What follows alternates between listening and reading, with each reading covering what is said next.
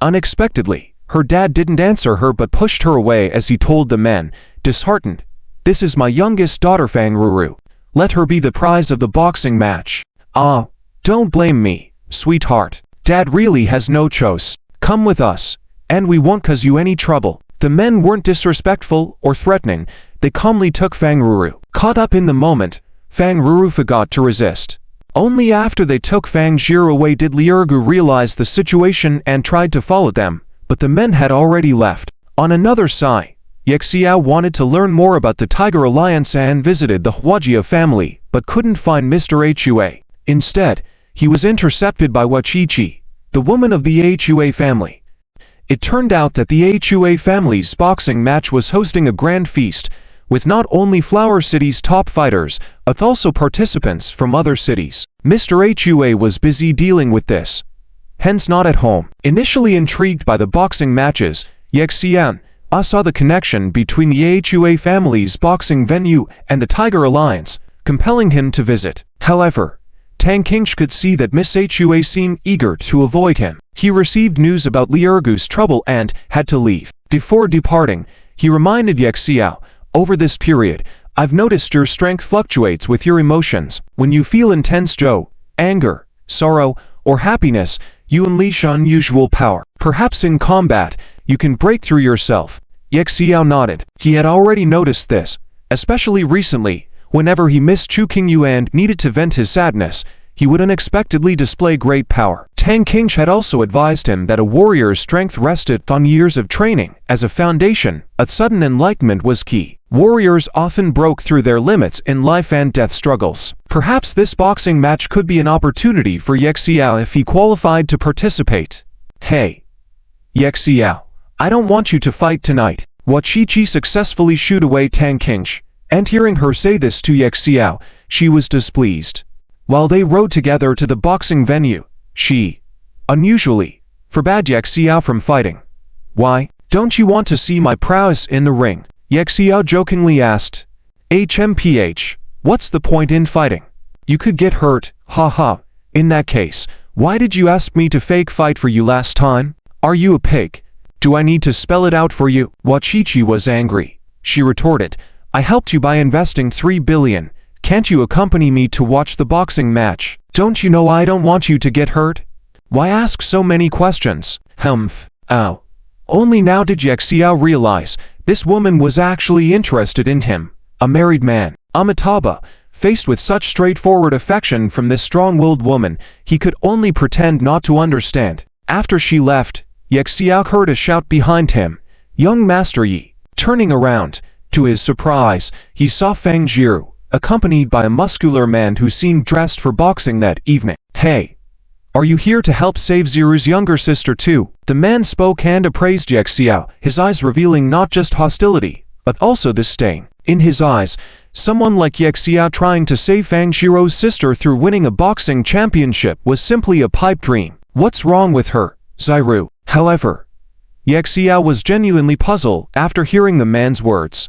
"Young Master Yi, my sister has been taken by the people from the boxing arena." Fang Jiru briefly explained to Yexiao about her sister Fang Ruru being taken away by the boxing arena, her eyes shimmering with hope. She knew Yexiao was extraordinary, and if he intervened, using his influence on the boxing arena's leadership, there might be a way to get her sister back. Hearing her words, Yexiao furrowed his brows deeply. He hadn't expected the Hua family's boxing arena to be so dark, but the man didn't know Yexiao's identity. He thought Yexiao was just Ziru's friend. Seeing Ziru being so friendly towards him irked him even more. "Ziru, who is this kid? What makes you think he can save your sister?" Brother Zhongru, his name is Yexiao. He's..." Fang Jiru hurried to introduce Yexiao to the man named Zhongru, with a slightly trembling expression, indicating some fear. You're Yexiao, right? I heard a long time ago at your Flower City's famous good-for-nothing." Zhongru was very rude, interrupting Fang Jiru before she could finish, and looked at Yexiao with disdain. Zhongru once again mocked Yizi, a series of laughter, still stuck in his past perceptions of him. As a boxer, he had seen too many of these bottom-tier scum, with low education levels, enjoying fighting and killing, and loving to gamble. just like the foolish appearance of Fang Jiro's father. And the snakeheads in the boxing arena were the ones specifically profiting from these fools. Yi Zi also knew how prestigious his title used to be in Huacheng, and could clearly see Zhang Ru's disdain for him. However, after so many years, he had seen plenty of people like this, and he couldn't be bothered to care. Forget it. Let's go in together. Zhang Ru thought that even this loser wouldn't be able to afford a ticket, so he waved his hand arrogantly, as if he were bestowing a favor, wanting to bring Yi Zi in as well. After all, he was the boxer of the night, with the authority to bring people in for free. Thinking this tiny bit of ability made him think highly of himself. Yi Xiao, sorry, waited for Zhang Ru to carelessly walk ahead. Fang Jie then pulled Yi Zi into the venue, apologizing as she moved closer.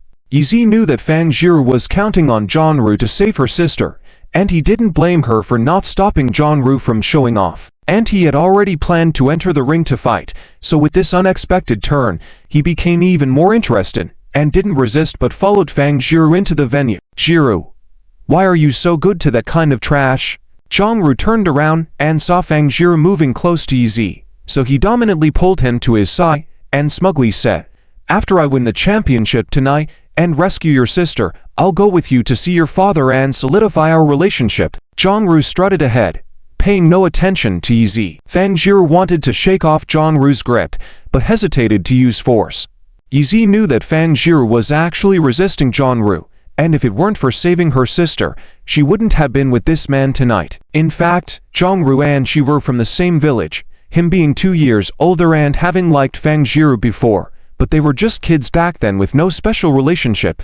After Zhang Ru graduated from middle school and went to study martial arts, he now returned with stories of fighting to earn money. Fang Jie had heard others say he was skilled in combat, able to defeat several people alone, so after learning that her sister had been sold to the boxing arena by her father, she specifically sought his help to win the championship that night and rescue her sister. Of course, as a price, Fang Jie had already made a decision. One person in exchange for another.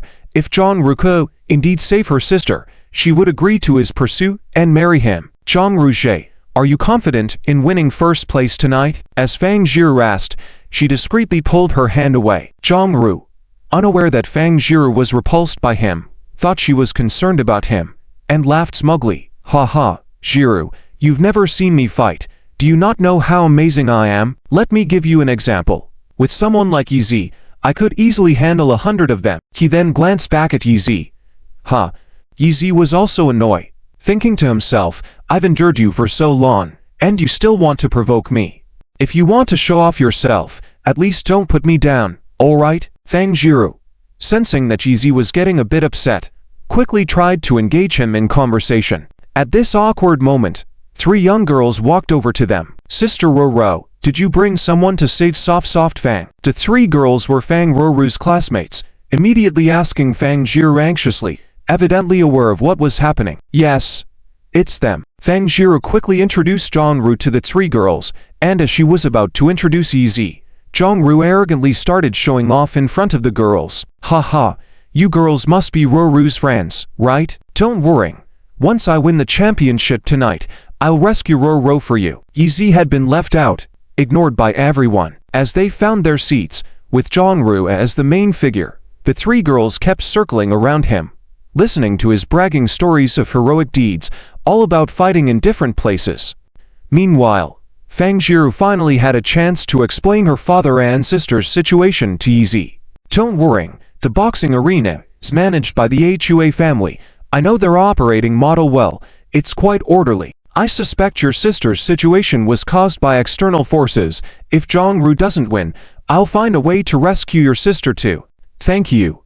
Thank you, Yi Xiao. With Yi Xiao's promise, Fang Jie felt relieved, thinking he was more reliable than Zhang Ru in many ways. Unexpectedly, Zhang Ru noticed that Fang Jie was only talking to Yi Zi and became unhappy, squeezing Yi Zi forcefully and taking his original seat. Hey, you, a married man, I warn you not to get too close to Jie. Otherwise, I'll punch you if you try to make a move on her. Zhang Ru's behavior irritated Yi Zi. Just a moment ago, he was boasting and looking down on people, and now he was already threatening physical violence. What are you looking at?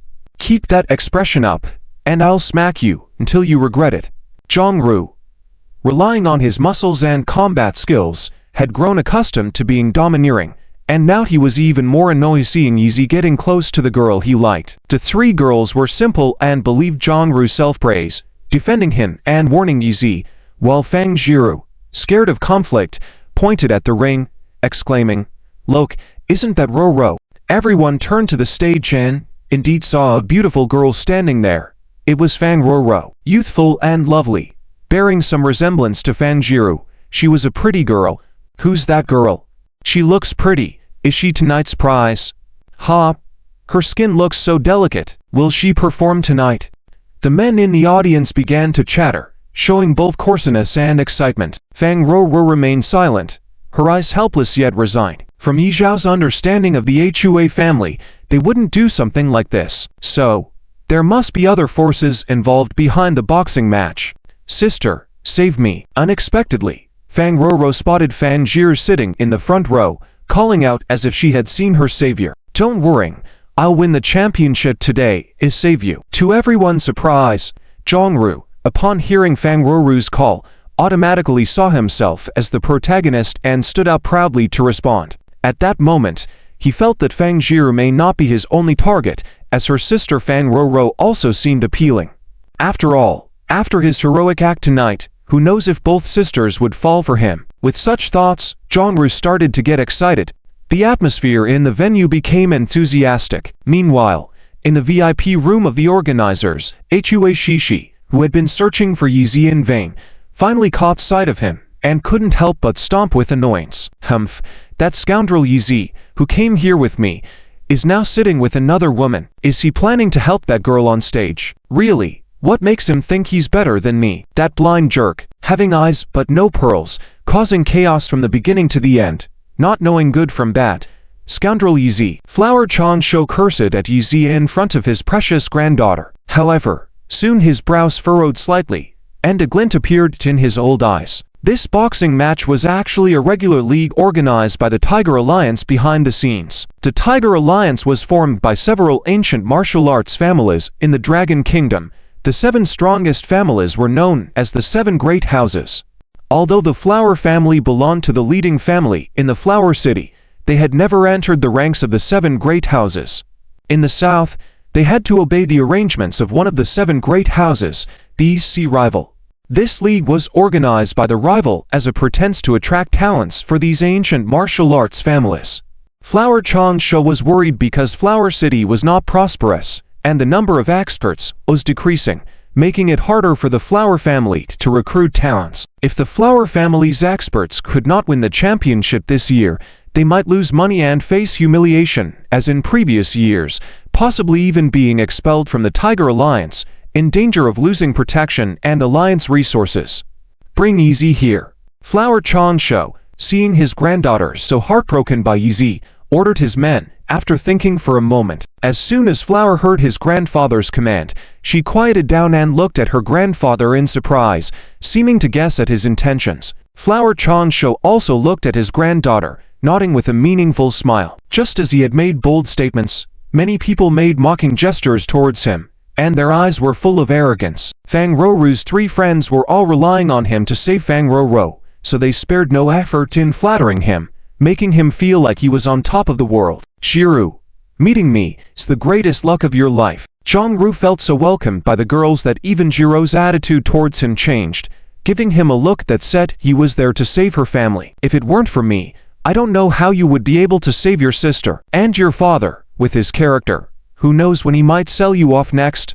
Upon hearing his words, Jiru was naturally displeased. In fact, it was all thanks to Yi Zhao's help that she became the manager of the Weiwu family noodle shop. She used to be a poor girl. Because of her ability to make money, when her father lost money and owed debts, he sent her sister away first and left her behind to continue earning money. Even though she was unhappy with Zhang Ru now, she had to put on an awkward smile to save her sister. Yi, seeing all of this, thought Zhang Ru was too arrogant, as if winning the championship was something he could easily achieve. Seeing Jiru remain silent and fake a smile, Zhang Ru felt even more proud. "Jiru, after helping you so much tonight, don't you had anything to show your gratitude?" He then pointed to his cheek, clearly expecting Jiru to kiss him for some benefits. Jiru regretted asking for Jongru's help to save her sister. If she could save her sister, it would be fine. But now he hadn't even made a move, and he already wanted her to kiss him. How could she accept that? Fortunately, at that moment, Yizi spoke up smiling. Jongru, are you already expecting rewards so soon? How confident are you that you can win the championship? What if you can't save Jiro's sister in the end? What then? Damn. Are you deliberately insulting me with your cowardice? Jongru was provoked by his words and punched the seat in the audience section so hard that Yi Zhao's seat broke. Seeing this, Fang Ruru's three friends were impressed rather than feeling intimidated, seeing him as domineering. HMPH. Let me tell you, I am the champion of the Flower City Sanda Association, recognized as the strongest in the association since the days of Xiang Fei, the strongest fighter. Jongru thought he was being looked down upon in front of the girls and was extremely emotional. Afraid that Yizi and Fang Jiru wouldn't know who Xiang Fei was, he asked loudly, "Do you know who Xiang Fei is?" He was the former head of the Green Dragon sect, one of the top fighters. Mentioning Xiang Fei, the three girls were even more admiring. They were at an age when they paid close attention to martial arts sects. Who didn't know that Xiang Fei was the top fighter who knocked out over 20 people from other sects in order to protect the young master? Wow, so Jongru is from the same sect as Xiang Fei. No wonder he's so powerful. That's right, it looks like it won't be difficult for Jongru to win tonight's championship. Having spent so long in the boxing arena and studying the rules thoroughly to figure out how to save Fang Roro, they knew that winning a minor championship in the League of Southern Boxing Kings couldn't be that hard if Jongru was being compared to Xiang Fei. Brat, after realizing my abilities, do you still have the nerve to underestimate me? Seeing that a few girls admired him, Jongru became even more arrogant, standing tall and proud, looking down on Yizi. What he didn't know was the kind of person he was showing off to. If he knew that the person he admired, Xiang Fei, was beaten and stuck to a wall by Yizi at the Flower World Hotel, he would be shocked and ashamed, unable to speak. Yizi listened to his bragging remarks and shook his head with a smile. He thought Jongru would be impressive, but he turned out to be someone who couldn't even compare to Xiang Fei, so he was quite disappointed. However, Jongru saw Yizi shake his head and stay silent. Thinking he was intimidated, he coldly taunted, "Bah, if you have no skills, that's one thing. But thinking others are as useless as you, that's just ignorant." Little did he know, the three goddesses actually cheered at the same time. "Hey hey! Do you see? Isn't that Xiang Fei?" Following their gaze, Jongru saw Xiang Fei approaching with a few followers. "Oh my! It's really Brother Fei." Jongru stood up excitedly upon seeing Xiang Fei, looking like he received a great encouragement. Fang Jiru, although she didn't know who Brother Fei was, seeing his grandeur, also stood up, wondering who this important person was. "Brother Fei, why are you here?" Jongru thought Xiang Fei came to see him, as they were all from the same place, and he considered himself somewhat famous. It made sense for someone to come to cheer him on before the match. The three girls thought so too, thinking that if they could befriend such an important figure, it would be a great achievement. However, Xiang Fei, looking at Jongru with a bewildered expression, asked, "Who are you? Do I know you?" Jongru was left dumbfounded, feeling very embarrassed and red-faced. It was so embarrassing. He thought Xiang Fei was there specifically for him, but when he took the initiative to talk to him, Xiang Fei said he didn't recognize him at all. It was a real blow. Although the three girls didn't say anything, even through the screen, they could feel the embarrassment Jongru was experiencing. Fang Jiru was more calm, thinking if this important person hadn't come to see Jongru, then who did he come for?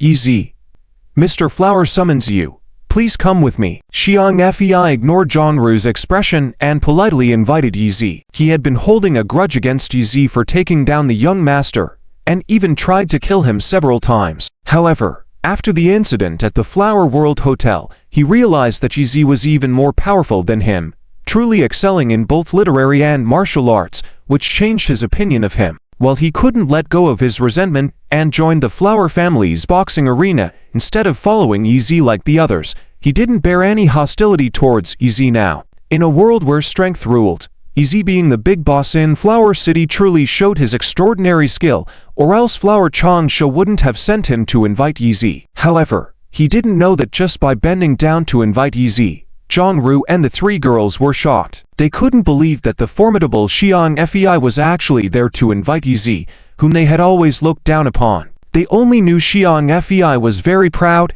and had never seen him show such respect to anyone. What they didn't know was that after being taught a lesson by Yi at the Flower World Hotel, Xiang Fei had developed a deep respect for him. Even though he couldn't let go of his grudge Shan stayed with the Flower family's boxing arena, he no longer held any enmity towards Yi. Yi big brother, so you know Mr. Flower's father? Oh my. Yi big brother, you're really low-key. Exactly. Yi big brother, make sure to come back.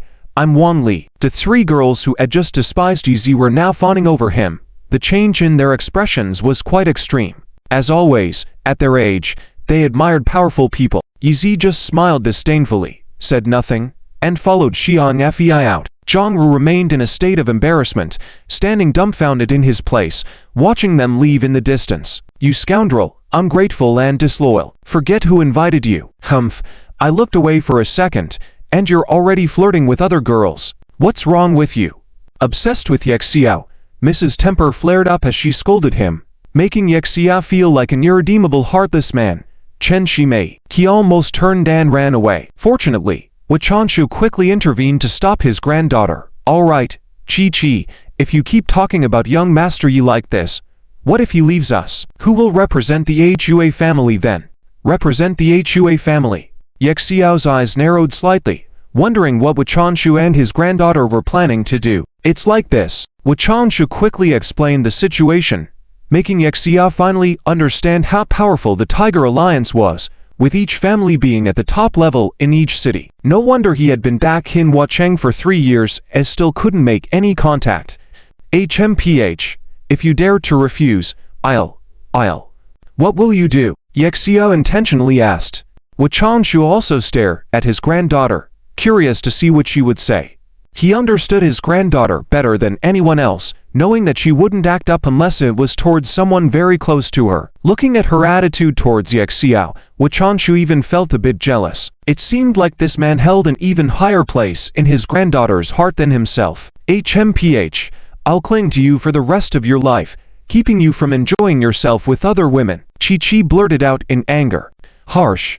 Wachanshu and Yexiao faced each other, before bursting into laughter. Young master, if you agree, our Hua family will invest 3 billion with no profit taken. Wachanshu had high hopes for Yexiao, seeing him as a martial arts genius.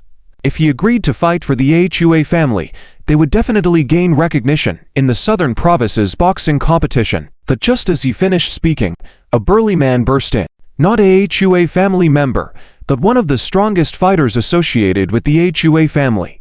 Old man, are you really willing to go to such lengths? If it's about fighting, I could do it. Why bring in an outsider? He didn't care much about the business and power dynamics, only having a pure passion for martial arts. He couldn't understand why Wachanshu would sacrifice such a huge sum to invite an outsider to help the Hua family in a fight. Not doing. Don't speak. Wachanshu was determined because he knew that someone like Yexiao was a hidden gem, and the small business benefits were insignificant compared to the potential gains from maintaining a strong relationship with him. As a member of the Tiger Alliance, Wachanshu knew that in Dragon Country, conflicts always boiled down to absolute strength. Ha, old man Hua, you're quite calculating to have me, Yexiao, fight for the Hua family for such a tiny gain. Yexiao's tone was calm, not showing any excitement, discussing with Wachanshu on an equal basis. You insolent bug. Don't push your luck. That's right.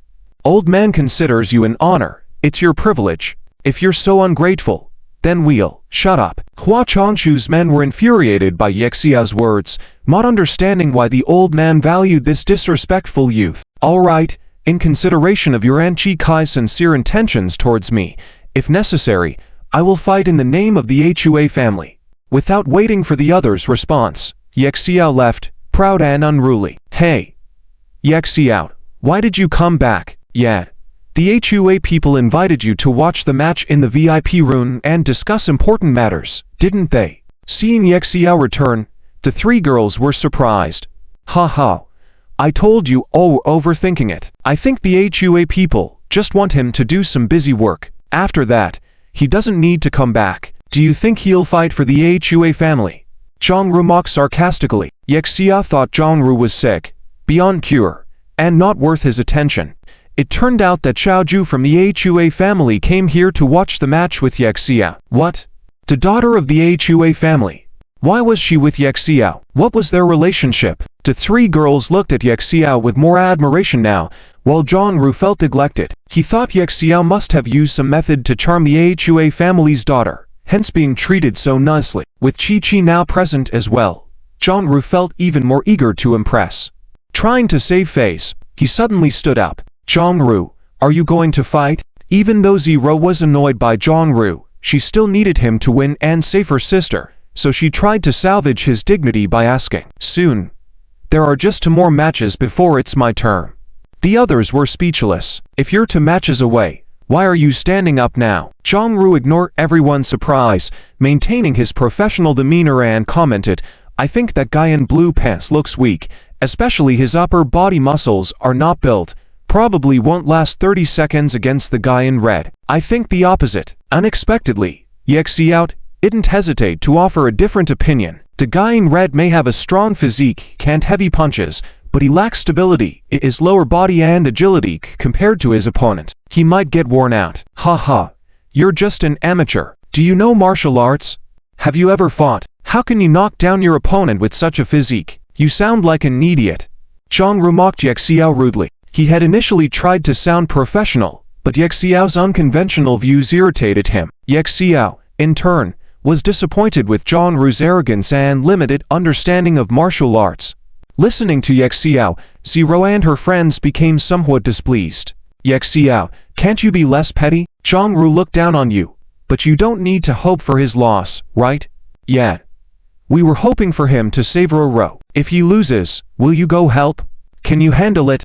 Even though you have some relationship with Miss Ahua, it doesn't mean your martial arts skills are better than Zhang Ru's. So don't be narrow-minded. The girls had thought Yexia was all talk and no action, wondering why he wasn't participating in the competition. But when Zhang Ru challenged him, he didn't stand up for himself. Now they were upset at Yexia for eagerly waiting for Zhang Ru to fail. Hey, do you guys understand anything? Wachikichi is not usually a competitive girl, especially not fond of arguing with people she doesn't know. However, for some reason, when she saw Yi Zhaoxia being mocked by others, she felt anxious. Seeing that Yi Zhaoxia had no intention of explaining to these 3 inexperienced girls, she couldn't help but blurt out, Yi Zhaoxia is much more powerful than that superficial guy. If he says he can't last more than 3 moves, then he definitely can't last more than 3 moves. It's ridiculous, all of you. The 3 girls knew what Chi-Chi's noble status, so they didn't dare to argue with her, but their faces showed obvious dissatisfaction, only thinking that actions speak louder than words. Little did they know that with a turn of events, Zhang Ru actually ended up lying down on the ring after being knocked out by just 2 moves. This left them dumbfounded. Their gaze towards Yi Zhaoxia suddenly went from disdainful to full of admiration, almost too quick of a change. They even approached him proactively, excitedly requesting, Big Brother Yi, you're so amazing, you can definitely defeat that guy in blue pants. Yes, you and Miss Ahua can definitely save Roro. Exactly. Please, please. These 3 girls were the type with no clear principles, acting on emotions, so their attitudes were always changing. At this moment, some were grabbing Yi Zhaoxiao's arm, some were pulling his clothes, and others were acting tenderly towards him, which made Wachikichi furious. She wasn't even that close to Yi Zhaoxia herself. Who did they think they were? HMPH, are Yi Zhaoxia and you very familiar? Why does he have to help you save people? The boxing ring is not a place for mischief. That girl will be used as a prize for a reason.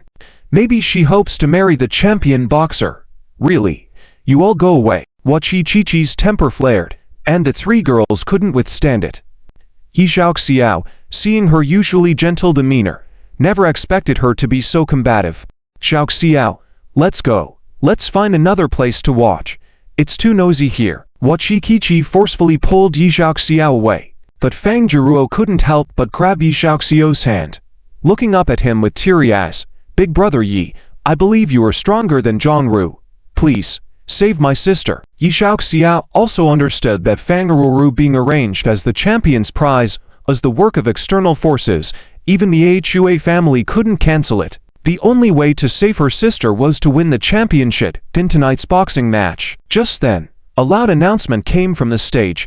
Everyone, tonight's exciting boxing match is about to reach its climax. Are you looking forward to tonight's champion? Looking forward to the champion and this beautiful young lady's performance. The host was already hyping up the atmosphere, and Fan Ruru appeared near the ring again. Besides the thrilling fights, beauty and interactive elements were also essential in such boxing matches. For example, the female card holders had scarce clothing, casually throwing a few flirtatious glances and blowing kisses to the audience, causing screams, even more so than the actual fights, driving men crazy.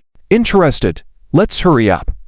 Many men in the audience were eager, some happy for winning money, some hoping to see exciting performances to regain their losses. Chi, what does the performance entail? Yi Xiao, seeing the men around him, couldn't help but be curious. Even though he didn't really know Fan Ruru, she was Fan Jiruo's younger sister after all, and he didn't want to see her publicly humiliated. It involves the interaction between the champion and the beautiful prize lady. What they will do, I have no idea, what Shikichi said casually, not without sympathy, but because she knew many of the women used as prizes in the boxing ring did so voluntarily for money. She had no idea that Fan Ruru was being pushed here because of her father's debt to external forces. So why should she bother with such matters? However, at that moment, "Sister, please save me." Fan Ruru noticed that the boxer in blue pants was giving her unwelcome glances, licking his lips, his eyes full of beastly lust, causing her to break down in tears. Fan Ruru wasn't like those shameless women for money, and she was still a young girl. If she were to be publicly humiliated tonight, she'd rather die. Fan Jiruo was also nervous, sweating as she clenched her fists. But what could she do? No money, no power, and no strength to step into the ring. All right, this is the final match. Our martial expert from the Fan family will challenge tonight's reigning champion. Everyone, place your baits. The host shouted, and the cheers below the ring rose higher and higher. Why is it the final match? Doesn't anyone else get to challenge anymore? Oh no. Ruru is done for tonight. That boxer in blue pants looks so creepy. The three girls, unaware that Yi Xiao was the representative fighter from the Hui family, now wore downcast expressions, thinking that Fan Ruru was doomed. Yi Xiao took a glance at the boxer in blue pants, his eyes betraying his disdain for the man. Just as he was about to stand up, a loud word came from below the stage.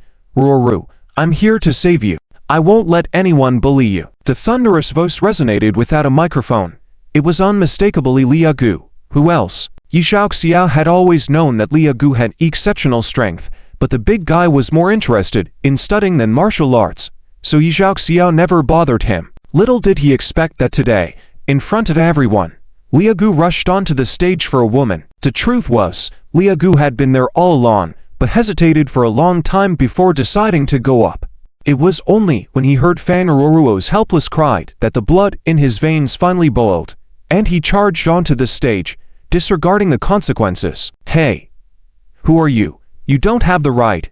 Get lost." Ignoring the stage personnel's attempt to stop him, Li Gu charged onto the platform like a raging bull, and not even 10 men could restrain him. Hey. Interesting. The boxer in blue pants, upon hearing that Li Gu had come for Fan Ruru, wore an expression of amusement and mischief. However, he cunningly asked, "Kid, according to the rules, the last match tonight is between me and the martial artist from the Fang family. Are you from the Fang family?" "I don't know about any Fang family, and I don't understand the rules. Ruru is my friend. If I win against you, can Ruru leave?" Speaking with a strong rural accent, Li Gu's words left the audience astonished, revealing him to be a disruptor in the match. Ha. The boxer in blue pants suddenly burst into laughter, leaving everyone puzzled. "You want to beat me? I'm afraid you're still half asleep." Doom. The speed of the boxer in blue pants was extremely fast as he fiercely swept a kick at Li Gu. A thunderous blow. The audience gasped in shock, but in the next moment, they were all left dumbfounded. "Huh, are you hitting me?" Li Gu hadn't reacted yet. After being kicked hard, he asked in bewilderment. The boxer in blue pants had an incredulous look on his face, the triumphant smile still lingering, but his eyes widened as if he had seen a ghost. "Damn it, this kid is a freak." The The boxer in blue pants was taken aback, quickly retreating, not daring to make any reckless moves. "Oh my God, how powerful is that simple-minded guy?" the entire audience exclaimed. Even Wachikichi stood up, asking Yi Xiao, "Hey, can you see through his strength? He's too strong." Yi Xiao smiled and remained silent. He hadn't expected Liu Gu's body to be that sturdy, seemingly built from steel-reinforced concrete. The situation quickly turned around. However, to everyone's surprise, a haughty voice was heard from the audience below. "Haha, the respected HUA family can't even control a boxing match properly and is easily disrupted by some idiot. Truly embarrassing." Looking around, everyone saw a handsome young man standing conspicuously, his elegant appearance, luxurious attire, and a group of bodyguards behind him. Upon seeing this man, not just the audience, but even Yi Xiao was ignited with anger. It was none other than Liu Yejian. Standing beside him were the father and son from the Chu family. The provocations against the HUA family by these three individuals posed a question: what were they planning to do? "Damn it. Let me go out and deal with those two on the stage." Beat that Liu guy's face hard. Being openly ridiculed and provoked in public, HUA Buluo from the backstage couldn't hold back anymore and was about to charge out. "Hold on. You are not the opponent for those two on stage." HUA Chanshu quickly stopped him, his eyes showing deep concern. As a prominent figure in the HUA family, he had been monitoring the movements of other wealthy families. He was well aware of the recent development where the Liu family had joined hands with Yia, and the fact that the Liu family had never openly challenged the HUA family before. He knew that Liu Yejian was a man with a deep plan. Now, he was provoking the absolute power of the HUA family in the boxing ring, likely prepared for what was to come. Indeed, Liu Yejian ordered Yang Khan, since the HUA family has no shame, purposely letting a fool come in to drain your energy before the final, then you should take him down, then defeat the Fang family expert, so that the HUA family will have no face to participate in the grand finale a month later. No need for words, I also want to flatten this big guy. Yang Khan, the boxer in blue pants, made a choice, silently cursing Liu Yejian for being a fool. Couldn't he see that my attacks didn't work just now? How am I going to take down this unusual fool now? Ha. Yang Khan is not stupid either, so he quickly put on a cold smile and scanned the ring, saying, "I'm not targeting anyone in particular. I'm just saying that everyone from the HUA family is trash. Whoever disagrees, feel free to come up together." With a distorted face, he was so arrogant to the extreme. At the moment, he didn't have a way to deal with Liu Gu. He just wanted to provoke members of the HUA family to come out and court their own death. Anyway, according to the rules, as long as he knocks down the boxer from the HUA family, the host, in the end, he will be the champion. Just set aside this big guy with an intelligence problem for now. Damn it. I'll go knock him down. HUA Bulwo couldn't resist anymore and rushed out, and no one could stop him. HUA Chanshu sighed heavily, quickly shouted, and made it clear that no one should act lightly. He knew clearly that Liu Yejian intentionally said those words to strike at the reputation of the HUA family. If HUA Bulwo could win against Yang Khan in a one-on-one match, the HUA family could still maintain their honor. However, if HUA Bulwo lost, even if the HUA family continued to send skillful fighters and won against Yang Khan, it wouldn't be a true victory. If by chance, nobody could defeat Yang Khan in the end, then the reputation of the HUA family would truly be tarnished, and their Tiger League family could be expelled at any time. Arrogant guy. Let HUA Bulwo knock you down. HUA Bulwo quickly rushed out of the ring, disregarding that Liu Gu was also present. He leapt directly from below the platform, and with a powerful kick, he flew straight at Yang Khan with majestic momentum, like a roaring fighter jet. Wow! The people below the platform immediately exclaimed in awe. HUA Bulwo was too strong. However, Yang Khan dodged to the side, landed a blow at HUA Bulwo's chest, and the strongest martial artist from the HUA family was sent flying out of the ring. With a loud thud as he hit the ground, a ping could be heard dropping in the entire venue. Those who were just admiring HUA Bulwo's strength quickly changed their opinion, and their eyes almost popped out. HUA Bulwo. Flower Chi couldn't remain calm either. Although her relationship with HUA Bulwo was average, witnessing his current state, she quickly ran out. She had been watching the boxing match and knew that Yang Khan was very strong, but she didn't expect him to be this strong. What should she do now? Hua Bulwa represented the Hua family, and he was the strongest fighter from their family. If he was knocked down with a single move, how would the Hua family end the night as hosts? Hua Chanshu's face darkened even more, feeling that the Hua family had been deceived by Liu Yejian. He was sure that Liu Yejian intentionally concealed his strength, provoked them, and made Hua Bulwo step onto the stage to create a chance for a quick defeat. At this moment, Liu Yejian wore a cold smile. Chu King immediately praised him from behind. Young Master Liu acts shrewdly, taking people by surprise with a direct strike to the opponent's heart, not even giving them a chance for revenge. Chu Jiangwo also felt that Liu Yejian was too cunning. His goal was for the Liu family to replace the Hua family and become a member of the Tiger League. He first used Chu Qinghua as a pawn. Under his name,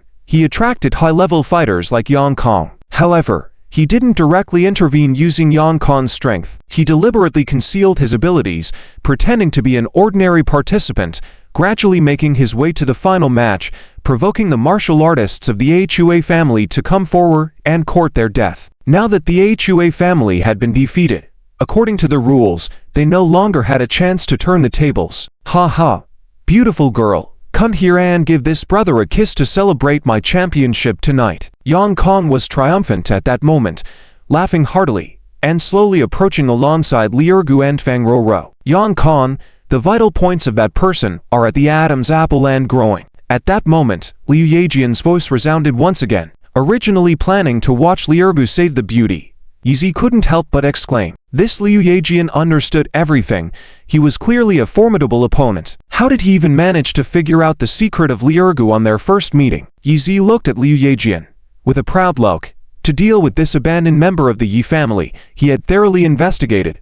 Moreover, Li Ergu was also Tang Qingshi's successor.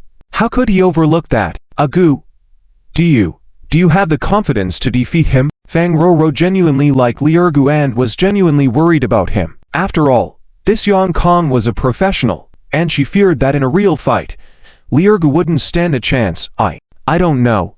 I'm not here to fight.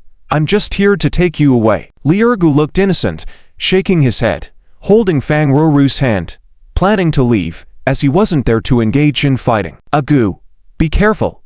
Fang Roro suddenly exclaimed. Li Ergu turned around and saw that Yang Kong was approaching once again. He hurriedly raised his hand, shouting, "Wait, I'm not here to fight, Before he could finish speaking, Yang Kong kicked him in a sensitive spot. This seemingly unbreakable strongman turned pale instantly, similar to when he was defeated by the Mu family taekwondo expert. What a fool! Yizi slapped his forehead. This man's intellect and emotional intelligence were slightly higher, making him a real asset. Yang Kong didn't take it easy either, delivering several crucial blows, sending Li Ergu flying out of the ring. Enjoying the screams of the audience, he unkindly pulled the confused girl into his arms.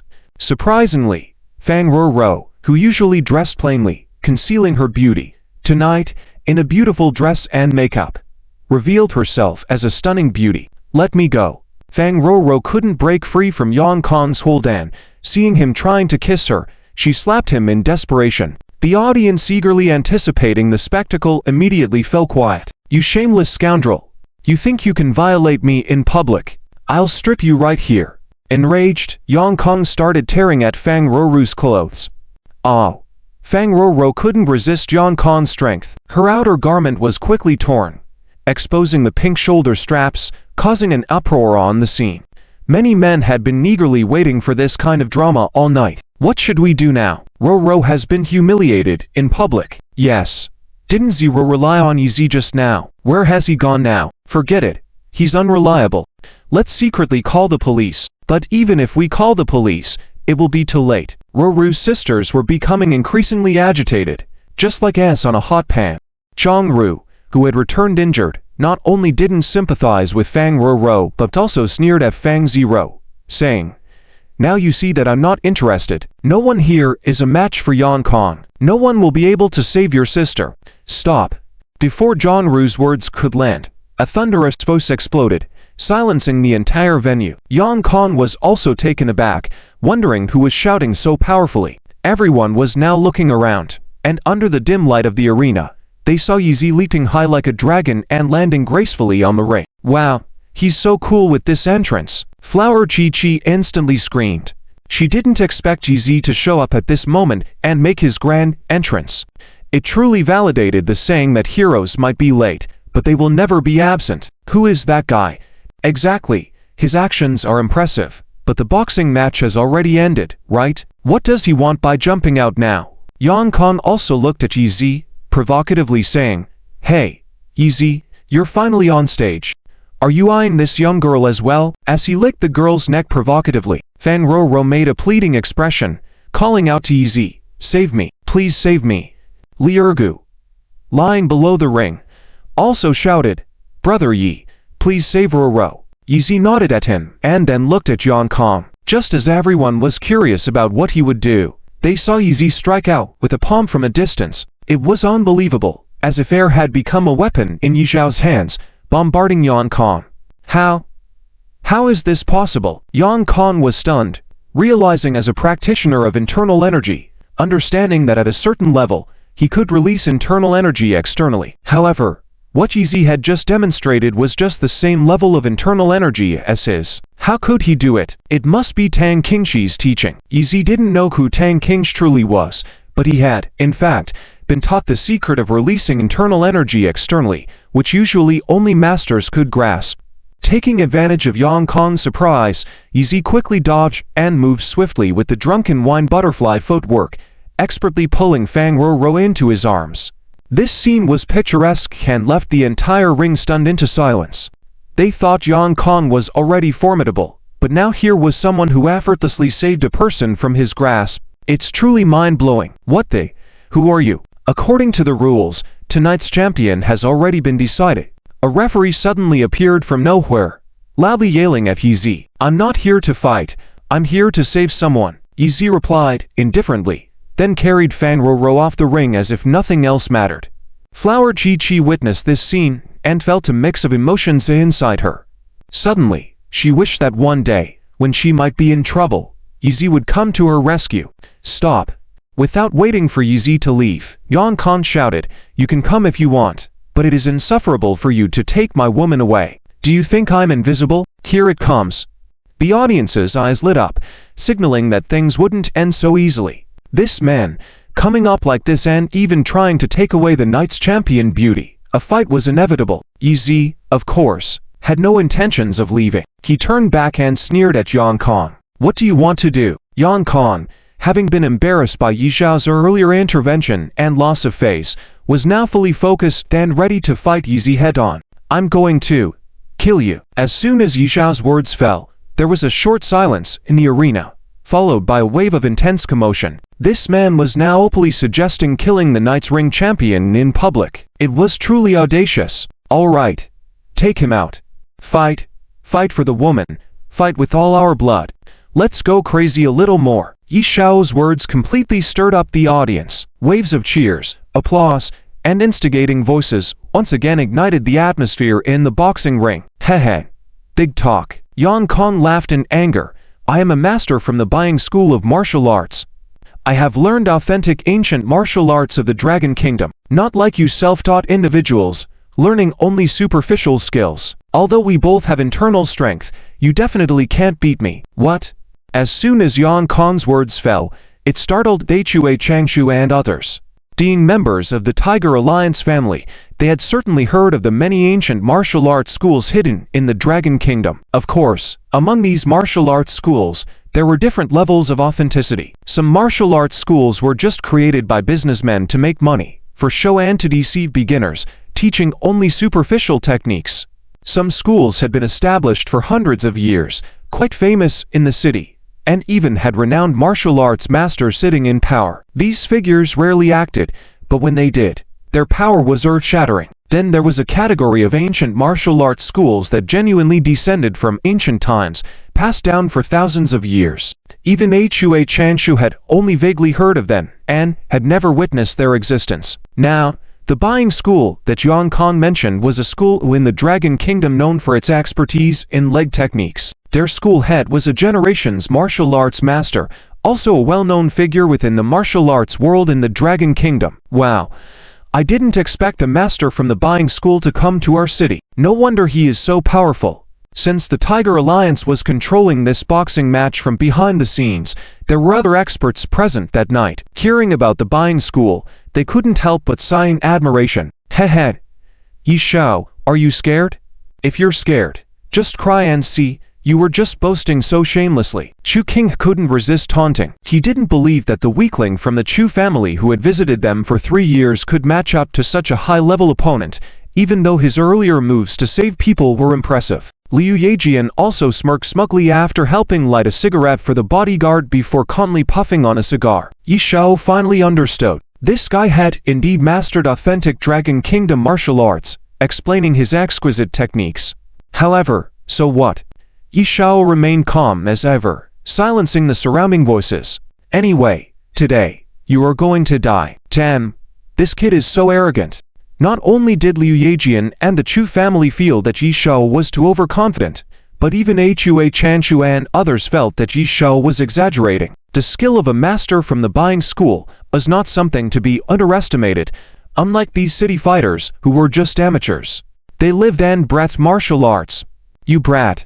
You're asking for death. Don't blame me for being ruthless. Yang Kong initially intended to regain some dignity by saying this, but only ended up giving this kid another reason to scorn him. In this moment, all he wanted to do was to swiftly defeat this worthless brat from the Yi family.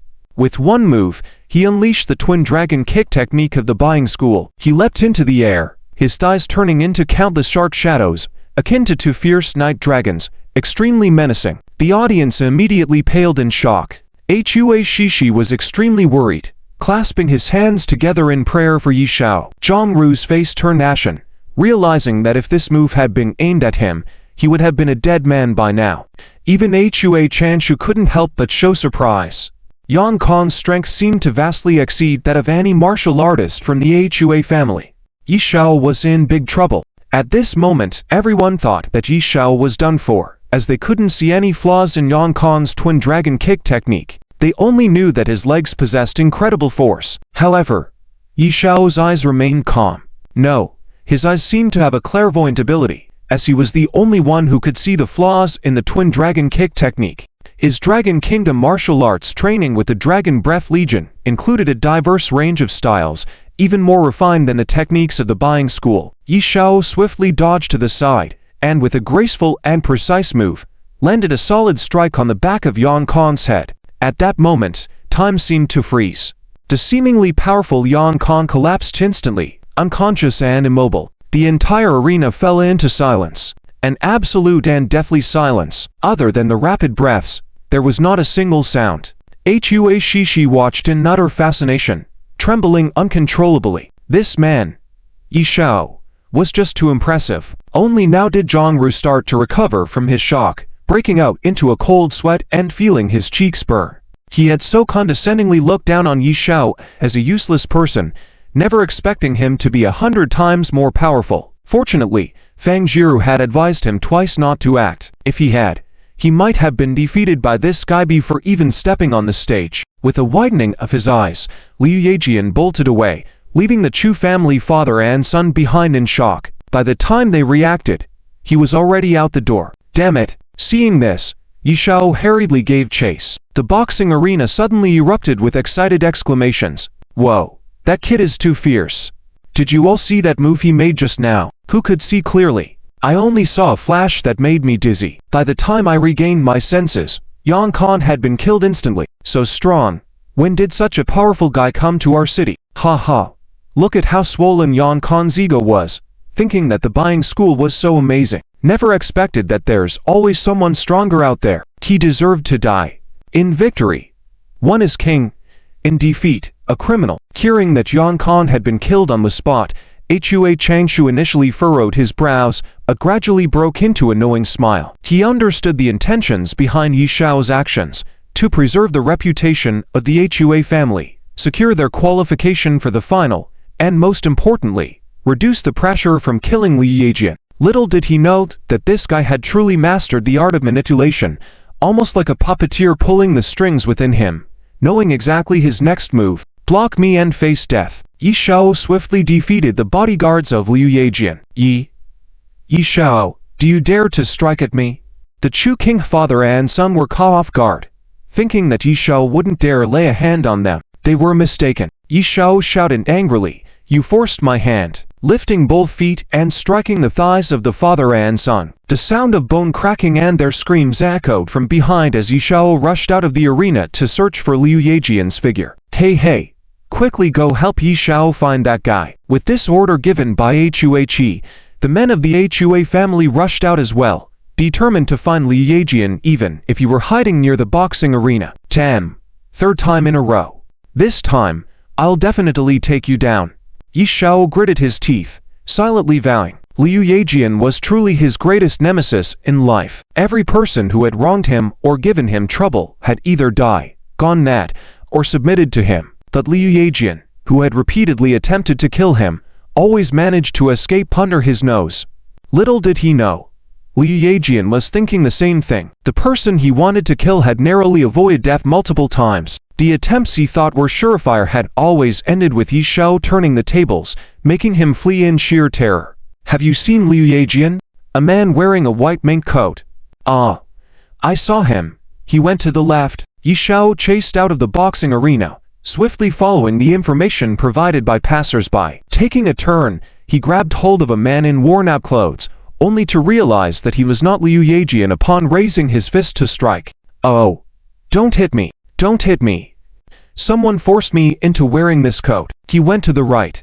Yi Xiao turned to the right, relentless, until he caught sight of another man wearing clothing reminiscent of Liu Yejian. But as soon as he turned, he found himself grappling with a beggar. Brother, please, spare me some money. Yi Xiao found himself unintentionally participating in charity when he actually meant to kill someone. Moments later, he clenched his fist, proclaiming, "Damn you, Liu Yejian, I will finish you off next time."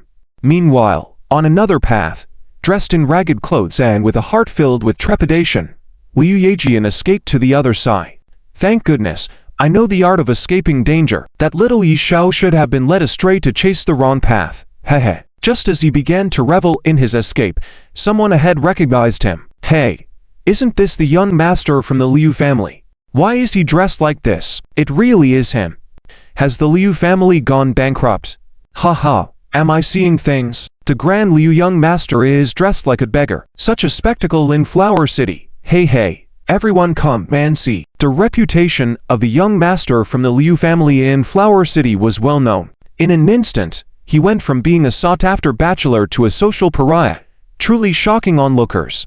Suddenly, he was viewed as a monkey, drawing a crowd and cameras snapping away. Liu Yejian was drenched in cold sweat, fearing that Yi Xiao might catch up. Desperately seizing an opportunity, he snatched an electric bike from a woman and fled. Hey, look, the suave Liu young master is actually stealing someone's electric bike. Haha, the more charming you were in the past, the more pathetic you are now. Mocking voices followed him as Liu Yejian's reputation, cultivated over many years in Flower City, was tarnished in an instant. Damn you, Yi Xiao, I swear I'll kill you. What do we do now? What can we do to make things right? In a villa on the outskirts of the Willow family's estate, Liu Changcheng furrowed his brow deeply. He had thought that tonight he would be able to drive the Hui family out of the Tiger Alliance and have the Willow family take their place, but he didn't expect that Yi Xiaoyao's martial arts skills were so outstanding. They went to great lengths to impersonate Ye Yaoji's name. Man brought in a highly skilled expert with 5 layers of inner strength from Yanjing, intending to use him to kill Yi Xiaoyao, but unexpectedly, he was defeated by Yi Xiaoyao. Having 5 layers of inner strength is already a rare combat power. If the Yi family finds out that we impersonated Ye Yaoji's identity and caused the death of one of their experts, we may be in grave danger. Chu Jiangwo began to worry. How could he not worry? They were now walking on a tightrope as they competed against Yi Xiaoyao. If they managed to kill Yi Xiaoyao, it would be fine, but if they couldn't, once their impersonation of Ye Yaoji was exposed, it wouldn't just be the father and son of the Chu family at risk, even the Willow family would be uprooted. What's the rush? Liu Yejian glanced at the Chu family father and son, who both had a limp leg, revealing a hint of disdain in his eyes. These two lackeys were truly foolish, always a step behind in their escape, truly his lifesavers. If they hadn't stalled Yi Xiaoya for a while, he might not have been able to escape in front of Yi Xiaoyao last night. Jianer, do you have any good plans? Liu Chongchen is now relying on Lai Yejian because even he is feeling anxious. The actions of the Willow family last night not only offended Yi Xiaoyao, but also the Hua family. If the Hua family cooperated with Yi Xiaoyao to suppress the Willow family entirely, the Willow family would probably not be able to hold on. There are two methods.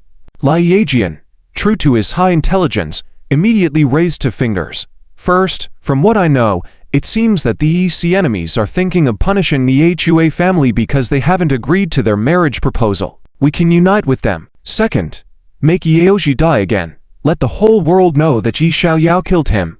Then we can rely on the help of Lord Yan Nangang Qiu to kill Yi Xiaoyao. As soon as he finished speaking, the rest were shocked, as if they had seen a glimmer of hope for turning the tables. Even Chu King had to admire Lai Yejian, who was indeed more cunning and deceitful than them. Chu Jiangwo, on the other hand, was very panicked and asked, "Young Master Liu, didn't Yaoji die? How can we make him die again?" Lai Yejian glanced at him, smirked, and walked away without a word. Seeing his arrogant attitude, Chu Jiangwo couldn't help clenching his fists. He actually asked knowingly, as he also understood Lai Yejian's intentions, which were to have Chu King who return after undergoing plastic surgery and be killed by Yi Xiaoyao again. Although Chu King who was a dandy, he was still Chu Jiangwo's own son. How could he let Lai Yejian push him out to die later? Jiangwo, to achieve great things, a man must be ruthless to himself. Liu Chongchen saw through Chu Jiangwo's thoughts and patted his shoulder, saying, "Weren't you just worried about our impersonation of Yaoji and the exposure of the matter involving the mobilization of warriors from the Yi family? As long as your son is killed by Yi Xiaoyao again, we will release the video and expose it.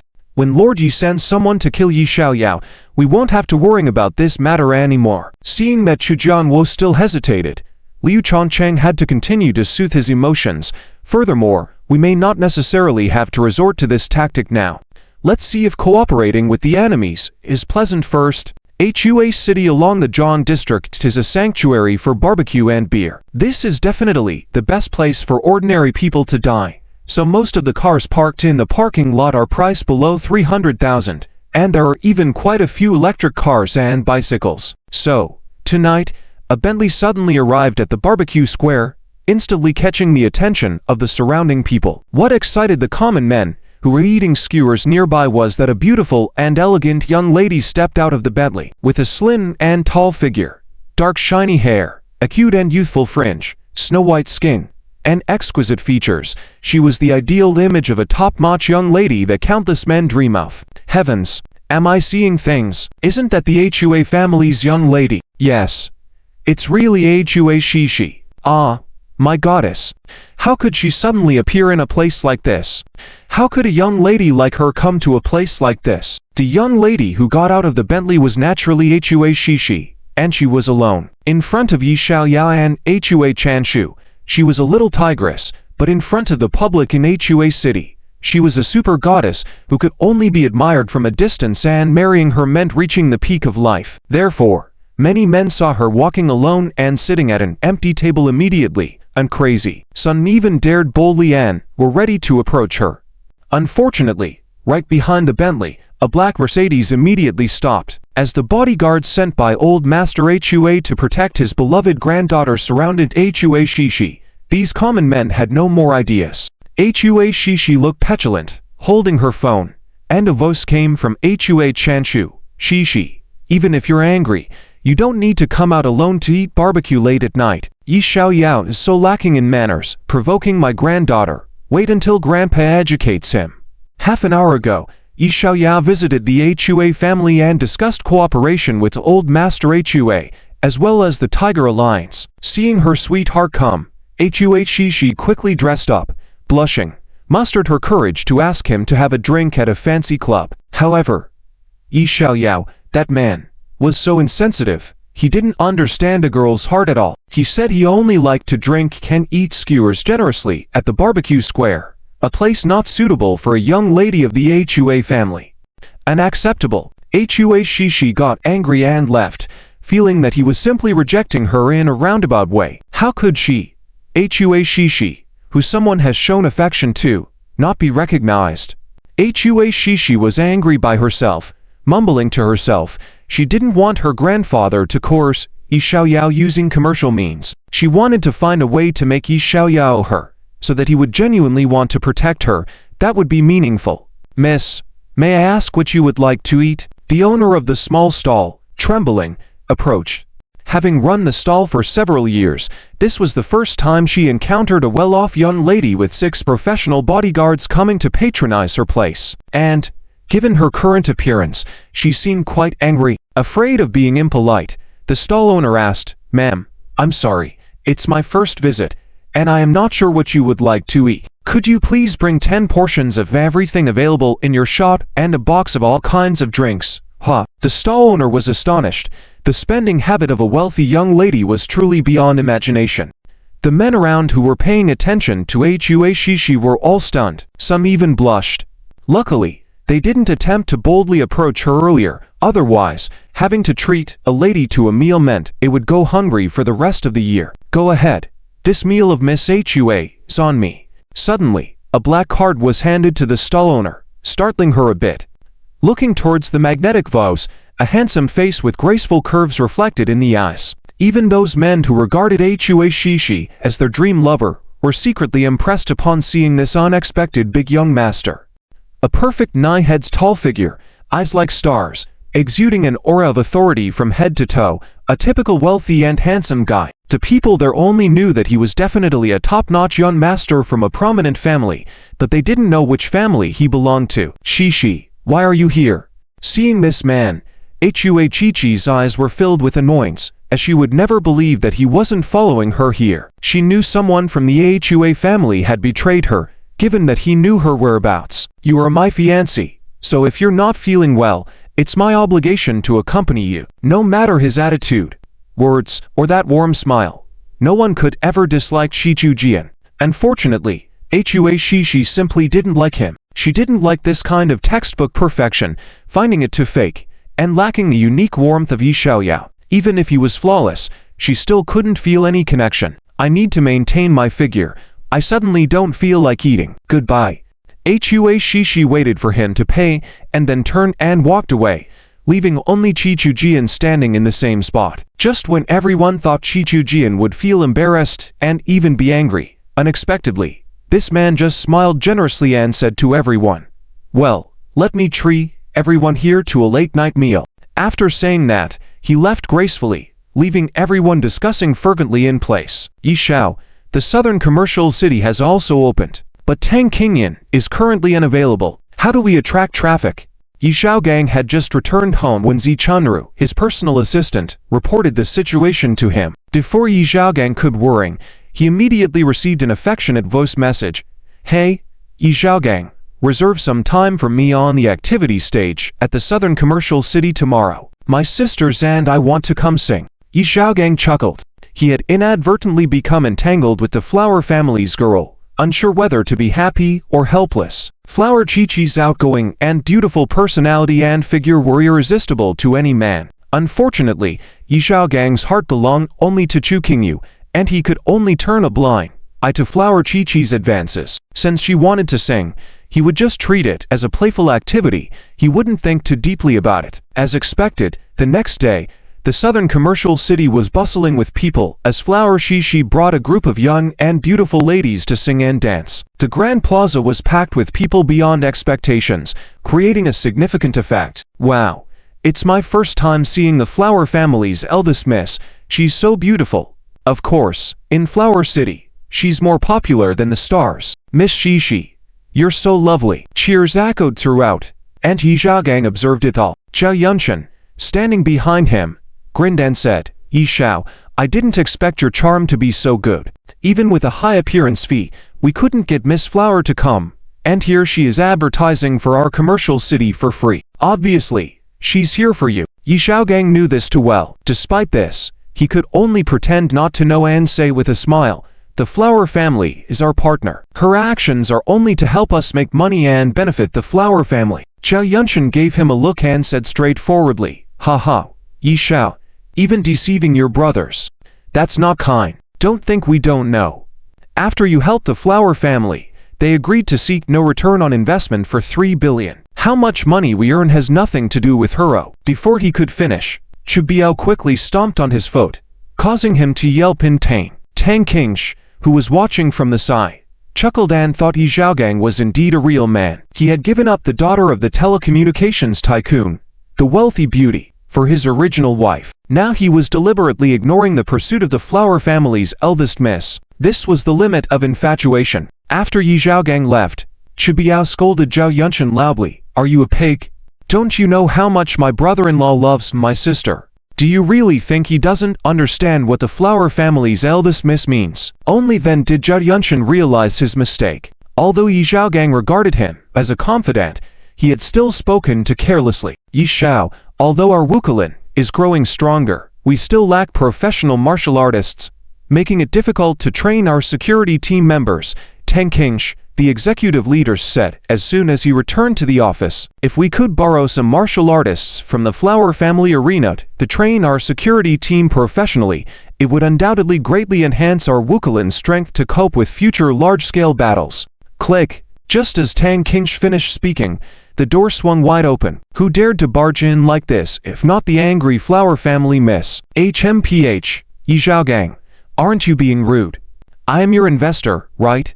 I came here to sing, and you didn't bother to watch my performance. As soon as Flower Shishi saw Yi Zhaogang, she tossed her usual image out the window, pouted, and stared with wide eyes. Tang Qingshi couldn't help but shake his head and chuckle at the daring and expressive young lady. Already finished singing? I was just about to present you with flowers, said Yi Zhaogang, quickly standing out and grabbing a bouquet from the office vase, handing it to Flower Shishi. Perfunctory, to perfunctory?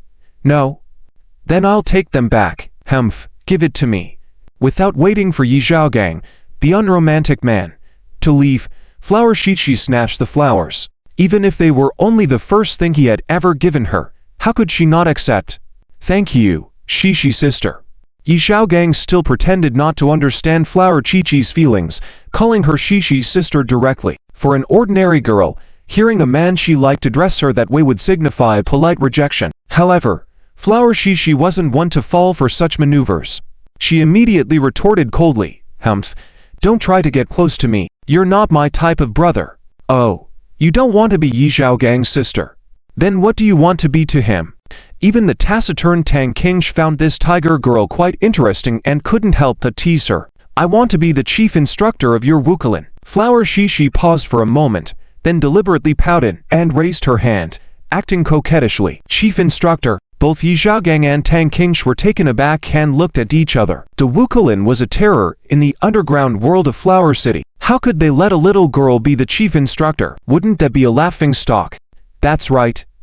You said you wanted to borrow people from my family's arena, so I will have my grandpa lend you some. But I want to be the chief instructor. Flower Shishi threw her legs in the air, hands propped, tilting her head intentionally coquettishly.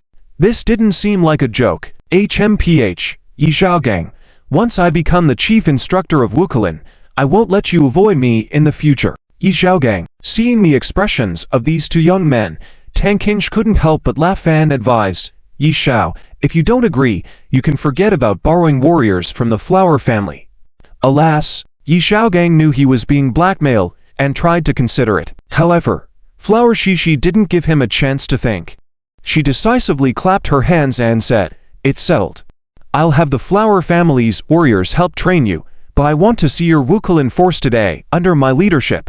Quick, gather around me. Just as Zhao Yunshan and Chu Biao walked to the door of the office, they heard Flower Shichi's command. They stared at Yi Zhaogang with a mix of confusion and humor. They knew Flower Shishi meant business and wasn't playing around. Yi Zhaogang realized this too, sighed, and felt conflicted. He could easily reject any other woman, but Flower Shishi was not just his close business partner, she genuinely cared for him. He didn't want to coldly reject her and hurt her feelings. Haha, I'm coming. Tang Qingshi, watching everyone happily and sweatily sprawled out and still following chief instructor's orders, couldn't resist either. Who in Flower City would resist being dominated by Flower Shishi? However, just as he was about to rush out, Yi Zhaogang grabbed him back. On next one, exhausted, Flower Shishi despite her occasional workouts, was ultimately a delicate lady, and her physical stamina was limited. Nevertheless, her eyes remained resolute. She wanted Yi Xiaogang to realize she genuinely cared for him. Whatever was his concern, she would take it seriously. She wanted him to owe her, to be indebted to her for a lifetime, so he would have no choice but to treat her well. Starlight Restaurant. This is the most romantic couple-themed restaurant in Huicheng. Hey, Yizi, isn't the environment here elegant? Infatuated, she entered the restaurant, gazing through the glass window, looking at the twinkling stars in the night sky. Raised her hand to sigh, revealing her girlish feelings. She had done so much for Yizi during the day, and finally reaped the rewards. This guy finally agreed to take her out for a meal. Of course, Yizi declared it was just a simple meal, but Infatuated still brought him here. Starlight Restaurant, the view from the stargazing platform, is truly as amazing as its reputation. As soon as they sat down, Yizi laughed and asked knowingly, "How did you think of having a meal here with me?" At this moment, a tall waiter poured red wine for the two of them attentively. Infatuated, with a satisfied smile, picked up her glass and gently swirled it, saying, "Yizi, have you ever had this kind of feeling? When you eat a really delicious dish, when you arrive at a beautiful place, you will long for someone to share it with, because only then does that dish acquire meaning, and that scenery is given a soul." Yi Xiao's heartstrings were slightly shaken by her words. Once again, the beautiful, strong, somewhat tired figure appeared in his mind. "King Wu, where are you now?" Yizi was still worried, but he didn't know that at this moment in Donghai City, Wang Gobin had already found the new house that Chu Qingwu rented. The saying goes that a hermit has his own plan. During high school, Chu Qingwu once ran away from home and came to this place. Of course, Infatuated was unaware that Yizi was currently thinking about his ex-wife who had left him and was still in a good mood, saying, "A year ago, I discovered this restaurant, so I thought of bringing a person here." Yizi pretended not to understand, picked up the wine glass in front of him, drank it in one gulp to alleviate his longing for Chu Qingwu. Seeing this, Infatuated lightly chuckled. "Hey, don't try to avoid me anymore. Okay, I never asked you to marry me now, right? I'm only 19 years old. I won't think about such silly things. I just want to have a meal with you here." Yizi thanked the waiter, then took the wine bottle from him, indicating that he didn't need to serve them, and poured himself a glass of red wine. After taking another sip, Yizi sighed. "I'm not avoiding or hiding anything, I'm just thinking, wouldn't it be unimpressive for you to be the head of our Wukulin organization? Do I look too unimpressive? HMPH. Why use such a mood-killing phrase to change the subject?" Infatuated pouted, subtly stepping on Yi Xiao's foot under the table without a sound. Yizi looked at Infatuated in surprise. "You saw through my attempt to change the subject so slyly. You're too sharp. Men don't like too clever women." Infatuated put down her glass, faintly wrinkled her cute nose in dissatisfaction with Yi Xiao's unimpressive ways. However, all she could think of were Yi Xiao's heroic actions that saved the Hua family from crisis twice. Finally, she pursed her lips and said, "Do men really like women who are a bit foolish? Is your ex-wife foolish?" Yizi was speechless, showing sweat on his forehead. It took a while before he said, "If you truly have feelings for someone, you wouldn't care if they are smart or not, beautiful or not, because they are the only one in your heart." As he spoke, his mind was still on Chu Qingwu. "So, what kind of girl would you have feelings for?" Infatuated probed and tossed her hair as if hinting at Yizi. Yizi glanced at her, chuckled, and said, "I like women with big and round chests." "Hey, you don't need to look, you don't fit any of those. Looks like we won't develop any feelings." Infatuated's forehead creased with frustration. In fact, for a 19-year-old girl, Infatuated had quite a good figure, tall with a slim waist, but due to her age, she would never meet Yi Xiao's standards. Infatuated suppressed her emotions and said casually, "I know you're just saying this on purpose. I also know you still can't let go of your ex-wife, but as I said, I'm young, and you're still young, we can take it slow." Yizi sighed with some helplessness. Women who haven't been in love really are clueless. Men make jokes like these to tease women, hoping to see their blush and shyness. Men like women who seem shy yet welcoming. That's when a woman's beauty and sensuality are at their peak. But you're so rational and straightforward. How could sparks fly between us? This can't be a date, we can only be like siblings talking. Yizi felt pleased with himself after saying this, thinking the girl would realize they were not a suitable match. Most girls would have been heartbroken at this moment. However, Infatuated's face blushed slightly, her hands cupping her cheeks, her wavy bangs covering her eyes, looking shyly at Yi. "Hey, Yi, is that so?"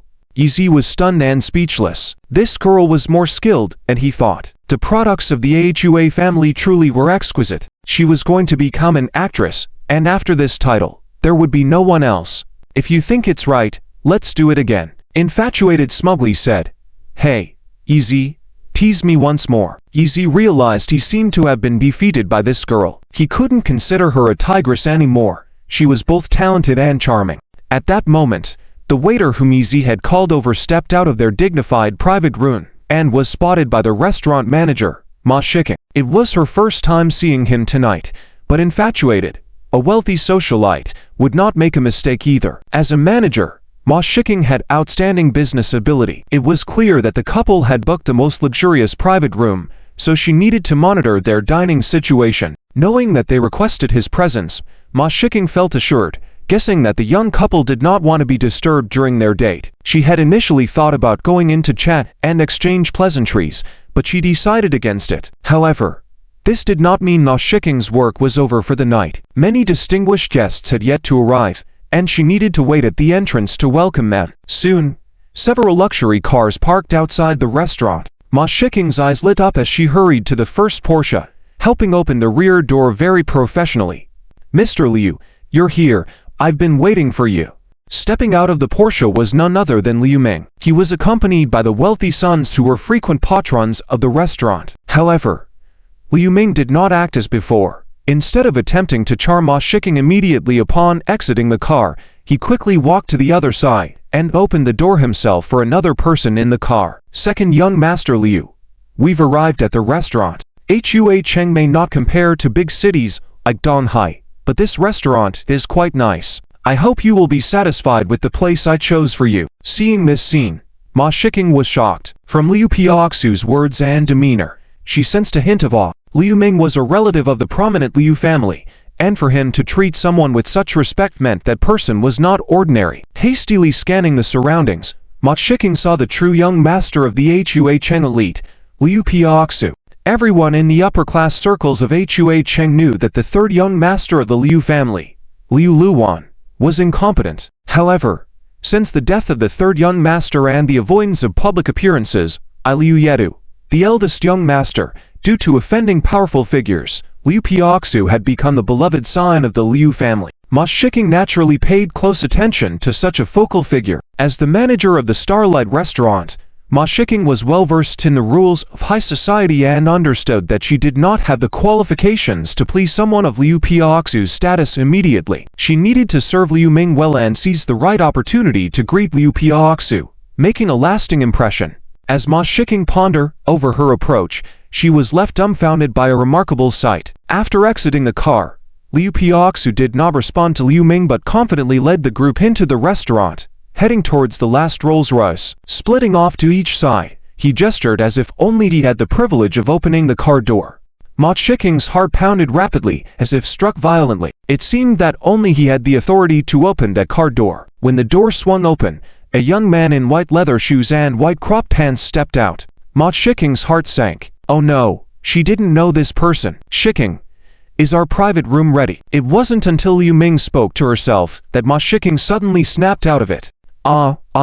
It's ready. I'll lead you in," Ma Shiking said with great tact, never once trying to flirt with Liu Piaoxu and that elegant young man in cropped pants. Although she didn't know who he was, she understood clearly in her heart that she wasn't eligible to flirt with someone like him. Just as she was about to lead these rich second-generation individuals into the private room, the elegant young man in cropped pants gently smiled and said, "You don't need to lead us, I'll go myself." With that, to Ma Shiking's surprise, he directly walked into the restaurant. The others seemed unsure about his intentions, but they followed along, for while Ma Shiking was in the dark, they knew very well. The elegant young man in cropped pants was named Qiu Jianqi, a scion of the 7 influential families in Longguo and the foremost family in the southern region, with numerous vassal families under their control, including alignment with military families.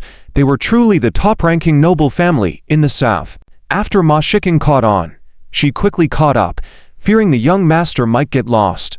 But as she caught up, Qiu Jianqi suddenly turned a corner and gently pushed open the door to a private room. Inside, a man and a woman were chatting and laughing, their conversation neither sweet nor overly affectionate, but the atmosphere was harmonious. The man exuded an air of elegance, while the woman was posed and graceful. With Qiu Jianqi and company's intrusion, the atmosphere instantly turned icy. Qiu Jianqi looked at Ma Shiking, who was stunned and silent, while she simply ignored Qiu Jianqi and continued conversing with Yi Zi. The atmosphere grew increasingly strange, and even Liu Piaoxu dared not ask, knowing that Qiu Jianqi disliked being interrupted. Despite his friendly demeanor, he had a certain air of authority. However, Liu Ming was unaware of this. On the bright side, he was a relative of the Liu family, but on the downside, he was merely a lackey of the Liu family. He was always very clear that, no matter the situation, he had an obligation to arrange everything for his master.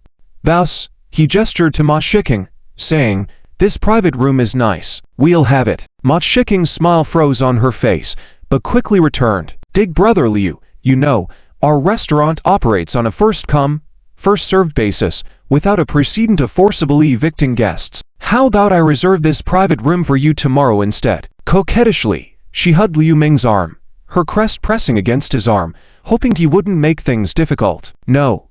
We want it tonight." Liu Ming was a licentious man who had always been accommodating toward Ma Shiking before. However, tonight he was acting out of character, his eyes flashing ominously. "Big brother Liu, that's Miss Hua from the Hua family."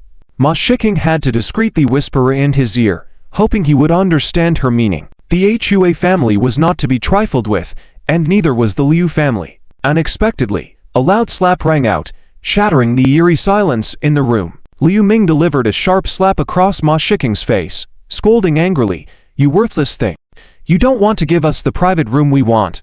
Ma Shiking held her numb cheek, filled with grievance. She knew these upper-class individuals could be capricious.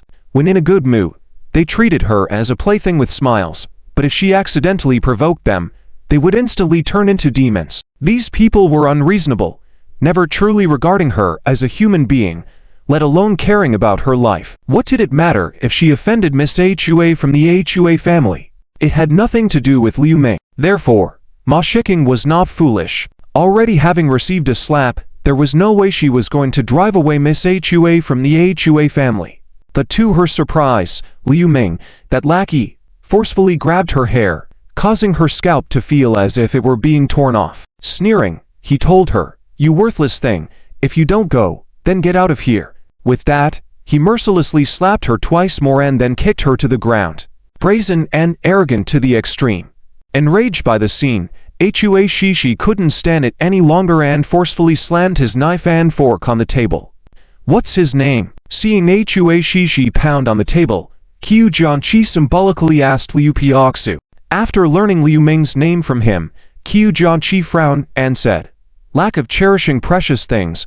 This is not good. Women should be cherished, understand?" Although his words were directed at Liu Piaoxu, his eyes remained fixed on Yi Zi, who dared to share a candlelit dinner with his fiancée. This lad had quite the audacity. Yi Zi glanced at him, curious as to who this fellow was and what his background was. Quite the pompous air he carried. "Qiu-san, you're right." Although Liu Ming was a lackey, he was not lacking in intelligence. He knew Qiu Jianqi's words were meant for Hua Shishi to hear and weren't directed at him. Nevertheless, he had to insincerely apologize to Ma Shiking, who was bleeding from her mouth. Only then did he coldly approach Yi Zi and say, "Yi Zi, although I don't particularly like you, out of goodwill, I suggest you dine elsewhere. The terrace outside the restaurant is rather nice. No need to sit here and risk your life over dinner, right?" Yi Zi simply ignored this lackey, feeling bored, and looked at Hua Shishi with some annoyance, saying, "Can we please avoid coming to such restaurants in the future? Wealthy people are always so arrogant, and they even like to keep dogs. I hate hearing dogs barking the most." "What did you just say?"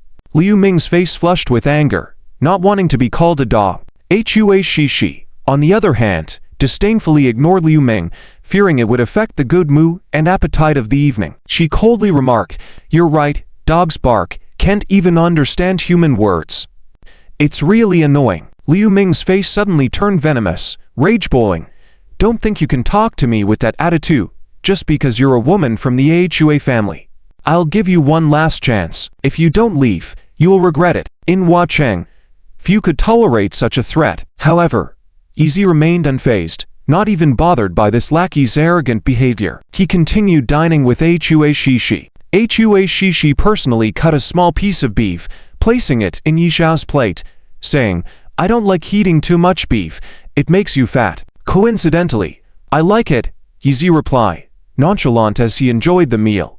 Qiu Jianqi maintained a smile on his lips, but his expression turned very unnatural. Liu Ming shot a glance at him, then observed the affections displayed by the couple, growing angry. Yi, it seems you won't take the toast or drink the forfeit. Don't blame us for being impolite. I don't even see the toast you offer, so what's there to drink?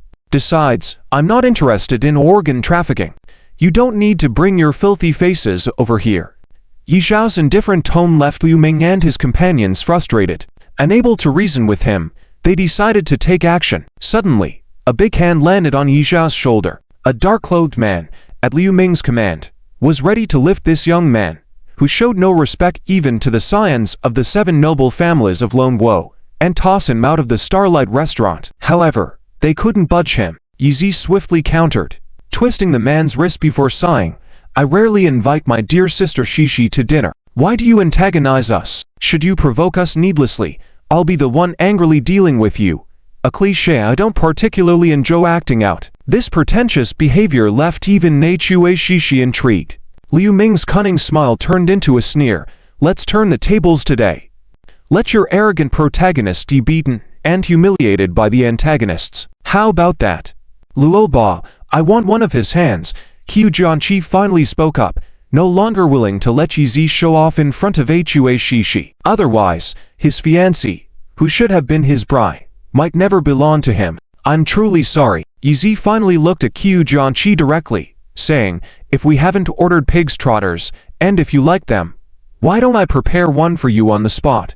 Don't flatter me, I'm just that hospitable. Although Luoba kept a firm grip on Yi Zhao's shoulder, he noticed Yi Zhao's strength was greater than he had imagined. However, he believed Yi couldn't possibly be more powerful than a WWE wrestler like himself. After hearing Yi continued to act pretentiously even at the brink of death, a sneer crept onto Luoba's face.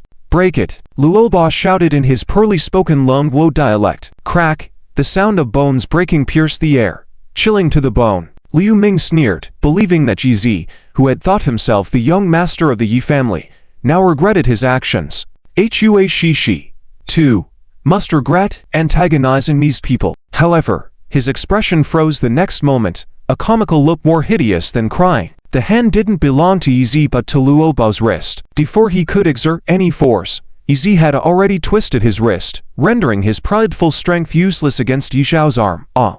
The foreigner's scream of pain filled the room, reminiscent of a Lone Wo native's agonizing cry. Ha ha! Your Lone Wo pronunciation is quite authentic. Ahua Shishi clapped gleefully, praising Luoba. To Luoba, this praise was a massive irony and a ruthless slap in the face. Just now, that scene happened too suddenly, like a flash of lightning.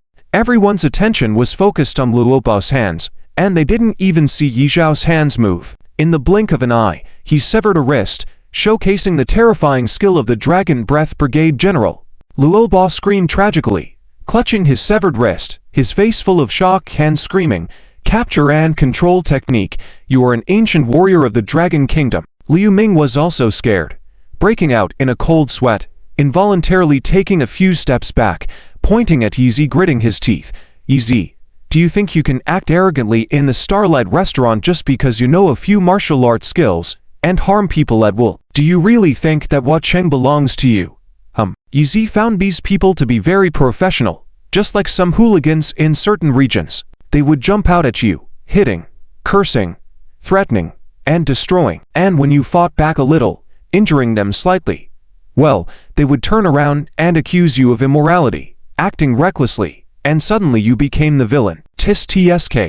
Just how shameless and lacking in moral principles are these people? Yi had never intended to kill him, but since you claim I'm arrogant, then I will show you just how arrogant I can be. Yi stood up abruptly and walked towards Liu Ming. What?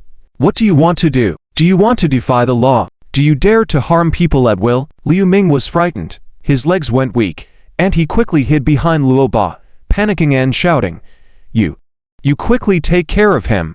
Don't let this madman harm the two young masters. Luo Ba was a professional bodyguard, so even though he knew he was no match for Yi Zi, he could only bravely smash his face heavily towards Yi Zi. Wachi Kichi was not worried about Yi Zi getting hurt. She just held her glass of wine, enjoying the show. This kind of fight was more exciting than a boxing match. Because Yi Zi was her knight now, she felt a hint of sweetness in her heart, and the wine tasted sweeter than usual.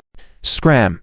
Yi Zi didn't even spare a glance, kicking Luo Ba directly. The 200-pound man crashed into the hotel wall, blood spewing out, obviously suffering from serious internal injuries. Ma Shiking watched this scene from the ground, eyes wide with shock. What kind of people are these? Why are each one of them like superheroes? Two more bodyguards from the Liu family rushed out, disregarding everything and pounced towards Yi Zi. Yi Zi dodged to the side, using the dragon claw technique to grab both of them. Crack! Two arms dislocated. The two bodyguards screamed in pain, trying to reset their arms, but Yi Zi pulled and twisted them back into place. No need to thank me. Yi Zi continued walking forward, the two bodyguards in excruciating pain. So cool. Wachi Kichi watched Yi Zhao's back in awe, feeling her hard work had paid off. This meal was so enjoyable. Do you still want to fight me? You go ahead and try. Hua Cheng upholds the rule of law. If you hit me, I guarantee you won't escape legal punishment. Liu Ming was forced in front of Lai Pia, his legs trembling. He almost peed himself, wanting to run away. But he knew he couldn't, as he was a dog of the Liu family. If a dog betrays its owner and runs away, it will be beaten when it comes back. Yi Zi couldn't help but laugh. Liu Ming's hesitation to act recklessly was a waste of talent. We're having a meal, and you're disturbing us for no reason, even using violence to threaten us. Do you know what the rule of law is? When you realize you can't win, you bring up the law, one set after another. TSK. How despicable are you? Yi Zi suddenly grabbed Liu Ming by the neck, lifting him up with one hand. Cough. Liu Ming found it extremely difficult to breathe. Seeing the murderous look in Yi Zhao's eyes, a deep-rooted fear overwhelmed him. This time, he was truly scared. Yi Zi looked at Lai Pia and Waqi Jiangwing and then spoke to Liu Ming nonchalantly.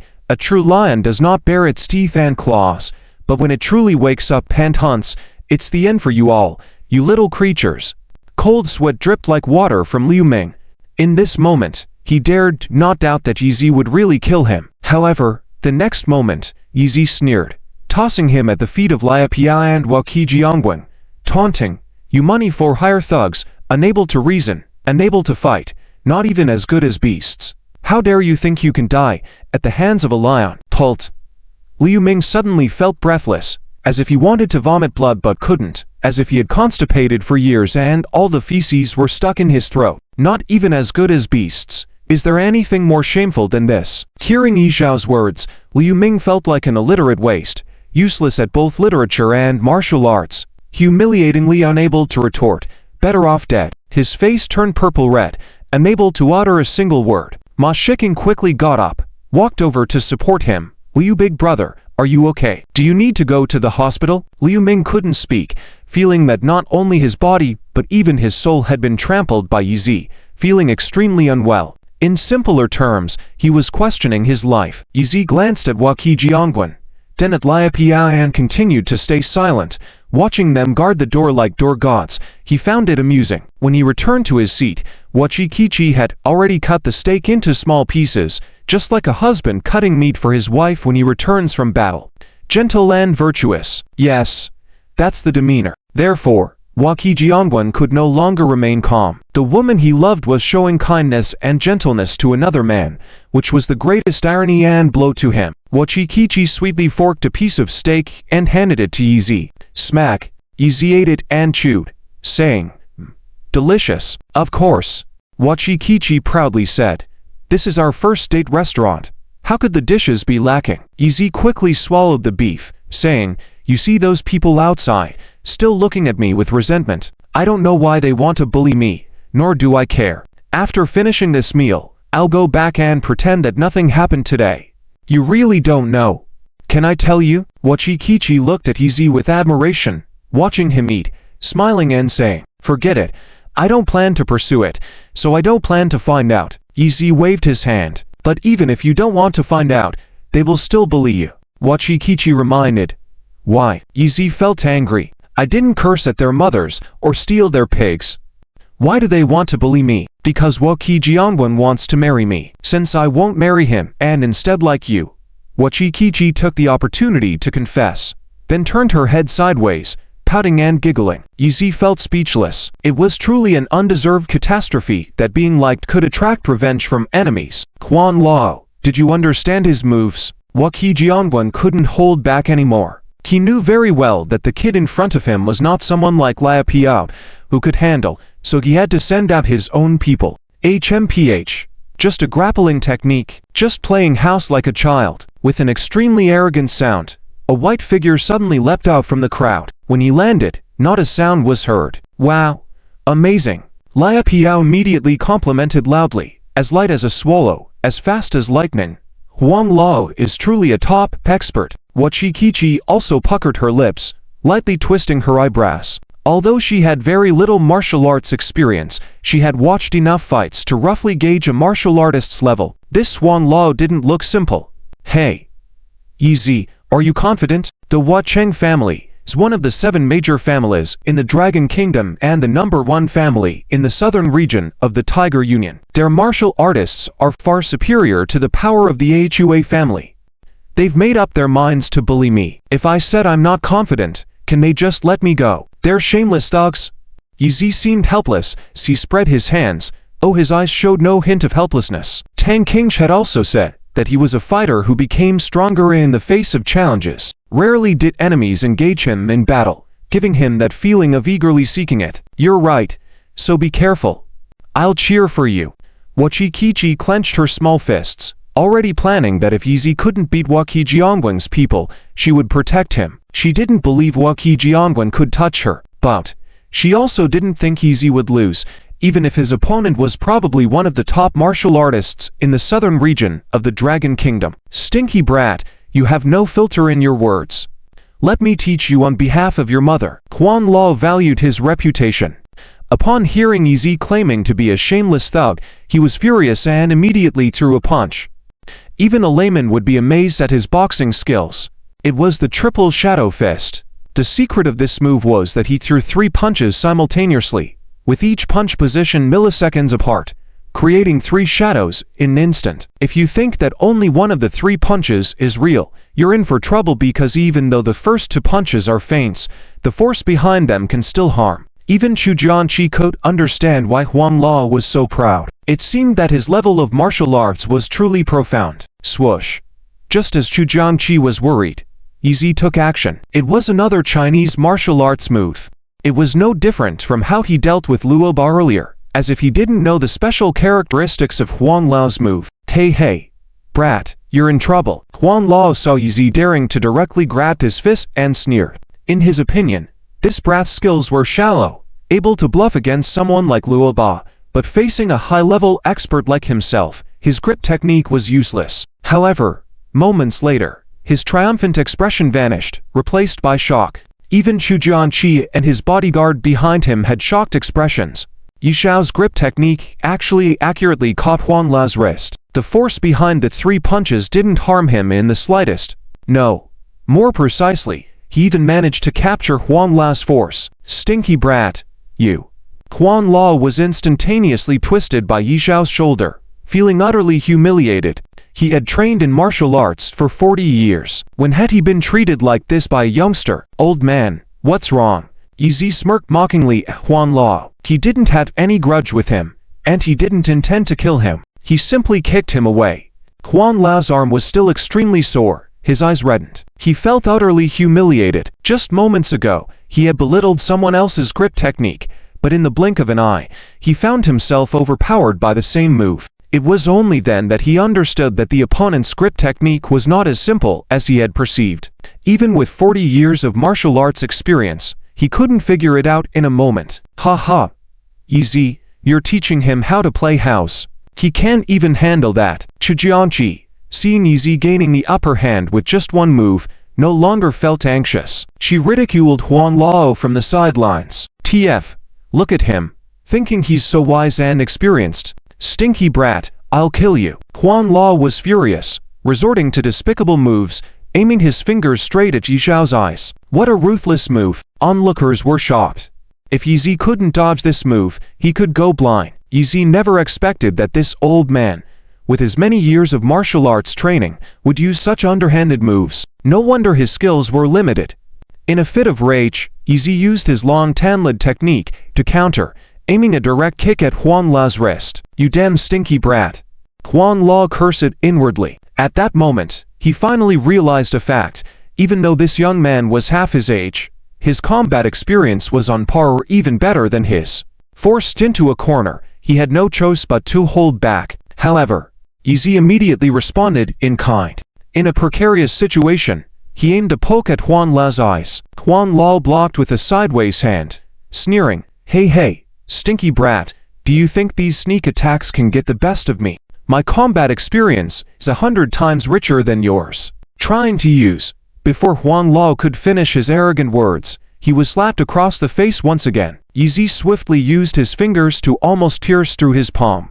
Realizing he couldn't break free, Huan Lao attempted to punch Yi Zi in the face with his other hand, trying to force him to let go. However, Yi Zi immediately countered with a grappling move, grabbing Huan Lao's wrist again.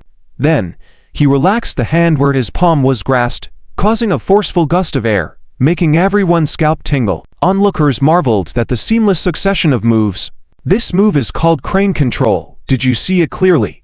Is it also a house play move? Yi Zi lifted Huan Lao with one hand, casting a disdainful look. At that moment, Huan Lao, devoid of his previous arrogance, felt like a sick yellow dog, utterly embarrassed. Despite being much older and supposedly having higher internal power, he was inferior in technique as well. How could he bear this embarrassing situation? Swoosh. At this moment, a strange long staff swung towards Yi Xiao's head. Chu Jianqi had personally launched a sneak attack. Hey, Yi Zi, be careful, his staff can extend at will, Chu Jianqi quickly warned. Fortunately, Yi Zi decided not to dodge and instead used Huan Lao's body to shield himself. The next moment, Chu Jianqi's staff suddenly extended and viciously struck Huan Lao's back. Huan Lao coughed up blood, even as Yi Zi pushed him away and avoided the blow. Huan Lao, are you okay? Chu Jianqi rushed over to help him up. As his personal bodyguard, after serving the Chu family for 20 years, he couldn't allow him to be seriously injured and ignored. Yi Zi, let's go. Chu Jianqi took advantage of the situation and quickly led Yi Zi away, trying to leave. However, Chu Jianqi stood up. A group of people blocked their path. Chu Jianqi, what do you want? Chu Jianqi quickly shielded Yi Zi and stared coldly at the eldest son of the largest family in the East China Sea. Chu Jianqi remained silent. Lia Piao coldly said, Humph, injuring someone from the Chu family. Do you think you can easily walk away? What a joke. His tone was intimidating. Chu Jianqi turned red with anger. How shameless can some people be? Clearly, Yi Zi and I were just having a meal here, and you insist on provoking us. Not to mention attacking Yi Zi repeatedly. Yet now you blame Yi Zi for injuring your people. Is Yi Zi the one bullying you? Clarity was needed to differentiate us and you. Chu Jianqi felt like a clown in front of Chu family.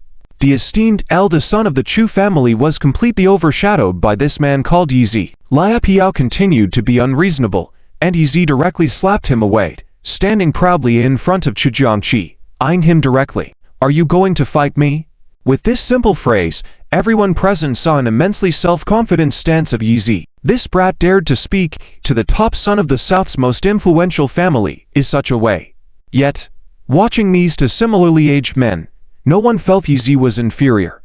Instead, Chu Jianqi seemed somewhat shaken. He was the colossus who dominated the East China Sea with an iron fist, yet he did not dare to provoke a mere man from the city of Huacheng. Ding dong. At this moment, Yi Xiao's phone flashed with a message. Without a second thought, he pulled Chu Jianqi with him and left the restaurant. Chu Jianqi remained silent, and no one dared to stop him. Yi Zi, you've made me angry.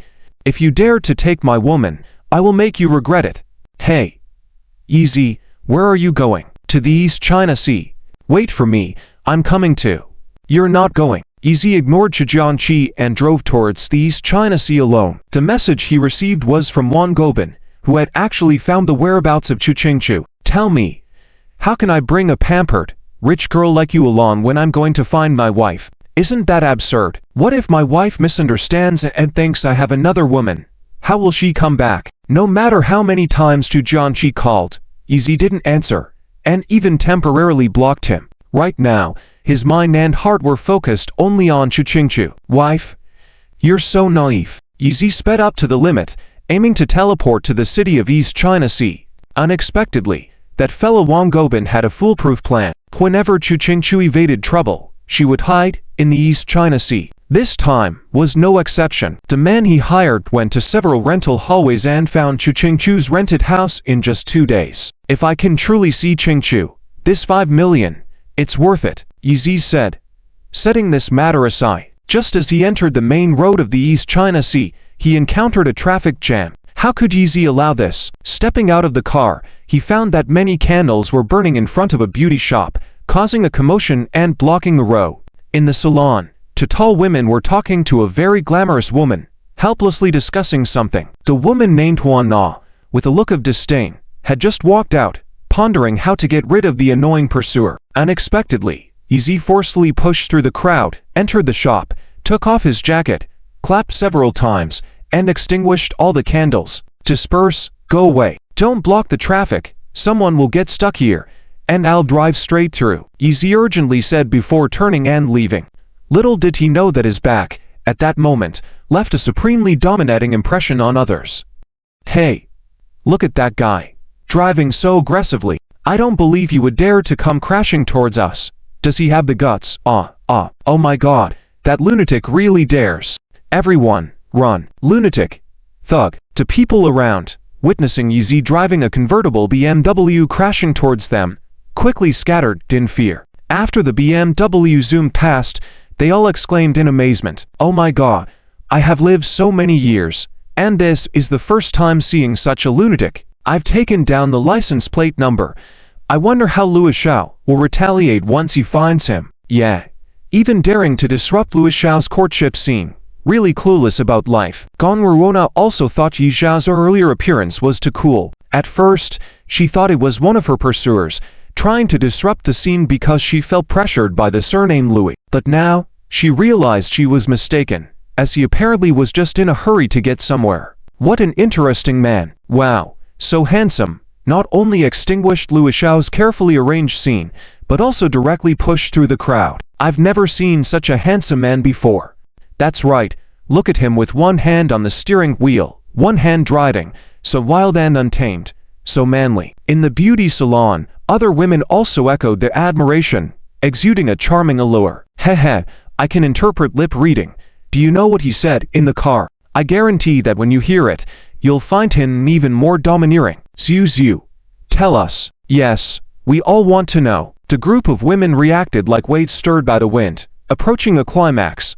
He said, Fubo, today I'm driving a BMW 8, ran all the red lights from Huacheng to Donghai City. Have someone go pay the fines for me in advance. As soon as the leggy beauty said this, the entire room exploded. If that man said this publicly, it would be pretentious. But since he didn't know anyone here understood lip reading, it made him seem genuinely cool to the point of bursting. I want to have monkeys with such a man. Yes. So manly, so rich, full of dominant CEO vibes. Gong Ruona listened to the group of women's chat with interest. Her red lips couldn't help but curl up, stepping towards the direction Yi Zi had left in, exuding utmost sexiness. Is that the eldest son from Huacheng?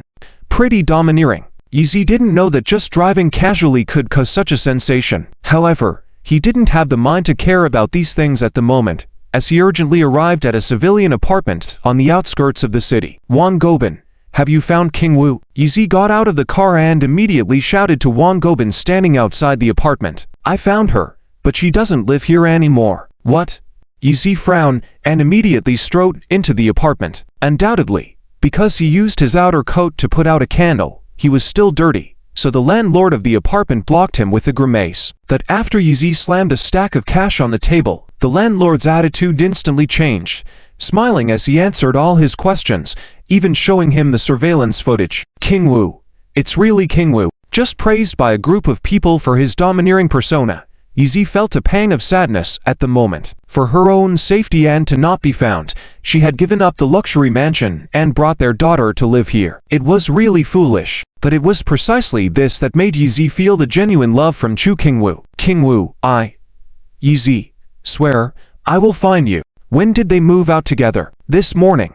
This morning. Seeing Yizi frown, Wang Gobin immediately explained. Here's the situation. I came here this morning to confirm whether my cousin really lived here, but coincidentally, I bumped into her returning from buying breakfast. She must have noticed me and immediately left. What a disaster. Yizi was disappointed. If Wang Gobin had found Chu Qingwu, he shouldn't have left until Yizi arrived, and she managed to leave without being seen by Gobin and himself, leaving him speechless. Zhao Yunshan, send someone from Huacheng to Donghai to find my wife. Even if you have to turn the whole city upside down, I must find her. Yizi immediately made a call to Zhao Yunshan to bring his men over. The landlord of the apartment, hearing him make the call, couldn't help but chuckle. People from Huacheng, a small city like that, really hadn't seen the world. Did he think Donghai was just another small town like Huacheng? The place was vast. Trying to find one person was like looking for a needle in a haystack. It wasn't until more than a dozen cars gathered in front of the apartment, accompanied by hundreds of people, that the landlord felt it was too terrifying. Oh my, it turned out a big shots woman had lived in his small apartment. Ah, I knew it, such a beautiful woman. How could she have married Pearly? The landlord sighed. Just having heard Wang Gobin disclosing in front of Yizi that finding a person would earn a reward of 5 million, and even a chance to be an executive. If he had known earlier, that 5 million would have been his. Too preoccupied to deal with the landlord's thoughts, Yizi ordered a citywide search from the thousands of people assembled to find Chu Qingwu, then straightforwardly entered the apartment where Chu Qingwu and her daughter had lived. Inside, a strand of black hair lay on the ground. It was his wife's hair. Yizi picked it up, holding it tightly like a treasure. His eyes reddened for a moment. I knew that if I returned to the Yi family, you would leave me. I should have stayed peacefully and weak, accompanying you for a lifetime. One day without news. Donghai was one of the 4 major cities in the Dragon Kingdom, with a vast sea of people. Even with a force of 1,000 people, finding one person was undoubtedly like searching for a needle in a haystack. Qingwu, where are you? The next day, Yizi also started to search aimlessly in Donghai, hoping fate would help him find Chu Qingwu. Qingwu, where are you? I really miss you. If I meet you again, Yizi, swear, I will never let you leave me. I bet my position as the legitimate grandson of the Yi family, the honor of the Dragon General, I will protect you well for a lifetime. Sighing again, Yizi carefully put Chu Qingwu's hair strand into a delicate box, then into his pocket. Yizi didn't know where he was going to search. He knew that the chance of finding Chu Qingwu when she didn't want to be found was very slim, but he was unwilling to give up. Unconsciously, he found himself somewhere, suddenly looking up to see a large restaurant, with a style similar to Emperor's Pride. A 6-story building, exquisitely decorated facade, with several luxury cars parked at the door, very upscale. Seeing this restaurant, Yizi remembered the moments he and Chu Qingwu had at Emperor's Pride Hotel, and could not help but feel sadness surging through him.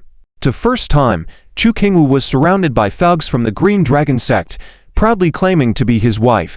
He also forcefully helped her out, giving her a sense of pride for marrying him. The second time, she openly showed affection with him in front of the Wang family for the first time.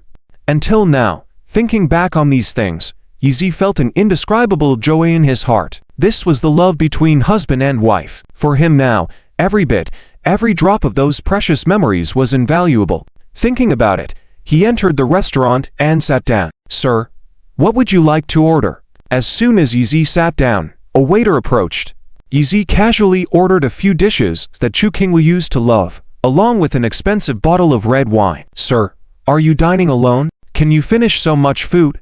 The waiter cautiously asked, noticing Yi Zhao's absent-mindedness, and even worrying that he might be mentally ill, especially since Yi Zhao's clothes were still dirty and unwashed, looking a bit like a homeless person with mental issues, yet also not quite like that. But unexpectedly smack. Just serve. Don't worry about whether I can afford it. Yizi forcefully slammed a noble bank card on the table, not bothering to engage in small talk with the waiter. The waiter's face turned shocked, nodding quickly and left. Not long after, The dishes were served, filling the table. The waiter found it strange. These dishes seemed familiar, similar to what someone she knew used to love eating. She hesitated, thinking about Yizi not wanting her to be chatty earlier. In the end, she didn't say anything, just turned and left. Looking at the table full of dishes that Chu Qingwu loved, but an empty seat opposite him, Yizi couldn't help but sigh sorrowfully. At this moment, how he wished Chu Qingwu was sitting across from him. Without you in the world, everything truly loses its meaning. I swear to make you the most precious woman in this world. But why must you leave me despite my promises? Qingwu, where are you? Yizi wanted to shout out, but it ultimately turned into a choke sob. Then he picked up the chopsticks, but then set them down again, because missing someone so much truly made it hard to sleep and tasteless to eat. The nearby waiter had been curious about who Yizi was. Seeing him in such a state made her think he might be crazy, but he didn't seem like it. When he spoke to her earlier, his thoughts were clear. Qingwu, you were already skinny enough before. I wonder if you've lost weight these days. When you come back, I'll make sure to fatten you up. No dieting allowed. Haha. By then, I won't let you disappear from my sight again. Understand? ... The waiter couldn't hear what Yizi was saying. Seeing him talking to himself, with his mouth wide open, she finally figured it out, realizing this man had been infatuated with someone all along. In this day and age, such faithful men are rare. There was also a hint of wealth about him. Suddenly, an idea crossed her mind, making her unconsciously walk towards Yizi. Light dance. I'm sorry, Yexiao. I'm sorry. When I was poor, I let you suffer with me. But now that I have money, you still haven't lived a good life. Can you stop avoiding me? I miss you so much. Sir, are you okay? The waiter finally couldn't help but walk over, hearing him calling someone's name but unfortunately not hearing clearly. This man must have gone through a breakup, right? Women are so sentimental. Seeing Yexiao like this, she also thought of a new service staff member at their hotel who seemed to be in a similar situation sometimes. So, she couldn't help but bring up that person. However, Yexiao didn't say much, realizing he had just lost control, quickly stood up. Let's settle the bill. Huh? The waiter was stunned again. She originally thought Yexiao, this lovesick man, had gone through a breakup and wanted to tell him that there was a woman in the restaurant whose food preferences were similar to his, suggesting they meet and talk. But unexpectedly, he ordered a table full of dishes and was about to leave without eating a bite. Well then, the waiter could only settle the bill for him. After Yexiao paid the bill, got back his credit card, and turned to leave, as he was about to step out, his sharp ears and eyes seemed to catch someone cursing, even a sound like a slap, as if a slap had been heard. Oh! A scream, coming through the walls and doors, reached Yexiao's ears. It was this scream that made the already distracted Yexiao suddenly snap out of it. In an instant, his gaze turned frosty. The next moment, the handles of the glass door were all deformed by his grip, just because that scream was the voice of Chu Qingwu. Yexiao loved his wife so much. How could he not recognize her voice? Even her breath could be distinguished by him. How dare someone bully my wife? I will make you regret it for the rest of your life. Following the direction from where the voice came, Yexiao rushed forward without any regard, but he didn't expect that after a turn, he would be stopped by two restaurant staff members. Sir, this is our restaurant's kitchen area. Unauthorized personnel are not allowed in. I must go in. Hey. Sir? Sir? The two restaurant staff members couldn't stop him, so when Yexiao kicked the door and barged into the backstage room, but to his surprise, it was just a place for kitchen staff, with only an elderly chef and two apprentices, no sign of Chu Qingwu. If it were someone else, they would have thought they missed her, but Yexiao was extremely confident in his hearing. And how could he mistake the voice of his wife with whom he had lived for 3 years? But since all he saw were men, it made him extremely puzzled and disappointed once again. Sir, what do you want? This is the kitchen area. You can't just barge in. The two restaurant staff members approached, ready to drive Yexiao out. Yexiao, who had just ordered a 6-figure meal, but hadn't eaten a bite, was being talked about by the restaurant staff, who knew he was a wealthy man. Otherwise, if he had not rushed in like this, they would have surely treated him differently. Yexiao looked around again but still didn't see Chu Qingwu's shadow. He had to doubt whether he had misheard, if the voice was coming from a different place, or if he was just missing his wife so much that he was hallucinating. As he was about to leave dejectedly with his head lowered, he overheard the two apprentices whispering in a corner. "Hey, Miss Chu is so pitiful. She has been working for nearly half a month, working so hard, and now she is leaving, not being paid a single cent. Yeah. I don't know why she insists on leaving, such a pity. That manager, simply outrageous. Instead of just talking, why wouldn't he scold, even pouring hot water and slapping people? Exactly. I'm worried that Miss Chu will be in trouble when she goes with him to the general manager's office. Miss Chu is so pitiful, it hurts to watch her." Miss Chu. Yexia heard this voice and suddenly felt a surge of energy, turned around again and rushed in. "Hey. Sir? Sir?" The two staff members thought he was about to leave, but didn't expect him to suddenly turn around again, quickly trying to stop him. But who could? Yexia pushed them to the sides in an instant. "Hey. Who are you? This is the kitchen area. Outsiders can't just come." The head chef still had an imposing demeanor, holding a spatula standing in front of Yexia. "Master, was there still a Miss Chu here just now? Is she called Chu Qingwu? Where is she now?" Yexia nervously caught the head chef's shoulder and fired off a series of questions, anxiously waiting for an answer. The head chef raised his eyebrows slightly, assessed Yexia, and asked, "Who are you to her?" Upon hearing this question, a smile spread across Yexiao's face. "Correct. Qingwu is still here. I found her. I found my wife. Master, I'm her husband. I'm Yexia. You are her husband." As soon as the head chef heard his words, he immediately put on a stern expression and started scolding. "You, as a man, don't know how to cherish. Qingwu is such a good woman, hardworking, gentle, mod like other young women who seek luxury. And yet, you abandoned your wife and daughter, leaving her as a single mother to come to this unfamiliar city, taking care of her daughter alone.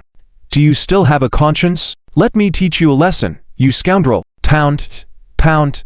The head chef lectured, and without hesitation, knocked Yexiao's head. Obviously, there was a misunderstanding. Perhaps Qingwu didn't explain things clearly to him. Yexiao didn't bother to explain, and if he didn't want to be hit, the chef couldn't touch him. But Yexiao still willingly endured a couple of knocks, as in any case, Qingwu brought Tao Dao to Donghai to suffer, and he had a responsibility. If it weren't for him, why would Qingwu, such a beautiful and strong woman, have to endure so much hardship? "Oh, master, please stop hitting him." The remaining two apprentices rushed over, trying to stop the head chef, saying loudly, "Just now, Qingwu was scolded and hit by manager He because she was demanding her salary, and now he has taken her to see second young master Q. I'm worried she might be in trouble."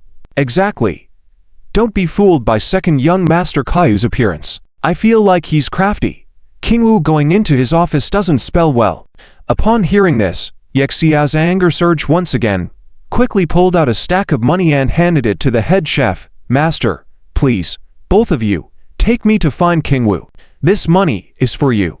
Everyone present was stunned. This stack of cash was worth tens of thousands at least. Seeing Qingwu usually living modestly, they thought her husband was also poor, not imagining he was wealthy. After looking at Yexiao's sincere expression, the head chef pushed back the money, saying, "As long as you treat Qingwu sincerely, that's all that matters. That woman hasn't had an easy time these days. The kitchen smoke has darkened her complexion. Running around with dishes made her sweat a lot, and just now, she faced scolding and abuse." Listening to the head chef's words, Yexia felt his anger rising, his knuckles making a cracking sound. How could someone dare to hit his wife?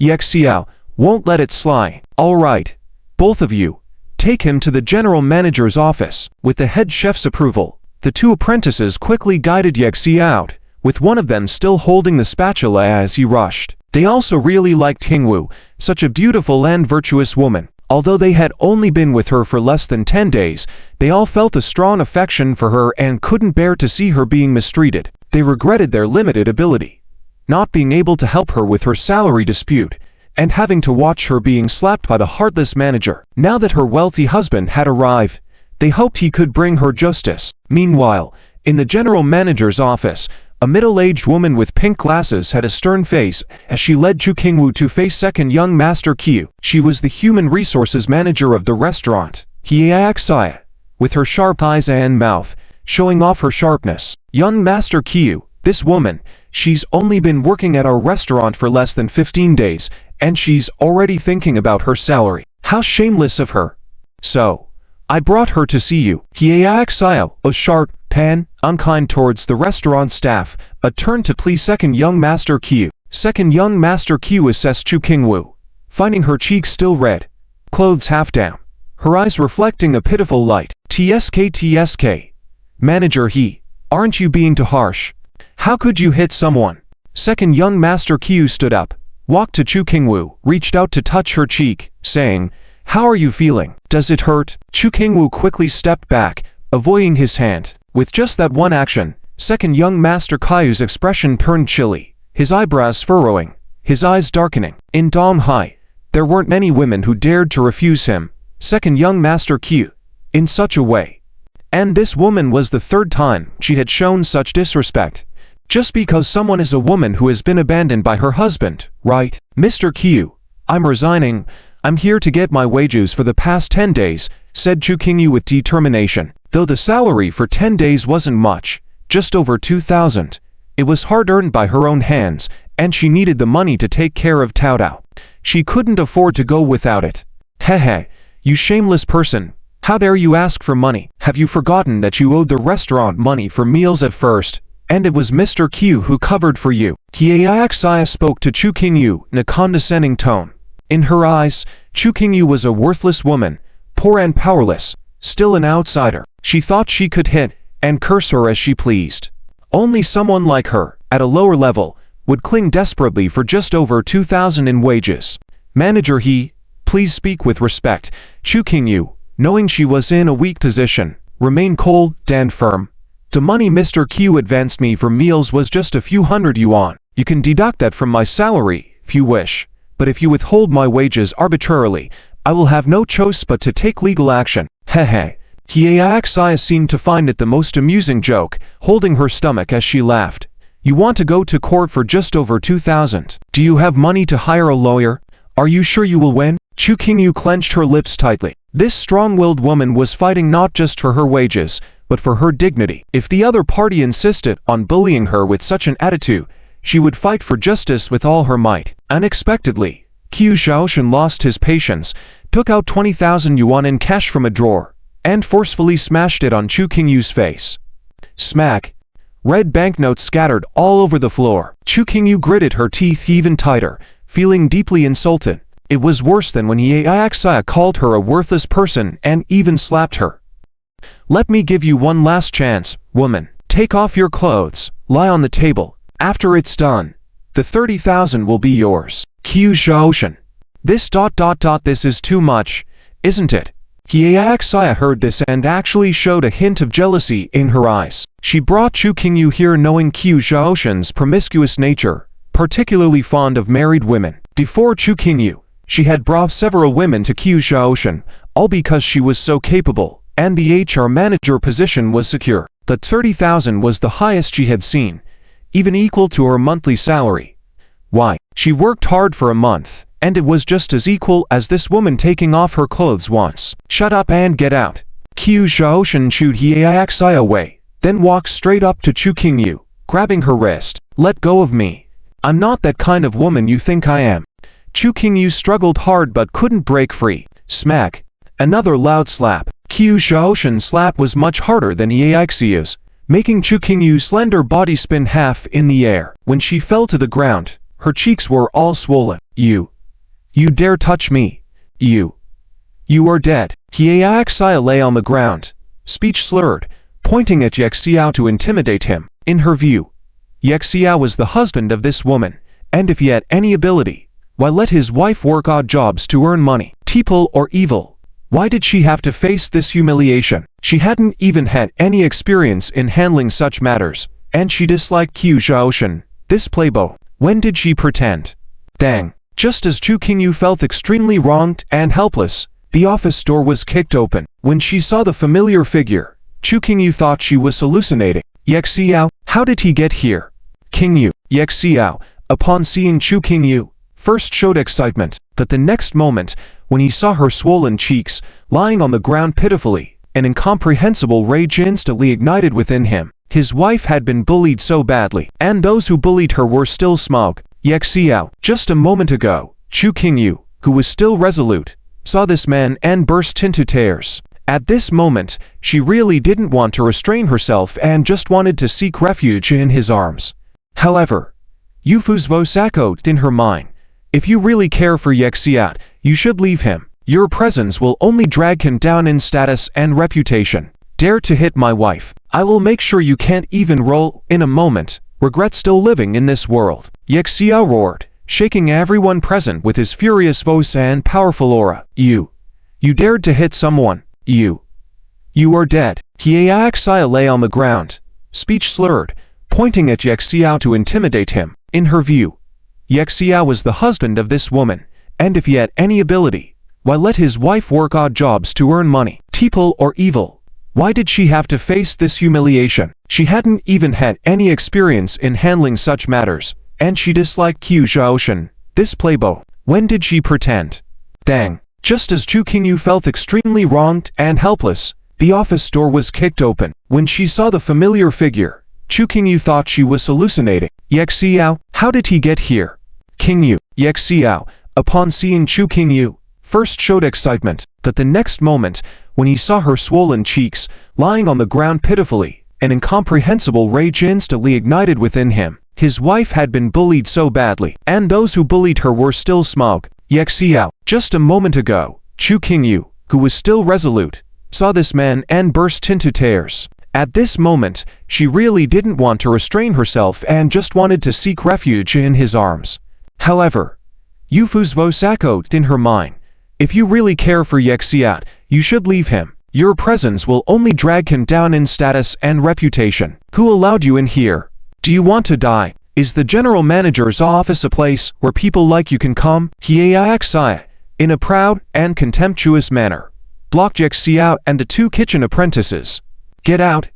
Regret living in this world. Yexiao's thunderous roar struck fear into everyone present, his whole body radiating a powerful aura. You dare hit someone? You're finished. Yexiao lay on the ground, her speech slurred, pointing menacingly at Yexiao. In her eyes, Yexiao was this woman's husband. If he had any ability, why would he let his woman work odd jobs to earn money? This person just acted on impulse. Little did she know. Smack. Yexiao swung the kitchen spatula in the apprentice's hand at Yexia's face. The blow sent her flying, and her pink glasses shattered against the wall, teeth flying out with spakes of blood. When she fell to the ground, her face was swollen, almost unrecognizable. Good. Ruthless. The two apprentices, shocked by Yexiao's brutal actions, felt an unexpected sense of satisfaction. They wanted to see if this woman would still dare to act high and mighty, to bully and humiliate others. Even Qiu Zhaoshan, who had seen countless grand scenes, turned to look at Yexiao with a trace of fear. He never dreamt someone would dare to beat up his people in front of him, and so mercilessly. You dare hit someone? You are dead. Yexiao, lying on the ground, slurred her speech, pointing at Yexiao menacingly. In her eyes, Yexiao was this woman's husband. If he had any ability, why would he let his woman work odd jobs to earn money? This person just acted on impulse. Little did she know. Smack. Yexiao swung the kitchen spatula in the apprentice's hand at Yexia's face. The blow sent her flying, and her pink glasses shattered against the wall, teeth flying out with spakes of blood. When she fell to the ground, her face was swollen, almost unrecognizable. Good. Ruthless. The two apprentices, shocked by Yexiao's brutal actions, felt an unexpected sense of satisfaction. They wanted to see if this woman would still dare to act high and mighty, to bully and humiliate others. Even Qiu Zhaoshan, who had seen countless grand scenes, turned to look at Yexiao with a trace of fear. He never dreamt someone would dare to beat up his people in front of him, and so mercilessly. Hehe. Are you feeling very very cool? Only know how to bully a woman like me. Do you have the guts to continue fighting? I'll see if you have the luck to leave here alive. Seeing the security team approaching, Yexiao struggled to climb up, her eyes sharp and cold. She was the manager of the HR department, and these security guards all followed her orders. She firmly believed that with just one command from her, these guards would take down Yi. Now, let's see if he still dares to be arrogant. Who would have thought? Finish talking. Since you want me to continue, then I'll fulfill your wish. Yi strode forward, even taunting, gently pushing aside the still dazed Kuzichia with his shoulder, and wielding a shovel, randomly smashing at Hieixia's arms. The scene was extremely frightening, ruthless, fierce, like a storm. How fierce can one be? The security guards outside were stunned. No one dared to make a move. Hieixia was directly knocked unconscious by the beating, and Yizi stopped, spat out. In all my 20-some years of life, it's the first time I've met someone with such demands. Truly despicable. Bullying you? What about bullying you? Whoever dares to bully my wife, I'll kill them. Yizi became more agitated as he spoke. Yizi. Chu Qingyu finally couldn't resist and rushed towards Yizi. His anger made her feel his intense love for her, and she couldn't control her emotions anymore. Qingyu. Yizi naturally embraced her, lightly kissing her forehead's hair, gently patting her swollen cheek, full of heartache and regret. I'm sorry. It's my fault for not protecting you well, for breaking my promise, for letting you lose such precious. At this moment, Yizi really wanted to cry. A promise, for a man, sometimes means more than life itself, especially this promise, made to the woman he loved the most. No. Yizi, it's not your fault. I didn't want to burden you. Chu Qingyu's emotions were extremely complex at this moment, choking on her words halfway. Seeing this scene, the security guards at the door hesitated, not because they hadn't received orders from above, but because they were moved. They didn't know what this couple had been through, but they could see the genuine emotions between them. True emotions have a way of touching people's hearts easily. Clap, clap, clap, clap, clap. Someone started to applause. Naturally, it was Ku Xiaoshen. Ha, such a touching reunion of husband and wife, but too bad, have you chosen the wrong occasion, and the wrong opponent? Ku Xiaoshen now stood opposed to Yizi and Chu Qingyu, with dozens of restaurant security guards behind him, and he himself was a formidable figure, naturally thinking he had control over everything. It's over, because the atmosphere was too suffocating just now. The two apprentices who had brought Yizi in only just realized who exactly was second young Master Ku, the young master of Yizi's leading family, although not the heir, but who dared to provoke him. Yizi barging into his office today, unabashedly beating his men. How could second young Master Ku let him off? Capture that man. Beat him until he can't get up. Ku Xiaoshen ordered, suddenly finding a new amusement, wanting to find out how capable Chu Qingyu's husband truly was. Of course, in the end, playing with his wife in front of him would be the ultimate pleasure. Two security guards quickly rushed towards Yizi. One of them saw Ku Xiaoshen lighting a cigar and rushed over to help him light it. Wait. Second young Master Ku, please show mercy. The two apprentices wanted to help Yizi and his wife, but they did not have enough courage. Fortunately, the old chef burst in, pleading as he stood in front of Ku Xiaoshen. Mister just wanted to get her wages back. Why make things difficult for her? Second young master. Then, he approached Yizi and his wife, persuading with compassion. You better apologize to second young master. Sigh. I have good intentions, wanting to see a happy reunion between you two. Didn't expect you would resort to violence. The old chef appeared very kind-hearted and considerate, and also believed that Yizi and his wife were no match for second young Master Ku. Of course, everyone else seemed to think the same. Although Yizi was fierce, how could he be compared to second young Master Ku? After taking a puff of his cigar, Ku Xiaoshen burst into loud laughter, slowly approaching Yizi and Chu Qingyu. Chu Qingyu, I knew that a woman like you must have gone through some experiences, but I never expected your husband is not an ordinary person as well. It's a pity, compared to me, Ku Xiaoshen, he's still just a pile of mud. How can he measure up to a flower like you? His expression was arrogant to the extreme. Another superior and self-righteous person. Yi Xiao's smile deepened as he said, Ku Xiaoshen, what will it take for you to let us leave? At this moment, Chu Qingyu no longer thought about the money. She only hoped that Yizi and herself could leave safely. She knew Yizi was a former soldier and skilled in combat, but she didn't believe he could forcefully leave this place. After all, this was Yizi, under the influence of second young Master Ku, something she was very familiar with. 3 conditions. Ku Xiaoshen didn't beat around the bush, exhaling smoke towards the couple, his tone unyielding. First, the man kneels down and kowtows to me, compensating with 1 million. Second, Qingyu, you stay behind. Third, the man has to leave on foot. Hearing this, everyone sighed, including the security guards. They all knew how harsh and bitter Hiaxia could be, so even if she was beaten, they knew she must have provoked it first. Therefore, despite working under second young Master Ku, a part of them pitied Chu Qingyu and her husband. However, now that second young Master Ku had made his demands, if Chu Qingyu's husband wanted to leave alive, he had no choice but to accept this humiliating offer. The old chef shook his head and sighed, preparing to advise Yizi and his wife to endure for a moment of peace, only to hear a laugh. Ha ha, Ku named, you've been feeling good all by yourself for a long time. Almost laughed me to death. What do you think you are in front of me? I never planned on letting you go, and you're thinking about how to let me go. Should I call you an idiot, or should I say you're merciful? With just one sentence from Yizi, the whole room gasped in cold air. Insane. Too insane. Never in their lives did they expect someone to speak to a scion of the Ku family like this. Even more surprisingly, as Ku Xiaoshen was about to knock off his cigar in a fit of rage, Yizi delivered a ruthless slap without hesitation, causing Ku Xiaoshen to rotate in midair. Doom. The sound of Ku Xiaoshen falling to the ground resonated, shocking everyone present. The two dumbfounded apprentices, petrified, only then realized that when Yizi had beaten Hiaxia earlier, he hadn't even used his full strength, otherwise that despicable woman might have been dead by now. The superior look on Ku Xiaoshen's face disappeared as he lay on the ground, his expression full of extreme astonishment. This man turned out to be a martial artist more powerful than him. In front of him, he had no ability to fight back. Yizi stomped on Ku Xiaoshen's head like a dead dog, crushing it with force. Ku Xiaoshen's features contorted, feeling the air around him being sucked away, his world slowly turning into vibrations and darkness as he emitted low, hoarse cries. Humiliation, discomfort, pain.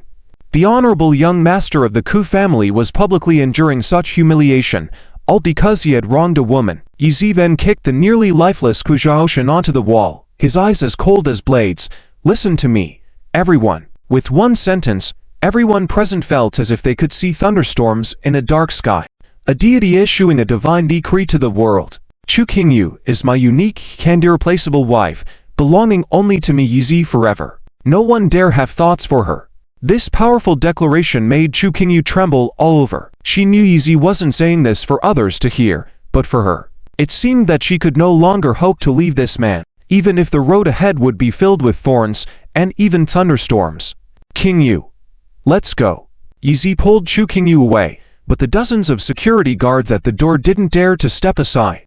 Because their formidable second young master had been beaten to the brink of life and death by this man, they couldn't let Yizi go. If they let Yizi go, the consequences would be severe. Get out of the way, or I'll make sure there's no one left in this restaurant. Yishao's words weren't loud, but contained immense power, making everyone realize he could, indeed, have that ability. Just then, someone called out from behind. Bad news, bad news. There are hundreds, thousands of people downstairs surrounding our restaurant. The security guards were shocked. Their entire team didn't even number 100, but there were over 1,000 people outside. Even Chu Qingyu was startled, as she hadn't expected that Yizi had actually called upon hundreds of his brothers to come to the EC to find her. This love was too passionate, and too heavy. They said, "Kneel and send out their boss Yizi, otherwise they'll raze our restaurant to the ground." Everyone was dumbfounded. Every security guard felt as if struck by lightning, staring in fear at Yizi. Where did this man's domineering aura come from? He didn't even value second young Master Ku in his eyes. It turned out he was a super big shot. Quick, quick, disperse. The old chef also shouted loudly, looking at Chu Qingyu's eyes a bit teary. He didn't know what was going on, but this beautiful, strong woman had finally waited for her king to come and take her back. Bless them. Finally, the security guards dispersed like a frightened tie, watching as Yizi led Chu Qingyu, leaving the restaurant in a state where the young master's life was uncertain. Respectfully welcome the big sister-in-law back home. Outside, Zhao Yunshan saw Yizi finally receiving Chu Qingyu, and quickly organized everyone to cheer. For a moment, the sounds were deafening. The passers-by were scared, watching in shock from the sidelines, wondering who this big shot was, and why such a scene was being caused. Look at them showing off their love. It's truly too ostentatious, isn't it? This scene today is destined to cause a sensation in the EC. Flower City, Flower Bay, today is bustling with excitement. People around are eager to share the news. Hey, Did you see the updates on social media? Yi Xiao is so domineering. Fiercely fought the enemy young master to get back his wife. It's really sweet and doting. Yeah. I know too. Yi Xiao finally found his wife. Not easy at all. With the citywide advertisement and a 1,000-person army heading to the EC, finally managed to bring Miss Zhu back. Chu Qingwu, that woman, has what kind of good fortune to marry such a wealthy and romantic husband? Shh, are you seeking death? If Yi Xiao is unhappy with your words, do you know the consequences? Although Yi is low-key, he is quite famous in the Flower Bay area. Almost everyone knows that he is the king of Flower City. Not to mention Yi's young master identity, just being the boss of the four major commercial cities, the Weiwu Group, with support and cooperation from the Ahua family, is enough to dominate Flower City. Sonbai has always lived in the Flower Bay area and has been keeping an eye on Yi Xiao's movements. She had trying many times to bask in the glory of the 3.88 billion luxury villa through her relationship with classmate Chu Qingwu. Unfortunately, Chu Qingwu disappeared, so she had no way but to mock Chu Qingwu behind her back, thinking she was unlucky to finally marry a husband envied by women all over the world but couldn't enjoy the happiness. However, upon hearing the news, she immediately became active and thought of ways to use her classmate's relationship to gain some benefits. Little did she know that before she arrived at the Flower Bay Villa area, she found a sea of people, red carpets stretching for miles, and a procession of thousands of people. TSK, that grandeur. Perhaps not even when the queen returns to the palace. Chu Qingwu, how can that woman enjoy such wealth and romance? Truly, comparisons are odious.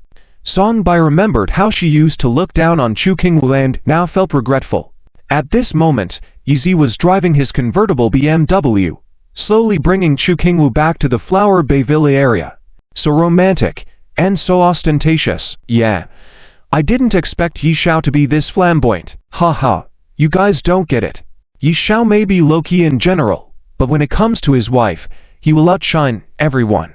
That's the perfect example of doting on one's wife. Jin Leifu was apparently in the crowd too, hearing the voices around him. He understood better than anyone that Yi Xiao's deliberate flamboyance this time was to let the people of Yanjing know. Who knows how Madame Yi would react to his staunch behavior.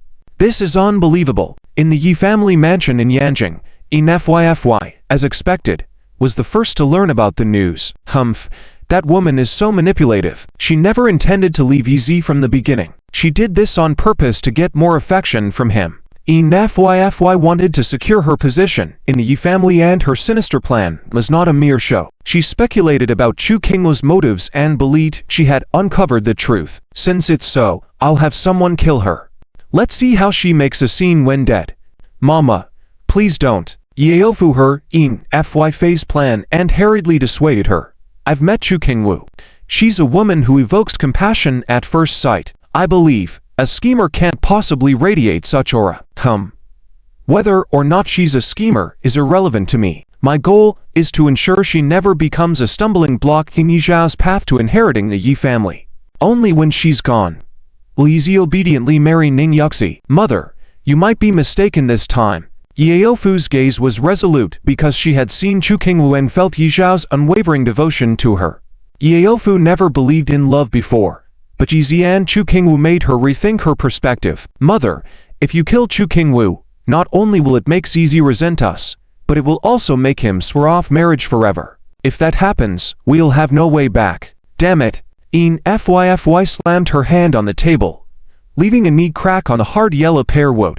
Despite her anger, she wasn't one to act recklessly. Based on her judgment of Yi, he was capable of such acts. Mother, force won't make Zizi yield. The only person who can make him let go of Chu Qingwu is one.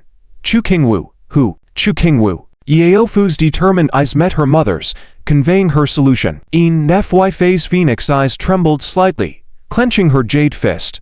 Trouble was brewing. Hurting someone with a strong will was always about the one they cherished the most. Fy knew the implications of this. Only when Yi Xiao's heart was truly shattered would he let go. She soon unclenched her fist, a faint smile appearing on her lips. Yeofu, you seem to have a plan to make Chu Qingwu give up on Yi completely. Yeofu nodded.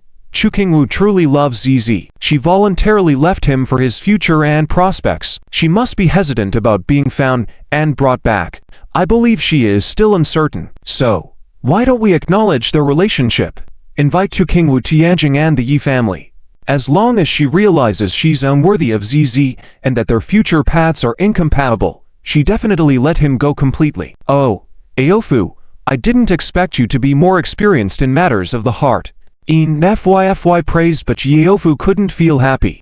Experience often came from enduring. Once she admired a man who gave up on her knowing they were incompatible, leaving her helpless. Let's proceed with this. Our time is running out. FYFY sigh, her worrying evident in her phoenix eyes. With the Dragon Kingdom's new year approaching, there were less than 3 months left. If Yizi didn't amass stronger resources by then, he wouldn't stand a chance against the other 2 young masters. History would repeat itself if the airship fell to someone else, resulting in a grim outcome for her and Yizi. Flower bayed. Witnessing the overwhelming scene, Yizi returned holding Chu Qingwu's hand, leaving behind a starstruck spectator who dropped her to music festival tickets in the wind. The spectator, eyes misty, heart aching, offered the tickets to her attendant before swiftly departing. As she turned away, tears welled up in her eyes. You're such a fool, Flower. You knew Yizi has a wife, yet you let yourself fall for him. A man willing to easily cast away his wife isn't worth your love. If you won't abandon her, you'll never have a chance. You're doomed in this conflict, not due to the monogamous Dragon Kingdom, but because both your hearts can only hold one. Miss. Ignoring her assistant's calls, Flower continued walking. Suddenly, two familiar figures appeared: Liu Kuqi and Mei Yingzhou, once her closest friends since childhood. With time, they drifted apart, coming to a point where a heartbreaking Flower faced their cold taunts. For a man like him, you rejected Qiu Sanchao's pursuit and even made him an enemy. But what does Yizi think of you? Nothing. In his eyes, you're just a pawn, a stepping stone. I heard he fought Qiu Ershao in the EC, waiting for him to be killed by the enemy. Blame your family and be kicked out of the Tiger League. Flower, this is the consequence of your blind foolishness. Liu Kuqi's words stung, and with a prideful smirk, she left. Mei Yingzhou watched her 2 old friends and struggled to decide. Eventually, she sighed, advising Flower, it's not too late, separate from Yizi now, accept Qiu Zhaoshan's affection. We, women of these families, do not have the luxury to choose love. No, I refuse. Flower's eyes remained unwavering. I like Yizi because we share the same view on love. He is faithful, just like me. You don't understand our bond. Don't judge. Yizi will never be killed by his enemies. Even if I can't be by his side, I'll be behind him. The headlines in Huacheng for several days in a row have all been related to Chu Qingyu. The First Lady of Huacheng returns. Red carpet 10 miles long. Thousands gather. Chu Qingyu appointed as general manager of the 4 major commercial cities. Cinderella transforms into queen. Selecting talents without bias by Chu Qingyu, showcasing outstanding business talent. Chu Jianjun demonstrates his abilities. The flow of people in the North Business City has increased significantly. Huge profits, all claimed to be due to Yizi appreciating his talents. Of course, many media outlets in Huacheng are biased towards the Hua family. Everyone knows that Yizi and the Hua family are now equal partners in development, so their coverage of the couple is somewhat complimentary.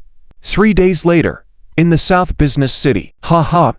Yi, why do you come by 2 or 3 times a day? Are you afraid your wife will fly away again? Zhao Yunshan teased as soon as he saw Yizi. Everyone also found this boss very approachable.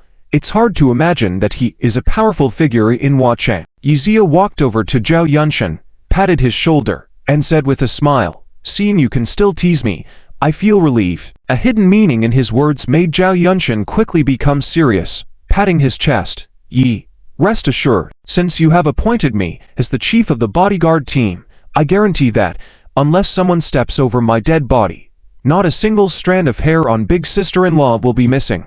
Yes, she is the princess of our Huacheng. The bodyguards all chimed in. Coincidentally, Songbai and Ulixi were preparing to seek refuge with Chu Qingyu. As soon as they entered the office building of the commercial city, they witnessed this scene. Their minds were shocked, thinking of how they used to look down on Chu Qingyu, and now felt envious and jealous. They even dreamt that one day, if they could replace Chu Qingyu's position, they would wake up laughing in their dreams. Yizi, you're here. It was indeed a coincidence, as Chu Qingyu also walked out of the office building just in time to meet Yizia. Behind her, Wang Gobin was actually laughing and joking. Yizia nodded. Before he could even talk to his beloved wife, Song Bai and Ulixi rushed over with smiles, as if they had reunited with long-lost sisters. Naturally, they had also heard that Shen Yu was directly appointed by Chu Qingyu as the general manager of the planning department of the business city, with an annual salary of over $1 million. They couldn't help but feel itchy inside. After all, they were all classmates, and just like Shen Yu, they worked hard to please Chu Qingyu. Why would she not reward them with a position? Qingyu, you really exude the aura of a lady of nobility now. Yes, you are the pride of our class. Faced with the sweet talk from the two, Chu Qingyu's slightly furrowed brows showed some impatience. Wang Gobin, on the other hand, was looking at the two women dressed to the nines. Though not exactly celestial beauties, they had enough seductiveness. He thought they were just the right target for him. Song Bai, Ulixi, what are you here for? Chu Qingyu stayed distant, standing next to Yizia before asking them. She was no longer the same as before. Having gained recognition from family and friends, she didn't pay much attention to the sugary words and actions of Song Bai and Ulixi. Both Song Bai and Ulixi noticed this and frowned. This woman had become more aloof than before. Who did she think she was? If not for marrying a rich husband, would she be doing better than them? Of course, these were things they could only keep inside. With a flash of dissatisfaction in their eyes, the two women put on a front of concern for Chu Qingyu, protecting her even in front of the others. This gesture made Wang Gobin quite unhappy. These two women should not underestimate me, or they'd be sorry. Oh well, better focus on my own matters. Suppressing his anger, Wang Gobin jovially said to Yizia, Hey, Yizia, are you a man of your word? You said, if I help you find my cousin, you'll give me 5 million and let me work in your family business. What? 5 million? Cousin? Song Bai and Ulixi were shocked to learn that this beak-faced man was actually Yizia's relative. Their impressions of him instantly changed. Seeing their reactions, Wang Gobin felt a sense of superiority. Take that for looking down on me. If I ever get the chance, you'll kneel before me. Yizia, did you really say that? Chu Qingyu spoke up at this point. Wang Gobin had been talking about this matter since he met her today, saying that he wanted a position appointed by her and for himself. Chu Qingyu was unaware of this and had not agreed to anything, hence the reason for consulting Yizia. Yizia nodded.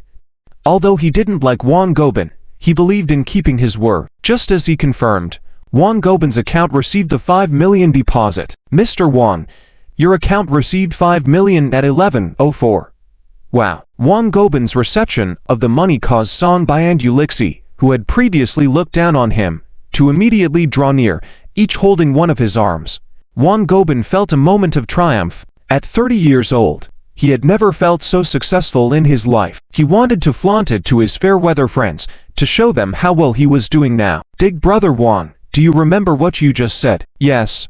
Since he fulfilled his promise, you should keep yours too. You said we should come to your department, and you said you'd protect us sisters. Song Bai and Ulixi began putting on a tender act towards Wang Gobin. In their eyes, men like Wang Gobin were easy targets. They figured it would be easier to persuade him than Chu Qingyu. Plus, their demands weren't high. They only sought a monthly spending allowance of tens of thousands. Do you remember what you said just now? Wang Gobin's boastful attitude was quite the spectacle. Even though Song Bai and Ulixi were envious, they were also aware that a position as vice president of commerce in a business city was quite prestigious. It was a dream job with plenty of money to be made, definitely worth seeking for. All right. Chu Qingyu sighed lightly, and instructed, Cousin, do your best from now on. Don't bring shame to the Wang family, understand? I certainly will. Wang Gobin was elated, unable to contain his excitement. I will definitely not bring shame to the Wang family, let alone to you, cousin. By the way, Yizia, what about my 5 million ... Already transferred to your account. Yizia didn't like beating around the bush. As soon as he finished speaking, the money was confirmed transferred to Wang Gobin's account. Mr. Wang, the 5 million has been credited to your account at 11:04. Wow. At this moment, Song Bai and Ulixi, who had just looked down on Wang Gobin, immediately approached him, each clinging to one of his arms. Wang Gobin felt so pleased. After living for 30 years, when did he ever feel so proud? He wanted to update his circle of friends to let them see how satisfied he was with his life now. Brother Wang, do you remember what you just said? Yes. Since he kept his word, you should too. You said we should join your department, and said you'd look after us. Sisters, Sonbai and Ulixi immediately launched their charm offensive towards Wang Gobin. In their view, Wang Gobin was an easy catch. It was easier to persuade him than Chu Qingyu. Their demands were not high, only expecting a monthly allowance for shopping and leisure. Ha ha. Do you remember what you said? Wang Gobin now had an air of arrogance, as he reminded them. You said I wasn't reliable, lacked class, and that I didn't need to look after you, didn't you? Sonbai and Ulixi were embarrassed. They never thought that someone like Wang Gobin could actually become a high-ranking figure. Wang Gobin was harshly criticizing Sonbai and Ulixi with his words, but his hands couldn't help but gently caress the palms of the two seductive women. Sonbai and Ulixi were initially embarrassed, but after receiving his suggestive gesture, how could they not realize what kind of person this guy was? Thinking about his 5 million in assets and being the deputy general manager of a major business city, what did they care about his true character? They immediately put on a charming display and sweet-talked. Vice President Wan, I was just talking casually. Why did you take it seriously? Of course, if someone wanted to join your department as a PR, you not only have to support them, but also support them fiercely. Ha ha, no problem. When I officially take up the position, you can come for an interview. Wang Gobin's heart was already in turmoil. Whether you can pass the interview and get a salary of tens of thousands or hundreds of thousands depends on your performance at that time. With that, he exchanged contact information with the two seductive women. Seeing this scene, Zhao Yunshin and the others couldn't help but realize that the men and two women each had their own motives. They never expected that they would all be so shameless and show it openly. Chu Qingyu was also quite helpless. The business city was developing steadily, but she was afraid that her cousin, this parasite, would ruin her reputation. Cousin, please don't do anything reckless. Chu Qingyu couldn't help but remind him, every position in the business city undergoes performance evaluations every quarter. I hope you can pass it then, otherwise, if you get fired, don't blame us for not showing family affection. Ha ha, of course, of course. Wang Gobin replied with a smile, thinking that in 3 months, he would probably be tired of playing. By then, with 5 million in hand, wouldn't he be able to live a good life? Yizi and Chu Qingyu couldn't be bothered with him anymore, and just left directly. Yizi, I'm really sorry.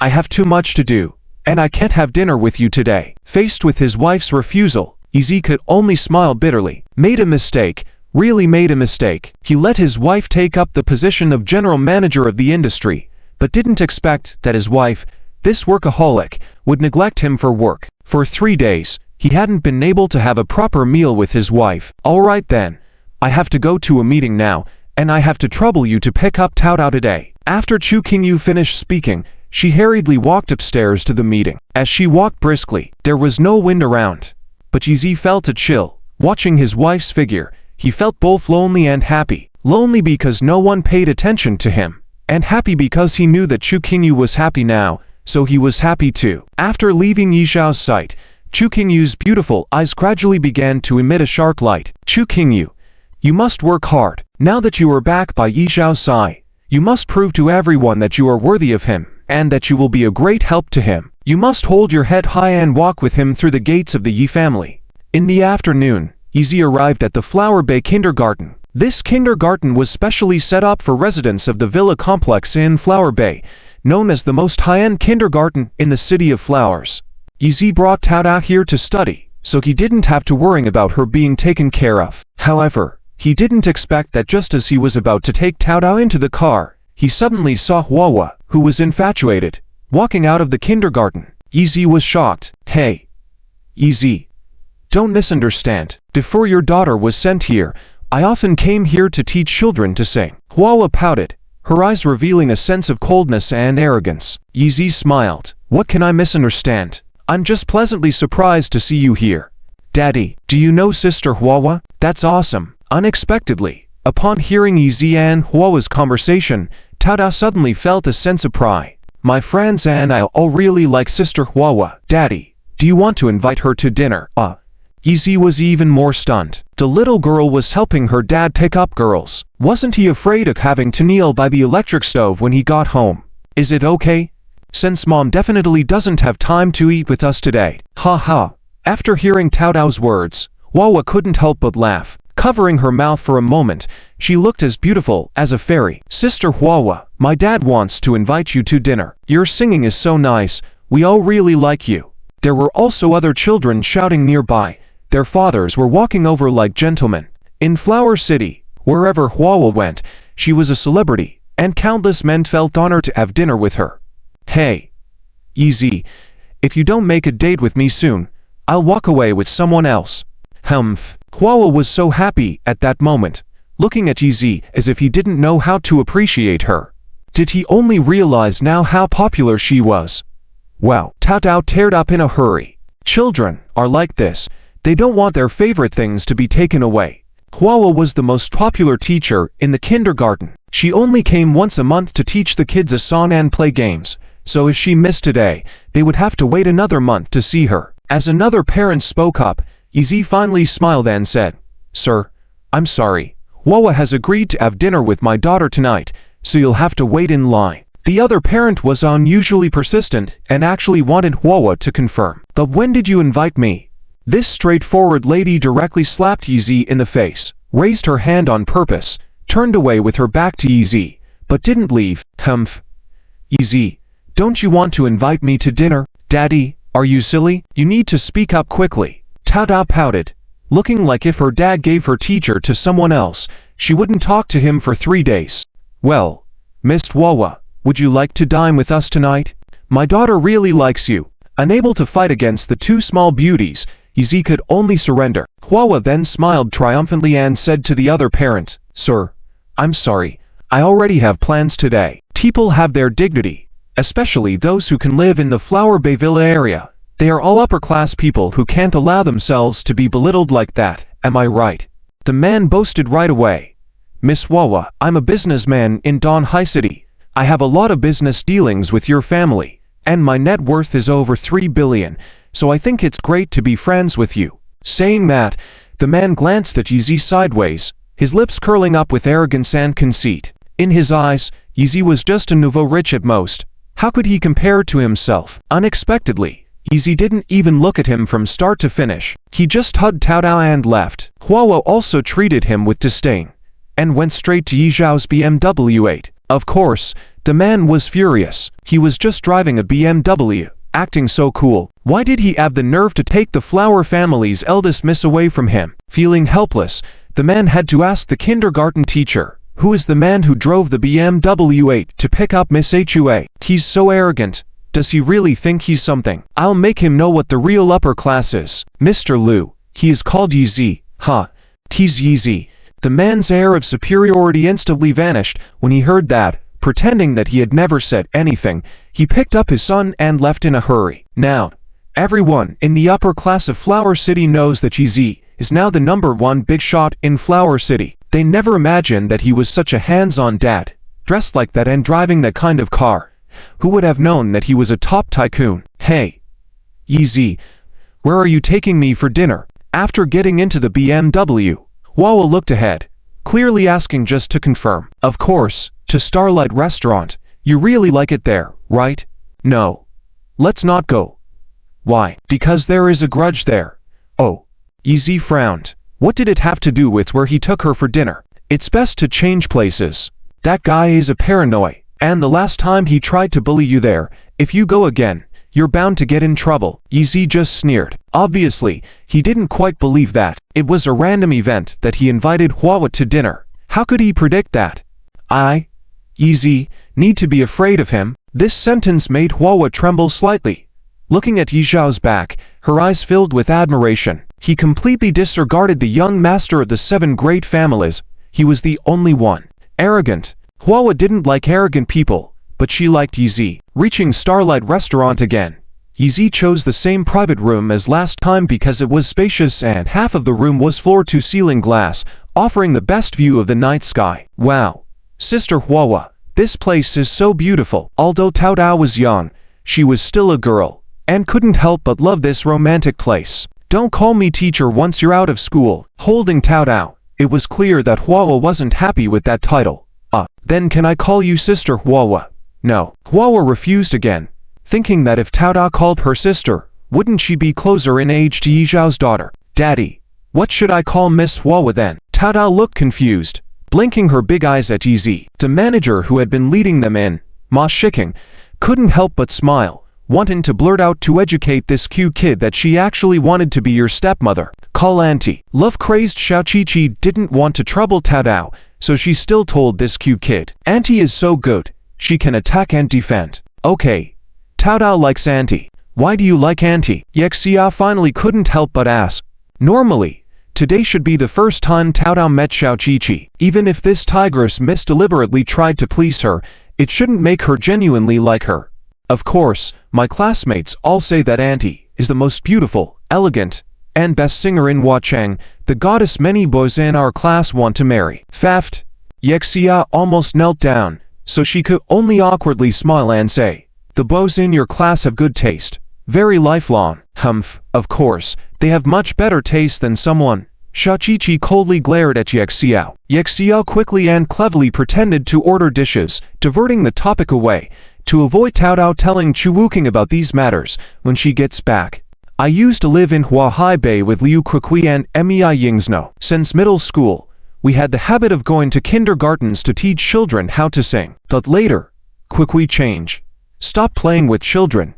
Mei Yingzno doesn't go anymore either, so I feel very lost. Xiao Qiqi directly opened up to Yexiao. Yexiao felt a bit guilty because in many ways, the rift between her and Liu Kuikui was partly her fault, but at the same time, she also felt it was a good thing. Although Xiao Qiqi had a temper, she was a very straightforward and righteous girl, not the same type as Liu Kuikui, who was vain and morally twisted. Ma Shiking, as before, ushered the distinguished guests into the private room before leaving the lobby. Unexpectedly, several luxury cars arrived again. What's going on?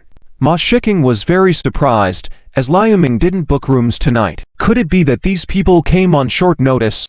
Ma Shiking quickly greeted them with a smile, only to realize that Liu Ming was not among them. Liu Pioxu personally led to figures higher in status than him.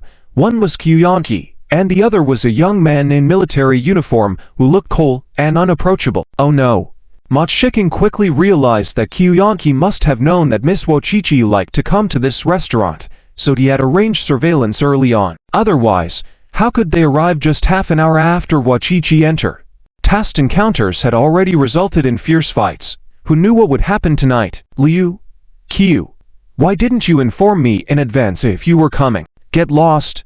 Liu Pioxu clearly had no intention of letting someone like Ma Shiking interfere and pushed her aside. Qiu Yanqi and the man in military uniform advanced together, followed by a group of tough-looking men, looking as menacing as if they had come straight out of hell. When they reached the private room again, Qiu Yanqi, who had previously looked defeated, gradually focused his gaze as he saw the golden boan girl with a cute child inside. Ahem, Qiu Yanqi coughed, interrupting the trio's pleasant meal. As the manager, Ma Shiking didn't want a repeat of the previous incident and had to step in. She reluctantly approached, offering an apology. Qiu, smack. Before she could finish her sentence, she received a rough slap from the man in military uniform. Get lost, you don't have the right to stand in front of my white family member. White family? Ma Shiking instantly realized, could she be from the prominent military white family in the province of Nanzhou? No wonder she was in military uniform. Ordinary people naturally had a fear of military families like hers. Realizing the man in uniform's background, Ma Shiking trembled in fear, deciding not to utter a single word. Hearing the crisp sound, Wochichi lost her appetite, and Tao Tao clung tightly to Yexiao. Daddy, why are they hitting people? Tao Tao, don't worry. It's part of the restaurant's live drama performance. To keep her daughter from being scared, Yexiao could only laugh and say, maybe those actors outside will have an even more exciting performance later on. Oh, I see, they're from the circus. My mom took me there last time. I really enjoyed it. Tao Tao clapped excitedly, angering the military man outside, his face turning red. Liu Pioxu was even more amazed, looking at Yexiao as if watching a dead man. A circus? How dare he say that the heir of the southern military family, the White family, partakes in circus acts? This guy is really pushing it to the limit. Ma Shiking could only cover her burning cheeks, lamenting silently as she retreated, already anticipating Yexiao's impending dire consequences. Hua Qiqi seemed nervous, knowing that tonight was going to be a big mess. Ma Shiking's face turned paler with fear, realizing that it would be difficult to salvage the situation after the heir of the White family was attacked in their hotel. They all looked tense, but Yexiao remained relaxed and composed, while others feared the man in military uniform. For General Longxi Jianwo, dealing with arrogant military personnel was as routine as eating breakfast. I just invited some friends for a meal, not showing off in front of you all, not secretly bad-mouthing you. Who did I provoke? Sighing. I'm tired of scenarios where villains like Yukon Man then get beaten up by the protagonists before leaving in embarrassment. White Haoguan was shocked, as dealing with such a guy necessitated bringing out the ace in the form of Chan La Fist. Everyone knew Chan La was undefeated in the south during his youth and later retired gracefully, only taking apprentices but not actively participating. Even his apprentice now stands alone in the boxing ring, his name resonating throughout the southern martial arts world. Such overkill to deal with just one guy. It seems that Kyusen must ensure that this guy can't live tonight. Humph. I most enjoy educating these ignorant youngsters who know no better. The more arrogant they are, the heavier my hand will strike. An old man dressed in black martial attire stepped forward, his gaze towards Yizi full of arrogance and disdain. Yizi was furious in his heart. Look at these people. Clearly they came looking for trouble. Clearly they came to bully him specifically. And now, suddenly, it was his fault for not knowing his place. Did they expect him to just kneel and let them bully him in front of his daughter and the beautiful goddess present? Is that what they call knowing your place? It's simply adding insult to injury, is it not? Hey, Yizi. He is Fistmaster Chia Bahai, the renowned king of internal martial arts, top expert of Shinji. He was once the Southern Fist champion 20 years ago. Don't underestimate him. Hua Shishi couldn't help but speak out, even showing signs of nervousness. It was clear she held a deep respect for this Chia Bahai, evident in her words and demeanor. This Chia Bahai must be even more formidable than the last opponent, Mr. Bao, whom Yizi faced.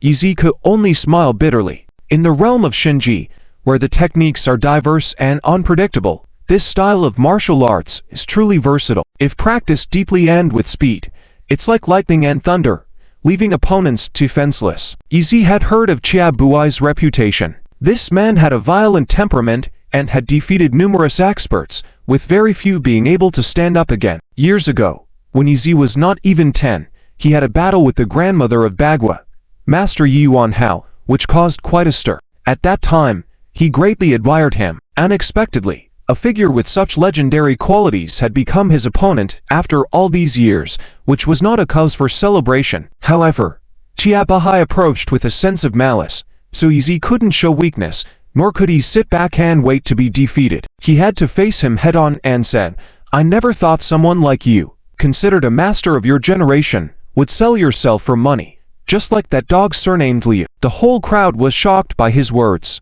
Many people smirked, thinking Yizi was really asking for trouble. Chia Buai's eyes darkened, exuding a terrifying aura as he turned to his cohort and asked, Is this kid from the 7 great families? The cohort knew Chia Buai's thoughts. Although he was powerful, he dared not easily kill someone from the 7 great families. So, he looked at Yizi with sharp eyes and said, As far as I know, he's not. Even though he knew he was, he claimed otherwise. The cohort pretended not to know Yizhao's identity, as hardly anyone else present knew. Good. Chia Buai's murderous intent grew stronger. Yizhao's comparison of him to a dog was a crucial reason and excuse for him to go all out against Yizi. With a flourish, Chia Bahai spoke, Despite your young age and shallow cultivation, your arrogance knows no bounds. What I enjoy most is testing my skills against prodigies like you, and even teaching or exterminating disrespectful youths. Chia Bahai clenched his fists, his knuckles cracking. As his aura heightened, a sudden gust of wind swept through the surroundings, like a dark wind on the prowl. His face, which was initially stern, suddenly swelled with internal strength, turning red in a shocking display. Dao Dao tightly embraced Chu Chi. Chu Chi thought Dao Dao was scared, but to her surprise, the little girl proudly said, Of course I know. Auntie, I'm not afraid, I'm excited. I love watching my dad fight bad guys. The people around almost spat out blood at her words. As Chiab Bahai made his move, appearing like a dragon swimming with the face of a fierce tiger, he unleashed a powerful punch that created multiple afterimages, resembling thunder and lightning with unbeatable force. Yi Zhao's pores felt like they were being pulled open, and his mouth involuntarily smirked with a tense and thrilling curve. Faced with such extraordinary talent, he felt a rush of heat throughout his body, clenching his fists tightly to prepare for the opponent's onslaught.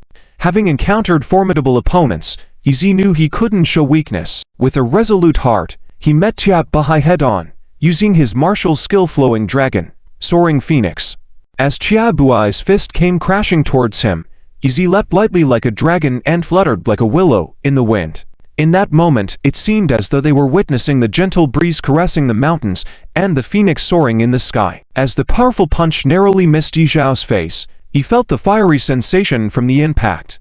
Such was the intensity of the attack that those around them looked on in shock. Realizing he failed to land a hit, Chiab Bahai's technique shifted to a ferocious assault, charging head-on towards Yi Zi. With swift footwork, Yi Zi evaded the attack, employing his martial skill Tai Chi revolving. Despite being at a disadvantage, Yi Zi was determined not to be defeated easily.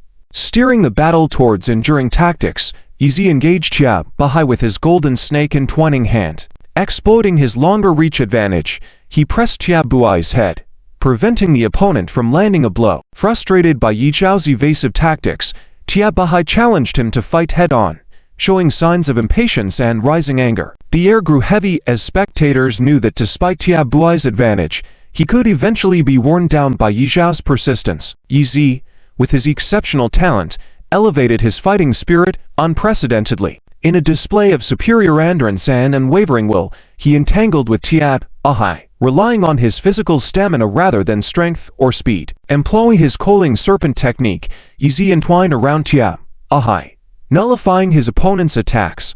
Despite Chiab Bahai's relentless assaults, Yi Zi strategically evaded, frustrating his opponent to the point of rage. In a final challenge, Chiab Bahai demanded, "Quit dodging and stand your ground like a true warrior. Let's fight fair and square."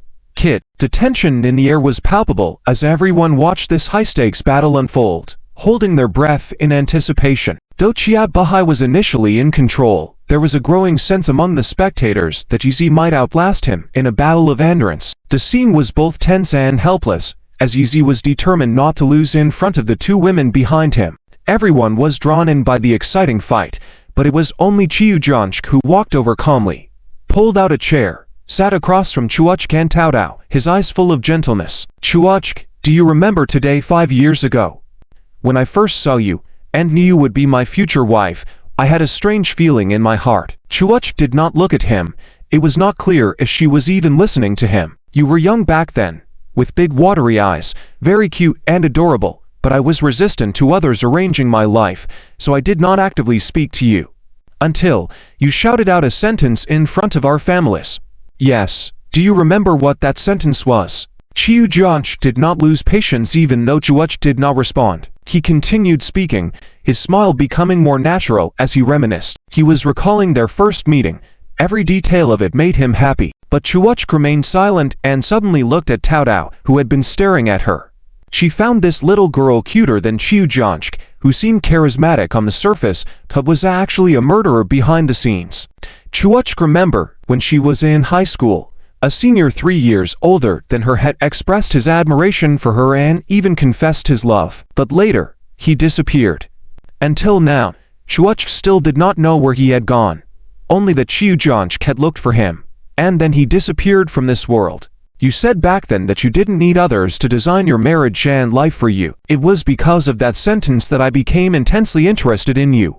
Do you know why?" Qiu Zhansk continued, speaking with relish. "Because you spoke what was in my heart. Because of that, my feelings for you completely changed. Do you know why?" "How would I know what's on your mind?" Chuachk finally couldn't help but speak. To her, Qiu Zhansk was simply a paranoid and cruel person. Anyone who defied him, he wanted to control until they submitted. He had killed numerous people who tried to steal from him. Chuachk had always been cautious around Buzz, afraid of accidentally causing harm, until Wu Zhao appeared and opened up her heart. Little did she know, She was almost causing harm to Wei Zhao now. Perhaps you think I am selfish, but I firmly believe that it is just a difference in our values. Qiu Zhang continued, if something rightfully belongs to me and has always belonged to me, then it's meaningless. But if something that belongs to me doesn't want to belong to me, even if it's being snatched away, but I manage to make it mine, isn't that an interesting thing? Stop. Chuachk interrupted disdainfully. First, I am not an object to be owned.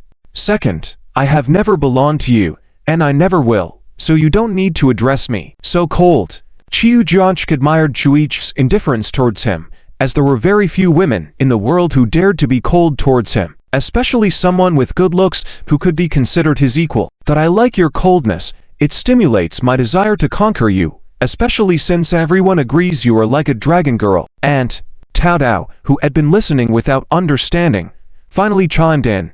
Why do they call you the dragon girl? Chuachk, who was cool towards Qiu Zhang, suddenly smiled sweetly at Tao Dao, like an angel, because Ant was born on November 22, 2000, the year of the dragon.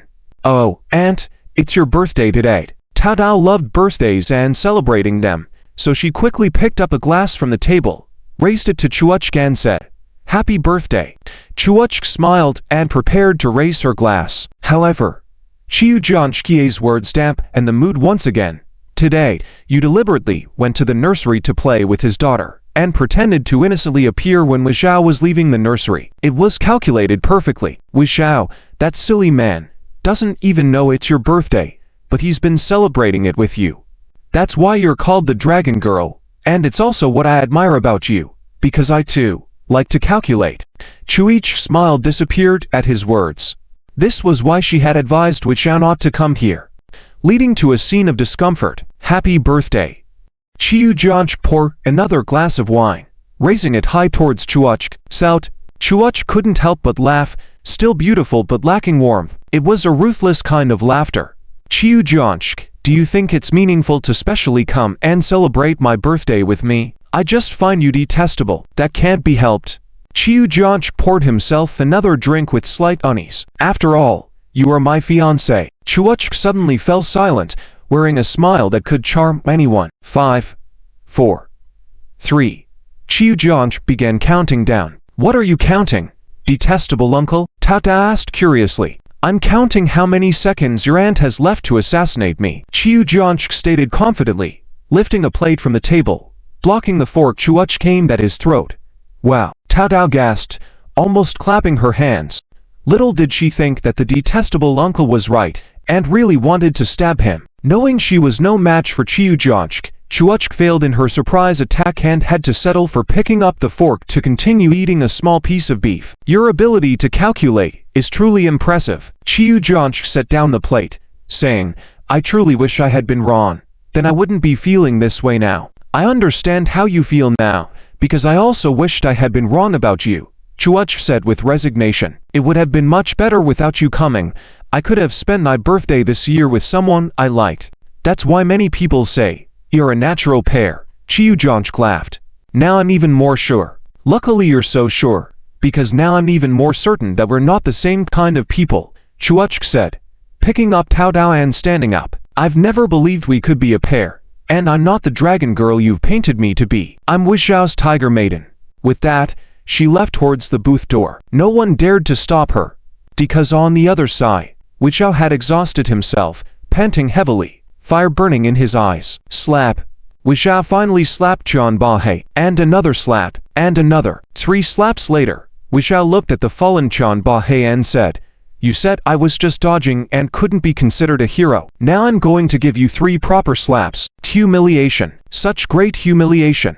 Up until now, he firmly believed that with his strength and combat experience, he could win 99 out of 100 fights against Wei Zhao. But he had lost this time. Damn it. Qian Bahe couldn't accept this reality, couldn't accept the shame of being struck by young man 3 times, so he resolved to fight. He got back up, charging towards Wei Zhao once more. His Yangsing fist was completely disorganized, unleashing only half its power. Doom. A punch to Wei Zhao's chest. Wei Zhao stood still, countering with his own punch. Slap. Qian Bahe's body flew backward, crashing through the restaurant wall. A deafening crash reverberated, The destruction left in Chanbahe's wake seemed as if buildings were collapsing, like an avalanche. The spectators were stupefied. Who would have thought? Chanbahe could still get up, charging at Wisha once more, delivering another punch. It was clear that his punches were getting weaker. Wisha stood his ground, returning another slap, sending Chanbahe flying and collapsing another wall. The whole booth began to shake. The onlookers, including Bai Haogang, couldn't believe what they were witnessing. The venerable Chanbahe, the master countless fighters looked up to, had lost. It was like seeing Mount Tai crumble before their eyes. Chanbahe rose for the third time. Tattered clothes, bloodstains, blood oozing from his lip, yet he kept going. Wijia shook his head, took out a handkerchief from his pocket, tossed it to him, saying, "Wipe yourself, you're at least a strong individual." At that moment, Chanbahe's bloodshot eyes finally changed. He collapsed like a deflated balloon. Defeated. I lost. In all my years of martial arts training, facing off against others in 227 matches without losing, you're the first to draw blood from me, the first to make me bleed. Ha ha. Speak for yourself. I won't show you any mercy. Wijia laughed, turning away and leaving with Chuachkan Taodao. The crowd watched him leave, in awe of the audacious giant before them. Shusan Shao. You let them go just like that. Liu Piaoxu found it very unbelievable. Although the Liu family had only recently sided with the Shu family, he had known Xu Jianqi for several years and understood him very well. Unlike Liu Ming, who joined the Liu family for money, Liu Piaoxu truly admired and respected Xu Jianqi. This mathematical genius was the most outstanding among the many talents in the Shu family and was also a favorite of the elder Shu family members. He always calculated things very accurately, and anything he wanted to do was always successful. But now, in his attempts to get rid of Yizi, the man who had stolen his fiancée, he failed twice in a row, which greatly surprised Liu Piaoxu. If the first time was due to Xu Jianqi's lack of understanding of Yizi leading to a miscalculation, what about this time? Had he also miscalculated? They can't leave, but we need to leave first. Xu Jianqi said a sentence that even puzzled Liu Piaoxu, then left through the back door with a stern expression. Today, Xu Jianqi did not hurt him physically, but he deeply wounded his heart. Xu Jianqi tricked the heavens, but in reality, he knew that Yizi was the young master of the Yanjingyi family, so he couldn't openly kill him. By using the old man, he was just testing his limits of strength. Killing someone like Yizi could only be done using extremely secretive methods, such as in the dark and deserted night. Hey, Yizi. After getting into a BMW, Liu Piaoxu immediately reminded, "Don't think that we have won just because no one is stopping us from leaving. Although I really dislike Xu Jianqi, that guy is a recognized genius. Now that everything seems calm, that is the biggest danger for us. It seems like you know him better than you know me." Yi Xiao's smile was somewhat forced as his expression appeared focused, not on driving but on the surroundings. He didn't believe that the other party would come with so many people just to have one of their experts fight him, and if he lost, it would be over. Although it was unexpected for Chiat Buhei to lose to himself, Yizi didn't think so.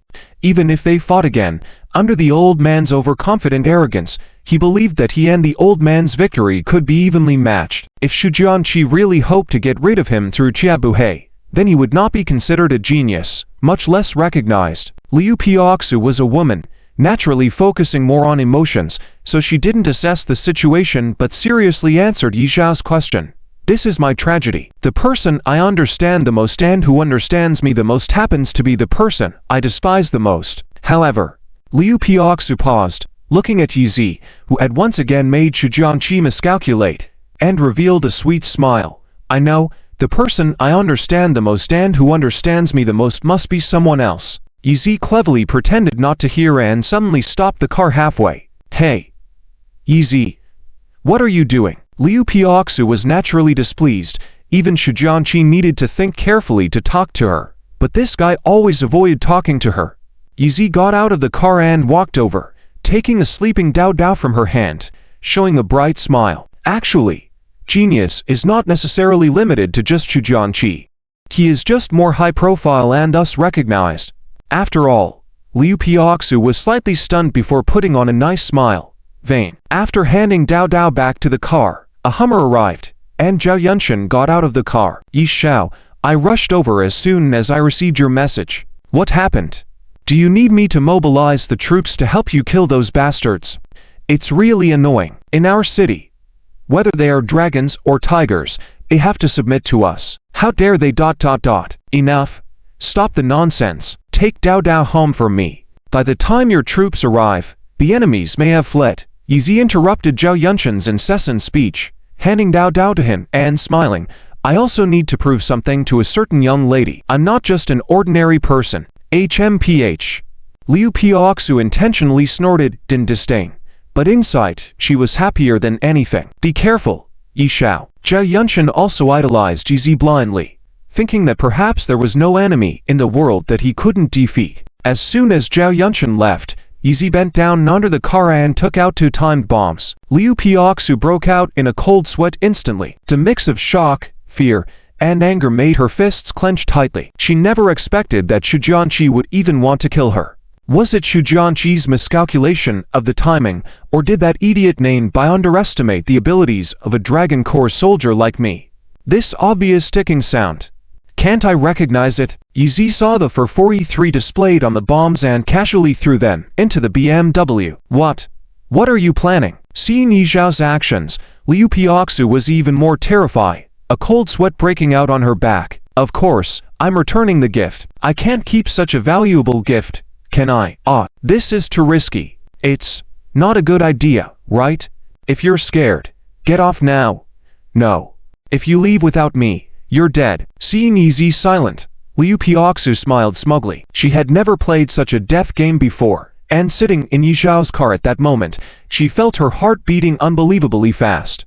The feeling she experienced that night was one she knew she would never forget in her lifetime. The Starlight Restaurant was a unique and romantic restaurant built on a hill. There were only 2 ways to leave the restaurant, and Yi Zi took one. Since he didn't see Xu Jianqi's car returning along the road, he must have left from the other way. Hey, Yi Zi.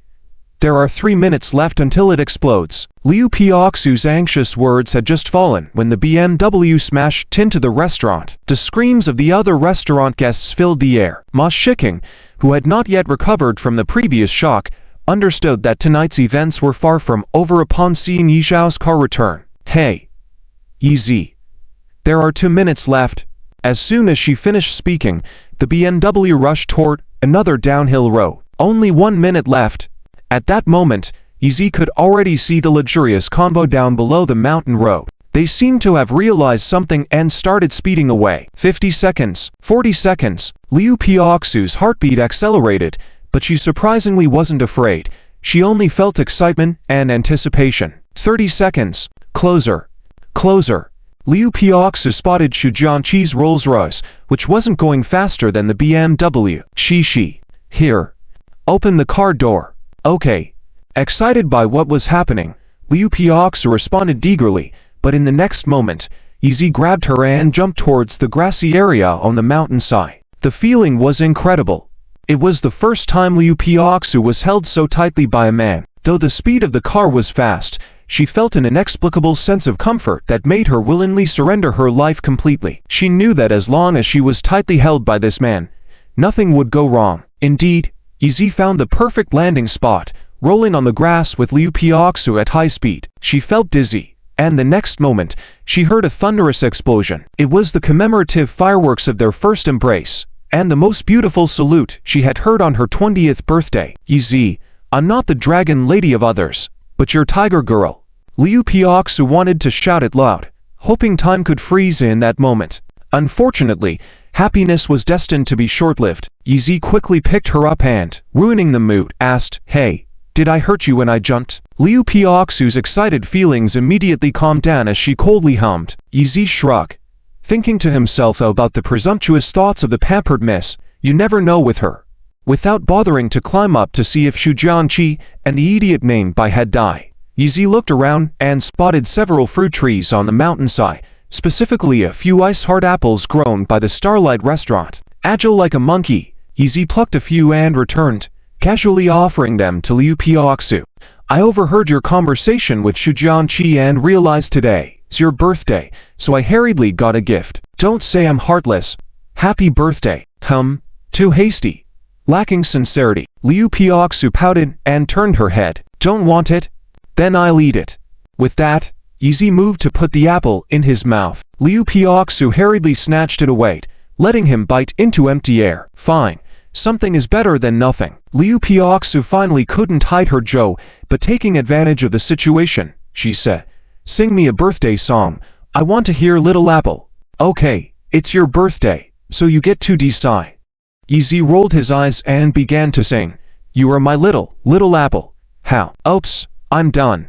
His half-hearted performance naturally earned Liu Piaoxu's retaliation with her small fists. "Come on, the most important lyrics, and you skip them? Even if you hum it quickly, it would bring back some memories. Yizi, remember this.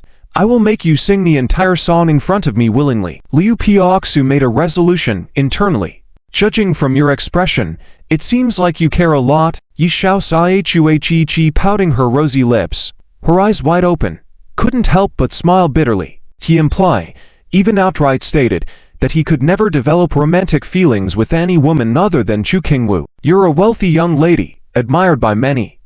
There's no need to care about these trivial matters." "Humph, Yizi, you have your ways, I have my persistence." Huichi tucked the strands of hair beside her bangs behind her ears, a small gesture that easily captured a man's heart. Despite Yi Xiao's repeated hints, she remained indifferent, her delicate features betraying an attitude of nonchalance. "Whether or not I like you is my freedom, and has nothing to do with whether you like me or not."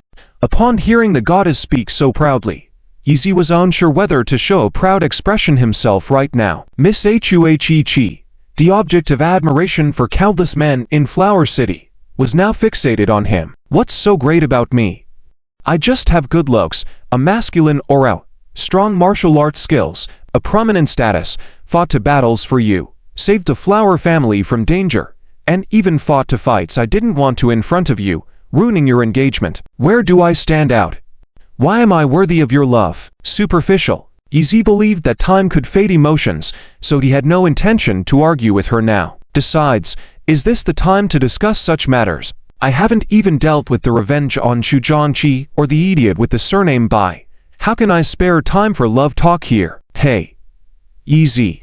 Seeing him remain silent, Huichi's thoughts turned even more. "Do you know, before I met you, I didn't even want to remember my birthday, let alone have anyone throw me a birthday party. In my mind, birthdays are nothing special, just a day of suffering for my mother, nothing worth celebrating. But today, I actually spent a lot of effort planning how to make you celebrate my birthday with me, even factoring in Xu Zhangqi's actions. Finally, my wish came true. These few apples of yours are one of the few birthday gifts I've received in so many years." Yizi fell silent for a moment, suddenly feeling incredulous hearing such words from Flower City's top lady. This heiress was different from other wealthy ladies. While others would make a fuss about their birthdays, she wouldn't even mention it. Because of this, Yizi felt a sense of duty. While others went to great lengths to spend a birthday with you, you seemed so indifferent.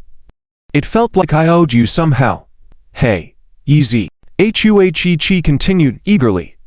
Don't overthink it. I don't like celebrating birthdays because of the fake flattery and hollow glamour. For me, this day isn't anything special. It just gives me an excuse to have some of your time away from your wife. I've never had a boyfriend, not many male friends either, because I've never believed in pure friendship between opposite sexes. But meeting you, I want to try. I want to use you to prove I'm right. If I'm wrong, I have no regrets. Yizi suddenly realized the depth of this tigress's thoughts, far beyond his imagination. No matter how emotionally intelligent a man is, he shouldn't try to figure out the mind of a woman he thinks is straightforward. Well, I said so much, just so you don't feel pressured when you're with me. Did you get that? Hey. I got it, Yizi chuckled bitterly. But now I feel a lot of pressure. Asterisk splash asterisk Huichi laughed. The more pressure, the heavier my weight in your heart. Of course, she wouldn't say that out loud. This is Huichi. Even with the aura of a goddess, when you're with her, she feels like your most genuine friend. Even her little tantrums feel sincere to you. But if you think she's really straightforward, you're wrong. Her scheming mind is always more than you imagine. Suddenly, a beautiful firework bloomed in the sky. For a girl, there's nothing more romantic than seeing such dazzling fireworks on her birthday night, especially when alone with the man she likes. However, Yi Zi suddenly felt a strong sense of danger, his military instincts alerting him to the truth. That was a military-grade flare. In the next moment, he pounced on Huichi like a lion on its prey, rolling with her down the slope, lurching towards the lower wetland under the grass. Huichi was shocked. She merely spoke casually. Why was he so eager to prove there was no pure friendship between the sexes? Sout, Yi Zi embraced Huichi as they rolled, stopping only after reaching the damp lowland of the slope. Asterisk puff, puff, puff, asterisk. At the same time, their previous location was shrouded in smoke from bullets, and with a swish, a black object fell, creating what seemed like a trench in the scenic mountainside. The air filled with the smell of gunpowder. Shoo! You ruthless! Huichi couldn't help but murmur. She never expected that the man who professed love for her not an hour ago would now be attempting to blow her and Yi Zi into black soul with military weapons. A husband without courage. This man isn't your future husband, right? Yi Zi gave a bitter smile, surveying their surroundings, clutching Huichi's hand tightly, unsure when danger would strike again. Somehow, the situation had gone beyond his expectations. How could he have foreseen that a Hisui's nobleman from the Yi Zi wheel the flames of war into Flower City? A gust of late autumn wind blew, causing Huichi's slightly damp body to shiver. Yi Zi peered at her, her graceful figure now even more alluring, a sight to behold. Yi Xiao's heart raced as he quickly averted his gaze, taking off his coat to cover Huichi. Although wet, it should shield you from the evening chill. The warmth she felt from his clothes, with his scent lingering, made her feel incredibly cozy. Hey! What are you daydreaming? They probably have another attack ready. Seeing Huichi's state, Yi Zi furrowed his brows, squeezing her nose to wake her up. What kind of woman are you? There are still asterisks around. They're trying to kill us, yet you're focused on yourself. Humph, was that daydreaming? I'm cold. Refusing to admit her distraction, Huichi gently tugged Yi Zi towards the direction of the mountain. It seems the current situation is still within Shu Zhongkai's plan. He deliberately lured you here for a serious confrontation, aiming to kill you publicly without hesitation. Huichi's analysis aligned perfectly with Yi Xiao's thoughts. With a wise goddess by his side, communication did not require many words. Despite facing a second attack from a military clan, Yi Zi didn't find having Huichi burdensome. However, luck wasn't on their side. Hoping to return safely to the Starlight Restaurant and into the public eye, they stumbled into a depression on the mountainside, causing Huichi to twist her ankle. Meanwhile, Infrared was searching for them in the dark night. Realizing how perilous their situation was, Yi Zi, without a second thought, Princess Scary Huichi and continued sneaking through the night. Hey! Yi Zi, am I heavy? Hearing Huichi's trivial question, Yi Zi felt a bit exasperated. Miss, do you think now is the time for such words? If you hadn't been so wayward, insisting on talking about love and relationships, we wouldn't be in such a predicament now. As he spoke, Yi Zi sensed a trace of killing intent from within her. Lowering his head, he discovered Huichi looking at him with a dejected expression. In that instant, Yi Zi understood the vast difference between the hearts of men and women, especially Huichi and himself. Life wasn't her priority. Not heavy. I can handle it. Yi Zi replied, and Huichi's expression dissolved, replaced with sparkling eyes. Seizing the moment when Yi Xiao's guard was down, she gently kissed his cheek. Thank you for your answer. Truly an emotionally charged and unpredictable woman. However, Yi Zi believed that even in her capriciousness, she acted sensibly and wouldn't do anything to jeopardize their escape. That was why he didn't bother. Sure enough, she then exclaimed, Hey! Yi Zi, the red dot is moving towards us. Alarmed, Yi Zi immediately embraced Huichi and rolled on the ground. Infrared sniper sight. Damn! There's a professional and ruthless sniper behind them. Yi Zi now realized he had underestimated Shu Zhongkai's determination to kill them. This opponent was 10 times more dangerous than a cunning fox Daemon sword. Dang! Yi Xiaogang had just jumped when the original spot was splattered with mud. Yi Xiaogang dared not run around anymore, quickly finding a hidden place to hide. This was an extremely unfair battle. The enemy next to Shu Zhongqi had experts by his side and countless advanced weapons, while by his side, there was only a sprained flout idiot. Yi Xiaogang, are you feeling desperate? At a time like this, The flower idiot surprisingly still managed to smile. They dared not stand up, so Yi Zhaogang could only place the flower idiot on the ground and lie on top of her, shielding her. It was not related to love, just a matter of courtesy. Moreover, it was taking responsibility for his own wrong choices. If I hadn't underestimated Shi Jianqi, it wouldn't have come to this situation, Yi Zhaogang said with a wry smile. I've been through too much recently, which made me overly confident, and I underestimated this opponent too easily. I don't blame you, the flower idiot said, gazing at Yi Zhaogang's face with a look of admiration rather than fear. And I don't think you've lost yet. As long as you haven't lost, is it wrong to be a bit confident? Haha, have I not lost yet? With that, he casually tossed a stone back to its original spot. As soon as the stone landed, that area was bombarded with bullets like rain. Subsequently, bombs exploded around them. This firepower combo is still luxurious. It seems Shi Jianqi didn't underestimate me. Yi Zhaogang's smile turned even more bitter at the long-lost weapons battle. The opponent not only has experts, but also bombs, infrared sniper rifles. We can't move an inch now, only wait until the opponent's infrared senses me. The flower idiot smiled. Hey, Yi Zhaogang, don't you have anything left? Aren't you still with me? Yi Zhaogang chuckled upon hearing the flower idiot's words. Looking down on me, haven't you heard that a man needs to conquer the world by conquering everyone? Well, a woman only needs to conquer one man. What are you trying to do? Yi Zhaogang pressed the flower idiot more tightly, wary of her impulsive actions. Let me prove to you that I'm more useful than bombs and sniper rifles. The flower idiot gently pushed Yi Zhaogang away, pride evident in her smile. If I'm no longer a burden to you, you should be able to escape alone, right? Do you want to go out to see Shi Jianqi? Do you know you could die? Yi Zhaogang felt the need to warn her. Unfortunately, the flower idiot's smile became more confident. You forget why he wanted to kill you. Isn't it because he couldn't have me and wanted to destroy me? But if you let him have me, I'll feel like I lost completely. Yi Zhaogang sighed helplessly. If that's what you really think, how could I possibly let you lose completely? The flower idiot said. Standing up, she knelt and lifted Yi Zhaogang's heroic face. Let me help you achieve this magnificent reversal. The gesture was ambiguous. The flower idiot's breath was sweet, blowing on Yi Zhaogang's face. Yi Zhaogang knew that alone, he could likely escape, but he couldn't bear to be a coward. And the flower idiot didn't want the man she liked to be a coward. So, she was still planning his next counterattack. Shi Jianqi, I know you can hear me. The flower idiot suddenly shouted, and at the same moment, the stone they were leaning against had already been shot by a sniper rifle, sounding like a firecracker.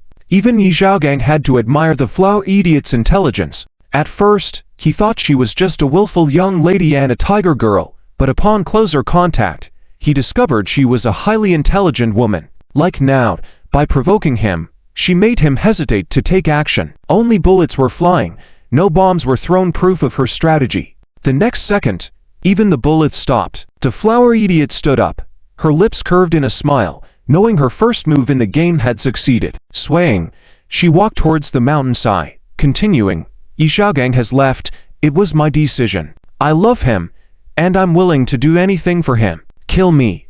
Prove that you are a failure.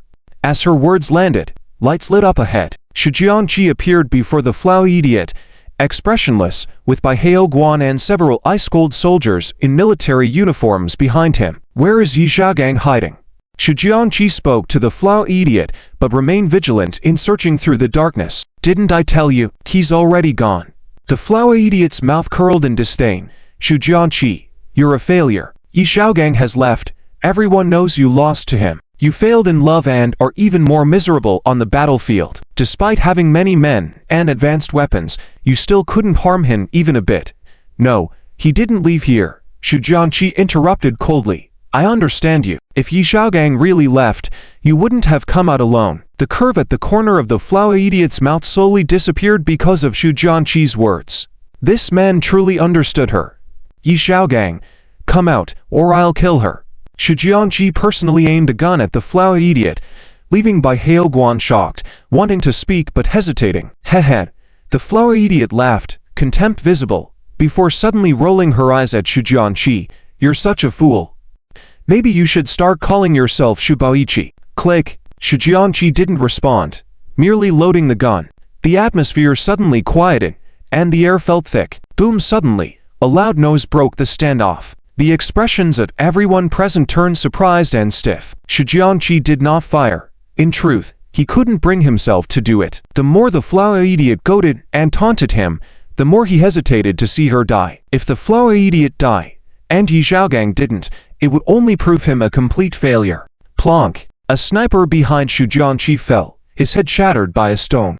Protect Master Shu! Shi Jiangqi's entourage started to panic. The enemy was in the dark, they were in the light, the most dangerous scenario. What was more deadly was that the opponent was an internal strength level 5 master. Shi Jiangqi, however, smiled and said to the flower idiot, "It seems I can turn the tables, kill Yi Xiaogang, and get you. I will be the victor." "You will definitely lose," the flower idiot asserted. "Perhaps not. Isn't the battle just beginning?" Shi Jiangqi said calmly, suddenly blocking a stone flying towards his head with the gun in his hand. Bang! The gun shattered, but Shi Jiangqi caught the stone. Damn it! Concealed in the night, Yi Xiaogang couldn't help but curse silently. Only after failing to engage Shi Jiangqi directly did he realize this man was not only a genius in mathematics, but also a martial arts master. He was also an internal strength level 5 martial artist, truly living up to being the favorite of the 7 prominent families. Dealing with Liu Asor must be difficult indeed. Dang! Bang! Bang! Within moments, Yi Xiaogang swiftly dodged and rolled, his position exposed due to the failed surprise attack. Doom!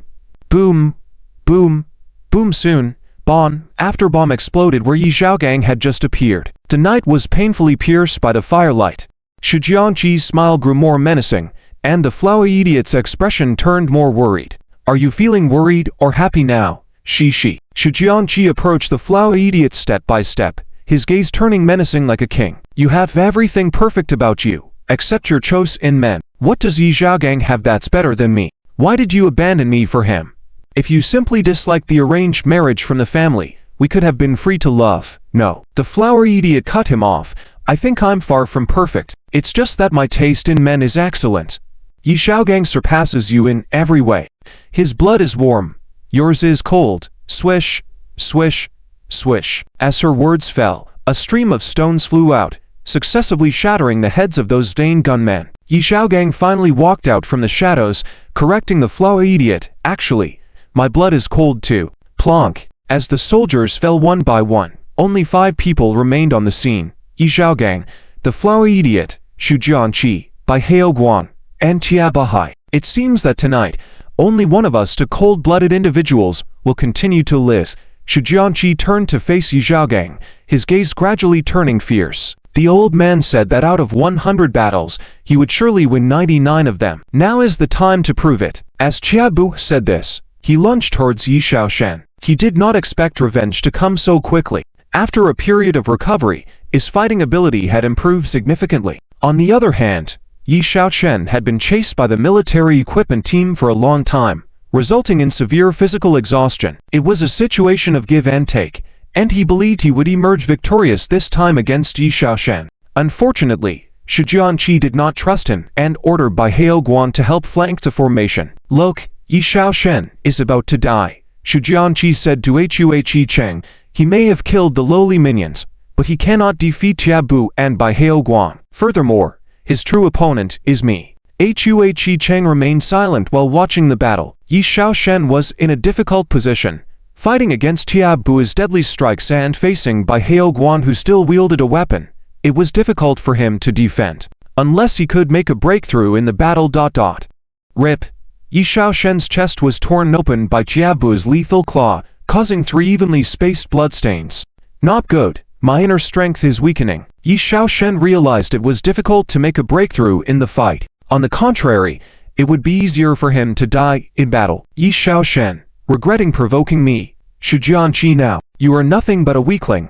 What can you do to fight me? In terms of wealth, power, intelligence, or strength, I am superior to you in every aspect. Your every move is within my calculations. Before me, you are just a clueless clown." Shi Jiangqi watched this, raising his gun and aiming at Yi Xiaoshen, who was still fighting 2 opponents. He smirked confidently, thinking of Yi Xiaoshen falling to the ground in the next moment. However, his expression suddenly froze, followed by a look of shock, pain, and disbelief. Bai Haoguang also froze, his eyes wide open. He had not expected that Xu Jianqi's shot would hit his beloved fiancé. Sout, as Hui Cheng collapsed to the ground, the whole world seemed to come to a standstill. Yi Xiaoshen saw that her lips carried a smile, her expression so peaceful. The bullet had struck her right chest, causing immense pain, yet this fearless woman did not even let out a scream as she fell quietly to the ground. Qi Cheng. In the next moment, Yi Xiaoshen erupted with a surge of power, forcing Qiabu, who was entangled with him, to retreat. Qi Cheng. Yi Xiaoshen rushed over to embrace Hui Cheng. If this woman had not jumped out suddenly to shield him, it would be him lying on the ground now. Xu Jianqi raised his hand again, as Hui Cheng was dying. Yi Xiaoshen must die too. But what happened next caught him off guard. Although Hui Cheng was barely conscious, she still mustered all her strength to counterattack Yi Xiaoshen, using her delicate body to shield him. This single action struck Xu Jianqi's heart with an unexpected blow. The woman he loved was still fighting back even in the face of death. What depth of emotion was this? Even the cold-hearted Xu Jianqi was moved by Hui Cheng's actions. And what about Yi Xiaoshen? His eyes instantly turned bloodshot, his veins bulged. Hui Cheng being hit on him ignited an intense fire within him. A fierce burning sensation surged from his dantian, engulfing his body. Despite no visible smoke, Yi Xiaoshen felt his body scorch, a boundless power flowing through his meridians. He had claimed his blood was cold, but now it was on fire, burning hot. Yi Xiaoshen's heart was ablaze, and he needed to release this fire, fearing he would burn alive. Qiabu's heart skipped a beat, seeing a suffocating killing intent in Yi Xiaoshen's eyes. As a renowned master who had experienced countless battles, he was not one to fear such intent. He aimed to kill the bow before him to suppress his inner fear. Died. All of you. Yi Xiaoshen roared, feeling his mind go blank. Only through slaughter could he assuage the fiery rage within him. Doom. Yi Xiaoshen delivered a powerful punch towards Qiabu, resulting in a crack. This esteemed master of the Yi Crossing Fist, a veteran martial artist with the potential to become a grandmother, had his bones shattered by a junior. The sight of his broken white bones piercing through his flesh was horrifying. Yi Xiaoshen followed up with another punch to his head, spattering red and white matter everywhere. The once proud master of the Yi Crossing Fist now lay headless. How is this possible? Bai Haoguang could not believe what he witnessed. Qiabu, a dominant figure in the fighting world, had been defeated by a few punches. His demise was both gruesome and dignified. Even Xu Jianqi began to feel uneasy. Yi Xiaoshen's violent display of force, the surging momentum akin to a raging river, an exploding missile, and the scattered flesh now, or a burned smell, indicating Yi Xiaoshen's punches were scorching and fierce, approaching legendary levels of ferocity. Inferno. Witnessing Yi Xiaoshen, ablaze with flames all over his body, Xu Jianqi was taken aback. Yi Xiaoshen paid him no heed and set his sights on Bai Haoguang. If not for this man bringing an army with heavy firepower, Hui Cheng would not be lying in a pool of blood now. It was her 20th birthday today. You stay away, or I'll shoot. Bai Haoguang's threat sounded powerless. Covered in blood like a god of death, Yi Xiaoshen closed in step by step. Dang! A gunshot rang out, but Yi Xiaoshen did not falter, dodging the bullet, vanishing into the darkness of the night. Damn it! Realizing his missed opportunity, Bai Haoguang attempted to fire a second shot, but it was too late. Yi Xiaoshen appeared in front of him like a ghost. As Bai Haoguang tried to pull the trigger, he found his hand no longer under his control. His wrist had been broken. The excruciating pain only struck him after the initial fear subsided. Yi Xiaoshen grabbed Bai Haoguang by the neck with one hand, blocking Xu Jianqi's gun aimed at himself. Yi Xiaoshen, you wouldn't dare kill me. I'm a soldier of the Bai family. If you kill me, it's tantamount to declaring war on the Bai family's army. Is that so? Yi Xiaoshen sneered in contempt. Then he suddenly roared, if you are not of the military noble lineage, you do not deserve to die by my hands. Before Bai Haoguang could say another word, his neck was broken, his head hanging down at a 90-degree angle. It's your turn.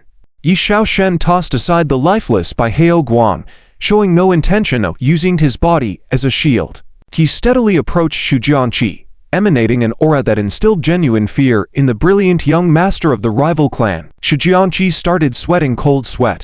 A man who had always been in control of his fate was now experiencing genuine fear. The current scene had exceeded his calculated expectations. You claim to be superior in wealth, power, intelligence, and strength.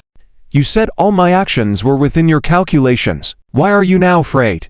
Each word Yi Xiaoshen spoke was a heavy blow to Xu Jianqi's face. The son of a family who admired Sime Yi and always compared himself to the modern version of Sime, he felt like a clown. Finally, he decided to fire his gun. Unfortunately, before he could pull the trigger, Yi Xiaoshen grabbed his wrist and forcefully pressed it to the ground.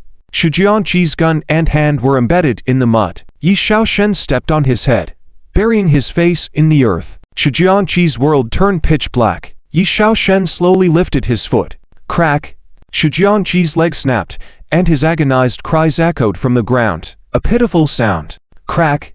Yi Xiaoshen lifted his foot again, breaking Xu Jianqi's other leg, making the situation even more catastrophic. Then he mercilessly stomped on his body, turning the graceful and elegant Xu Sanshao into a ragged, shattered mess, with clothes torn to shreds, bones crushed to bits, flesh and body sinking into the earth.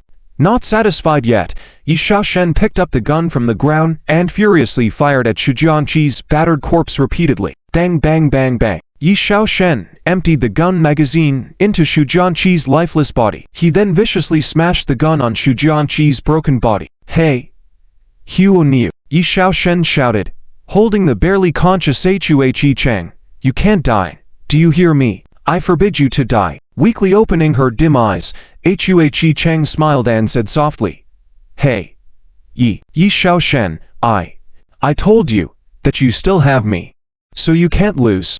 In that moment, Yi Xiaoshen's eyes welled up with tears, feeling a sharp pain in his heart. What nonsense! Donghai, the Qiu family villa. Master Qiu Fulu heard the news of his most beloved third son's death, and he flew into a rage, kicking the sturdy redwood table to pieces with one foot. That was surname actually killed Jingai and even killed the heir of the Bai family. How did he manage to do that? Yes, master, according to the records from Starlight Restaurant, Wei Xiao was seen driving a BMW down the mountain, and by daybreak, someone found the body of the third young master. The state of his death. Sigh. How tragic. The steward handed over the scene photos to Qiu Fulu. When the Qiu family members saw them, their faces immediately turned pale. Jiang's biological mother fainted on the spot.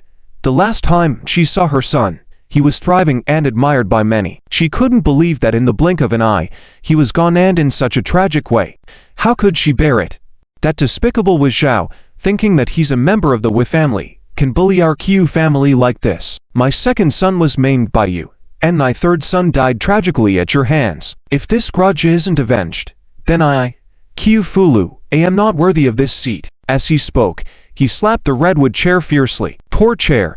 It instantly split into pieces and powdered away. Nobody in the hall dared to make a sound. After some time, the elder Qiu finally emerged and said, in a deep voice, Fulu, don't act impulsively. We need to carefully plan our actions. HMPH.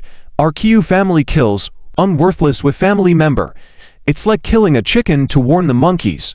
Why do we need to plan carefully? Qiu Fulu was blinded by anger, almost losing his reason. But the experienced elder knew the ways of the world, and he asked the steward, do we have direct evidence to prove that it was a member of the Wei family who killed a member of our Qiu family? The steward shook his head. No witnesses survived, and there is no evidence. Besides, he paused, looking embarrassed before sighing.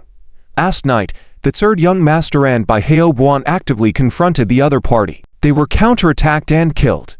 Our Qiu family probably can't reveal the whole truth. The Qiu family members were filled with shame. This incident was a disgrace to the Qiu family, especially since the failed person was the highly esteemed Jingai. Since childhood, he had always been prudent and strategic in his actions, especially when it came to murder.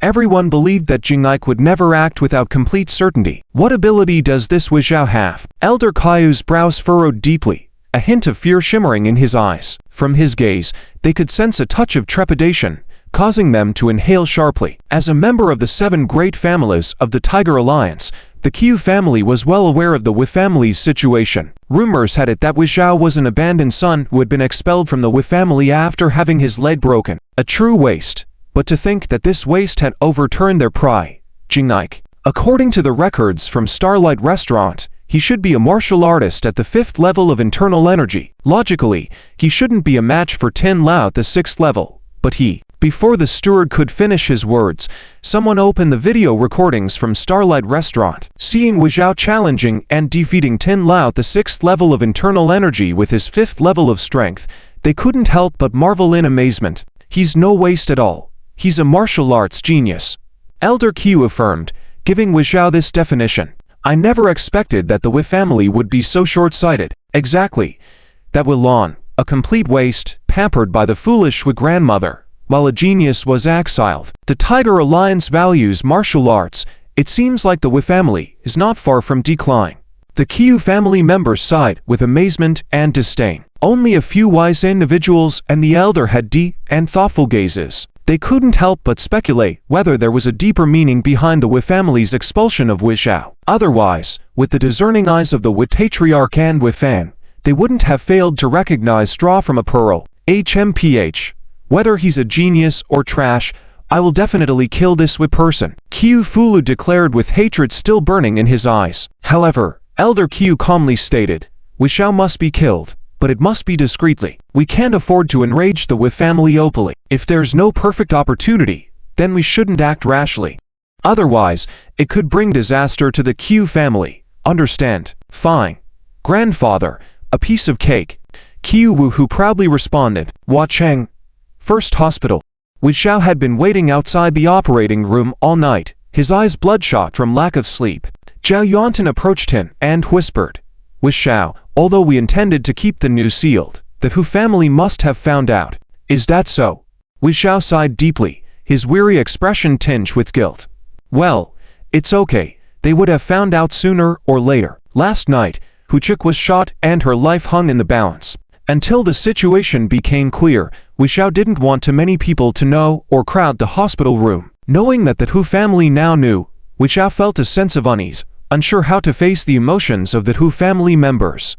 Just then, the lights in the operating room went out. Wu Xiao stood up, waiting for the doctor to come out. The stakes were high, as Director Gun personally operated to save Hu Qi's life. After hours of effort, he appeared exhausted. Director Gun, how is Chick doing? For now, she's stabilized, but a twist in the news raised Wu Xiao's anxiety. He never expected to care so much about a woman other than Che Kunyu. After all, if it weren't for this woman, he would probably already be lining up in the underworld to get a number. Miss Wu's body is extremely weak. The bullet has damaged her neurons, so she may not wake up for a while, and her life is still at risk at any moment. Hearing Director Guan's diagnosis, Yu Xiao's face darkened even more. She had just celebrated her 20th birthday. Such a beautiful age if her life were to wither away like this. How could he ever make it up to her?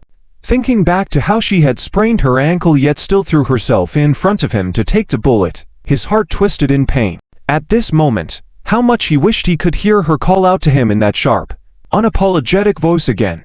Hey! Easy. Easy. Just as he was drowning in sorrow, a voice suddenly called out from behind him. For a brief moment, his mind was still thinking of Hua, but when he turned around, he saw Chu Qingwu standing there instead. Women all have a strong sixth sense, and in that instant of eye contact, Chu Qingwu sensed something different about Yi. However, his gaze quickly softened again, returning to its usual affectionate look. He forced a tired smile and said, Qingwu, you're here. Tao Dao told me about what happened last night. Miss Hua is in the hospital now, right? How is she? Chu Qingwu's eyes were filled with deep concern, but there was not a trace of blame in them. Yi stared at her for a few seconds before slowly saying, I'm sorry. Chu Qingwu was slightly taken aback and gave a bitter smile. Idiot, why are you apologizing to me? Because I made you worry. And Yi hesitated for a moment before confessing, right now, I still owe another woman my life. Chu Qingwu froze for a moment, as if her heart had just been struck, but she quickly forced a comforting smile and said, let's not talk about useless things. The most important thing now is figuring out how to save Miss Hua. Meanwhile, outside the hospital, several luxury cars had already arrived. A noblewoman carrying a flower entered the hospital, and the people at the hospital came to greet her. However, the two of them showed no signs of pleasantries. Accompanied by a group of attendants, they entered the operating room. Lord Hua, Lady Ron. Chu Qingyu saw this couple and quickly came over to greet them. Even though she was now referred to by many as the First Lady of Huacheng, she still sincerely admired the old prestigious Hua family. This was because the Hua family was an established wealthy family in Huacheng, and compared to them, she and Yizi were considered nouveau-rich at best. In front of Yizi, they also had no heirs, and after understanding the situation, Lady Rong invited Yizi into a room to talk privately. Chu Qingyu didn't mind and waited outside the door. Yizi, do you know, my daughter has changed a lot recently, and she has become somewhat unfamiliar to me. Lady Rong spoke in an ordinary tone, but vivid images formed in Yizhao's mind. He could see Hua fidgeting with clothes in front of the mirror, her face sporting a bright smile and an eager look in her eyes. Yizi, unintentionally, stepped into the world of the perfect goddess in someone else's eyes. She has been asking how to enter a man's heart. Do you know how surprised I was when I heard these words? Oh, my daughter has finally fallen in love. She's such a perfect girl, yet she cares about such matters. Of course, I told her, as long as you appear in front of him, without saying or doing anything, he will naturally invite you into his heart. She was very dissatisfied with my advice, so I began to care about which man she wanted to win over. Later, when I found out it was you, I felt a bit awkward, sorry for being so direct. In my daughter's eyes, whether in front of me, the Hua family, or all the people of Huacheng, she is the most perfect princess. Her lifelong partner can only be a prince. You are excellent, of course, but unfortunately, we know you are already the king of another woman, so you can't be her prince. That's why I advised her to give up. Her father even scolded her and wanted to confront you, but before he could act, it was already too late. Yizi listened to Lady Rong's words with a heavy heart. He had never thought of understanding the inner world of any woman other than Chu Qingyu before, but now, he felt no resistance to Hua's obsessive inner world. He couldn't believe that Hua had found her way into his heart in such a crazy way. Standing outside the door, Chu Qingyu regretted even more, regretting why she was curious enough to listen to Lady Rong's words. At that moment, she cried bitterly. There was a woman in this world who loved Yizi more than she did, and that woman was younger, more excellent, beautiful, brave, and intelligent than her. Her love for Yizi was unwavering, but what help was she to him? She was just a burden to him. Chu Qingyu truly regretted not rejecting the marriage to Yizi in the first place, which had delayed his once brighter and more beautiful life. If Hua could wake up and was willing, she would give Yizi to her. Click! The door suddenly opened, catching Chu Qingyu off guard, tears still hanging on her face.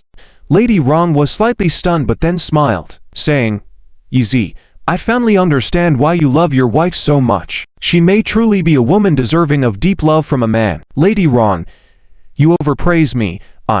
Yes, she is worthy of my love for a lifetime. Yizi didn't give Chu Qingyu a chance to speak. He gently wiped the tears from her eyes and said tenderly, So, I regret that I may not be able to love another woman again. Yizi, how can you say that? Chu Qingyu got angry. Miss Hua has sacrificed everything for you. If she wakes up, you must treat her well. Heh. Lady Rong's dim expression brightened with a smile as she said, Perhaps she really loved the wrong person, but perhaps not. Yizi, take care of yourself. If Chi-Chi's father comes looking for you, you'd better avoid him. After the reminder, Lady Rong left. Hua wanted to enter the separate IQ room, so she couldn't visit for the time being, and Yizi tightly held Chu Qingyu's hand as they left. He knew his wife was now sadder than he was, having let Hua down. Since he couldn't make it up to Hua, he couldn't let his wife be sad too. Yizi, shall we go back to the Yi family together in 2 days?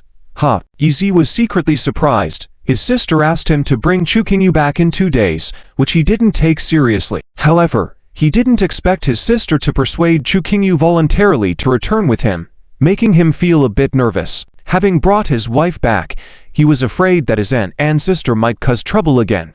Chu Qingyu seemed to have seen through his thoughts and smiled at him, saying, Don't worry. Now that I'm back with you, I won't easily leave because of a few words. Besides, an ugly daughter-in-law must meet her father-in-law, right?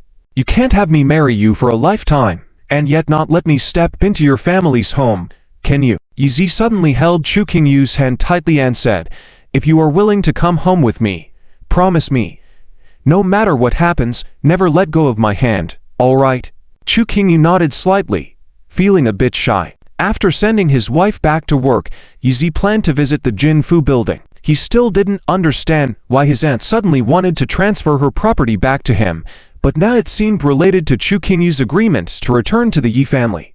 "Aunt, no matter what you plan to do, I can't give up Chu Qingyu." Yizi made up his mind before entering the Jinfu building. Surprisingly, this time there were no additional conditions, and the property transfer ensured there were no clauses for future recovery. Due to this, Yizi felt even more uneasy, but he decided to keep the property under his control first. After completing the procedures, Yizi went to the commercial center and unexpectedly ran into Li Ergu. He was walking with a group of peers towards a commercial building, seemingly heading to the tutoring center on the 3rd floor. Tang Qingsh had told Yizi about this. Recently, he had earned some money following Yizi and had spent some of it to send Li Ergu to a tutoring center, hoping to improve his grades.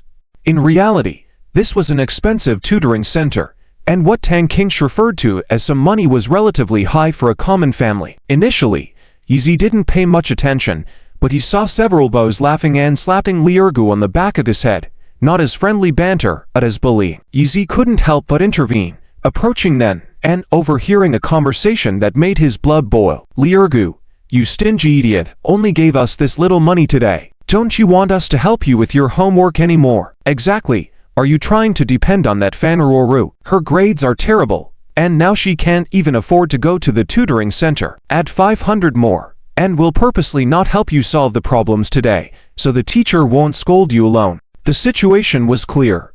These 3 bows were extorting money from Li Ergu in various ways. Despite being physically capable of confronting these bows easily, Li Ergu was honest and let others bully him without retaliation. He didn't even see it as bullying and allowed himself to be taken advantage of. In fact, he didn't even think people were bullying him.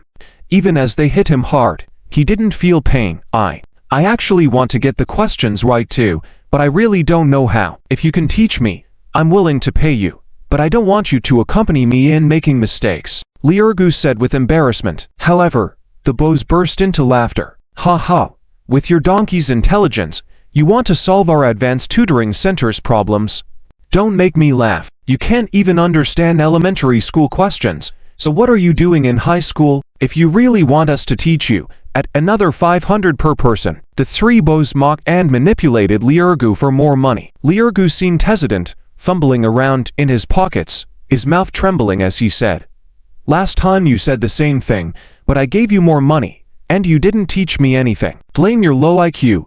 If you want to become smarter, hurry up and pay, or we won't play with you anymore, and the teacher will scold you alone." The bows were trying to isolate Li Ergu. Anxious, Li Ergu agreed. "Okay, I'll give you more money, but you must teach me the problems today." Saying that, he took out a stack of money from his pocket. The bows' eyes lit up instantly, and they rushed to grab it, thinking that Li Ergu, the real fool, had so much money. If they didn't scam him, they would be betraying their normal intelligence. Slap.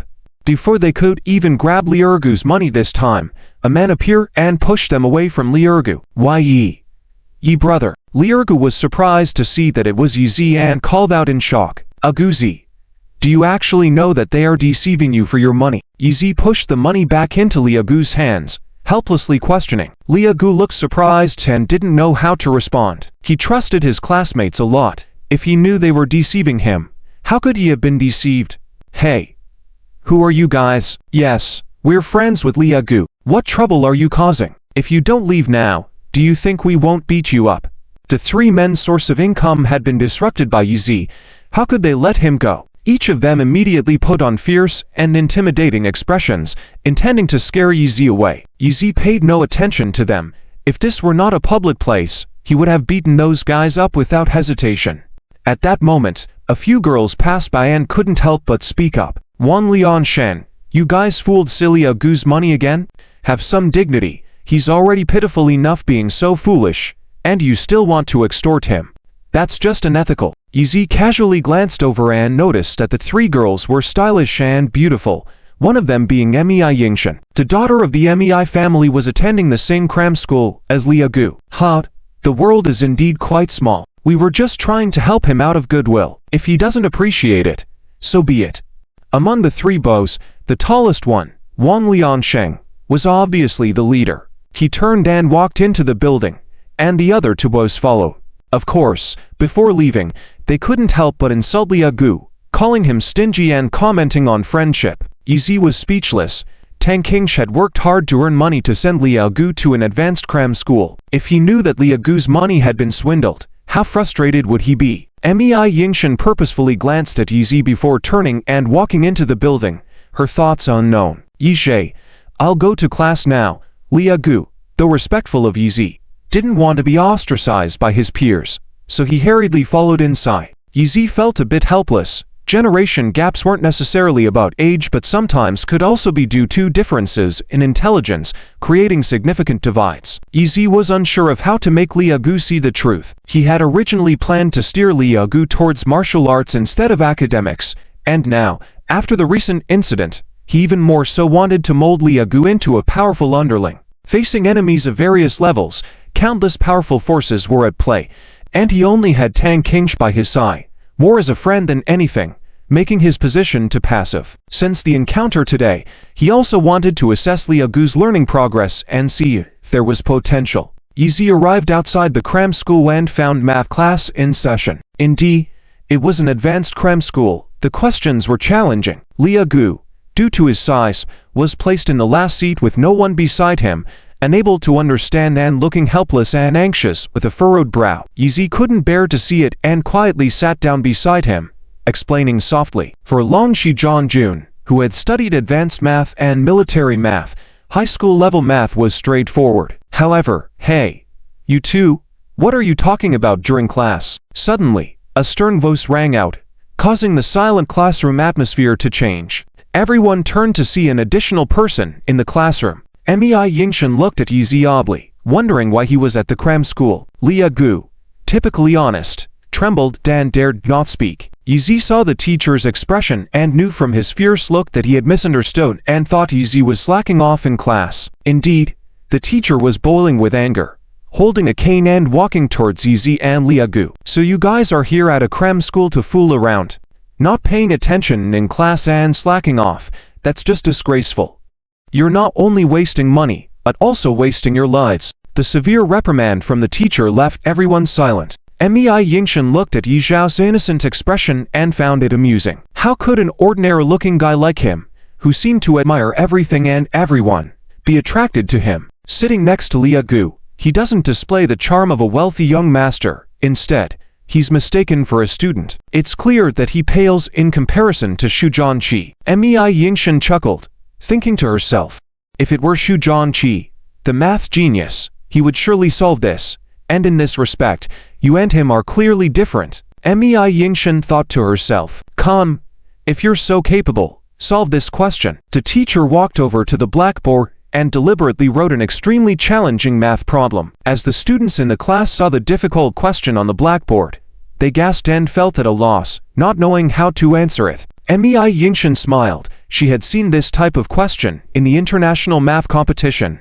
and it was a super hard question. Even she, an honor student meticulously trained by a prominent family, and who consistently excelled in school, didn't know how to solve it, so how could someone like Yizi? If you can solve this question, then you must be able to judge yourself against Xu Zhanqi in mathematics. Mei Yingshan thought secretly, if you have the ability, solve this problem. The teacher wanted to challenge him, so he went to the blackboard and purposely created a question beyond the curriculum. Seeing the daunting question on the blackboard, the students gasped in shock, marveling at how cunning the teacher was.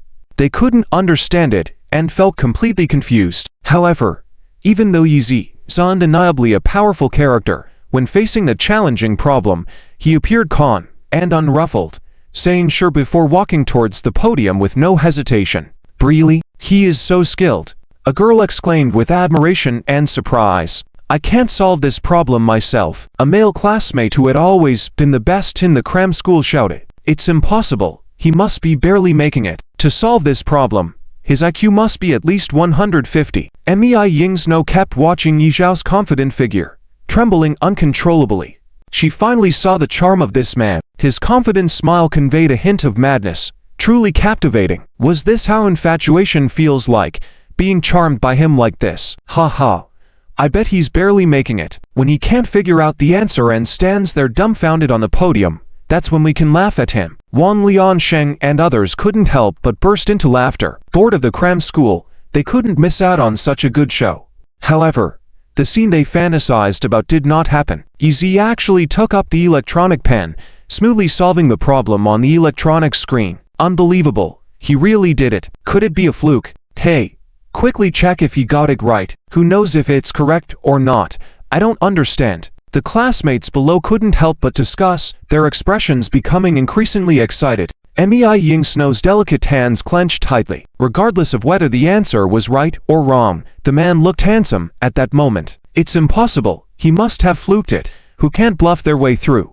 Wang Liansheng began to panic, regretting his previous mocking. If this guy really solves the problem, wouldn't he be humiliated publicly? He hoped this guy would answer incorrectly. However, Mr. Dong, who initially believed Yi couldn't solve it, had a change in expression. When he saw Yi solve even the most critical step, he couldn't help but step forward a bit. When Yi wrote down the final answer, Mr. Dong's hand holding his glasses began to tremble violently. This is a clear solution path. It seems you truly understand. Mr. Dong sighed loudly, astonishing more than 20 students attending the cram school, especially the female classmates, who looked at Yi with a sense of admiration. These girls who loved learning admired the top students the most, especially when he exuded a hint of self-confidence. After writing the answer, Yi looked at Mr. Dong, the corners of his mouth curved in a pleasing arc. "Teacher, this problem has 2 more ways to solve it. Should I write them all out?" "Oh my goodness, there are 2 more ways." The whole class was in an uproar. Especially those girls who didn't like to show off were amazed by Yi. If the teacher deliberately showed off his level, they might not have felt anything. However, as Yi was forced on stage and the teacher intentionally presented the problem, he was forced to show off. That's why they felt this was genuine skill, admiring him incredibly. Li Ergu's admiration for Yi was like a surging river, wishing he had just 1/10 of Yi brother's brain. No, just 100th would be enough. So there are 2 more ways to solve this problem. Even Mr. Dong was astonished. Where was his arrogance from just now? He only knew the conventional method that Yi had written. So, if he were to find 2 more ways to solve it, he wouldn't know. Seeing Mr. Dong's expression, how could other students not understand what was happening? This man, who crashed into the classroom, had math skills higher than Mr. Dong's. Yes, this problem can be solved in that way. Yi didn't show any arrogance or smugness because for him, it wasn't something to be proud of. Little did he know, his nonchalant demeanor, seen by Mei Yingsnow and Wang Liansheng, was the most dazzling form of showing off. Simply returning to basics. As Yi Zhao's pen danced on the screen, 2 more concise and clear ways of solving the problem appeared before everyone's eyes. Heavens! How did you come up with these methods? Mr. Dong was dumbfounded after seeing the other 2 methods. After years of studying math and having knowledge of military mathematics, he was not proficient. Seeing Yi Zhao's solution, he suddenly felt a sense of enlightenment. With the teacher's amazement, everyone's admiration and praise focused on Yi. The girls praised him endlessly. He should go on the Super Brain show. He would definitely win the Brain King title. How is his brain designed? It's so incredible. Genius is an understatement. Oh my, I wish to have children with him, so that my children will be as smart and handsome as him, exclaimed the boss, while the girls were infatuated. Even the usually stern and authoritative Mr. Dong was completely impressed, nodding silently after taking a deep breath, starting to reflect on whether he had been too arrogant. Of course, everyone did not forget Wang Liansheng's earlier mockery. Now, they turned the tables and started making fun of him. Hey, Wang Liansheng, who did you say was barely making it? Ha ha, do you think you're the only one who, like you, barely knows anything, yet has the audacity to fool students who are even more clueless? Faced with the girl's mockery, Wang Liansheng blushed and buried his head on the table, not daring to speak. However, secretly he snorted, in this society, what use is solving to math problems? A real man should have money and status. Mei Yingsnow couldn't help but sneak a few more glances at Yi, her thoughts starting to waver. Even if she resented the math genius, she might not necessarily be better than him. Yi returned to sit next to Li Ergu, wanting to help him study, only to realize that this big guy was not cut out for studying. Not to mention high school courses, he hadn't even grasped middle school knowledge. Such a waste of time and money to come to this cram school. Soon, The class ended. Wang Liansheng and his followers started to boast. Let's go. Let's go. Tonight we're going to a seafood restaurant for dinner. Everyone come. Wang is treating. That's great. We're definitely going. Haha, that guy. Wang Liansheng. Did he cheat a lot of money from Li Ergu? And now has a conscience. From what I see, this meal should be on Li Ergu, right? The classmates joked one after another. Li Ergu felt embarrassed, scratching his head constantly. Although he was stupid, he wasn't foolish. Of course, he knew that everyone was laughing at him. Let's go. We're not going. Yizi wanted to also take Li Ergu back, to advise him to focus on martial arts and not waste time in an area where he had no talent. But unexpectedly, Li Ergu held him back, pleading, Brother Yi, I want to go. Yizi was really surprised, but seeing Li Ergu's eyes shimmering and mellow, he couldn't help but speculate if he had a crush on a girl in the class. But it was just speculation. After all, considering the last time he rushed onto the arena for Fang Ruru, Yizi thought they could be a pair. Yielding to Li Ergu's request, Yizi accompanied him to avoid him being bullied by Wang Liansheng and others. The dinner was scheduled at a seafood restaurant in the North District of Huachen, run by a relative of Wang Liansheng. He wanted to showcase his superiority by treating everyone to dinner, but was reluctant to spend money, so he had his relative earn it back, though even with the discount, it wouldn't cost much. In the evening, Wang Liansheng booked a large private room, comfortably seating 30 to 40 people. Yizi just sat down in a corner upon arrival. He was simply accompanying Li Ergu to a free meal. However, after the scene in the classroom a moment ago, he had become the center of attention. Many girls wanted to strike up a conversation with him, but seeing him close his eyes and lean back in the corner, they could only sigh and give up. Li Ergu seemed a bit restless as soon as he entered, as if he was waiting for someone to arrive. But as the dinner was about to start and he hadn't seen the girl yet, he became anxious. Yan Ping, aren't you going too? Li Ergu found a girl named Yan Ping, speaking a little hesitantly and shyly, but he didn't manage to voice his thoughts. Haha, are you waiting for little Zhu? Don't worry, she definitely come tonight. She's probably just changing into a nicer outfit and should be here soon. Yan Ping teased with a hint of disdain, having long known of Li Ergu falling for little Zhu. However, he didn't even take a look in the mirror. With little Zhu being so smart, beautiful, and having a wealthy family background, how could she be interested in him? This big guy. Ridiculous. Yizi saw this scene and was somewhat surprised. Wow, even the dumbest man also wants to woo a girl. But this blockhead, the one he likes, little Zhu, isn't it Mei Ying's no? If so, that would be quite unexpected. In Yi Zhao's mind, those two seemed like distant individuals unlikely to have any connection. Yan Ping, you're the class committee member. You're in charge of ordering the dishes. Wang Liansheng spoke up, sounding like a boss, feeling smug. Sure, I'll take care of it. Yan Ping was happy to do this task. Just as Wang Liansheng was feeling great, expecting her to ask what he wanted to eat, she surprised everyone by moving directly next to Yizi. Brother Yi, you're our dinner's guest of honor. What dishes do you want to eat? Let me order them for you first. Oh my goodness. Yan Ping's behavior not only irritated Wang Liansheng, but also shocked the other students. What's going on? Is this woman deliberately trying to please a man she's meeting for the first time? Everyone knows that Yan Ping is a well-known materialistic woman, while Wang Liansheng can be considered a second-generation rich. So in the past, wasn't every time she spoke, she didn't always put on a humble attitude, even intentionally trying to please others. And this time it was Wang Liansheng hosting the meal, yet she actually ignored the host and went to please another man. How things have changed. Everyone was surprised that Yan Ping had changed. However, Yan Ping paid no attention to the gazes of others, maintaining an air of superiority as if she alone remained awake among a crowd of intoxicated people. Originally, when she first saw Yizi, she didn't pay much attention to him, especially since he was with Li Ergu, leading her to think he was also just an ordinary person. But then, she inadvertently noticed Mei Yingshu always secretly observing Yizi, especially when Yizi displayed exceptional mathematical talent. So she began to pay more attention to Yizi and secretly asked Li Ergu for his name.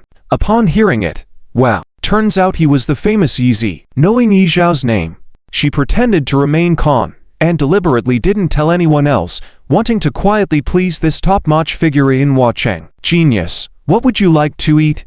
You're so amazing. Can you teach me math in the future? I admire you so much. Yan Ping tried to please Yi Zi in this manner, inevitably drawing the attention of those secretly watching Yi Zi. They couldn't help but wonder, was he from a wealthy family? But looking at his low-profile appearance, it didn't quite seem likely. Just order anything. Don't worry about me. Yi Zi didn't pay much attention to Yan Ping, casually replying. He was here simply as an onlooker, as long as no one harassed Li Ergu. After finishing the meal, he would pat his butt and take Li Ergu home, giving him some advice along the way. Yan Ping nodded, turned and left the private room to arrange the dishes herself, not asking others what they wanted. Wang Liansheng, of course, was very unhappy. He didn't like Yan Ping, but she had always been very accommodating to him. However, things were like that. Once they persist, they become a habit. Now that Yan Ping suddenly became indifferent towards him, he felt like something of his own had been taken away. And the one who took it away was naturally Yi Zi. This guy not only cut off his money source, but also took away his girl, which was truly despicable. Thinking this, he looked at Yi Zi again, his eyes filled with resentment. But unfortunately, Yi Zi continued to completely ignore him, which made Wang Liansheng grit his teeth and vow to beat this kid down today. Let everyone know that he, Wang Liansheng, was the true king. This guy who could solve math problems wasn't even worthy to be his shoe shine. Yan Ping quickly returned, but what was unexpected was that she was followed by a man and a woman. The man was dressed in brand-name clothing, had a flat-top haircut, and wore idol-like makeup, resembling a popular star. His face always carried a slight arrogance, appearing very proud. And the woman was, of course, the most beautiful girl among them, Mei Yingshu of the Mei family. For some reason, she went back to change into a different outfit before joining the gathering, donning a pink mini dress that blended youthfulness and maturity, like a proud snow plum blossom. As soon as she entered, Li Ergu's eyes lit up, diverting all his attention to her. Wow, Yi Zi finally caught on to this detail. It turned out that this big guy wasn't interested in Fang Ruru, but was focused on one of the from major wealthy families, Miss Mei from the Mei family. Yi Zi didn't have much interaction with Mei Yingshu, but he had some understanding of her. Knowing that she was not the main heir of the Mei family, a year younger than Fang Shishi, and was not as superficial as Liu Kuqui or as straightforward as Fang Shishi, she seemed to have a somewhat deep temperament. But regardless of her personality, Yi Zi felt that with Li Ergu's background and emotional intelligence, pursuing this rich girl was as challenging as reaching the heavens. Mei Yingshu glanced around and noticed there was a vacant seat in the corner. She walked over and immediately took a seat next to Yi Zi. This surprised everyone even more. While Yan Ping's behavior could be dismissed, how could the distinguished Miss Mei also? Yet Yi Zi didn't seem to mind. He took the opportunity to change seats with Li Ergu, trying to create an opportunity for him. But this guy kept his head down the whole time, proving to be useless even when given an opportunity. Heh. Let me introduce. This is Mei Yingshu's boyfriend, Su Kun. Yan Ping smiled as she introduced him to everyone. Boyfriend? Upon hearing this title, everyone in the room was taken aback. Mei Yingshu might not be a stunning beauty compared to Fan Shishi, but she was still one of the for major wealthy families ladies. Which man present wouldn't have thoughts about her? Li Ergu's heart sank, never expecting his goddess to already have someone special. Though he knew as a loser, he didn't deserve a goddess like her. The feeling of disappointment was still hard to shake. Li Ergu carefully examined Su Kun from head to toe, realizing that in terms of attire and appearance, he was miles ahead, crushing him unknowingly. This further deflated his spirits. As the meal proceeded, Mei Yingshu sat between Li Ergu and Su Kun. Su Kun frequently flirted with Mei Yingshu, and while she casually responded, she ignored Li Ergu completely, hardly even looking at him. Wang Liansheng paid no mind to this either. As the host of the gathering, he continued to flaunt his wealth, attracting the attention and admiration of several materialistic women, even exchanging flirtatious glances. Basking in all the attention, Wang Liansheng was naturally pleased. He couldn't help but look towards Yi Zi, thinking that this guy must have realized the difference in status between them, right? But to his surprise, Yi Zi didn't spare him a glance from start to finish, causing him to feel frustrated, believing that this meal was a waste. Su Kun, I have something to ask of you. If you can help my family through this difficulty, I can promise you anything. Mei Yingshu suddenly spoke with a hint of pleading in her tone towards Su Kun. Shao. Trust me, to me, it's a small matter. Sukun nodded confidently, appearing proud, as if he was superior to everyone, even ignoring Wang Liansheng, and purposely raising his voice slightly, making sure everyone in the room heard. Indeed, one word stirred up 1,000 waves. Everyone became tense. Shao, what's happening in your family? Aren't you relatives of the Mei family? Can't the Mei family help you? Even Li Ergu, that silly guy, couldn't help but ask out of concern for his goddess. Shao, what difficulties are you facing? Can you tell me? Maybe I can help. Mei Yinshu finally glanced at Li Ergu, full of suspicion, then shook her head at everyone. Forget it, you can't help me. Hearing this, everyone sighed. Though Mei Yinshu seemed disdainful towards them, there was nothing they could do. When it came to family background, they were no match for her. Since she wasn't willing to confide in them, they wouldn't continue prying. But just as everyone sighed, Mei Yinshu's gaze landed on Yi, intentionally or unintentionally. However, seeing Yi Zhao's indifferent expression, she sighed internally, thinking, oh well, our relationship is so strained. How could he possibly help me? Demille continued. Sukun's recent actions emboldened him, even occasionally lightly holding Mei Yinshu's hand, sometimes pretending to casually hug her waist. When Mei Yinshu moved, he quickly withdrew his hand, testing her boundaries. Hey, Ergu, if you remain silent like this, the goddess will be taken by someone else. Yi couldn't help but remind Li Ergu. Sukun's small movements didn't escape his eyes. He hadn't expected this seemingly gentle guy to be harboring ill intentions. Hello, my name is Li Ergu. Li Ergu heard Yi Zhao's words and suddenly broadened his horizons, hurriedly extending his hand to shake Sukun's, hoping to learn more about Mei Yinshu from him.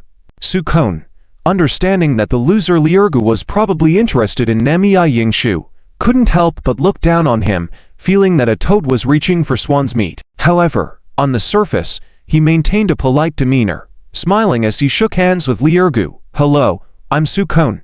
The chairman of Taimei Security Group is my father. He said this to Li Ergu, but deliberately raised his voice slightly so that everyone present could hear him. Huang Huacheng hadn't heard of Taimei Security Group.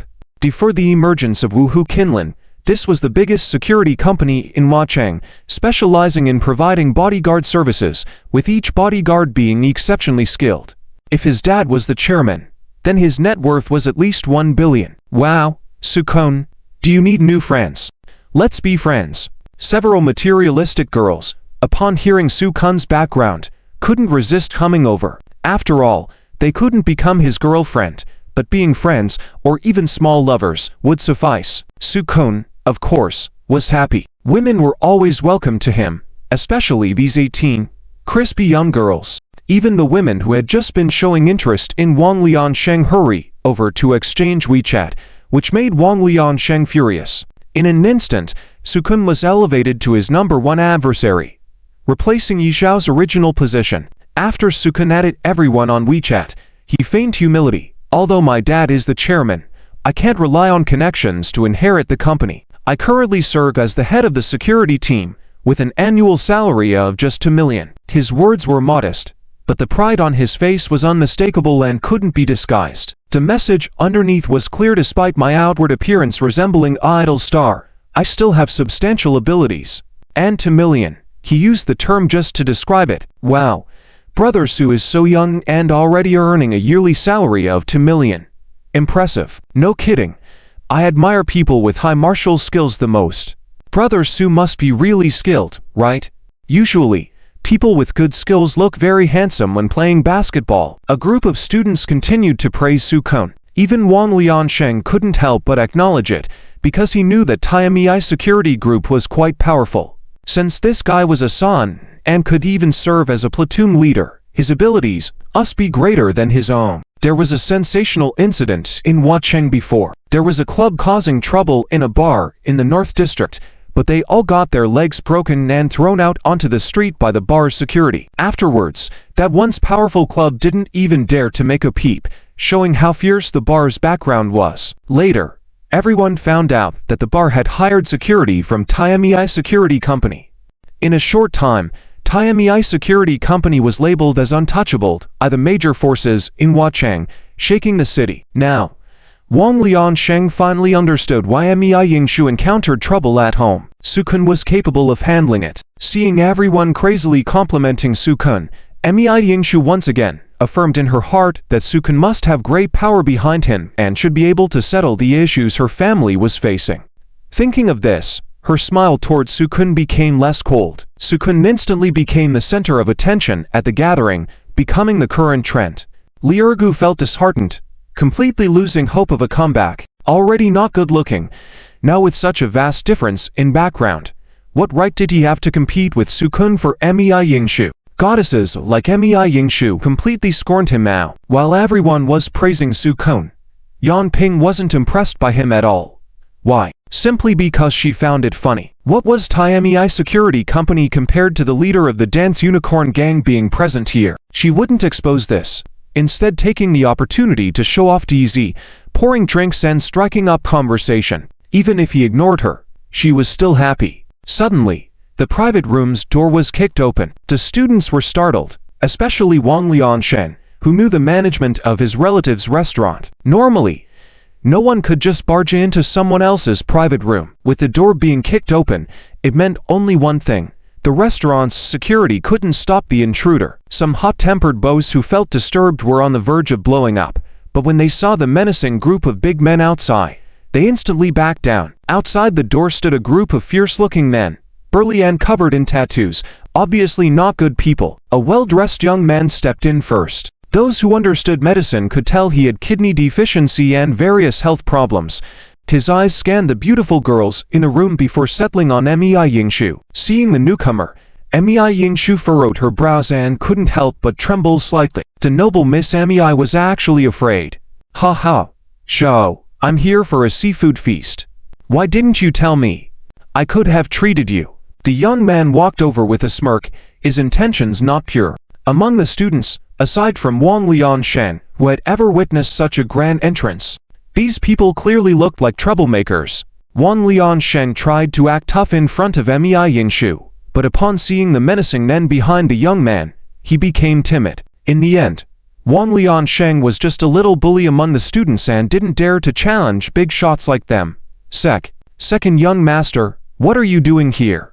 Mei Yingshu's expression grew increasingly panicked. She never expected this man to find her here. A few days ago, her alcoholic father had accidentally hit someone while driving under the influence. Initially brushing it off as nothing serious, she later found out that the person he hit was the distinguished second young master from the Du family. The Du family and the Mei family were both one of the four major families in Huacheng, but the Du family was darker, while the Mei family leaned towards entertainment and was slightly inferior in terms of power. The whole point of contention was that the Mei family was at fault, so the important figures in the Mei family refused to stand up for her father. As a result, the Du family took advantage of the situation. The indulgent second young master from the Du family didn't want money from the Mei family, but demanded that Mei Yingshu accompany him for some fun. Who was the second young master of the Du family? Mei Yingshu knew very well. The idea of this fun terrified her, likely involving whips, candles,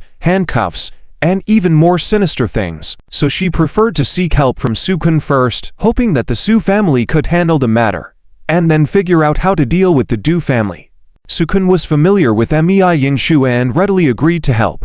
He only knew that the Mei family had offended a distinguished son, and guessed the other party wasn't that capable. As long as he stepped in and claimed that the chairman of Tai Mei Security was his father and that Mei Yingshu was his girlfriend, he felt that the other party wouldn't dare disrespect him. With that said, he could further develop things with Mei Yingshu, which was incredibly satisfying. Poor Mei Yingshu was caught between two wolves and had to choose to dance with the seemingly less terrifying one. Shao, I came here just to find you. How about it? Aren't you moved? Why not come willingly into my arms? Ha ha. The second young master walked over with a smirk, clearly intoxicated, and disregarded the people around him, reaching out towards Mei Yingshu. Startled, Mei Yingshu quickly hid behind Su Kun and tugged at his clothes. Su Kun, it's him. Help me please. Don't worry. Su Kun waved his hand dismissively and gave Mei Yingshu a reassuring look before confidently walking over. In his current state, he could already envision how he would scare off the other party with just a few words and had everyone in the room worship him. When that happened, With so many girls adoring him at the scene, wouldn't he be the one in control? Just the thought of it made Sukun a bit excited. Brother, what should I call you? Sukun strutted up to the second young master with his head held high and asked arrogantly. What the FK? Who do you think you are to address me as your brother? A menacing guy beside the second young master immediately stepped in. It was the current leader of the White Wolf gang, Peng. When he was just a small-time leader before, he had a close relationship with the second young master, receiving many favors from him, and often going out for pleasure together. Thus, now that he rose to power, he naturally supported the second young master wholeheartedly. Otherwise, how could this dandy be so arrogant lately? Peng's demeanor was even more arrogant than Sukun's, which infuriated Sukun. He had heard of the second young master, knowing he was just a dandy. Yet now, this lackey by his side blatantly disregarded him, showing utter disrespect. It was completely unreasonable. Nevertheless, Sukun was certain the second young master didn't know the extent of his connections, so he played along for the time being. My name is Sukun. The chairman of Tiami Security Group is my father. Don't you think I'm qualified enough? Sukun proudly flaunted his identity, using a condescending tone. Tiami Security Group. The second young master's expression faltered, obviously recognizing the professional security service company. Hehe, feeling scared? Sukun sneered, waiting to resolve the situation between the second young master and Mei Yingshu. If he succeeded, he'd deserve all the credit and could take the beauty home. Seeing the second young master's reaction, Mei Yingshu also believed he was intimidated, and her expression finally relaxed. Although Sukun was a bit arrogant, he was a decent person. If he could help her resolve this situation, she didn't mind accepting his pursuit and becoming his girlfriend. Yang Ping and others thought the second young master was afraid since he didn't speak immediately. They couldn't help but marvel. This was what a big shot looked like. Little did they know the second young master wasn't scared. He found the situation amusing and burst out laughing. Teng couldn't help but slap Sukun across the face, spitting out insults. You brat, back in the day, your old man was just a member sent out by the White Wolf gang. If it weren't for them supporting him, do you think he could reach his current status? Even if he came, he should speak politely to me, the young master of the Du family. Just the night before I was enjoying pleasures with him, and he even let me have his chick. Do you really think your old man can scare me? What? Sukun was dumbfounded. His father had only risen to power in recent years, and back then, he was studying abroad and had little knowledge of the happenings in Huacheng. He didn't know his father had such a history or the relationship between the White Wolf gang and the Du family. Therefore, upon hearing the second young master, he hadn't quite grasped the situation and his leverage. On the other hand, Wang Liansheng understood better. He had been curious earlier and now realized that Sukun was clueless about the situation. Ha, look at you trying to act tough just now. Now you've kicked the iron plate. Wang Lianshen couldn't help but gloat and even distanced himself from Sukun, claiming admiration for the second young master. This Sukun had nothing to do with him or the other students. Sukun still had some doubts about what Peng Jie and Duasha said, so he quickly took out his phone to call his father. However, his proud and arrogant expression from earlier was gone, and his hand holding the phone was even trembling violently. Humph, this Sukun turns out to be a poser after all. Mei Yingsno couldn't help but feel contempt when she saw Sukun's current expression. Meanwhile, Duasha and Peng Jie were not in a rush, letting him make the call for help. Akun, what's the matter? Dad, I was thinking about eating at the restaurant, but someone caused trouble, and I used your name. But it seems like they don't care about you at all. They even said they would mess with your woman. Sukun also had a plan. He intentionally provoked his father to make him get angry and sent the security teams over. Sure enough, Supobo was furious. What? Who dares to look down on me? Give me the phone. I want to see who this guy is. My dad wants to talk to you. Sukun handed the phone to Duasha. Hearing his father's angry words, his confidence returned. Duasha simply ignored it and handed the phone to Peng Jie. Peng Jie coldly snorted and intentionally put it on speakerphone, shouting loudly, Hey! Are you Supobo? I'm Long Don Peng. Ah, you're Peng Jie. When Supobo heard that name, he was shocked. Back when he was still in the White Wolf gang, Peng Jie was his superior. Although he had turned over a new leaf and gained power, he still had a natural fear of his former boss. After exchanging a few words with Peng Jie, Supobo panicked and pleaded for Sukun, My foolish son doesn't know any better. If he offended Peng Jie, please forgive him. I'll make sure he apologizes to you." Without him saying anything, Su Kun had already heard it. His face turned pale, and there was no trace of his previous arrogance. Hey, am I seeing things? Is Su Kun's leg shaking? Ha ha.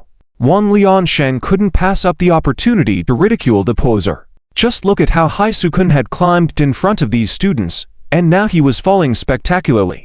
The embarrassment on his face was indescribable. Before Dua Xiao could say anything, Su Kun immediately knelt down and begged for mercy. Xiao, Peng Jie, I'm sorry, it's my fault. I almost caused a big mess over a woman.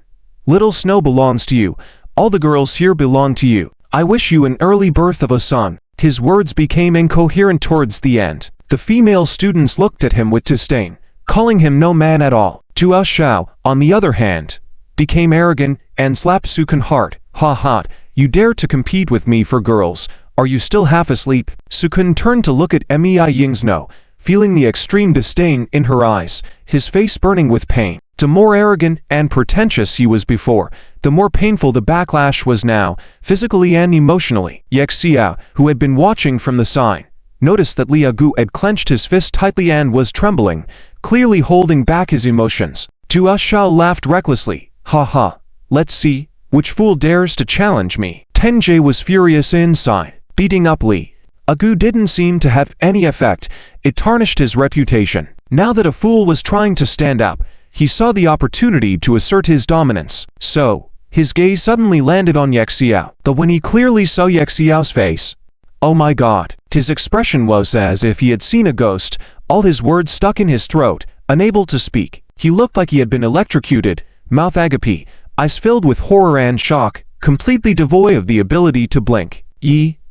Xiao, it's you.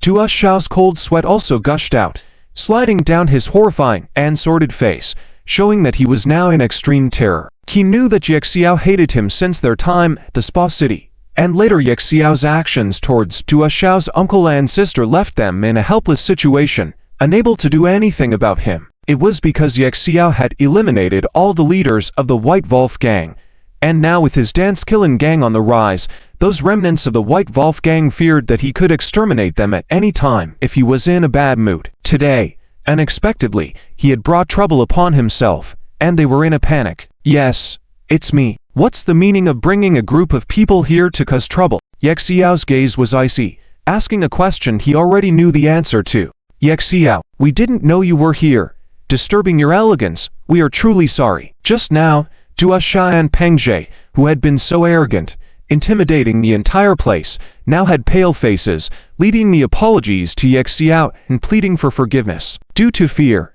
their legs were still trembling. The students in the room were stunned, couldn't react to what was happening. Then their gazes fell on Xiao, filled with admiration, adoration, even infatuation and love. They initially admired Su Kun, then realized his power was limited, and then feared and respected Dua Xiao and Peng Jie, thinking they were the top figures in the city. But who would have thought that the true king had been with them all along, eating with them? A sense of being stunned but pleased made them feel incredibly proud, exhilarated, and speechless. Wan Liansheng was more shocked than anyone. He had only thought Xiao was good at math and had even tried to outdo him several times, but now he realized that Xiao was the top king of the city, the rising star of dance killing. He felt ridiculous now, had no more thoughts, even remember how he had deceived his little brother and laughed at Xiao while breaking out in a cold sweat. If he were to be held accountable, how would he die? Mei Yingshu is Liu Gu's friend, which means she's my friend too. Got it? Yuzia intentionally said this, believing that Mei Yingshu wasn't foolish and would understand his meaning. Sure enough, Mei Yingshu immediately looked at Liu Gu, shook her head and sighed inwardly. This scatterbrained guy had lucked out to have a big brother like Yuzia. However, Liu Gu didn't understand the implied meaning in Yuzia's words. Seeing Mei Yingshu looking at him, his face immediately turned red as he stammered, Zizu, no. Miss Mei, don't be afraid. Brother Yi is very capable. With him around, no one would dare to bully you. Mei Yingshu shook her head again internally, giving him a look of disdain, but still replying for Yuzia's sake, I understand. Dua Xiao and Peng also quickly chimed in with a few understand. understand before realizing that Yizia had no intention of lecturing them, so they hurriedly escaped as if granted a general amnesty. After seeing these people flee, the students all swarmed around Yizia, showering him with praise. Even Li Ergu couldn't help but feel that Brother Yi was truly amazing, wishing he had just a fraction of his skills. Ergu, the dinner party is over. Please take Miss Amei home, Yizia instructed Li Ergu without paying attention to the high school students' adoration. Li Ergu was willing, but he lacked the confidence and was nervous beyond belief. On the other hand, Amei Yingshu understood Yizia's intentions and sighed, taking the initiative to tell Li Ergu, thank you for protecting me just now. I arrived in Su Kun's car earlier, but since he left, could you please take me home? The other male students were envious at hearing this. Could it be that the toad wanted to eat swan meat? Ah, of course. Since Amei Yingshu spoke up, Li Ergu quickly followed her as they left the scene. Yizia intended to help Li Ergu by specifically asking him to take Amei Yingshu home, but judging from Amei Yingshu's attitude and Li Ergu's emotional intelligence, the situation seemed shaky. Indeed, Amei Yingshu remained silent as they left. After walking a distance away from the restaurant, she called her family driver to pick her up. Seeing Li Ergu standing there like a block of wood, she couldn't help but give him one last disdainful glance. Li Ergu, do you like me? Hot. Li Ergu was taken aback by Amei Yingshu's sudden question, blushing deeply before nodding hesitantly. Amei Yingshu wasn't overly sharp-tongued or temperamental, often playing a supporting role when with Juiken or Liu Kuikui. However, looking at a man like Li Ergu, she couldn't help but find him contemptible from the bottom of her heart. If you like me, why haven't you confessed? Oh, Miss Amei. Li Ergu was nervously fumbling for words, unable to articulate a complete sentence. Amei Yingshu then bluntly stated, if you think you're not good enough for me? Li Ergu nodded vigorously. Amei Yingshu's cutting words followed swiftly. Li Ergu, then give up on liking me. I will never look up to a poor guy like you with low intelligence, no emotional intelligence, no money, and no power. If it's just poverty, that's one thing, but you lack the courage as well. You've been wasting your youth and life, doing useless things following the crowd. I can already foresee your incompetence and weakness in the future. A man like you, I wouldn't even spare a glance usually. If not for Yizia's sake, I wouldn't even bother speaking these words to you. Go. Having someone like you fancy me is an insult. After delivering her scathing words, Amei Yingshu turned and walked away. Though Li Ergu seemed tough on the outside, inside he was just as fragile as anyone else. At that moment, he felt his heart shatter, feeling like his blood was running cold. Tears streamed down his face, hot as scalding water. He knew he was ugly, and crying probably only made him uglier, like a wrinkled anus. Fortunately, a hand gently rested on his shoulder just then. Otherwise, he didn't know what foolish thing he might have done alone. Ergu, it's okay to cry if you need to. Brother Yi. The moment Li Ergu saw Yizia, he finally let out a loud cry. Having lived for 18 years, he had never experienced such heart-wrenching pain. Being treated like an embarrassment for liking someone, was there anything more devastating than this blow? Li Ergu felt like his existence itself was a disrespect to others. Li Ergu's body felt heavy, and if not for Yizia, an ordinary person probably wouldn't have been able to handle him leaning onto their shoulders like that. In fact, Amei Yingshu's words were partly meant for your own good. Yizia comforted Li Ergu, and she doesn't dislike men without abilities. It doesn't mean she won't like you if one day you can make her look at you differently. I'm just a dummy. How can I have any skills? Li Ergu sobbed. Lacking confidence from the start, and further crippled by Amei Yingshu's remarks, he felt like he was nothing more than a piece of crap. You may be a dummy, but you have a strong body. Yizia didn't waste more words with him, lifting his head firmly and saying, if you don't want Amei Yingshu or any other girl to look down on you forever, then listen to me. Train in martial arts. Looking at Yizia's eyes, Li Ergu recalled Amei Yingshu's words and finally nodded with determination. I want to be as amazing as Brother Yi, to scare people off with just a few words.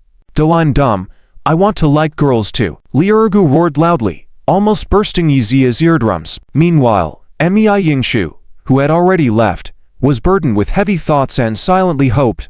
Li Ergu, I hope you don't blame me. I understand now, a person like you won't grow wiser without experiencing a mental blow. Yizia, I hope that my actions can help you in some way, as a way to thank you for helping me this time. I finally understand why Wachi and other girls are fond of you. The next day, in the North Business City, Yizia found Tang Qingshan and observed Li Ergu relentlessly training in the martial arts studio. He asked, Uncle Snake, with Ergu's physique, breaking through internal strength shouldn't be difficult, right? Not difficult, moreover. Tang Qingshan paused, then revealed a surprised smile. He's a once-in-a-lifetime martial arts genius. If he masters internal strength, his body will be even more invincible. Ha ha. Yizia couldn't help but chuckle. This guy was already as tough as a rock. If he broke through internal strength, wouldn't he become a mobile wall that could act as a cannonball? Later, Tang Qingshan brought up Yizia's situation. You've already broken through to the 6th layer of internal strength. It might not be easy to go further. Do you know why the 7th layer is called a watershed for masters and elites? Of course, I do. Yizia smiled and responded, because a master surpasses the elite level only after experiencing numerous battles and comprehending the unique essence of martial arts. Yes. So if you want to progress further, you must have constant experiences. Tang Qingshan nodded and continued, but with Hui Cheng's current condition, there are hardly any opponents who can spar or even pose a life and death challenge to you. Yizia and Tang Qingshan exchanged a glance. Even now, Yizia wasn't sure about Tang Qingshan's limits. However, he knew that if both of them went all out, he probably wouldn't be a match for Tang Qingshan. Brother Yi. At that moment, Li Ergu, who had just burst another sandbag, seeing Yizia on the scene, hurriedly scampered over. Ergu, seeing you in a place like this, Brother Yi is truly pleased. Yizia patted Li Ergu on the shoulder with a smile. Besides gaining another strong soldier under his command, what was most crucial was that Li Ergu seemed different now. Yes, his fighting spirit. Now, he had a goal, no longer the clueless boy blindly following others to learn esoteric knowledge far beyond his understanding. Brother Yi, I'll follow you to achieve great things in the future. I must make Zizu see me in a new light, proud of me for liking her. Li Ergu clenched his fists firmly. Hearing his martial arts declaration, Yizia and Uncle Snake couldn't help but glance at each other before bursting into laughter. What? What's wrong? Are you laughing at me for being pathetic? Li Ergu panicked. Yizia then patted his shoulder and laughed. I thought of flipping everything around for my wife, so if you're pathetic, wouldn't that make me pathetic too? No. No. Not at all. Brother Yi, you're doing great. You're our idol now. Li Ergu quickly explained. Yizia and Tang Qingshan couldn't help but laugh heartily again. Unexpectedly, Shen Yu suddenly called Yizia, somewhat nervously informing him, Hey, your wife just set off alone for the EC. What? Yizia's face changed abruptly. He had already agreed with Chu Qingwu to return to the Yi family tomorrow, so why would his wife go to the EC today? Upon getting into the BMW and rushing towards the East China Sea at full speed, Yizi finally managed to reach Chu Qingwu's phone. Upon hearing his nervous tone, Chu Qingwu chuckled. Easy, don't worry, I'm just representing the Weiwu Group to discuss a business deal with someone. I'll be back in the evening. Phew. Hearing his wife's relaxed tone, Easy finally breathed a sigh of relief. Now he really felt on edge, afraid that his wife might be teased by his aunt again at any time, and her lack of determination might lead her to leave him on her own. Easy, I'm sorry for making you worrying earlier. Chu Qingwu, sensing Yishao's current mood, said apologetically, but rest assured, I figured it out. As long as you don't give up on me, I will stand by your side in the future. I will definitely achieve results to show the Yi family that they can't look down on me. Upon hearing Chu Qingwu's determination, Yizi indeed felt more at ease, as if he could see his wife from the past who was determined to make a name for herself in the Chu family. Chu Qingwu's strong and striving appearance was like a hook tightly hooking onto Yishao's heart, as he loved seeing his wife's diligent and serious demeanor. Qingwu, hold my hand tight.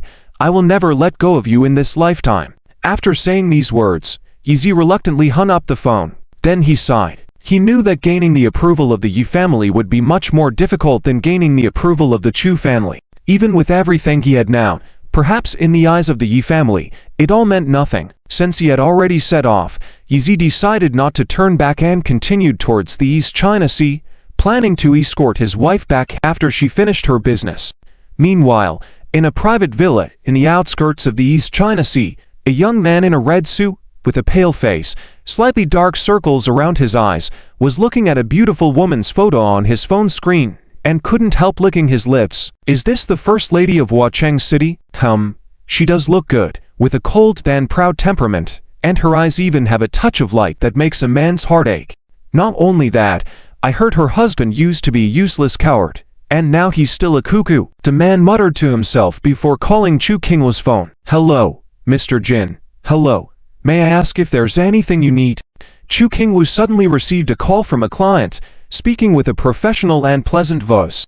Upon hearing Chu Qingwu's voice, Mr. Jin felt even more refreshed. This kind of woman was truly exceptional. She had a quality that could capture a man's heart. No wonder her husband was devoted to her. Hello, Mr. Jin. Miss Chu. I'm sorry. The situation is like this. The location of the meeting has changed. Can you come to the villa in the Kinglan suburbs of the East China Sea? Mr. Jin suddenly changed the meeting location from a commercial building to a remote villa in the outskirts. Chu Qingwu frowned slightly, feeling a bit cautious. Miss Chu, if it's inconvenient for you, then I think we can put our cooperation on hold. Mr. Jin started using business matters as a threat. Wait.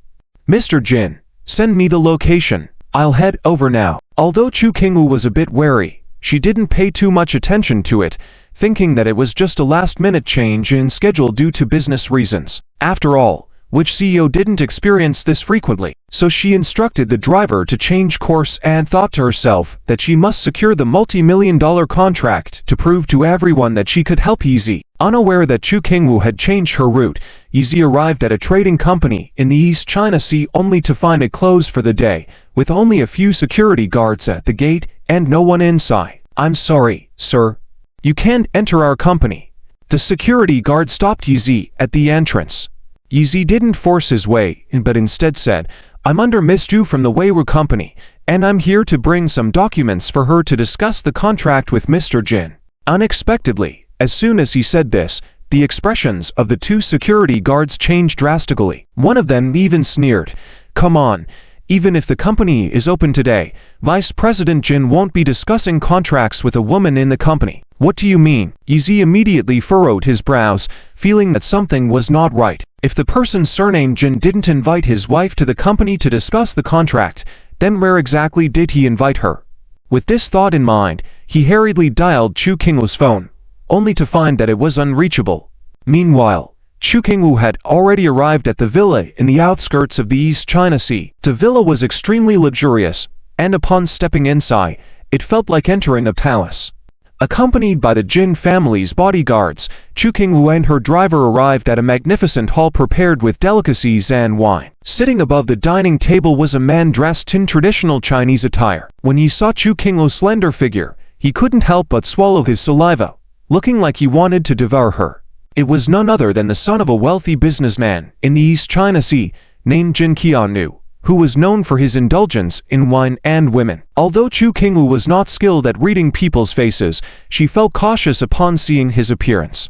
Indeed, when Jin Qiannu laid eyes on Chu Qingwu, his eyes shone brightly. However, when he noticed a male driver beside her, his expression instantly darkened. Who's he? He's my personal bodyguard, Li Chongfeng.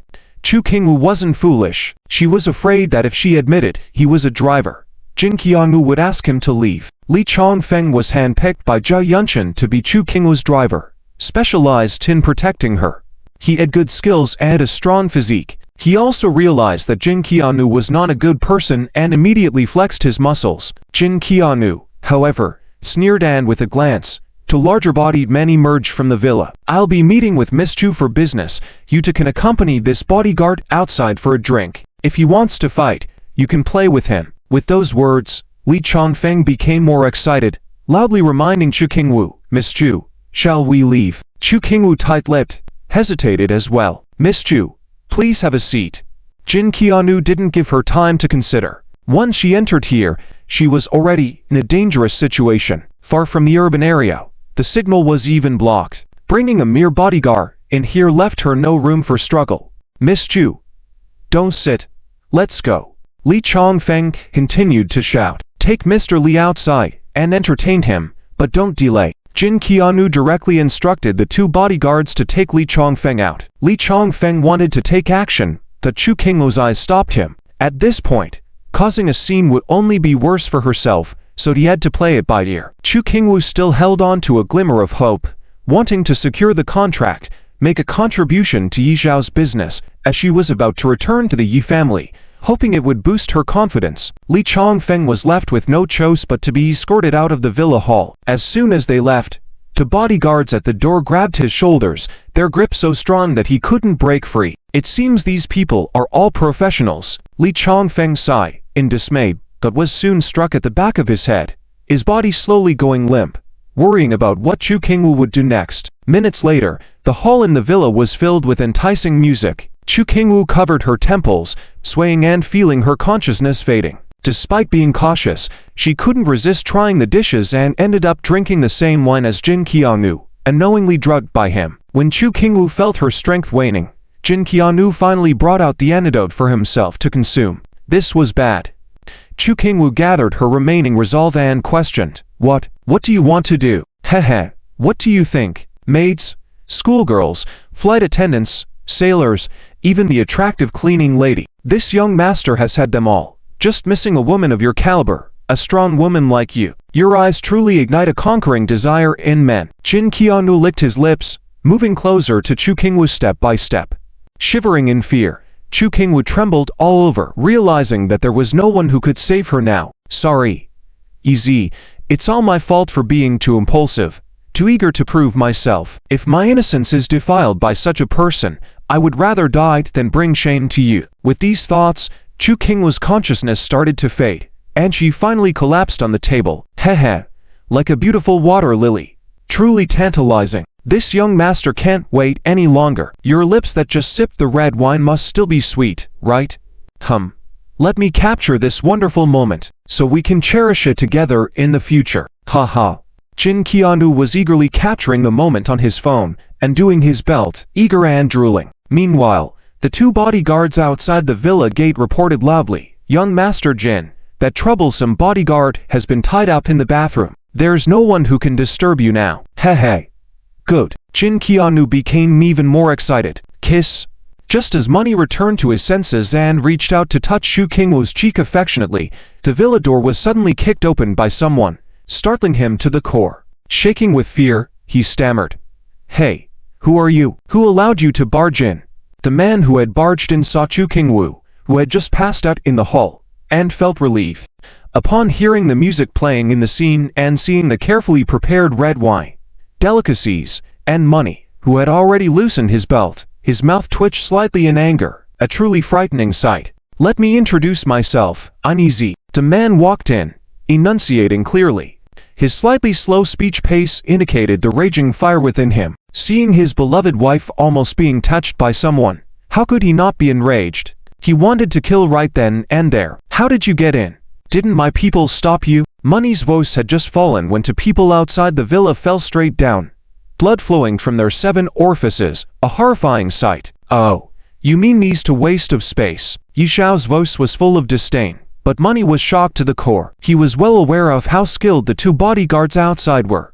They were specially hired special forces, yet they were taken down by this young man without making a sound. How formidable was this man in front of him? Yi. You're Yi.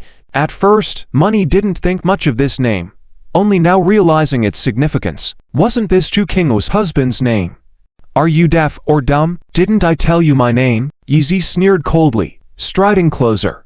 I warn you, don't come near. I'm a 10th degree black belt in karate. Money, who was trying to make a move on someone's wife, felt hollow inside, comically striking a karate pose. Snap Yi strode over and slapped him, spinning him around 360 degrees to the ground. With his pants loose, his legs twisted like a pretzel. Coincidentally, I'm an 11th degree black belt. Yi lifted him up, revealing a devilish smile. Do you know why I'm 1 degree higher than you? Because I know how to break legs. Boom. After saying that, he aggressively kneed him, tossing him to the ground. Money slid down the wall, his face turning purple from the pain, curling up like a shrimp. Thud. As the demonic footsteps approached again, Money, gritting his teeth in pain, glared aggressively at Yi. HMPH, you're just a guy from HUA City. Do you think you can take on our Donghai people? Money was certain that Yi wouldn't dare to kill him, otherwise, he would have done it already. But then, Yi grabbed him by the neck with one hand, his eyes bloodshot. Do you think I won't dare? Snap. A slap landed on Money, making half his face feel numb. Hey. If you have the guts, go ahead and kill me. Snap. You bastard. Even if I die, I won't let you off the hook. Snap. Snap. Merciful, spare me, sir. After being slapped by Yi 7 or 8 times, Money no longer dared to be defiant. The frosty look in Yi Zhao's eyes made him realize that this guy was willing to kill him. Luckily, he begged for mercy in the nick of time. Otherwise, Yi Zhao's next slap might have been fatal. Glancing at his wife lying on the table, Yi calmed down. His wife was so endearingly foolish, coming to the meeting despite knowing it was a trap. Yi sighed inwardly as he took out 2 contracts from Chu Qingwu's bag and threw them in front of Money. Sign them. I'll sign right away. Money hesitated without picking up the pen and quickly signed his name. The contracts from Wei Dance Company were fair, and even if signed, they would not be detrimental to their company. He just wanted to use the opportunity to taste Chu Qingwu's flavor. Once he signed, Yi swiftly kicked him unconscious once more. After tidying up the contracts, Yi hugged his wife regretfully. Unexpectedly, Chu Qingwu had regained some consciousness and instinctively struggled when he held her. Ripped the fabric at her neckline tore accidentally when Yi grabbed her clothes. Luckily, Yi caught her waist swiftly, preventing her from hitting the ground. Taking a breath, he casually looked down and felt a bit flustered. No wonder so many people have eyes on my wife. She's quite something. Yi suddenly felt a sense of happiness for having a strong, beautiful, sexy, and somewhat cute wife. How could he not cherish her? He was a demon when disciplining Money, but now, as he gazed tenderly at the sleeping Chu Qingwu, he felt like an angel with wings. Let me go. Don't touch me. Snap. Unexpectedly, as Yi carried Chu Qingwu out of the villa, the cold wind outside woke the woman up. Seeing her torn clothes and a man holding her, she instinctively slapped him. Snap. It was only after recognizing the face that she called out in surprise, Yi. Why is it you? Yi chuckled wryly, teasing. Wife, you woke up too quickly, didn't you? Can't I hold you a bit longer? Yi couldn't help but mock Money internally. Why was the dose of the drug he used so low? Luckily, Money didn't know, otherwise, he would have been riled up. The dose I used would have kept a normal person unconscious for hours. How could it be my fault that your wife is able to regain consciousness so quickly? Looking at the fingerprint on Yi Zhao's cheek, Chu Qingwu felt guilty and embarrassed. She couldn't help but reach out to touch him apologetically, asking, I'm sorry, Yi. Did it hurt? Maybe if you give me a kiss, the pain will go away. Yi jokingly acted like a rogue. He expected Chu Qingwu to blush and look away or even give him a look. But she actually kissed him. Although it was a brief peck, it was the first time she took the initiative to kiss Yi. Yi was overjoyed by the unexpected kiss. He was about to lean in for another kiss when Chu Qingwu pressed her finger against his lips and asked, How did you know I was here? I found out through Money and barged in with my fists. Yi briefly explained how he got the address from the security guard, then crashed into the villa to save Chu Qingwu. He then continued with a reproachful tone, Qingwu, you're not allowed to do this again. I know you wouldn't usually be so foolish. You don't need to prove anything to anyone. You're my wife, and you've already proven yourself in my heart. His words hit Chu Qingwu hard. She didn't cry after being drugged, but now she was choked up. Yi, I know I'm foolish, but marriage isn't just about us. It involves our families, even our clans.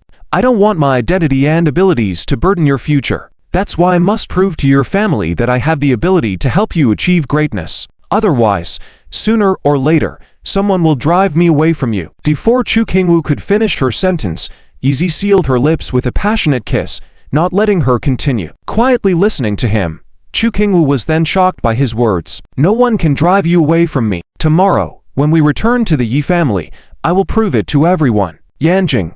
Yi family. Madam, the master of the house Yifan is here. What? What is he here for? Yu Feifei received the report from the informant Lantian and immediately stood up.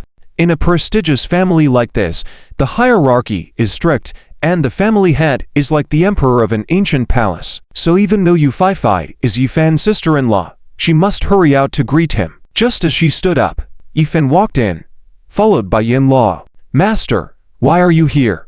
Yu Feifei greeted politely but with a firm tone. In her memory, in the past 3 years, Yifan had not visited her villa. Feifei, I heard that you want to send Yi Xiaona's son, bring his wife back to the Yi family. Yifan sat down, took the teacup handed over by the informant Lantian, and played with the tea lid. Oh, do you have an interest in him? Or in your daughter-in-law? Yu Feifei teased back. In the beginning, bringing Yi Xiaoyona back was not Yifan's idea at all. It was Yu Feifei's own decision, after guessing the old master's thoughts. Fortunately, she later found out that she was not wrong. The old master did indeed still have thoughts about this long-lost grandson. I heard that you want to get rid of his wife, so I recommended someone to help you. As Yifan's words fell, Yu Feifei was slightly shocked. Yaofu, who had been standing aside, and dared not interrupt, was even more shocked. If only the mother opposed, Yi Xiaoyona might still protect Chu Qingye, but if even the master did not want Chu Qingye to enter the Yi family, then there was no way she could enter. However, from another perspective, Yifan had not given up on Yi Xiaoyona. He did not want his son to marry such a grassroots woman, proving that he still wanted his son to inherit the Yi family. Otherwise, why go through all this trouble? Outside the door, a gorgeously dressed woman in her 40s walked in at this time. Despite her stunning appearance, she lacked elegance but exuded charm. Madam too. Seeing this woman, Yaofu furrowed her brows, feeling apprehensive. This woman was the Yi family's dancer, responsible for entertainment activities in the Yi family, knowledgeable in worldly affairs. It was this woman who had manipulated things when Yifan married a concubine back then. Now that Yifan had sent her to break up Yi Xiaoyona and Chu Qingye, she was sure to do everything in her power, using any means necessary. Hehe. Madam, you just leave this matter to me. I may not be good at other things, but I excel at matchmaking and causing trouble between couples. Facing this flashy woman, Yu Feifei showed no sign of amusement. However, since she was recommended by Yifan and everyone shared the same goal, she decided to let her handle it. The ugly daughter-in-law must meet her in-laws. Chu Qingye was extremely nervous tonight. In the past, when she married Yi Xiaoyona, she had never imagined she would have such a day. Wife, you put the wrong clothes away. After bathing, Yi Xiaoyona entered Chu Qingye's room and saw that she had kept Dao Dao's dress there. Ah. Chu Qingye quickly took out the clothes and apologized. What's wrong? I've never seen you this nervous. Yi Xiaoyona came over and gently embraced Chu Qingye from behind. I'm afraid of embarrassing you. Chu Qingye hesitated. She knew she was like Cinderella. How could she not be nervous? After all, Yi Xiaona's eldest aunt could easily dismiss a 100 million dowry without blinking an eye. Who knew how wealthy the Yi family truly was? She was afraid of being looked down upon as a poor woman. Do you remember the design competition at Elegant International? You stood on stage in your own design clothes, and you were the most beautiful woman in the world. Yi Xiaoyona encouraged her. You have an unrivaled elegance, as long as you have enough confidence. Chu Qingye nodded in self-encouragement. At that moment, Yaofu called. What? Change of plans? Antenlaw wants me to take Qingye to Fairy Sea Island for a vacation. What plane? Upon receiving Yaofu's sudden notice, Yi Xiaoyona furrowed his brows. He knew that Antenlaw asking Chu Qingye to come to the Yi house was to crush her spirit, to make her give up completely. So when suddenly asked to take his wife to Fairy Sea Island, he couldn't guess Antenlaw's intentions. Xiaoyona, just follow the order and take Qingye for a nice vacation. Yaofu couldn't say much to Yi Xiaoyona, sticking to her mother's instructions. However, she also felt sorry for Chu Qingye, hoping that Yi Xiaoyona would take good care of her, giving her an unforgettable vacation. Okay.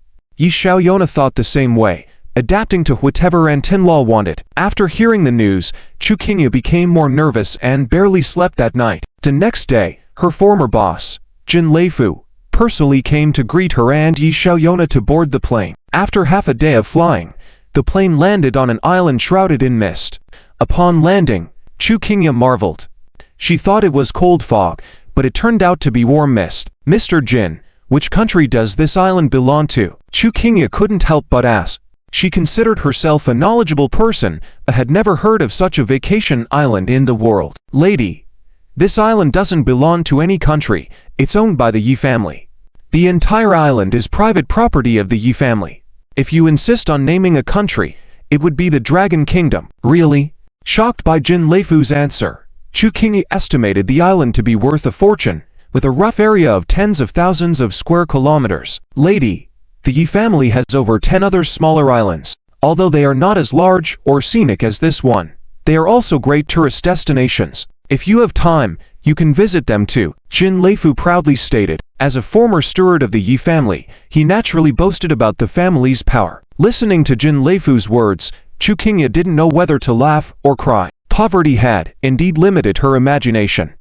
Even in her dreams, she could never have imagined someone owning such huge wealth. Having been poor all her life, she rarely went on trips to small islands. Now she heard that her husband's family owned over 10 small islands. She suddenly felt as tiny as dust. Mr. Jin, please call me Qingya or Miss Chu. I'm not used to being called lady all of a sudden. In the end, Chu Qingya awkwardly changed the subject, not wanting to be overwhelmed by those thoughts. Otherwise, she would feel inferior to Yi Xiaoyona. All right, Miss Chu, then you can call me Fu Bao, Jin Leifu respectfully said. With their identities confirmed, and Yi Xiaoyona already gaining the approval of the old Mr. Yi, he naturally had to serve Chu Qingya as a lady. All right, let's go in. Yi Xiaoyona couldn't stand Jin Leifu's behavior any longer. How could an old servant flirt with the lady in front of the master, leaving the young master ignored? If the young master had a bad temper, he would have kicked him out long ago. Led by Jin Leifu, the two went into the island and were warmly welcomed by a group of people, with Madame To leading the pack. Young Master Yi Xiaoyona, you are finally back home. Come and see the family's property. Hehe. Madame To warmly greeted Yi Xiaoyona as if she had no ill intentions, but completely ignored Chu Qingya. Only after inadvertently noticing Chu Qingya did she frown and ask, Master Yi, is this your wife, Miss Chu? The people behind her immediately frowned, some even casting disdainful glances. Though no mocking words were spoken, the contemptuous look was like a sharp sword striking Chu Qingya's body. Yi Xiaoyona was about to explode, but Chu Qingya, misreading the situation, gently pulled him and awkwardly said, Yes, I'm Chu Qingya, please. All right, young master, the lady asked to see you. We will accompany your wife. Madame To directly ignored Chu Qingya. Seeing this, Yi Xiaoyona immediately got irritated. Whatever you have to say to me is your choice, but when my wife speaks, you better listen and respond appropriately. He had always detested Madame To, as she was the one who introduced his nightmarish stepmother. Now that she dared to ignore Chu Qingya, how could he tolerate it? Yi Xiaoyona, don't be like this. Chu Qingya, unaware of the relationship between Yi Xiaoyona and Madame To, thought she was here on behalf of Yu Feifei to greet them or act as a tour guide. How could she let Yi Xiaoyona offend her? Yes. Young lady, I'm sorry. I was being hasty. Please forgive me. Though Madame To was sent to part Chu Qingya from Yi Xiaoyona, she couldn't employ just one method. For now, she would feign ignorance towards Chu Qingya, making her feel invisible. Later, she would continually attack her emotionally, making her realize that following Yi Xiaoyona would lead to a bad end. When various emotions flooded her heart, she would naturally give up on Yi Xiaoyona. It's okay. Chu Qingya, unaware of Madame To's thoughts, even spoke up for her in front of Yi Xiaoyona. Yi Xiaoyona, don't lose your composure. Since Antenla asked to see you, go ahead. Yi Xiaoyona sighed deeply, instructed Chu Qingya to contact him if needed, and, accompanied by Fu Bao, went to meet Yu Feifei. Do you know the significance of Xianhe Island for the Yi family? Yi Zi approached Yu Feifei and she directly asked, I have heard a bit about it. Yi Zi nodded. I heard in my childhood that the core authority of this island is controlled by the family head. That's right. Controlling Xianhe Island is equivalent to controlling the lifeline of the Yi family. Do you understand the meaning of this? Yu Feifei raised her red lips again. Yi Zi shook his head. This is the meaning of your visit here this time. Follow me. After Yu Feifei assertively finished speaking, she led Yi Zi away. Yi Xiao's mood became somewhat solemn. With his intelligence, although it was his first time on this island, he speculated that there might be the shadow of Yi Fan behind his trip. Soon, Yu Feifei led Yi Zi to a modern military management building. Madam, the gatekeeper saluted Yu Feifei in a machine-like military manner. Their cold, steel-like appearance was not much different from the soldiers of the Dragon Breath Legion. Yi Zi was slightly shocked. Although he kept saying he wanted to overthrow the Yi family and make Yi Fan repent for his past actions, achieving that goal is indeed as difficult as reaching the sky. During Yi Xiao's distracted moment, the voice of the gatekeeper resounded again. I'm sorry, madam. Even if you want to go in, you must have the family head's permission, and outsiders of the Yi family are not allowed in.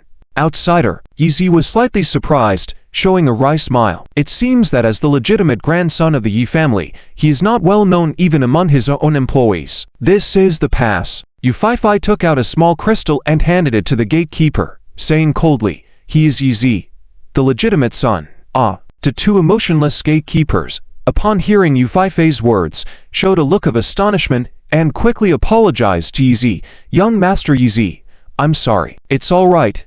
Please guide us." Yi waved his hand, wanting to understand why this island was so important to the Yi family. Of course, what intrigued him more was why Yi Fan wanted his aunt to bring him to this small island. What was the purpose? As the gatekeeper put the crystal into a program gate, the 4-meter-high stainless steel gate made a clicking sound. After the gate opened, the crystal automatically destroyed itself. "Please go in." Yu Feifei's tone also seemed a bit excited, even though she was only here for the second time. Upon entering, Yi Xiao's expression remained excited.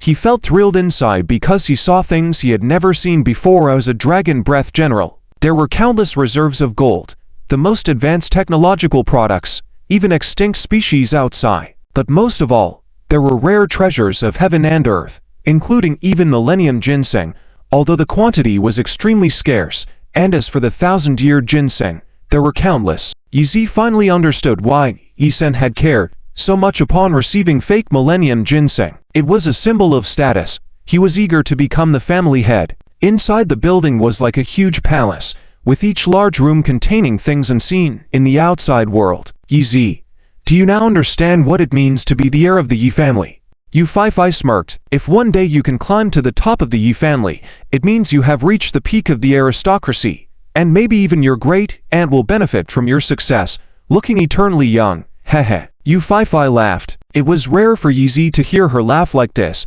showing that even though she knew she could never become the head of the Yi family, helping support a Yi family head into power filled her with aspiration. "Does the Yi family have a medicine that can keep great-aunt young?" Yi asked casually. "Maybe," Yu Feifei said, hiding her smile. "If your grandmother married into the Yi family earlier, maybe her appearance would be like mine now." Yi nodded, not continuing to inquire further as those were not the things he was most concerned about. "Do you see that door? When you become the family head, you must walk through it." Eventually, Yu Feifei and Yi arrived at a giant white jade door. The door was made entirely of pure white jade and looked fragile, but the actual hardness was probably known only to the family head. Even with permission from the family head, they could only stay here for 1 hour at most now. After the time was up, Yu Feifei walked away after telling Yi the implications of becoming the Yi family head and suggesting he consider whether to marry Ning Yuxi to leverage her family's power and wealth to reach the pinnacle of the city. As Yu Feifei left, Yi was left alone on the island, strolling and contemplating various thoughts. Yi aimlessly walked until he was interrupted by delightful laughter. Due to his natural reaction, Yi was taken aback. Following the sound, he saw a beach ahead. Under the azure sky, there was a sunny beach. On the beach, a large group of young women were frolicking, wearing swimsuits, carefree and joyful. Some were playing beach volleyball, others were lying in the sand or on lawn chairs, basking in the sun, and some were applying sunscreen without any defenses. Yi was a gentleman, but seeing this scene unexpectedly made his heart beat faster, feeling like he had entered a women's paradise. Moreover, it was a women's paradise where they wore only bikinis. How did he end up in such a place? Thinking back, after leaving the building base, Yi followed Yu Feifei and ended up in this vicinity. Could it be deliberately arranged by his great-aunt? Did she want him to understand that the world is not lacking in beautiful women? Speculating in this way, Yi suddenly heard disdainful voices ahead. "Hey, are you a new worker? Don't you know the rules? This is not a place for lower-class men like you to come." "Yeah. How did you end up here? Are you sneaking into peak through abusing your authority, trying to take advantage of us? Let me tell you, we are Yizen's women. If he finds out you snuck in, he will surely punish you. Get lost. Do you want to die?" This place was originally only for women and members of the Yi family, so Yi, who accidentally entered here, undoubtedly became the center of attention in this women's world, feeling like the Tang monk in the land of women. Although Yi also found these women attractive, if they did not welcome him, then he could just leave. However, He couldn't help but make a sarcastic comment. Yi Zhen, that little guy, has grown up and is so keen on women. With so many women, can he handle them all? Unexpectedly, despite wanting to leave, these women didn't let him go and quickly surrounded him. Hey, do you want to run away after being caught by us? Not so easy, no. Is it possible you sneakily came into Pete? I feel so disgusted. I am a professional artist. How can I be seen by someone like you? Hearing these disparaging remarks, Yi Zhen became a bit angry.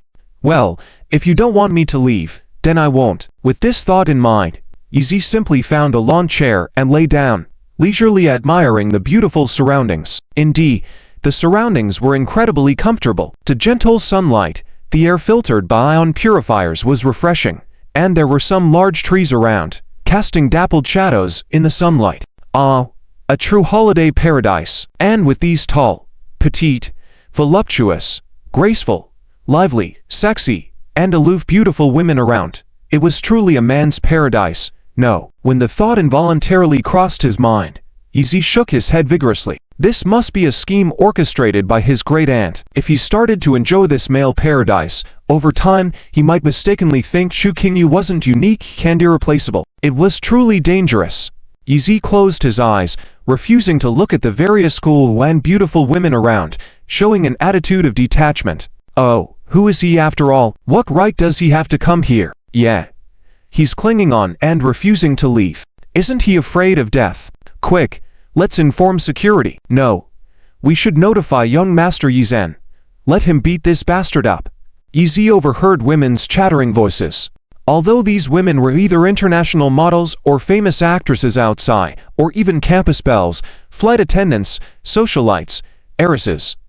Once on this island, they were just Yi Zhen's playthings. If Yi Zhen didn't seek them out, they wouldn't have any contact with him. After a while of arguing, unable to do anything about Yi Zhen, they naturally huffed and walked away. By the way, I saw another private helicopter landing on the island today, with the Yi family emblem. Yes.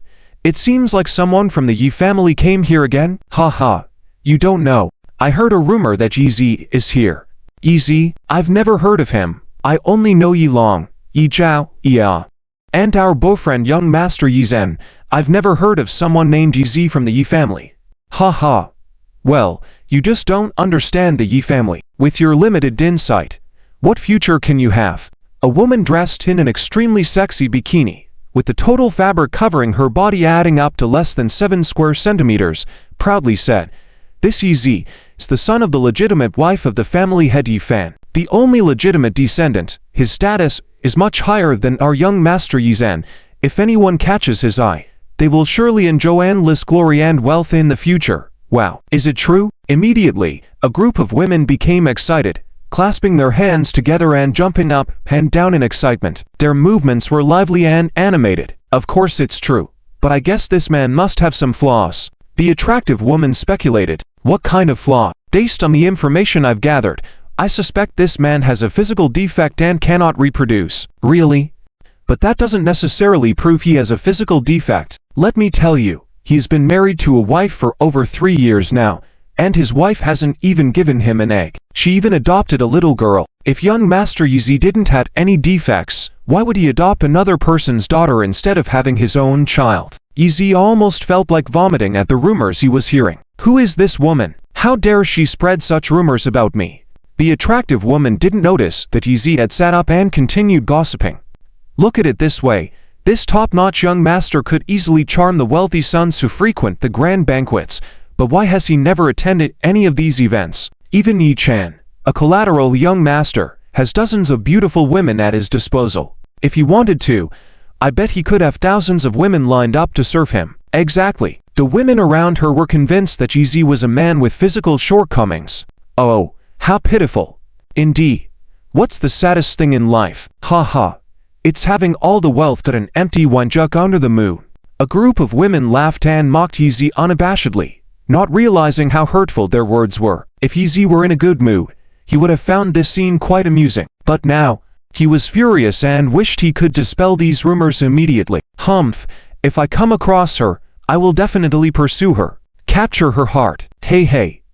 Don't speak nonsense. Young Master Yi Chen detests his women betraying him. If you dare to do that, Aren't you afraid of young Master Yi Chen punishing you? Heh. If I were able to seduce young Master Yi Zi, why would I be afraid? He's from the main line, and the difference in status between the main line and the collateral line is like day and night. Do you understand? Wow. Is that so?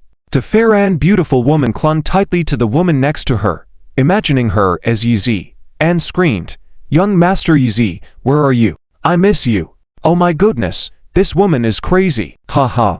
The women chatted excitedly and started playing around, pulling and tugging at each other. Yi Zi was also a man who could endure such a scene. Oh, look, the pervert who barged in has sat up again. Ladies, be careful, don't act so boldly. Young Master Yi Chen doesn't like it when his women are seen by other men. It's disgusting.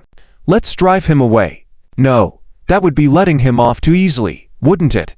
Just as the women were starting to feel uneasy, a woman emerged from the shallow waters of the sea. She had a standard model figure and was simply intoxicating. Water droplets flowed gently down her hair, like a blooming lotus emerging from the water. The woman looked prouder than anyone, with her face slightly raised and striding confidently. From these details, it was evident that this woman held a high position among the group of women. Ha! Princess Lydia is here. This will be interesting. Everyone knows that this noble princess is very proud, and she is currently the official girlfriend of young Master Yi Chen. She will definitely take care of this troublemaker who dared to invade her territory. Everyone was waiting eagerly. As expected, Princess L did not disappoint them. Upon seeing a man on the beach, and that man being none other than a Yi family young master, she felt violated. It was as if she saw beautiful flowers everywhere, only to find feces smeared on them. A strong sense of disgust rose within her. Princess L casually shook off the water from her body and stepped confidently onto Yi Zhao's beach chair. The move was both seductive and assertive. What the hell are you here for? If you can't explain it clearly, I'll make sure you regret it. Beautiful lady, I have no quarrel with you, and I didn't intend to intrude here intentionally. There's no need to be so harsh, right? Yi Zi furrowed his brows. Her arrogant attitude and lack of respect also irked him. But even as he tried to explain, Princess L thought he was begging for forgiveness and grabbed his collar. Wow, she was so strong. Yi Zi was surprised, but as she was a woman and dressed lightly, he refrained from any rash moves, fearing that any physical contact might be misconstrued. At this moment, more women gathered around, pointing at Yi Zi and uttering various insults and disdainful remarks. Princess L, teach him a lesson. Yes, Yi Chen is not here, so you're our queen now. You must stand up for us. The women were bored and eager for some entertainment, eager to see a good show. Being of noble descent from another country, Princess L had received some martial arts training. Upon hearing the women's words, she immediately landed a slap towards Yi Zhao's face. Of course, Yi Zi could not sit idly and be slapped. He quickly dodged. Unexpectedly, Princess L also had some skills and, as she had grabbed hold of Yi Zhao's collar, she was pulled towards him instead. In an instant, she fell onto his chest, her body pressing against his. The atmosphere exploded. Oh my god. Princess L was taken advantage of. This worker is audacious. It's one thing to peep, but to dare make physical advances. I bet he's done for. L is young Master Yi Chen's current girlfriend. Doesn't everyone know how much young Master Yi Chen values his pride? How could he tolerate another man touching his woman? That's right. I remember last time, young Master Yi Chen and Princess L attended a banquet hosted by a coal baron. Unexpectedly, the baron's son didn't realize Princess L was young Master Yi Chen's woman and whistled at her, showing a desire to take advantage of her. As a result, young Master Yi Chen beat him up on the spot, not giving any face to the host. Now this worker wants to take advantage of Princess L on his turf. I bet he won't even be able to buy his own coffin. Before the conversation could continue, someone suddenly screamed, "Hey, look, here comes young Master Yi Chen." Everyone looked towards the Azure Sea and saw a yacht approaching. It turned out that young Master Yi Chen had been surfing a moment ago and was now lying on the yacht, with two pretty women massaging and relaxing him.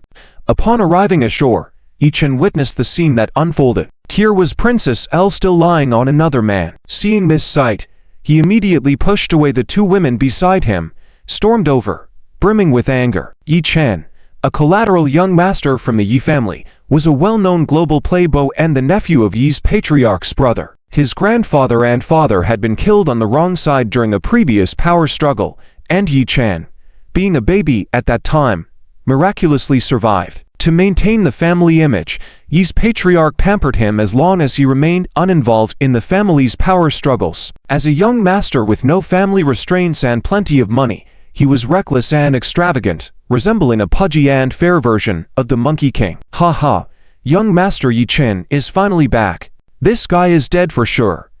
I bet on a big risk, young Master Yi Chen will definitely throw him into the sea to feed the fish. I bet too, if this guy survives today, I'll go live broadcast myself eating 3 pounds of manure. Ha ha, if this loser can walk away alive, I'll do a live broadcast of anything. Men love watching whatever I do. The group of women finally reached this moment. Let alone excited, they were all gleeful, already visualizing Yi Zhao's miserable demise. Young Master Yi Chen. Princess L quickly pushed Yi Zi away and stood up from him, looking like a victim, pouting while stomping her foot and acting spoiled. Her actions were not only to get Yi Chen to discipline this troublemaker who took advantage of her, but also a display of showing off. After all, being able to act spoiled in front of the Yi family young master was the dream of many materialistic women. Other women quickly came forward, charmingly entwining themselves in front of Yi Chen. Young Master Yi Chen, you must stand up for justice for us. We are playing here in swimwear, and this intruder has had an eyeful. Would you please take out his eyeballs and teach him a lesson? Exactly, he finds it disgusting. Please take out his eyeballs and deal with him severely. As they cooed and nuzzled Yi Chen, each woman tried to get close to him, mimicking the ancient queen's competition for favor. But who would have thought? Get lost, all of you. Yi Chen paid no attention to them, pushed them aside, and walked over to Yi Zi and Princess L. The atmosphere instantly became tense. Young Master Yi Chen. It's him. He intruded into your territory, peeked at your girls, and even embraced your woman. Take action. Don't hesitate. Quickly teach him a lesson. When the crowd of beautiful women saw Yi Chen approaching Yi Zi, they fell silent for a moment before urging and screaming. Some women even threw themselves forward in order to gain credit. Some hugged his arms, some hugged his legs. After all, among the women present, there were many who were artificial and many who were bold and straightforward. They were not afraid of Yi Zi taking advantage of them. They just wanted Yi Chen to teach him a lesson. Facing a group of elegantly dressed women, Yi Zi, despite his martial prowess, could not make a move. As a man, you can't just go around hitting a group of women because of a misunderstanding, right? Of course, he also had another reason for not taking action. He wanted to see if Yi Chen still recognized him. It was Princess L who spoke at this moment, coquettishly stating, "Young Master Yi Chen, today is the sacrificial day of our country. It would be best not to have any deaths, break his bones, or make sure he can't cause trouble in the future." Princess L was also showing off her kindness. Of course, the most important thing was to make everyone envious. If Yi Chen really followed what she said, without her saying anything more, everyone would know how favored she was. Yi Chen's expression at this moment was one of anger. After hearing Princess L's words, he nodded and roared, "Fine, since it's a sacrificial day, I'll give you face and not cause any deaths." Upon hearing this, the onlookers were once again filled with envy. Did young Master Yi Chen really love Princess L so much? Would he obey her every word? Princess L was even more pleased. Although feeling disgusted at being taken advantage of by a fool, at least she received favor. Yi Chen raised his palm, which, from Yi Zhao's perspective, blocked the sun, figuratively eclipsing it. Swish! Yi Chen showed no mercy as he struck with full force. Smack! After a crisp and loud slap, everyone fell silent. There was no cheering, only looks of astonishment on their faces. Princess L was especially shocked as she covered her white cheek that had just been slapped, her eyes wide in disbelief at what had just happened. Yi Chen had actually hit her. "What are you looking at?" "I'm hitting you," Yi Chen said, delivering another slap, while scolding. "Now that you have me, you still dare to have other men?" Smack! A third slap immediately followed. Yi Zi listened with a heavy heart, thinking, how could this kid grow up to be so ignorant of cherishing women? Princess L was completely bewildered. After living for 20 years, when had she ever been treated this way? What was worse, the person slapping her was Yi Chen, a sign of the Yi family. Even though she was a noble princess of a small country, their Yi family's wealth and power far surpassed that of her entire nation. The other beautiful women also stood in shock for a long time. Seeing Yi Chen about to hit Princess L again, they quickly stepped forward to explain on her behalf. Young Master Yi Chen, it was this fool who took advantage of Princess L intentionally. Yes, Princess L did not initiate it. Young Master Yi Chen, can't you tell right from wrong? Smack, smack, smack. Upon hearing these explanations, Yi Chen indeed did not hit Princess L again but instead gave those women a resounding slap. Just a moment ago, these women had been proud and looked down on others in front of Yi Zi, not thinking twice about their actions, merely reacting carelessly. But now, being smacked by Yi Chen, they could only look pitiful with a sense of injustice, covering their faces and daring not to speak. What nonsense are you spouting? Would I ever take advantage of you? Yi Chen scolded, pointing at Yi Zi. Angry, he continued, I am a man who is devoted and true. Even if you were barely clothed, I would never have any indecent thoughts about you. Hearing this, all the women were dumbfounded. Who was this man? How could young Master Yi Chen speak up for him? Yi Zi smiled, realizing that his cousin finally recognized him. Remove your filthy hands. Do you want me to cut them off? Yi Chen roared, raising his foe and kicking a woman who was still hugging Yi Zi. Hey, that's enough. Just as the women were filled with anxiety, Yi Zi finally spoke up. Yi Chen, you really don't know how to cherish women. What? Yi Chen, you little rascal? Upon hearing Yi Zi call Yi Chen by that name, the beautiful women were even more stunned. The woman who was still holding on to him forgot to let go. Finally, Princess L couldn't bear the humiliation any longer and shouted, Young Master Yi Chen, who is he really? You hit me for him. I won't stand for this. I won't. Oh, you still dare to act spoiled. I'll teach you a lesson. Yi Chen raised his hand again, but Yi Zi grabbed his wrist, stopping him. These women were just too proud, and they hadn't really harmed anyone. A little punishment as a warning was enough. It would have been excessive to really hurt them. Let me introduce myself. My name is Yi Zi, and this is my first time visiting Xianhe Island today. I accidentally trespassed into your territory and now I apologize, he said, leading to a stunned silence among the spectators. Yi Zi.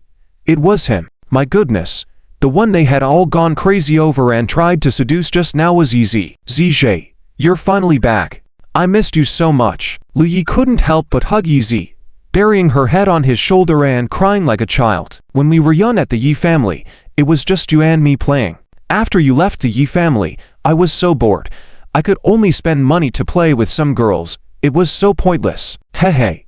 Yi Zi was speechless. Countless men dreamt of being in his shoes, and this guy had the nerve to call himself bored. Yet Yi Zi didn't scold him. He understood Yi Chen more than anyone. As the only distant relative in the third generation, he had always been looked down upon among his peers since childhood. With no parents to protect him, he had to pretend to be weak to save himself. Every time he was ridiculed or bullied, he could only awkwardly walk away with a smile.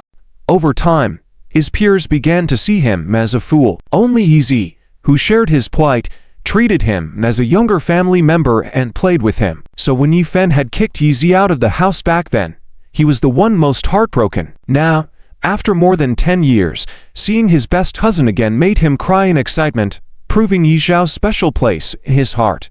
Seeing this scene unfold, the women who still clung to Yi Zi quickly let go. Just a moment ago, they had found Yi Zi repulsive, but now, they dared not disrespect him. After all, he was the legitimate heir of the Yi family. Nevertheless, as they stepped back, other women began to crowd around Yi Zi, wanting to hold him tightly. After all, if he took a liking to one of them, it was better than being with the bulky Yi Chen. Still crying. Isn't it shameful? Yi Zi pushed Yi Chen away and then shot an annoyed look at those women who were trying to hug him. Damn it! Didn't I say it? Do you have the right to touch my Zijie? Yi Chen wiped away his tears, kicked those ignorant women with a swift motion of his foot. In an instant, the women around scattered, looking regretful and downtrodden, realizing that they were acting foolishly. This island belonged to the Yi family, and unlike the outside world, they couldn't just take advantage and run away. If they had realized Yi Zi was the legitimate heir when he was falsely accused and looked down upon by other women, they would have stood up for him, showing solidarity, and now they could have easily risen to a high position. Who needed to seduce Yi Chen? This fatty. Alas, they regretted it deeply. However, Princess L, showing her emotional intelligence, seized the opportunity, while everyone was feeling remorse and quickly knelt in front of Yizi, tilting her head up in a pitiful manner. Young Master Yizi, I'm sorry. I didn't know it was you. Besides, I'm not just any girl, so my reaction earlier was normal. Seeing this, the other women hurriedly followed suit, kneeling in front of Yizi, begging for forgiveness. TSK. What a spectacle. It's like a situation where 3,000 concubines vie for favor, and these women were all elegantly dressed, with skin like cream, and beautiful figures. This scene was a dream come true for 3 billion men worldwide. Yi Chen, however, seemed not to notice, as he took out his communicator and shouted, "All right, you shameless women, how dare you look down on the direct line of the Yi family? I'll call someone now to throw you all into the sea for the fishes to feed on." White-faced with fear, the women quivered, kowtowing and shaking in fear. "Enough, Yi Chen. Don't frighten them." Yizi laid a firm slap on the back of Yi Chan's head with a somewhat disapproving smile, saying in an older brother tone, "If I were to kill anyone who disrespected me, this sea would have been filled with corpses long ago." Hearing Yi Xiao's words, the women breathed a sigh of relief, now seeing the man they had found repulsive just a moment before shimmering gold, like an archangel. "Ha ha, Zijie, you're the one who loves women more than I do. Whoever becomes your wife will be incredibly lucky." Yi Chen chuckled and then hoisted himself up, draping his arm over Yi Xiao's shoulder, announcing loudly, "Let's go. Now that Zijie is back, I'll be your guide today and show you around this Xianhe Island. All these women kneeling before you now are my girlfriends. Zijie, pick anyone you like." The women's eyes sparkled at the prospect, some even displaying their own advantages, hoping to catch Yi Xiao's eye. But Yizi shuddered and, smiling, said, "Don't mess with me. My wife is also on this island. I'd rather not go home to kneel in apology. I'll go find her first." "Hey, why is there such a big difference between women? No kidding. I envy the lady with the golden face in his family. When will Master Yizi divorce?" It was only after Yizi and Yi Chen left that the group of swimsuit beauties watched his figure disappear and sighed with admiration. Chu Qingyu had no idea that so many people envied her. By now, she had followed Lady Leah and a group of young, beautiful women to the leisure pavilion on the small island. This leisure pavilion was really high-end. If she hadn't seen it herself, Chu Qingyu wouldn't have believed that there could be a profit-driven club on a private island.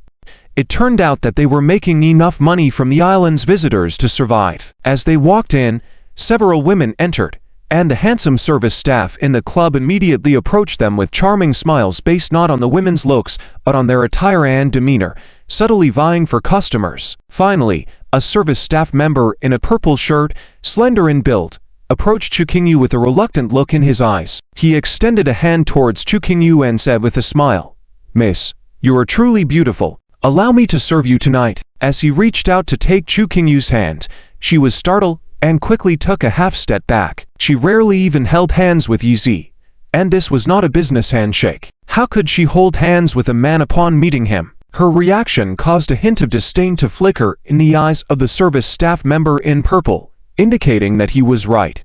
This woman didn't look like an aristocrat, and she probably wouldn't come to such an entertainment venue for leisure spending. "Here, take this. Perform well tonight." Lady Li was a regular at this place and promptly pulled out a wad of cash from her purse, handing it to her dedicated service staff. Seeing the money, Chu Qingyu's heart skipped a beat. She was not poor now, but she didn't have the lavish demeanor of a high-class lady who could casually give away tens of thousands. She was taken aback to see not only Lady Li, but also several other women pulling out various amounts of cash to give to their service staff. The service staff members, upon receiving the money, smiled even brighter, with some even kneeling on the ground and assuming a cute puppy-like pose. Witnessing this scene, Chu Qingyu felt a bit at a loss. She had never experienced the life of the upper class in the city of Huacheng, let alone this kind of top-tier upper-class entertainment. With everyone receiving tips, the circus staff member in purple standing next to Chu Qingyu was even more displeased, casting a sidelong glance at her. It was insinuated that this woman was of low quality since she didn't even have the habit of tipping. Indeed, Chu Qingyu didn't have this habit. Just as she had entered, she was expected to give away tens of thousands for no apparent reason. How could she bear to do so? "Hehe. Is this Yi Xiao's wife? You seem a bit uncomfortable here." At this moment, a middle-aged woman in a golden long dress and a golden coat walked over, sporting golden high heels. With exquisitely fragile features and an aloof demeanor, every smile and expression she made invoked feelings of inferiority. "Ah, Miss Nangon is here too." Lady Leah pretended to welcome her over, but in reality, Miss Nangon Fian was specially invited by her. Yu Fei invited Chu Qingyu to spend 7 days on Xianhe Island, but Lady Leah was confident that she would not withstand staying with Yizi for more than 3 days. Miss Nangon Fian was just her first reinforcement. Everyone greeted Miss Nangon Fian, and this noble lady, although prideful, nodded slightly in response. Finally, she approached Chu Qingyu. "Take this. Listen to Miss Chu tonight." Miss Nangon Fian casually pulled out a check, handed it to her service staff member, with the bold number of 100,000 printed on it standing out conspicuously. "Oh, thank you, Miss Nangon. I will definitely do my best." Once the staff received the money, he knelt down on the ground and gently kissed her shoe. Chu Qingyu felt very uncomfortable. She was not accustomed to this kind of place. The way everyone was looking at her was becoming more contemptuous. No one openly scorned her, but one service staff member made a strange gesture towards her. He first wiped the back of his hand, then the palm, and then flashed a strange smile at Chu Qingyu. Chu Qingyu didn't understand his intentions, only feeling increasingly uncomfortable. "I am Nangon Fian, the fiancée of Ye from the Yi family." Miss Nangon Fian reached out her hand towards Chu Qingyu. "Ah, hello, I'm Chu Qingyu, Yi Xiao's wife." Chu Qingyu's heart sank, and upon realizing the situation, she promptly shook hands with her. In that moment of handshaking, her spirit was struck. Until this point, she had believed her hands were quite smooth and tender, but upon touching Miss Nangon Fian's fingers, she realized they belonged to 2 different worlds, fearful of causing her delicate skin to scrape. "Let's go in and have some fun." Miss Nangon Fian released her hand and turned to leave. Each woman linked arms with a service staff member and followed behind Miss Nangon Fian, entering a lavishly lit grand hall. Only Miss Nangon Fian was escorted by 2 men, who did not dare to touch her.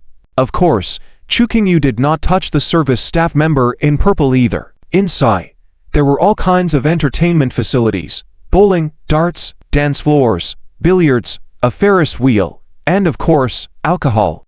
Upon entry, these women engaged in various entertainments with the service staff, each skilled in different forms of entertainment, treating them like dogs and, of course, receiving tips. Chu Qingyu, on the other hand, sat there feeling a bit lost. Lady Leah, seeing Chu Qingyu's expression, couldn't help but smirk. In truth, there was no need for her to do anything to drive away the shameless Cinderella. Once she felt the disparity between herself and high society, Chu Qingyu would retreat on her own. "What's wrong? Not comfortable?" Miss Nangon Fian, holding a glass of wine, walked over to Chu Qingyu. Chu Qingyu's smile faded a bit as she nodded. "You have to adapt." Miss Nangon Fian had someone pour a glass of wine for Chu Qingyu, clinked glasses with her, and then downed her drink in one gulp. Cough, the cocktail was too strong, and Chu Qingyu choked. Miss Nangon Fian watched her and said without emotion, "You're going to have to learn to drink if you want to fit in with high society." I will do my best," Chu Qingyu promised. Sometimes trying hard isn't enough. Just like animals, people need to live in environments they can adapt to. Everyone yearns for high society, but they don't realize there is an invisible barrier that keeps 99.99% of people out. If anyone tries to force their way in, they may end up dead. The word dead landed heavily, causing Chu Qingyu to tremble uncontrollably. "Miss Nangon, what are you chatting about? Are you here to chat your sister in a place like this? Hey, come on, let's play." A slightly tipsy woman suddenly came over shaking a bottle of wine. Of course, immediately 2 men lifted her up and threw her away from Miss Nangon Fian. This is hierarchy. Even in the world of women, it's very strict. The Nangon family is the mother of grains in the Dragon Kingdom's west, controlling the lifeline of grains in the Dragon Kingdom. The women of their family have been in alliance the Yi family for 3 consecutive generations. How could they, these so-called urban socialites, sit on the same level as them? Even Chu Qingyu might not be able to sit next to her if Nangon Fian hadn't taken the initiative to sit down. "Yes, let's play together. We came to play with Miss Chu, not to chat with her." Liren Yang quickly chimed in. She believed that what Nangon Fian had just said must have struck a chord in Chu Qingyu's heart, And even if she hadn't decided to leave Yizi, she must have been shaken. Next, let her know what kind of fate she would have if she continued to stay by Yi Zhao's side. Alright, let's play then. What do you want to play? Nangong Fian is a woman who submits to fate. Sooner or later, she will have to marry into the Yi family and become a woman of the Yi family. Since it was Master Yi Fan who invited her here in the name of the Yi family, she could only comply with the mission on Liar Niang's body. Hehe, with men and women, of course, we should play truth or dare. After the half-drunk woman loudly suggested, other women all brought their men over and joked loudly. Ha ha. Miss Yan Yan, are you dissatisfied with life? Playing truth or dare is fake. Are you trying to drive men crazy? Hehe. Don't laugh at her. She was favored by Master Yi for 3 years ago, otherwise, when has she ever been touched by a man? Ha ha. Wouldn't that be more pitiful than me? A group of women instantly surrounded Chu Qingyu. Hearing their conversation, Chu Qingyu felt a sense of desolation in them. These women might be similar to the concubines in the former palace. Yi family's men might not need them, but they might still have to consider the face of the Yi family men, and perhaps still dream of obtaining the status of the Yi family. Therefore, they dare not openly seduce men outside, and can only play such amusement. If one day, Yizi also becomes like other Yi family men, wouldn't she in the future end up like these promiscuous women? Thinking of this, Chu Qingyu felt a bit scared and disgusted. She might have had absolute confidence in Yizi before, but after seeing those photos just now, she was beginning to waver. Chu Qingyu, what are you daydreaming about? Let's play together. Yang Yan looked displeased and stared at Chu Qingyu, pushing the dice into her hands. According to the rules, take turns rolling the dice. The person with the smallest number will be punished, either by drinking 3 cups of wine or accepting the truth or dare proposed by everyone. I don't know how to play. I won't participate.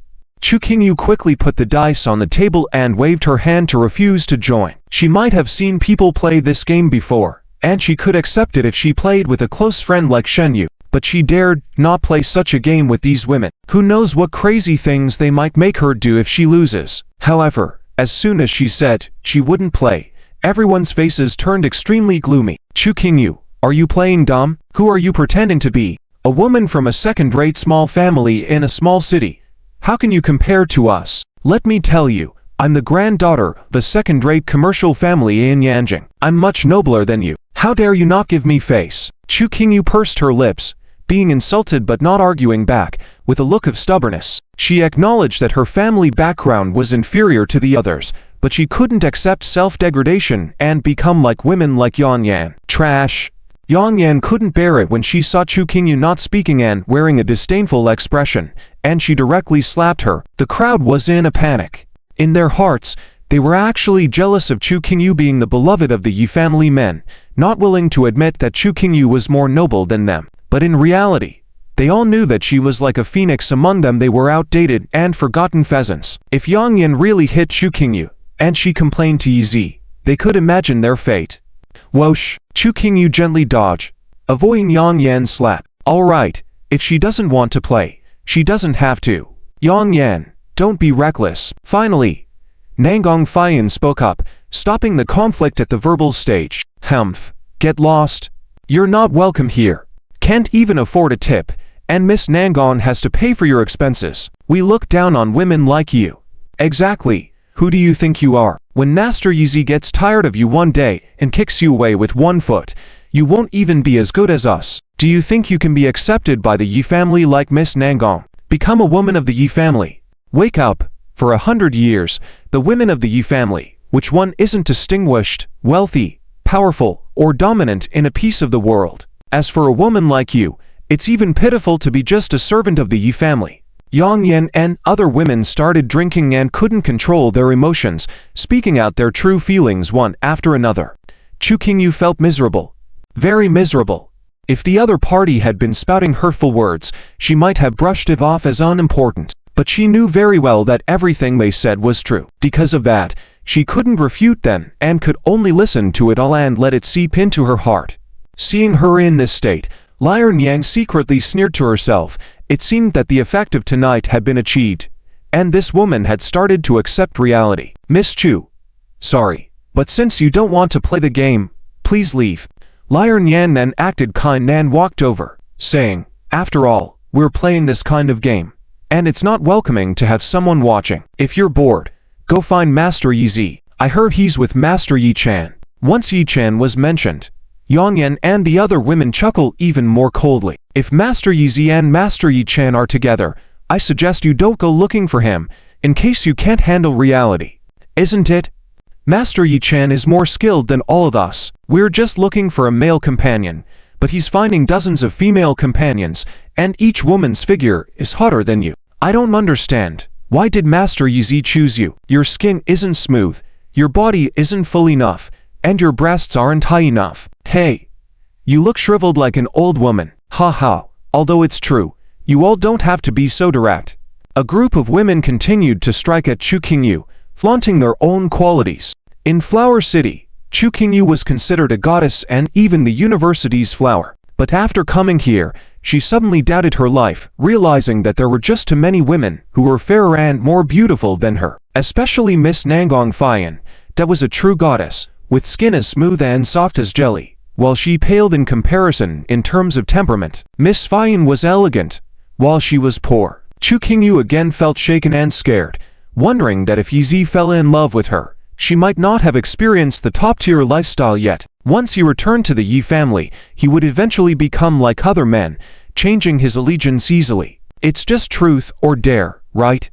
I'll play it. I, Chu Qingyu, am not inferior to any of you. Feeling bad, Chu Qingyu's strong-willed personality emerged again. She knew that if she insisted on being with Yi Zi, these socialites would be her circle, and if she had to adapt to that in advance, so be it. What if she lost and had to drink? Who's afraid of whom? Heh. Good. You finally came to your senses. That's right. The women here, who hasn't been favored by the men of the Yi family. But that's as fleeting as fireworks. You'll end up just like us sooner or later. Exactly. Yang Yan also walked over, lifting her chin and smiling. If you stop pretending to be pure, we can still consider you a friend. You'll still have a circle. But if you keep pretending, when Master Yi Zi abandons you, you'll be worse than a dog. Word by word, tossing down like hail, hitting Chu Qingyu's heart painfully. She didn't believe that Yi Zi was that kind of person, but she was afraid. She was just a Cinderella, with glory all in the hands of men. How could she not be afraid? All right, come on, let's play. Yang Yan led the way, and everyone began to play. After agreeing to play, Chu Qingyu regretted it because these women played wildly, and their dares were things she couldn't accept, such as embracing and kissing male companions or participating in some more intense interactions. Clack. In another round, Chu Qingyu got 3 ones, a triple. Wow, you rolled a triple. These are so much fun. When Yang Yan and the others saw it, their eyes immediately turned hot and strange. Wow, ha. There are too few entertainment facilities on this little island. The best place to have fun is this clubhouse. Outside the leisure clubhouse, Wishen brought Wishiao to the entrance. Wishiao chuckled. There are still too few entertainment facilities on this little island. The entertainment facilities I've seen outside added up don't compare to this place. And there are so many beauties too. Of course, Wishiao also knows that most of these women are related to the men of the Wi family and are usually wealthy in the outside world. But here, they are just like palace maids serving the Wi family. Because the managers of the leisure clubhouse know that Wishen is the young master of the Wi family. So when Wishiao followed Wishen in, the treatment was definitely completely different from when Chu Qingyu and the group of women came in. A group? No. A large group of alluring women greeted them, with radiant smiles, neatly lined up onto long corridors. Tsk. The scene. How grand. It's like choosing consorts for an emperor. Wishiao's eyes lit up immediately. Tall and short, plump and slim, women from the Dragon Kingdom, women from foreign lands, pure breeds, mixed breeds, various skin tones, various charms, a variety of everything. A man in a suit walked over with a smile, bending over to Wishen and said, "Young Master Wishen, you're back to Fairy Sea Island. How many women do you want today? Do you think these are enough? If not, I can make additional arrangements." Not enough? Wishiao's lips twitched slightly, thinking to himself, "Wishen, have you been practicing some kind of magic?" The man in the suit thought Wishen would casually slip $1 million tip as usual, but unexpectedly, smack, Wishen slapped the man directly, leaving him dazed. The beautiful women were also startled, their faces losing color. Blinded by your dog eyes. I'm here. Dare you to ask me first? Wishan scolded angrily. Now, the man in the suit and the group of women had changed their expressions. Brother Zhao. Ah, could this man be Wei Zhao, the legitimate grandson of the Wei family who had just returned and been certified by the old man to publish posts on Weibo? Ah, young Master Wei Zhao. I'm sorry. Please forgive me. The man in the suit was so scared that his gallbladder almost burst, and he knelt on the ground directly to apologize. Working on the Wei family's island, he was more clear about the strict hierarchy of the top figures than anyone else. Wei Shan was just a peripheral young master, while Wei Zhao was a direct lineal grandson. If he broke the rules, greeted the peripheral branch first, and ignored the direct line, if he encountered a bad-tempered young master of the Wei family, he could be slapped to death on the spot. However, Wei Zhao just smiled faintly. Don't talk to me like this. I'm not used to it. Get up. As he spoke, he lifted the man in the suit up. Just this scene made everyone secretly marvel. Sun even felt the man in the suit was too lucky, escaping unscathed. The man in the suit was already covered in cold sweat, thinking he must never make such a mistake again in the future. Wei Shan, you pick. I don't want any. Wei Zhao declared, leaving those women who were still hopeful, even trying to show off their charms, extremely disappointed. After all, they had thought that endearing the legitimate heir could lead them to great opportunities. Back in the day, wasn't Wei Fan's second wife a living example? Hey, Brother Zhao, I know I have no right to criticize you, but I can't help but comment. Wei Shan advised again, if you marry a woman of unparalleled status, even if she's strict, I heard your wife is just a Cinderella. Do you really need to fear her? Wei Zhao sneered, not bothering to explain. Although he and Wei Shan had a good relationship since childhood, there were serious generation gaps in their values and views on relationships. How could he reason with a guy who changes girlfriends daily? At this moment, Chu Qingyu was in a large room, her eyelids twitching. Okay, according to the rules, for every 3, either drink a cup of our specially prepared cocktail or hug and kiss all the service dogs present. Yang Yan was excited, watching Chu Qingyu's eyebrow raise, feeling mischievous. Choose now.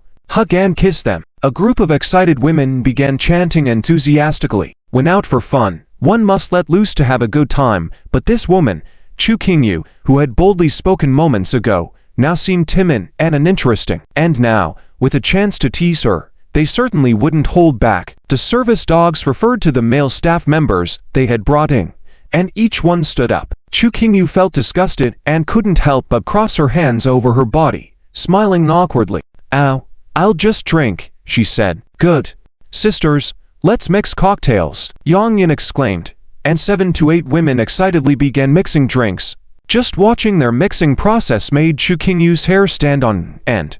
What kind of drink were they concocting? And what ingredients were they adding? Chu Qingyu felt extremely anxious, thinking how wonderful it would be if Wei Zhao were by her side right now. Unfortunately, these women wouldn't give her the chance to seek Wei Zhao out. And the island's internet and signal coverage were different from the outside. Her phone from the Dragon Kingdom couldn't even connect to Wei Zhao. Come on, drink up. This is the 3-in-1 package. Soon, 7 to 8 strange drinks were placed in front of Chu Qingyu. Chu Qingyu looked embarrassed, smiling apologetically. I'm sorry, I can't handle this. I'm going to opt out. This statement was like lighting a fuse. What? Since when did it make sense to back out now? Exactly. We've been playing for so long, just waiting for the 3-in-1 package, and now you say you don't want to play. Humph, who do you think you are? You think having the title of Wei Zhao's wife gives you privileges in front of us? Faced with the teasing from the group, Chu Qingyu felt extremely anxious. After all, she was in the wrong. I really can't drink. I'm sorry. Eventually, Chu Qingyu stood up to leave, realizing the game was not as fun as she thought. Little did she know, Yang Yan exploded immediately, grabbed her by the hair, and forcefully pulled her back. Oh. Chu Qingyu fell to the ground with a soft cry. You despicable woman. Looking down on us. Huh. I bet if Wei Zhao's young master sees you being trampled, he won't want you anymore. Yang Yan shouted, then turned to the men and shouted, You guys, get her. The men, originally looking down on Chu Qingyu's lowly background, didn't think she had any energy left. Now that she had lost the game and even flaunted her status, they viewed her even less favorably. They stood up and pounced. No. Help. Help me. Terrified. In this unfamiliar environment, in a closed room, she knew her cries were ineffective. Wei Xiao, where are you? With several men holding her shoulders and legs, she could barely struggle, feeling helpless, with tears welling up in her eyes. At this moment, under Wei Shan's guidance, Wei Xiao arrived in front of the largest room in the clubhouse. The door was golden and 4 meters high, like a palace. Click, the door opened. When Wei Xiao saw what was inside, his eyes widened instantly, forgetting to breathe for a moment. He never expected something like this to happen. Kuan Yu. Wei Xiao was about to speak, but Wei Shan pulled him inside, saying, Brother Xiao, since we're on vacation, let's have fun. It's time for that. Why are you still thinking about your wife? Wei Xiao hesitated to enter, as he saw that the room was full of women, dressed in very bright attire. He didn't like this environment, and at this moment, his thoughts were solely on his wife. Little did he know that at that moment, his wife was being maltreated in another room. A man was trying to forcibly kiss her, but she bit his shoulder, preventing him from succeeding. You sister, this girl can't stand this kind of green tea, a real mood killer. Yang Yan couldn't bear it anymore, grabbed a bottle of wine and splashed it on Chu Qingyu, then lifted her high heels to stomp on her. No one would sympathize with her. Even Elbier Niang was recording with her phone, a cold smirk on her lips. If the young master Wei Xiao saw his wife in such a state, surely he wouldn't want her anymore. Stop. At that moment, a furious voice suddenly sounded. The men quickly stood up, no longer daring to bully Chu Qingyu. Yang Yan also stopped. Chu Qingyu quickly sat up, still trembling, thinking she was saved. Was it Wei Xiao coming to rescue her? But no. The scene from their previous encounter at the Emperor's hotel did not repeat itself. Life's patterns are never the same. Stepping in was a man in a suit, the same one who had knelt before Wei Xiao earlier. Hey! What are you doing? Things seem to have gone a bit too far, right? Seeing Chu Qingyu in such a pitiful state, the manager was terrified, quickly shutting the door. Walking quickly over. The young master Wei Xiao was next door at the clubhouse. If he saw his wife being bullied, who knows what he might do. So, he had to handle this situation well, ensuring Chu Qingyu didn't feel bullied, quickly treating the scene as a game. It did go too far. Miss Chu, are you alright? Nangang Feiyan understood the manager's intentions and helped cover up, walking over to help Chu Qingyu up. Chu Qingyu, still shocked, was silent for a moment. Nangang Feiyan immediately softly commanded the men, all of you, kneel down, apologize like dogs to Ms. Chu. Suddenly, the men who had disrespected Chu Qingyu were kneeling on the ground, completely devoid of dignity. Chu Qingyu understood. This was the rule at the top, strict hierarchy and extremely rigid. She and Nangang Feiyan were completely from different worlds, and entering this world meant having a completely different fate. If you persist, sooner or later you will end up like Yang Yan and the others. Environment and social circle have the power to change a person. With a gentle tone, Nangang Feiyan left the room with Chu Qingyu. Chu Qingyu was completely drenched, looking quite disheartened. She was unaware of Nangang Feiyan's mission and simply thought the woman was helping her out of kindness. What? Still holding on to illusions about GZ, thinking he's different from other men? Nangang Feiyan saw Chu Qingyu remain silent with her head lower, her red lips curved with playful teasing. Glancing at the mocking curve at the corner of her mouth, Chu Qingyu nodded. HMPH. Nangang Feiyan chuckled coldly, not intentionally mocking but the disdain in her eyes and the slight curve of her lips deeply stunned Chu Qingyu. Unable to hold back, Chu Qingyu earnestly told her, Miss Nangang, our experiences and the people we've met are different, so our values and beliefs are destined to be different.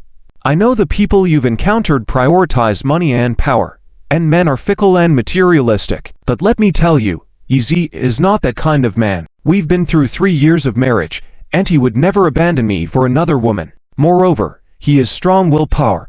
I believe he can control his body and actions. Seeing the seriousness and determination in Chu Qingyu's eyes, Nangang Feiyan was somewhat moved. Is that so? Let's make a bet and see. Nangang Feiyan raised her red lips, speaking solemnly. I believe in faithful men, but I don't believe there can be a faithful king. I am betting my happiness for the rest of my life. I believe I will win. Chu Qingyu said firmly. Nangang Feiyan nodded, suddenly hoping that Chu Qingyu would win. Despite being tasked by Li Erniang to break up Chu Qingyu and make her give up on Yizi, At the same time, she was touched by Chu Qingyu's inherent stubbornness and her persistence in the marriage. She felt that if someone could overturn her values, it wouldn't be a bad thing. However, a twist occurred, and it seemed like their bet had already determined the outcome. In the prestigious private room, the door opened, and a group of sexy women surrounded Yizi, fawning over him and vying for his attention. Yizi was still shouting, "Ha ha, serve me well. Sisters, you all will make a fortune tonight." Seeing this scene, Chu Qingyu's heart shattered like glass. How could Yizi do this? Just moments ago, she was willing to wager her happiness on believing in him, vehemently stating that he could control himself. How did he turn around and shamelessly slap himself in front of Nangong Fian, causing her immense disappointment, even despair? This feeling was something she hadn't experienced for a long time, reminiscent of the pain she felt when she saw Yizi being intimate with Qin Ruhan at the Emperor's One Hotel. She had tried to reassure herself that Yizi being embraced by women in swimsuits was a setup or photoshopped. But now, she couldn't lie to herself anymore. A sense of betrayal emerged, leaving Chu Qingyu's mind blank. Yizi, surrounded by a group of women, didn't seem to be enjoying himself.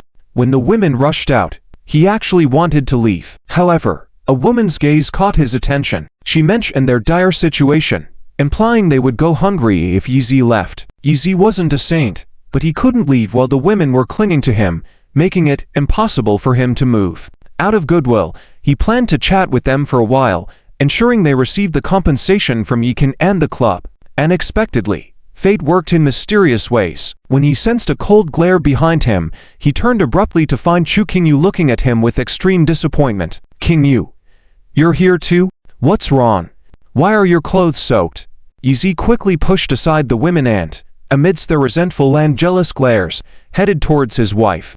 Chu Qingyu turned and walked away. After a few steps, she broke into a run, fearing that her tears would start flowing if she waited a moment longer. As Nangong Fian had said, there was no faithful king in the world. She had overestimated Yizi, and most of all, she had overestimated herself. Yang Yan's harsh words echoed in her ears. Yang Yan is right. Chu Qingyu, what are you even worth? You are just an ordinary, unremarkable woman. What entitles you to believe that Yizi would give up the world for you? Chu Qingyu, you are ridiculous. Yizi was still unaware of what had happened. Pushing away the interfering women, he didn't spare a glance at Nangong Fian and rushed after Chu Qingyu. Finally, outside the club's gates, he grabbed his wife's wrist. "Qingyu, where are you going? Don't bother about me." Chu Qingyu tried to shake off Yi Zhao's hand but realized that his strength remained as strong as ever. At that moment, Yizi ignored everything, pulling her into his arms with determination and tenderness. "Tell me, who hurt you? I will avenge you." Chu Qingyu was emotionally volatile, and Yi Zhao's authoritative words instantly softened her. Chu Qingyu was conflicted, crying without words, unwilling to disclose the rejection and mistreatment she faced in the club. It had nothing to do with pride. She simply didn't want Yizi to know she felt out of place in high society circles. Yi Zhao's identity had already been revealed at the club, and his forceful embrace at the entrance attracted many onlookers. Yang Yan and others watched with bitter envy, not understanding how the withered Chu Qingyu had captured Yi Zhao's heart. Witnessing this scene, Nangong Fian raised a faint smile, muttering to herself, "This pair of spouses is quite interesting. Yizi, unlike the bland Yao, has more character. If he takes over the Yi family, things might get more interesting in the future." Ring a satellite phone on the desk in a building exclusively for the Yi family suddenly rang. It was Liu Ernian reporting the situation to Rain Feifei. "Madam, on the first day, cracks appeared in their marriage. While Yizi still clings to Chu Qingyu and she doesn't blame him, there is sure to be a deep-seated thorn in her heart." After listening, Rain Feifei hung up with a snap. Liu Ernian was conniving, adept at breaking marriages, and Rain Feifei had no doubt she could tear apart Yizi and Chu Qingyu. Nonetheless, she detested the woman, so hearing her speak further annoyed her. Returning to Yizi, he waited until Chu Qingyu's emotions calmed down before leading her to a special house. Though the house was spacious, there was only one bed, and it had a very intimate ambience. Clearly, Liu Ernian had picked this house for them.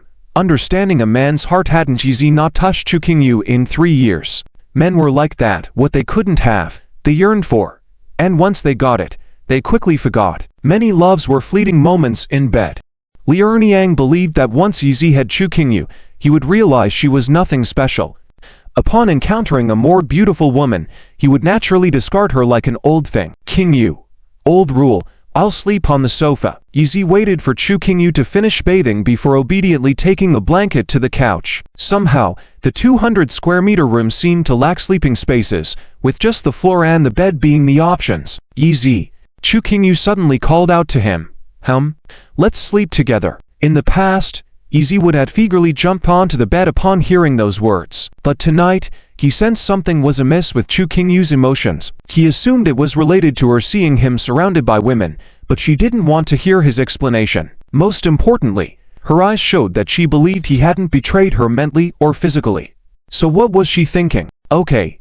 Yizi certainly wouldn't refuse, and he lay down on the bed beside Chu Qingyu, trying to find out what had happened that day. Yizi. Chu Qingyu interrupted him abruptly. Yes. Why do you always restrain yourself from touching me?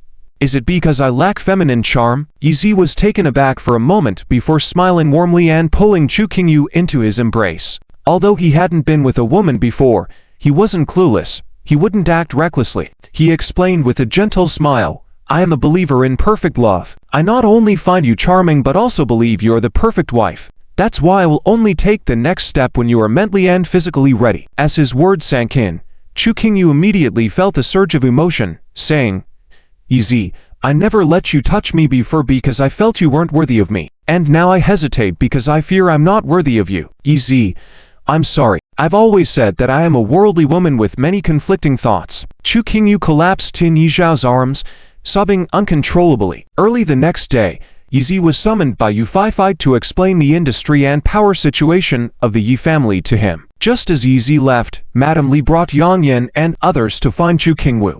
What performance? Inviting me on stage. Chu Qingyu was surprised. Initially, she thought she was going back to the Yi family to meet the parents, but instead, she found herself on a vacation on Yi Island. Madame Li mentioned that there would be a large party on the island tomorrow night, and there might be members of the Yi family attending. She suggested Chu Qingyu showcase her talents on stage. Chu Qingyu was still unclear about Yu Feifei's intention in inviting her to the island, but upon hearing Madame Li's words, she naturally did not refuse. That's great. Miss Chu, what are your talents? Can you sing and dance? Chu Qingyu honestly replied. Well, I can do a little bit. As the school flower, she often participated in performances before, so singing and dancing were quite good for her. However, after some thought, she added, actually, my best skill is in costume design. Really? That's excellent. You must showcase your talents. Do you understand? Madame Li said. Chu Qingyu nodded, thinking that someone from the Yi family wanted to assess her talents. Since she was already there, she wanted to demonstrate that she was not a woman without skills. After Madame Li and Chu Qingyu's conversation, they left with a satisfied smile on Madame Li's face. Chu Qingyu thought that Madame Li was not very scheming. This performance was actually intended to please the celebrities and wealthy people invited by the Yi family to the island from all over the world. Since the Yi family kept a group of women, they would not let them idle, and when the women could be useful in making money, they would surely be utilized. Chu Qingyu had no idea that she was being schemed against. She returned to her room and focused on designing her performance outfit. I must work hard tomorrow and make sure people within the Yi family circles acknowledge my talent. With this thought in mind, Chu Qingyu stayed indoors for the day, cutting a set of pure white formal attire. In the evening when Yizi returned, he found that Chu Qingyu had designed an exquisite formal attire similar to that in the splendid wedding banquet. How does it look? Is it okay? Chu Qingyu enthusiastically showed it to Yizi. Of course, my wife wearing this outfit will definitely be the most beautiful woman in the world. Yizi said. Humph, always lying to me. Chu Qingyu pouted. Although she didn't believe Yishao's words, she felt sweet inside. If there is any falsehood, may I be struck by lightning. Yizi swore directly. All right, go rest now, you seem a bit tired. After instructing Yizi, Chu Qingyu continued to work on her outfit. Yizi was indeed very tired. Not only did he spar with some warriors from the Yi family today, but he also received a lot of information from the eldest and about the Yi family. Both his physical and mental strength were close to depletion. After showering, he lay on the bed while Chu Qingyu meticulously worked on her outfit, muttering, if only There was some decoration here on the chest area. Yi chuckled. What kind of decoration do you want? I'll get it for you. Since the whole island belonged to the Yi family, he didn't dare to promise everything, but if she wanted diamonds or jade, he could easily provide them. I'd prefer a ruby, Chu Qingwu said casually. After all, a ruby would complement the white dress perfectly, giving it a contrasting touch. All right, I'll find the most beautiful ruby for you tomorrow. Yi smiled broadly. Forget it. Where can we find a ruby on this island? If not, a red flower will do just fine. Seeing Chu Qingwu speak so casually, Yi couldn't help but laugh. It seemed that his wife still didn't realize the significance of the theater performance on this island. It could be said to be an entertainment show for the elite class, and if the actors were to plain, it might affect the rich people's perception. However, who dared to call Chu Qingwu plain when she was Yi Zhao's wife? Therefore, Yi didn't say anything and simply admired the serious way his wife was designing her outfit, falling asleep in a daze. The next morning, when Yi woke up, he found Chu Qingwu asleep on the table. Yi couldn't help but feel a bit heartbroken. His wife remained true to herself. Even though her net worth was in billions, her hardworking nature had not changed at all. Her slightly weary appearance made Yi both affectionate and loving. He quickly carried her to bed and covered her with a blanket. Just as he finished these tasks, a person from Yu Feifei's side arrived at the door. Young Master Yi, Miss Ning Yuxi also arrived on the island today. The madam wants you to be her guide today. What? Me as her guide? Yi frowned. He had only been on the island for 2 or 3 days, barely explored it himself. How could he be a guide? Everyone knew the intentions of the eldest aunt. She wanted him to spend time with Ning Yuxi to develop a relationship, and if Chu Qingwu found out, she would surely be uncomfortable. Young Master Yi, the madam said that if you don't go, she will bring Miss Ning Yuxi to find you, and tell Mr. that Miss Ning is the desired daughter-in-law of the Yi family. All right, I'll go. Yi had no choice. This was clearly a coercion. If Yu Feifei brought Ning Yuxi to find Chu Qingwu, who knows what might happen? So, he decided to deal with that girl himself. But where on the island would he find her? Just thinking about it was giving him a headache. Forget it. I'll go and face that chubby girl myself. Yi couldn't hesitate anymore. He only needed the servant from Yu Feifei's side to tell him where to meet Ning Yuxi. But before reaching the destination, he unexpectedly met a hurried and elegant beauty on the way. Ah, why it's you. The surprise was visible on both of their faces as they met. The elegant beauty is none other than Ning Yuxi. Originally, she came to the island to watch a performance according to her parents' arrangement, but in reality, she came to develop a relationship with Yi Xiaopei. However, after arriving on the island, the drizzling rain made her wait for Yi Xiaopei in a very romantic beach pavilion. At first, she had the same intention as Yi Xiaopei, planning to be straightforward and tell that fat man that she would never like him in this lifetime. But then she thought, this is Yi's family island, and the drizzling rain deliberately arranged for them to meet in the deserted pavilion in front of the beach. What if that fat man got interested in her appearance and wanted to do something inappropriate here? There is no legal system here, he can do whatever he wants. Thinking that it was too dangerous, Ning Yuxi quickly tried to leave before Yi Xiaopei arrived. Unexpectedly, she ran into the real Yi Xiaopei. What are you doing here? Both of them asked the same question in unison, then laughed together. Ning Yuxi already liked Yi Xiaopei, so she immediately covered her mouth and said, we really have a telepathic connection. Hey, it's quite a coincidence. Yi Xiaopei also replied with a smile, suddenly thinking of something else. That fat woman was so ugly, he could legitimately refuse her, couldn't he? As an honorable young master of the Yi family, how could he marry a wife who couldn't be taken out? With this in mind, he thought about having Ning Yuxi help a little. After all, this woman really had high facial value and exuded an elegant goddess demeanor. Unexpectedly, before he could speak, Ning Yuxi suddenly said, hey, can you do me a favor? Oh, what favor? Yi Xiaopei was stunned, thinking that they were really on the same wavelength, as she even asked for help in the same way. Did she want to pretend to be her man? To his surprise, that was exactly what she wanted to do. Ning Yuxi took the initiative to lightly hook his arm, with a pleading tone.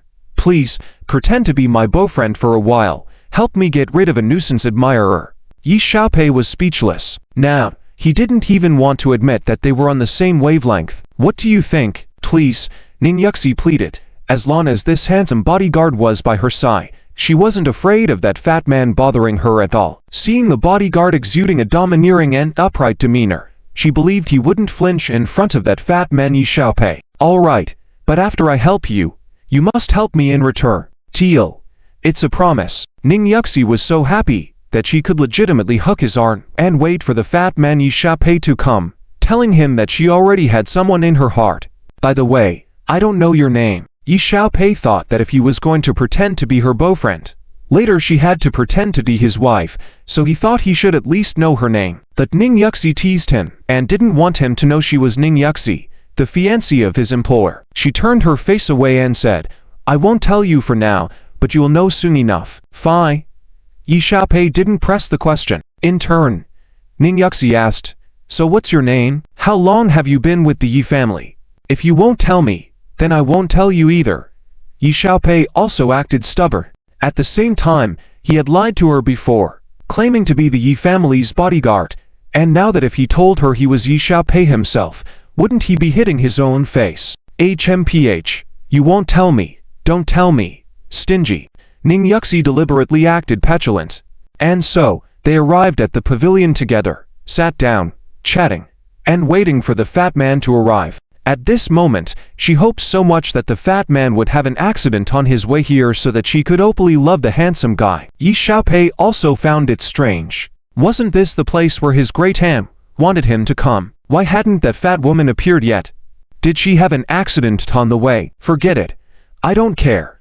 In any case, if they didn't come, he would simply act like he didn't care either so that he wouldn't have to face that smelly fat woman. But little did he know that their hand-in-hand scene was already seen by Yu Feifei through satellite surveillance. Haha, these young people are really good at acting. Yu Feifei, who originally worried that they might resist, couldn't help but laugh. Both of them said they resist the arranged marriage in public, but they are so intimate in private. "Madam, do we still need to stick to the original plan and have Master Yi Xiaopei accompany Miss Ning around the island?" A servant respectfully asked. "No need. Let them develop naturally." Yu Feifei waved her hand.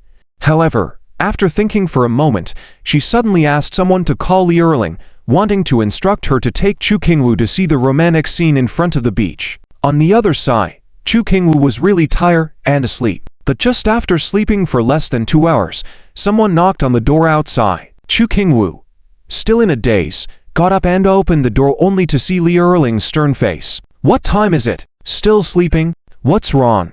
Is something the matter?" Chu Qingwu was not weak, although Li Erling's tone was harsh. She still calmly asked, "HMPH, what's not wrong? Hurry up and come with me to do your makeup.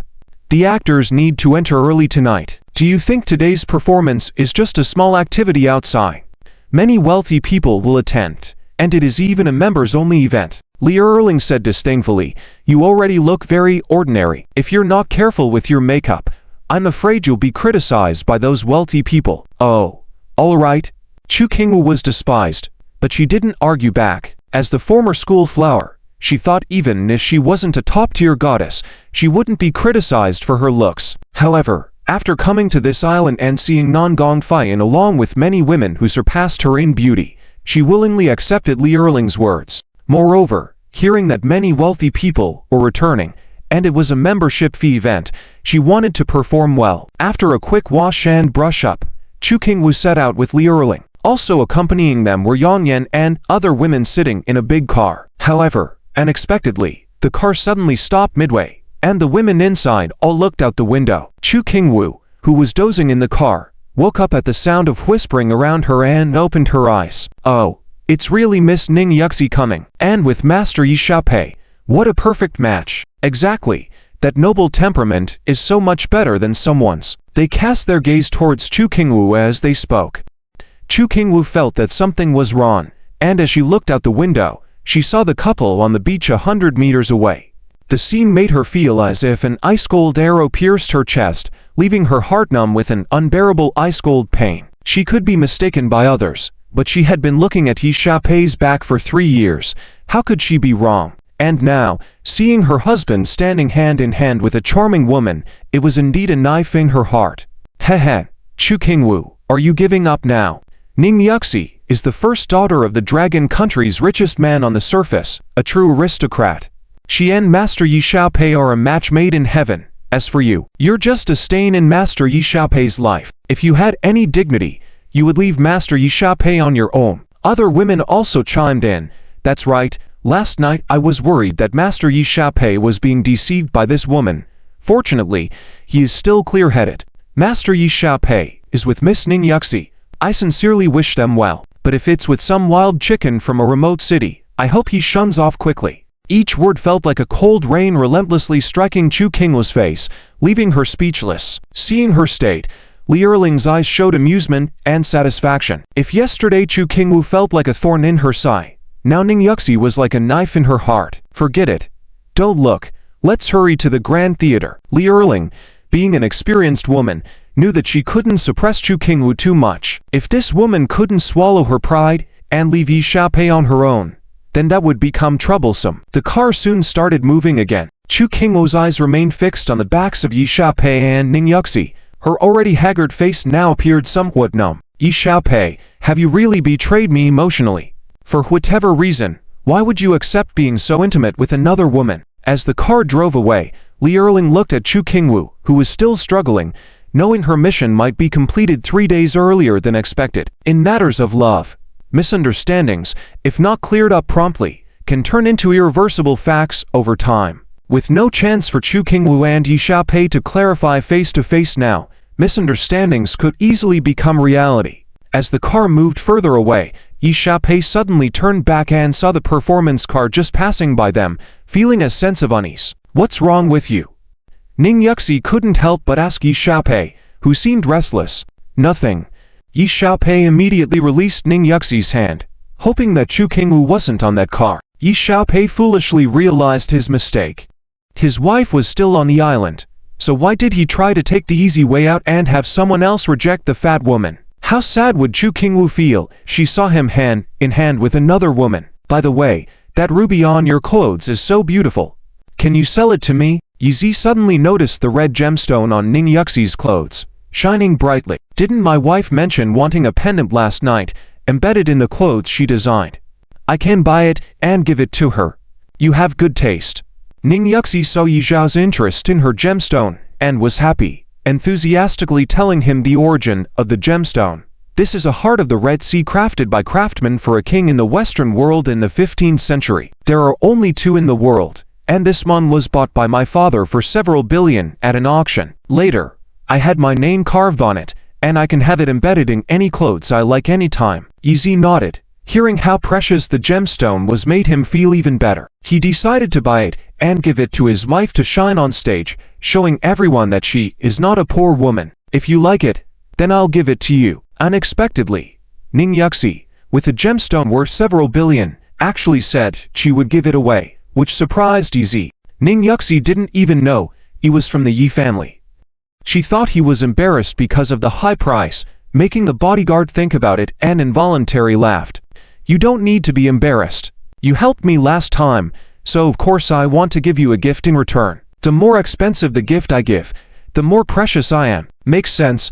I guess I can't refuse then, right? Yi Zi accepted the ruby, saying casually, thank you. Ning Yuxi was still concerned that the bodyguard might feel awkward accepting it due to his lower status, but seeing him accept it casually made her view him as having style, not placing too much importance on money. Seeing with the eyes of love, nothing is clearer than this. After receiving the ruby, Yi Zi didn't hesitate and quickly called someone to deliver it to Chu Qingwu. Who should he call? Let's call Yi Chan. That guy seems idle anyway. However, he needed to dismiss the unknown beauty next to him, so he said, it's been a while. The man you were waiting for probably isn't coming, right? A man who's late for a date isn't worth a beautiful woman like you waiting for him. In fact, he was speaking to himself. That plump girl, what is she up to? As the dignified young master of the Yi family, he had been waiting for her for 2 hours. Although her appearance was not to blame, being late for a date or not arriving provided him a valid reason to reprimand her. Well, you're right. In that case, I won't wait for him. Ning Yuxi was angry and said, what's with him? Always making excuses. I can forgive him for not being handsome enough, but being late for a date, I can't stand it. If my parents dared to force me to go on a date with him, I wouldn't agree. Yi Zi almost spat out blood. How did this beauty's words align so well with his thoughts? However, Easy realized that the man she was waiting for was a plump guy. Who on this island, capable of dating such a beautiful goddess, could he be? Certainly, it was that rascal Yi Chan, the playboy. Forgive me for being nosy, but is the plump young master from the Yi family the one you were waiting for a date with? Yes, it's him. I can't stand people like him, surrounded by women and still wanting to cause trouble for me. Ning Yuxi, will never marry him. Ning Yuxi pouted. Well, I support you. Yi was certain now that she was the one Yi Chan wanted to date. Considering the numerous women around Yi Chan, and this elegant and likable woman, he didn't want Yi Chan causing trouble for her. Let's part ways here. Next time I see that plump guy, I'll speak on your behalf and advise him to stop bothering you. Alright. Thank you. Although Ning Yuxi wanted to stay with Yi a while longer, she saw that he seemed to have something to do, so she didn't bother him anymore. The two parted ways. The evening quickly approached. Chu Qingwu had finished her makeup and was waiting backstage for the performance. At this moment, her heart still ached. The mocking voices had only just stopped, even though she still believed that Yi hadn't changed his feelings for her. It was hard to ignore the harsh words. Miss Chu, this box was sent by young Master Yi Chan for you. Suddenly, someone entered and handed a box to Chu Qingwu. Young Master Yi Chan? Chu Qingwu looked puzzled, still accepting the box and said thank you. She didn't know Yi Chan, but it was probably arranged by Yi since he had no influence on this island. Hehe, you've already hooked up with young Master Yi Chan so quickly. You're quite skillful. Yang Yan couldn't resist another sarcastic remark, especially after Yi publicly embraced her last night. They all assumed Chu Qingwu was scheming and showing off their jealousy.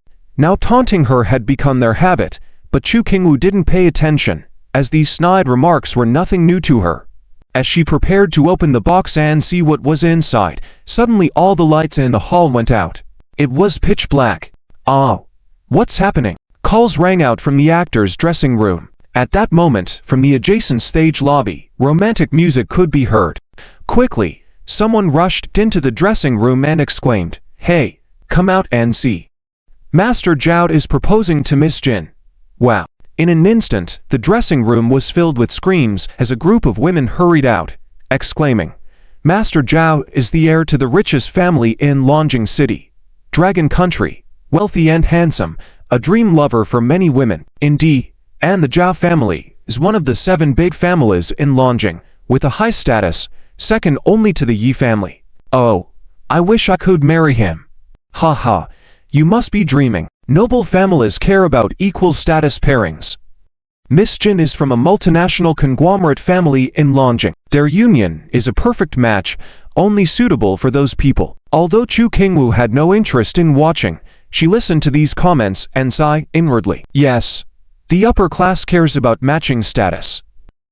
Not to mention the Yi family is the top family in Dragon Country. If she continued down this path with Yi, what would be her fate? Meanwhile, Yang Yan and the others, forgetting to taunt Chu Qingwu, rushed to the stage lobby. The hall was covered in candles, forming numerous heart shapes and the words "I love you." Around them, there were musicians performing elegant music with violins. The guests in the hall formed a circle, watching a couple in the center. The man was naturally the reputed Master Zhao, with long hair and dressed in Han clothing, similar to popular celebrities, appealing to the aesthetics of women aged 10 to 25.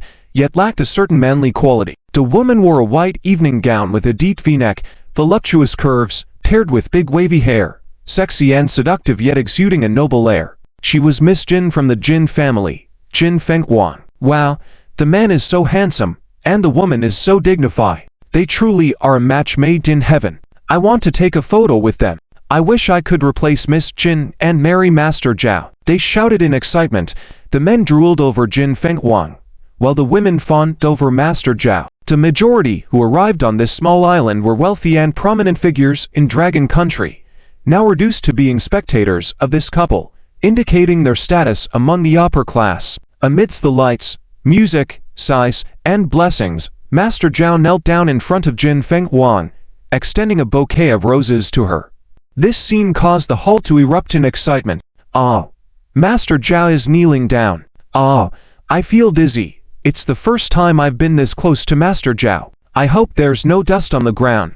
please don't so Master Zhao's niece. Master Zhao, I can't bear to see you get married, sob. Wow, these golden boy and jade girl decided to get engaged here. Today was truly worth it. Surely this will be a headline in Dragon Country's national news. Haha. Take photos quickly and sell them to news websites and media networks for a high price. In an instant, these ordinary wealthy offspring and debutantes, who normally were worshipped by the commoners, became fans of this golden boy and jade girl. Ah, another golden turtle had someone pick the fruit. I'm so jealous. At this moment, Yang Yan was also sighing, gazing at Master Zhao under the spotlight, feeling a heartache. Her lifelong dream as a woman was to marry into a wealthy family. The Zhao family of Longjing, one of the 7 great families, was naturally a top-tier wealthy family.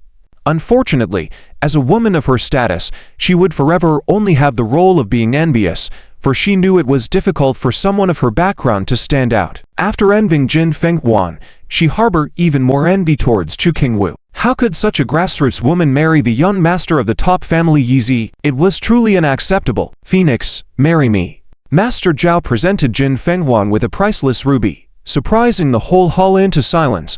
Wow, what a huge ruby. After a while, the women who were just saying they didn't care about diamonds couldn't help but exclaim, their eyes shining with envy. Even the other wealthy people present couldn't help but marvel. Oh my, that ruby is so dazzling. I remember now, that is the heart of the Red Sea from the Middle Ages. There are only 2 in the world, and each one costs nearly 1 billion. Hearing all the wealthy people present marveling, Master Zhao couldn't help but feel secretly proud. This was the effect he wanted, to show off his status as a young master from one of the 7 noble families of the Dragon Kingdom. Marry him. Marry him. Some people in the venue started shouting. Even the women who just claimed they didn't care about material possessions, only about love, now said loudly, love, romance alone, is not enough. After all, love can't fill your stomach, you need roses, and rubies even more. That is perfect love. Saying this, the woman expressed a look of admiration, clenching her fists with an infatuated expression. I envy Miss Jin. If someone sent me a ruby, I would be willing to marry him. No need for the heart of the Red Sea, no matter who he is. A group of women followed her in exclaiming. With such a scene, Miss Jin Phoenix felt a sense of superiority. After all, rubies couldn't be eaten as food, couldn't be worn as clothes, they could only be used to show off. All right, I agree. Miss Jin Phoenix indeed agreed. How could she not agree? It was all rehearsed several times before. Although there was no director, she still had to follow the script. At this point, the lights in the Grand Theater returned. The thunderous applause filled a whole venue. With tears in the corners of many women's eyes, many of them were moved, even if they themselves weren't the ones getting engaged to Mr. Zhao. As for Yang Yan, she was not only envious, but also jealous, sighing deeply before preparing to perform. She was once Wisi Yi's lover, but only received a diamond worth several million, after which she was banished to obscurity for life. Now, compared to the attention on Jin Phoenix, how could she bear it? In a moment of recklessness, instead of returning to the actors backstage, she ended up in a VIP room. Inside, Jin Phoenix casually placed the received ruby on the table in a box and went to touch up her makeup. Yang Yan's heart raced in an instant, thinking that it was the heart of the Red Sea, one of only 2 in the world, a dream of a lifetime for a woman. She walked in. Taking advantage of nobody noticing, she quickly stuffed the ruby into her pocket and then walked out. After leaving the VIP room, her heart was still pounding like a drum. Her mind was blank. She had even forgotten what she had just done, whereas other people had already returned to the actors backstage. Just now, Chu Qingwu didn't leave, but was sorting out the costume she was about to perform in. The dress was beautiful, even more exquisite than the one Jin Phoenix had just worn. The women were just enchanted by Jin Phoenix. Their minds were definitely a bit off balance now, but there was nothing they could do. After all, Jin Phoenix was the daughter of the Jin family consortium. They couldn't compete with her. But now, seeing Chu Qingwu, this vulgar woman, also wanting to dress beautifully to perform on stage, they couldn't bear it and started attacking her verbally. HMPH, Chu Qingwu, you're already married. Why dress so beautifully? Yes. Isn't it enough to have an affair with Wei Chen Shai? Now she wants to seduce other men? So shameless. Faced with these baseless accusations, Chu Qingwu couldn't help but furrow her brows lightly. Originally, she was feeling good preparing to wear her own designed beautiful clothes on stage, but being unjustly criticized like this made her mood plummet. However, she didn't bother with these women, continuing to tidy up her dress as she was about to go on stage soon. Once the clothes were ready, she adorned them with the ruby sent to her by someone else earlier, completing the final touch. Click. Chu Qingwu smiled again, opened the box directly, took out the ruby. Wow. Chu Qingwu didn't expect that with such a simple action, the women who were just mocking her would start shrieking in surprise. Each of them had a bewildered expression, as if they had seen a ghost. How could this be? Why did Chu Qingwu have a heart of the Red Sea, just like the one Zhao had given Jin Phoenix? Was it stolen by her? Chu Qingwu found it strange. Why were these women so shocked? Weren't they all from wealthy families? Could it be that they had never seen such a ruby before? Thinking up to this point, Chu Qingwu couldn't help feel a bit proud, her mood slightly improving. Although Wu Zhao had just been with the other women, she appreciated that he still cared for her by sending her such a ruby to boost her image. But the next moment, Yang Yan burst in as if possessed, rushing towards Chu Qingwu and trying to snatch the ruby from her hands. Of course, Chu Qingwu didn't allow it, stepping back and coldly asking, Yang Yan, what are you trying to do? You. How can this be? Yang Yan's words were now incoherent. Indeed, she was more surprised than anyone else because she had just stolen Jin Phoenix's ruby, and upon returning to see the ruby inexplicably in Chu Qingwu's hands, it left her speechless. Yang Yan didn't know that it was a different ruby. She thought Chu Qingwu had some magical ability, leaving her flustered and confused. Help! Someone stole Miss Jin Phoenix's Heart of the Red Sea. Finally, some other women started shouting. Chu Qingwu was taken aback. Yang Yan, on the other hand, was visibly shaken, even breaking out in a cold sweat. After all, she was the one who stole Jin Phoenix's ruby. As she subconsciously tried to stop them from calling out, more women began shouting, Quick! Catch the thief! So audacious! Dare steal the Heart of the Red Sea? And openly show it off! Do they take us for fools? Catch her! This woman is despicable! To think she's a thief! Let Zhao and Miss Jin finish her! The women, who just moments ago were worried they couldn't deal with Chu Qingwu, now had a good chance and wouldn't let it slip. Chu Qingwu was still perplexed, as the ruby was brought by someone upon Wu Chan's request. They had all seen it. How could they accuse her of theft? Quickly, many people poured into the backstage room, blocking the entrance in an instant. What's going on? Who stole the Heart of the Red Sea? Exactly. Wasn't it just seen being taken back by Miss Jin a while ago? Who could have moved so quickly? The people who were just discussing Zhao's proposal a moment ago now found face to face with the news of the stolen ruby. Other women were still worried that Chu Qingwu would escape, but seeing so many people blocking the entrance, they relaxed. Hey, it looked like this time, Chu Qingwu, this despicable woman, wouldn't escape. Stealing was not only a lack of character, but a grave sin on Xianhe Island. Even if someone tried to protect her, it wouldn't work. Look. It really is the Heart of the Red Sea. How did it end up in that woman's hands? The speed of this thief is truly remarkable, isn't it? TSK. This woman wants to be invincible. Each and every one of them pointed fingers at Chu Qingwu, discussing among themselves, expressing shock, disbelief, but more so anger and mental distortion. Zhao, upon seeing the ruby in Chu Qingwu's hand, immediately displayed a look of displeasure, his eyes seemingly ready to kill. Who are you? And why do you have the ruby? Zhao pointed at Chu Qingwu, loudly demanding answers. Chu Qingwu had been anxious all along, not knowing what was happening. Now seeing Zhao's expression and being questioned by him, she was shocked, shivering as she said, I am Chu Qingwu, about to go on stage to sing. This gemstone was brought to me by a servant, Qiu. Upon hearing Chu Qingwu say she was going to sing on stage, everyone looked even more disdainful. It turned out she was just a mere performer. For ordinary people, a star might be someone of significance, but for these upper-class individuals, a star was a mere performer, a plaything, the lowest of the low. It seemed that this woman was doomed today. HMPH. Before Zhao could continue speaking, Yang Yan quickly jumped out and spat directly at Chu Qingwu. Chu Qingwu felt it was dirty, humiliating, and infuriating. How could this woman, In front of so many upper-class individuals, she actually spat on her face. Yang Yan didn't care about Chu Qingwu's expression. Being fearful and nervous, she quickly poured dirty water on her, blaming Chu Qingwu for everything she had done, loudly proclaiming, "Zhao, I saw it with my own eyes. This woman had been waiting in the VIP room, just to steal the ruby back as soon as Miss Jin wasn't looking. I didn't steal anything." Faced with Yang Yan's accusations, Chu Qingyu immediately exclaimed to explain, "This ruby was given to me by a servant. I didn't steal it." In fact, when the power went out, Chu Qingyu was the only one in the backstage room. When she opened the box, the ruby emitted a brilliant red light, and she also thought the ruby was very precious. At that time, she wasn't sure if it was sent by Yi Zi. Where did he find it? Now, everyone in the world says this ruby belongs to Zhao Gongzi. She began to suspect if someone wanted to frame her deliberately by sending the ruby. "Ha ha, you can say such false words, really lacking intelligence." Yang Yan sneered, feeling triumphant, not expecting Chu Qingyu to say such things. Now there was no need for her to continue saying anything. Surely no one would believe Chu Qingyu's words. Sure enough, those flattering people at the scene immediately pointed at Chu Qingyu with cold fingers. "Humph. We all saw Zhao Gongzi give this ruby to Miss Jin.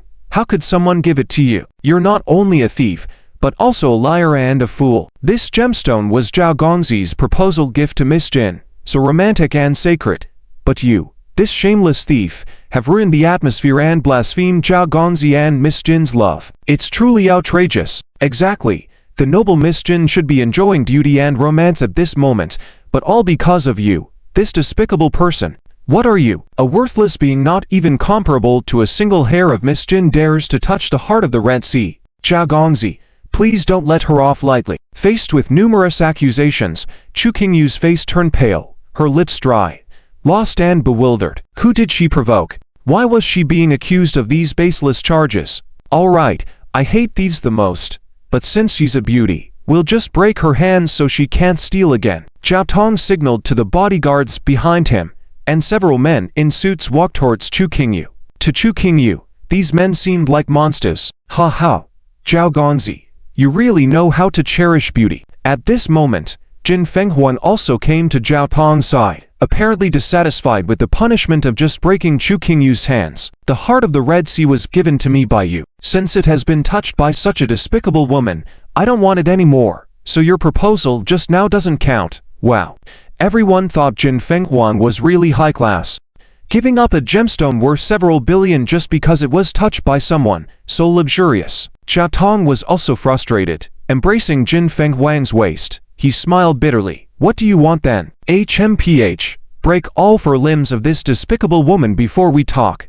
As soon as Jin Fenghuan spoke, the onlookers cheered loudly, with no one showing any sympathy for Chu Qingyu, the thief and liar. Feeling helpless, Chu Qingyu silently prayed, "Yi Zi, where are you now? Please come save me." At that moment, Yi Zi had just come out of a building. Today, he had not followed the plan and accompanied Ning Yuxi to tour the small island.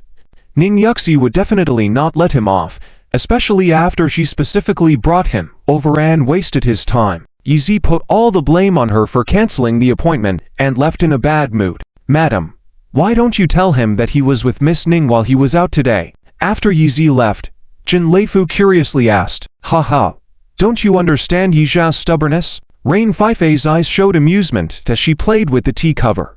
After taking a sip of tea, she said with a strategic tone, "I can see that he doesn't resist Ning Yuxi now, he even seems quite fond of her. It's all because he doesn't know her identity. If I tell him now, it would backfire." "Madam, you are wise. What's your plan next?" In fact, Jin Leifu wanted to gather more information to see if he could help Yi Zi later. Unfortunately, Rain Feifei gave him a fierce look that made him tremble. "Jin Leifu, I warn you, don't think about causing trouble. I will arrange for them to meet frequently in the future, cultivating this ambiguous relationship. If Yi Zi doesn't find out Ning Yuxi's identity on his own and someone tells him, that person is doomed. Yes, madam, I won't meddle in this matter." Turning back to Yi Zi, as he walked out of the building, he wanted to rush to the Grand Theater. Judging by the time, Chu Qingyu was about to go on stage, and he couldn't miss it. "Zijie, let's go. We'll go to the Flower, Moon, Wine, and Snow Pavilion. I've prepared 100 charming women to serve you. Yi Chen had been waiting outside, and the thing he wanted to do most now was to have a brother to hang out with. It was rare to meet Yi Zi again, and he was sure to stick with him. No. I'm going to the Grand Theater. Ah. What's so good about that place? Women there are all dressed. Ha ha. Yi Zi couldn't be bothered to argue with him, so he just had him arrange a car to take him there. In the theater, as the large stick came down, Chu Qingyu fainted in fear. Stop. A loud shout frightened the man with the stick, causing it to miss and hit the ground next to Chu Qingyu's head. The spectators around were disappointed, especially Yang Yan. If the stick had hit a bit differently, directly killing Chu Qingyu, it would have been so much better. Then, once Jin Fenghuang thought that the gemstone in their hands was the original, she could take it away and she wouldn't need Yi Zi to cover for her. She could freely indulge herself. Fenghuang, what's wrong? Zhao Gongzi was surprised, not expecting that at the last minute, it was Jin Fenghuang who called to stop. Others were also shocked, thinking that Miss Jin had a kind heart and found this too cruel. However, Jin Fenghuang smirked. This woman stole from me, defiled the heart of the Red Sea. How could I let her die so easily? Splash her with water to wake her up, and let her suffer sober. Ah, now they understood. Everyone cheered. This was the best way to deal with thieves. Phew. Soon, someone brought a bucket of dirty water and splashed it onto Chu Qingyu's face. Chu Qingyu felt a cold shock, opening her eyes in pain. She thought the nightmare was over, only to realize the nightmare was just beginning when she saw those demonic faces around her. How could these wealthy people be so cruel? Did they really enjoy accusing others, torturing them until they suffered, just to feel happy? She didn't want to be involved in this circle anymore. Unfortunately, she couldn't escape now that her limbs were held down, causing excruciating pain. Hit her. Break one of her legs first. Jin Fenghuang's command made the game more fun than watching any performance. The onlookers thought the same, seeing a dry performance had no meaning, but torturing a beautiful woman, that was exciting. Phew. The man raised the stick again and ruthlessly struck towards Chu Qingyu's right leg. Yi Zi, farewell forever. Even if my limbs are broken, disabled, I will bite my tongue and end my life, not bring shame to you. Then, you can proudly marry a wife who is worthy of you. Chu Qingyu thought so and resolutely closed her eyes, waiting for the arrival of misfortune. Stop. Another sharp shout rang out. The big man shuddered all over as if by reflex. Dang. The big stick smashed down on Chu Qingyu's right leg and fractured it. Although it didn't hit, the swift wind made Chu Qingyu's right leg ache, frightening her to the core. Damn it. Missed again. Who stopped it this time? Really? Dared to oppose Zhao Gongzi and Miss Jin Fei. The surrounding onlookers, eager for a spectacle, were getting impatient. They couldn't understand why so much fuss was made over just smashing a thief's leg. However, as soon as someone identified who stopped the act, they immediately exclaimed, "Ah, Miss Ning is here. The daughter of the Dragon Kingdom telecom tycoon. In terms of wealth, she is even richer than the conglomerate behind Miss Jin. Wow, so elegant, like an angel. Miss Ning, you are so beautiful. I love you." The crowd cheered towards Ning Yuxi in her flowing white dress. Ning Yuxi, however, ignored them and, accompanied by her professional bodyguards, came directly in front of Chu Qingyu. Released her quickly. Ning Yuxi lightly commanded, and Zhao Gongzi's bodyguard quickly let go. After all, Ning Yuxi was not only the daughter of the telecom tycoon, but was also rumored to be engaged to the Yi family. In this small island, no one dared to go against her. Chu Qingyu looked up, still in shock, and saw Ning Yuxi adorned with a dazzling aura, seeming to have angel wings behind her. So beautiful, Chu Qingyu couldn't help but feel ashamed of herself. At this moment, she felt like she was incomparable to others. Are you okay? Ning Yuxi didn't recognize Chu Qingyu, but out of kindness, she wanted to save her. She was aware of the wealthy people's mindset. They like to bully others. But with so many people ganging up against a pitiful woman, how could she stand by and do nothing? I didn't steal anything. They wronged me, Chu Qingyu explained to Ning Yuxi, seeing her as her only lifeline. What's going on? If Ning Yuxi wanted to help, she needed to understand the situation. After helping Chu Qingyu up, she gently asked the crowd, "Humph. Miss Ning, I advise you to mind your own business. This woman stole my red heart of the sea. You can't save her," Phoenix Gold said, arrogantly, provoking Ning Yuxi. Everyone could sense Phoenix Gold's challenge towards Ning Yuxi. Of course, Tonight she received a public proposal from Zhao Gongzi, seeing herself as the leading lady. Ning Yuxi's sudden appearance threatened to steal her limelight. Red Heart of the Sea. Ning Yuxi glanced at the red gem still in Zhao Gongzi's hand, finding it eerily similar to her own. No, it was virtually identical. However, with everyone around supporting Phoenix Gold, they all started chiming in. Yes, we all saw it with our own eyes. Zhao Gongzi presented the Red Heart of the Sea to Miss Jin as a token of their engagement. Just moments ago, this woman was openly holding it. If she didn't steal it, who did? Miss Ning, we know you have a kind heart, but if you protect a thief, we won't approve. The crowd vehemently supported Phoenix Gold's claims. Seeing everyone convinced, Ning Yuxi couldn't assert that the gem was hers. Could so many people conspire to lie to her? She also knew there were two Red Hearts of the Sea. Could the one Zhao Gongzi held be a different one? Zhao Gongzi, can I see the red gemstone? It's possible there was a mistake. Ning Yuxi wanted to examine the gemstone, as her own looked strikingly similar to the one she lent to Yi. She hoped to clear the truth with one look. Unexpectedly, humph, no way. Phoenix Gold was already unhappy with Ning Yuxi's interference and was in no mood to comply. This Red Heart of the Sea was given to me by Zhao Gongzi. Everyone here witnessed it, and I won't allow you to doubt our love. Miss Ning, whatever tricks you're trying won't work. I'm telling you, this thief will die tonight, and you won't be able to save her. Pompous and threatening, Phoenix Gold made sure to convey her dominance over everyone present, asserting her position over Ning Yuxi. Miss Jin, I also find this Red Heart of the Sea very similar to my own. Just one look, and I'll know the truth. Why don't you want to clarify things? Ning Yuxi argued, trying to reveal the truth to Chu Qingyu. She trusted her eyes and intuition, firmly believing that this pitiful woman before her wasn't a thief. Ha ha ha, Phoenix Gold burst into laughter. Look at this.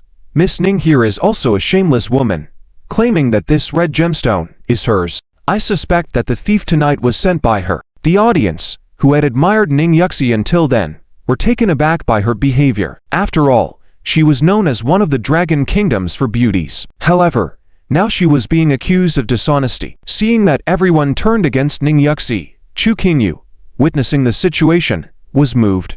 Even if everyone else doubted her innocence, having someone believe in her was enough. Enough talk. Zhao Gongzi, quickly break her limbs or even kill her. Phoenix Gold was furious and stormed off. Naturally, Zhao Gongzi followed her lead, coldly warning Ning Yuxi.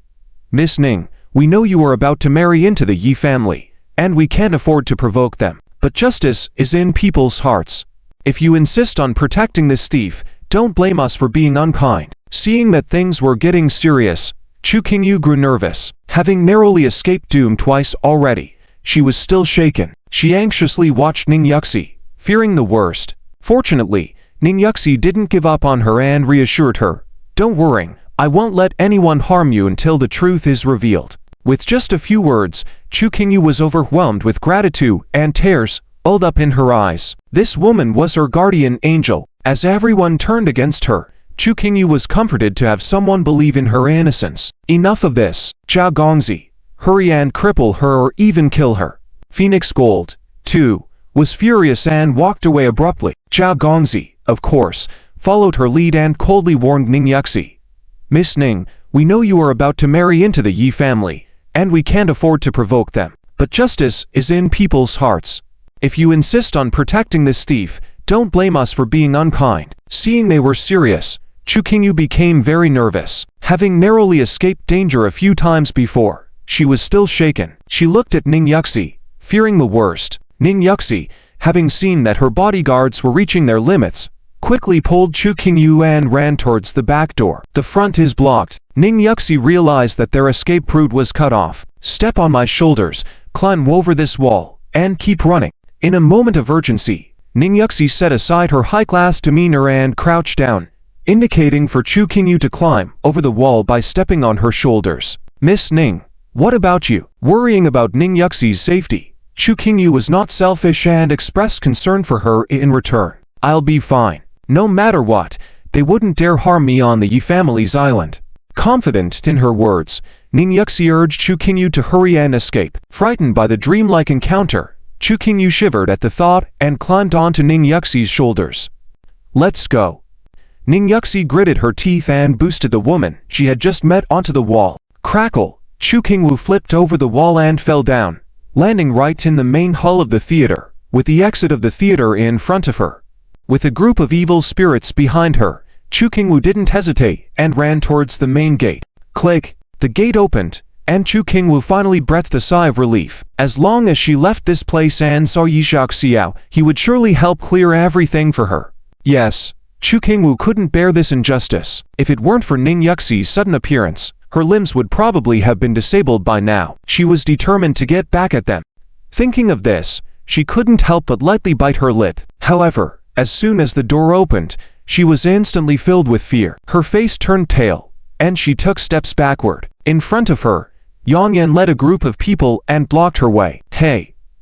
Little green tea, where else do you think you can escape this time? Stole Miss Jin's ruby. Do you really think you can get away? Yang Yan, with her group, gradually forced Chu Qingwu back into the hall. Of course, she wanted Chu Qingwu dead. Once this woman is dead, Jin Fenghuan would not suspect anyone of stealing her ruby again, and that stolen ruby would belong to her in the end. Chu Qingwu still wanted to escape backward, but to her surprise, Jia Tong and Jin Fenghuan had already come with a large force and blocked her path again. This time, it was all over.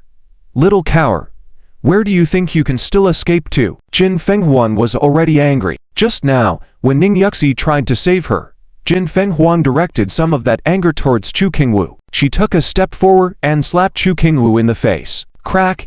It sounded like something breaking. Good. Well done, Miss Jin.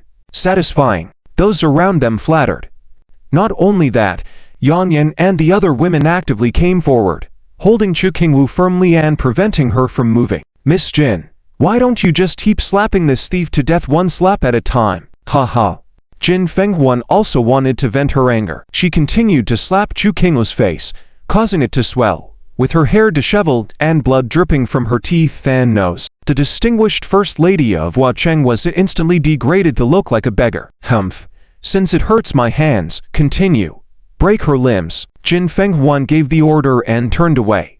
Seeing that Chu Qingwu was already gasping for breath, Yang Yan and the others forcefully pushed her to the ground. Crackle! Chu Qingwu fell, still able to see the men from the leisure club making that strange gesture towards her, tatting their backs, patting their palms, and then disdainfully shaking their hands. What?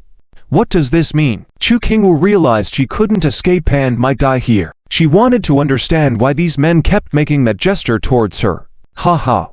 We'll make you understand before you die. The waiter in purple laughed strangely. This is a gesture of disdain towards others on our island.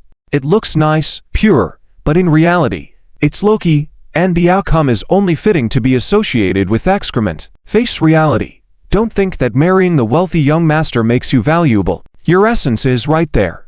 Ha ha. Now you've returned to your original state. Yang Yan and the women join in mocking. The mockery kept pouring in. Chu Qingwu lay on the floor, her gaze gradually blanking out, as the world seemed to turn white before her eyes. Her pale lips curved into a bitter smile. What?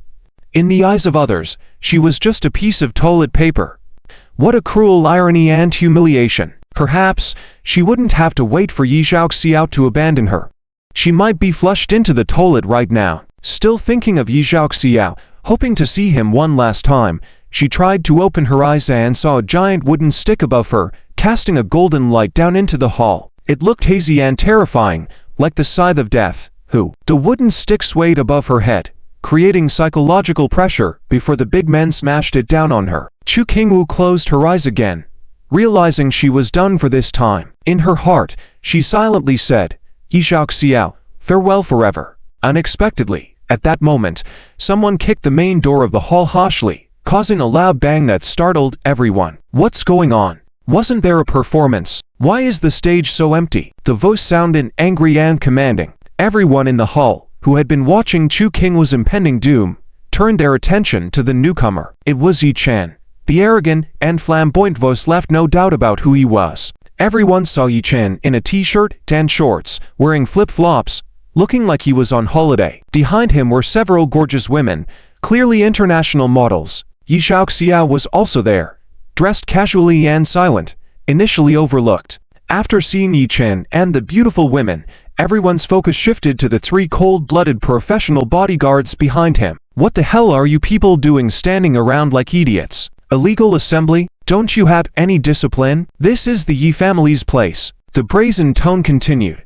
Only someone like Yi Chen could be so nonchalant and even condescending towards a group of wealthy young people.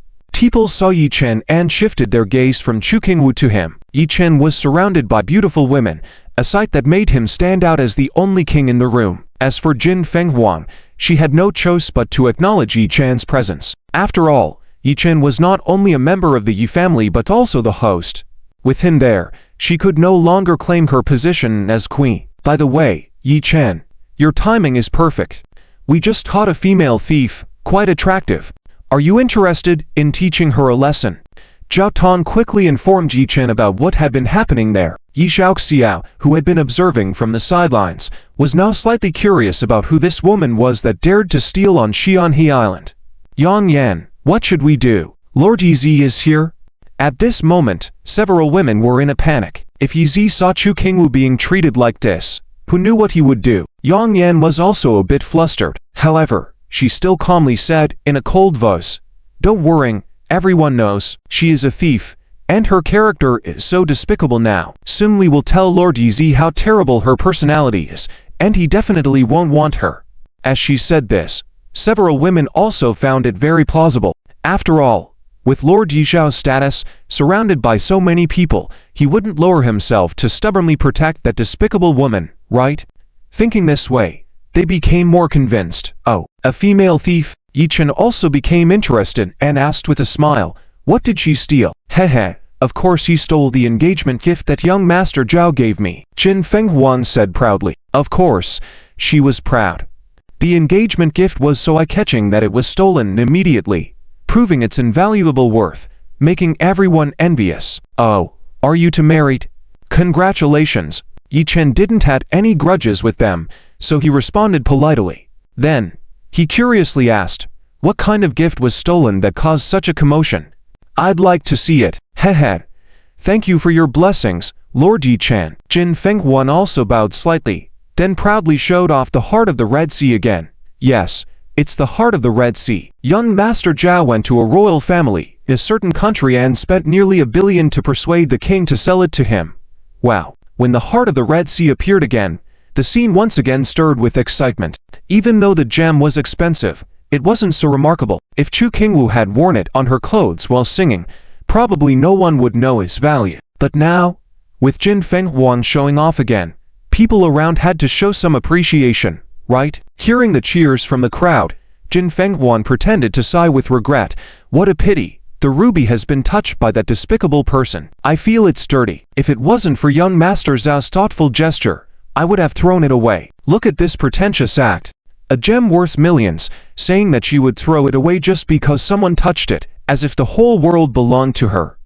Unexpectedly, Yizi, who had been observing quietly beside Zhao Gongzi and Jin Fenghuang, rushed over like a gust of wind the moment he saw the ruby. Utilizing his 6th-level internal strength as a top martial arts expert, his moves were too swift for the rookies present to follow. Jin Fenghuang felt a gust of wind pass by. When she realized it, the ruby was already in Yi Xiao's hand. "Ah, what are you doing? Help!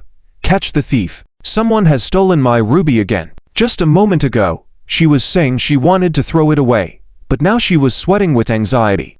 "What are you screaming about? This ruby isn't yours in the first place." Before anyone could react, Yi Chen yelled, and no one dared to move. "Lord Yi Chen, what are you? I don't understand." Jin Fenghuang was truly baffled. If Yi Chan's status was not higher than hers, she would have slapped him. This ruby had been gifted to her by Zhao Gongzi half an hour ago. How could it not be hers? "Stop babbling, you'll know soon." Yi Chen couldn't be bothered with her now. This ruby was meant to be given to his sister-in-law by his brother. How could it end up with Jin Fenghuang? However, for now, he wanted to maintain calm at the scene and see how Yizi would handle the situation. He would just cooperate on the side. "Hey, who is this guy?" "Yeah, Why didn't Lord Yichen stop him from taking Miss Jin's ruby? What's his plan by doing this? The people at the scene began to discuss fervently. Yi didn't pay attention to the discussions of the others. He had an intensely feeling of unease and quickly pushed away Yang Yang and others who were still blocking Chu Qingwu to see the supposed female thief lying on the ground, to confirm if it was his beloved wife. Why is he so aggressive? Isn't he being audacious? With so many elite figures here at the scene, when did he decide to show off? Yi was appearing in this circle for the first time, so no one knew he was the legitimate grandson of the Yi family. Seeing the puzzled faces of those who were curious, waiting to see how this arrogant young man would face the anger of Jin Fenghuang and Zhao Gongzi. Qingwu, is that you? When Yi saw the pitiful woman lying on the ground, her face covered by long hair, bloodstains around her, his heart skipped a few beats. Then it started pounding violently. At this moment, he wished desperately that he had mistaken her. But how could he possibly mistake the figure he had been with day and night for over 3 years? Qingwu, what happened to you? Qingwu. Seeing Chu Qingwu not responding, Yi became even more anxious. He rushed over, gently picking her up in his arms. Chu Qingwu had endured 3 terrifying experiences, being slapped by multiple people, splashed with cold water, and hit with a stick, making her extremely weak. Upon hearing Yi Zhao's voice, she slowly opened her eyes, her vision blurred. The figure of Yi began to form in her mind. Yi. Is it you? Am I dead? Where am I now? Chu Qingwu's consciousness was muddled. Anyone who faced such brutal persecution, harassment, and violence from hundreds of people would lose their mind, especially Chu Qingwu, whose body was originally weak. No. You must survive. It's those who harmed you who deserve to die. I swear. They will all pay today. Yi gritted his teeth, tears welling up in his eyes. A man's tears are not easily shed unless he's deeply wounded. For the first time, seeing his beloved wife being so brutally treated, he felt an unbearable pain. In the past, gunfire and bullets could only harm his body, but when Chu Qingwu was hurt, it attacked his heart directly. His heart, his whole body, was now bathed in blood. Every cell of his being was ignited with fury. Ha! What's the relationship between this man and the thief? Are they in cahoots? Exactly. And he wanted to kill us. We've seen plenty of boastful people, but this one takes the cake. Well, now it's more interesting. Killing one woman is not as fun as killing a pair. Ha! After hearing what Yi said, many people couldn't help but burst into laughter. If this man hadn't arrived with Lord Yichen, they would have pounced on him already. Really? Since you want to harm my wife and me, don't blame me for being ruthless. Yi suddenly roared, holding Chu Qingwu in his arms and standing up, his eyes flashing. The previously proud onlookers were shocked, their hair standing on end as they jumped back. What did he say his name was? Is he Yi? Could he be the legitimate grandson who just returned to the Yi family? How is this possible? The female thief is actually his wife. Learning of Yi Zhao's identity, everyone was at a loss. What now? It seemed that Lord Yi deeply cared for his wife. He was even shedding tears for her. Oh no. It's a disaster. Those flattering individuals who were just cheering a moment ago were now trembling. On the other hand, Yichen found it amusing. He laughed heartily. Ha! Anyone who wants to harm my brother Yi is my enemy. Come on. Today you won't walk away.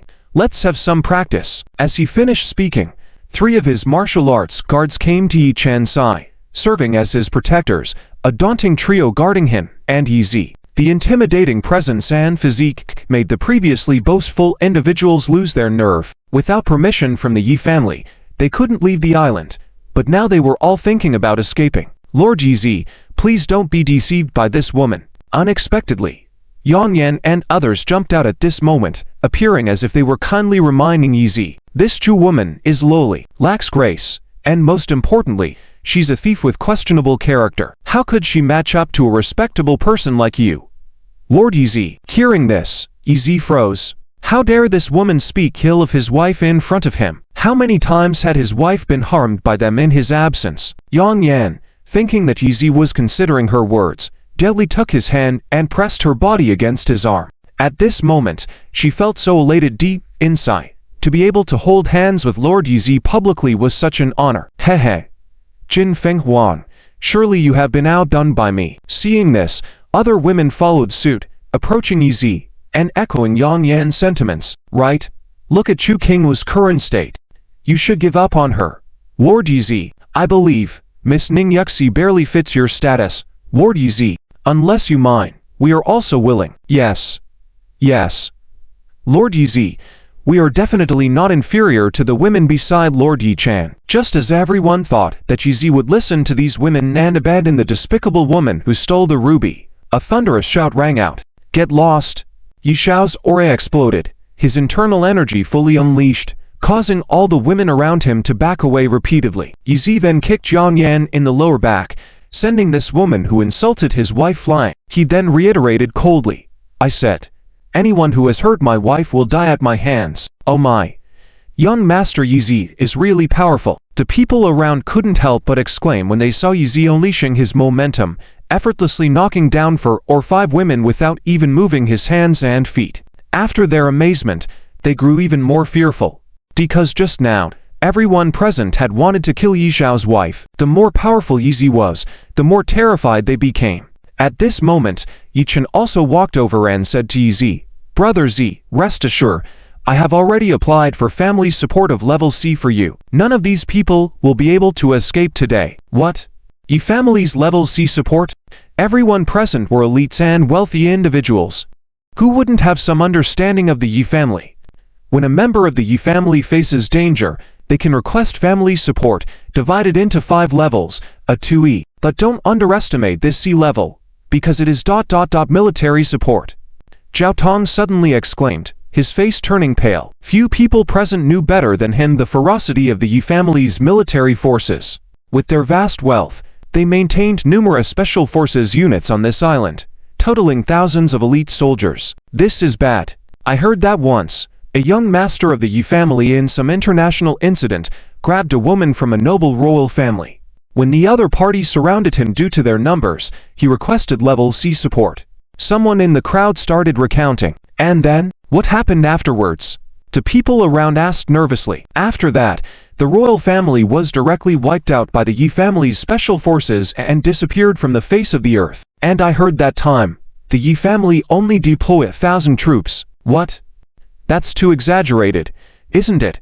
Yes. Is the Yi family really that powerful? I don't believe it. How is that even possible? Before they could finish voicing their doubts, the theater was filled with the sound of agitation. Ka ka ka, boom boom boom. When these people below realized what the sounds were, many of them wanted to run away on the spot. Oh my god, it's the sound of helicopters. Could it be that the special forces are about to parachute down so quickly? Tisk, you think only helicopters are here? I can hear the sound of fighter jets as well. We're doomed. Doomed. Many in the hall turned pale, some even wanting to sneak away from the scene. However, before they could reach the exit, the Yi family troops stationed on the island stormed in, flooding in like a tide. This scared them so much that they hurriedly cowered back, holding their heads protectively. Heaven, how many people are there? I wouldn't have believed it if I hadn't seen it with my own eyes. Hehe, I heard that the last time a young master, who was not even from the main branch, could call in 1,000 troops. Now with both young Master Yi Chen and young Master Yizi here, they could mobilize thousands of troops. Let's not be too surprised. Yizi paid no attention to the panicked voices around him but rather sighed a bit. He hadn't expected that the fearsome forces he had seen before would truly be moved by Yi Chen. Brother Z, this time the level C support, I invoked in your name. However, they've made my sister-in-law suffer so much, I want to personally kill them all, Yi Chen said to Yizi, rubbing his hands eagerly. Usually, if someone dared to steal his women in secret, he would beat them mercilessly. Now these people had made his beloved brother's wife suffer so much. Even killing them all wouldn't be excessive. Temporarily help me manage this. Kill anyone you can. Yizi granted his wish, not because he didn't want to handle it personally, but because he needed to attend to Chu Qingwu's injuries first. Unexpectedly, just as he had carried Chu Qingwu to the back, several medical soldiers rushed over with professional medical kits, ready to provide treatment. Qingwu, don't be afraid. I won't let you suffer any further damage. Yizi opened the medical kit and, upon seeing the professional medications inside, finally felt relieved. It was a crucial time for treatment now. With these drugs he was confident of treating his wife's injuries well. Yizi, I didn't steal their necklace. You must help me explain clearly and clear my name." At this moment, Chu Qing's greatest concern was her innocence. To her, that was more important than life itself. If she couldn't clear her name, she could forget about being with Yizi in the future. "I will definitely help you. Don't worry." Yizi nodded and began treating Chu Qingwu. Meanwhile, Yichen wasn't holding back either. He took a megaphone and shouted, "Those bastards who just physically assaulted my sister-in-law, kneel down now like dogs before me. All those who insulted my sister-in-law, line up against the wall according to height and build." As expected, those with some sense obediently moved to the wall. Otherwise, if they were found out by young Master Yi, their fate would be even worse. "Young Master Yi Chen, we were all acting in young Master Yi's best interest." Yang Yan quickly crawled over like a dog and continued to babble. But Yi Chen wasn't someone who appreciated wordy excuses. He promptly grabbed the megaphone and smashed it onto Yang Yan's head. The megaphone shattered, and Yang Yan was left bleeding, looking like an apocalypse zombie. How pitiful was that? Ignorant of the fact he could still handle it, neither die nor lose skin. "Can't understand human language. If you continue babbling, I will smash you to death on the spot. It's for the sake of my brother, right? Ha ha. I spit on that. My brother loves his wife so much, you scumbags can't imagine." With those words, all the women who still held some delusional fantasies were gone, obediently queuing up against the wall. If not, as with Yang Yan, they would end up in a pitiful state. "Liren, come here." Yi Chen beckoned to Liren, questioning, "Who led the verbal insults against my sister-in-law?" Though Liren had been working for the Yi family for over 20 years, as a mere dancing girl, her status could not compare to the legitimate members of the Yi family. She trembled as she responded, "It was Yang Yan. She incited against Chu Qing's character." "Is that so? Then I didn't hit the wrong person." Yi Chen stomped on Yang Yan's head again, grinding her like a pest. She had been abandoned by the men of the Yi family. They would never stand up for such women. Seeing Yang Yan's miserable state, everyone trembled even more, not daring to raise their heads, afraid that if their eyes met with Liren, she might reveal their involvement, and that would be the end of them. "Since Miss Chu is young Master Yi's wife, if she didn't steal our ruby, we won't press the matter further. Phoenix and I will take our leave first." Zhao Shai took advantage of Yi Zhao's preoccupation and tried to leave quickly. It was clear that if young Master Yi pursued the matter later, the two of them could hardly leave alive after being the main culprits in Chu Qing's suffering. "Clap."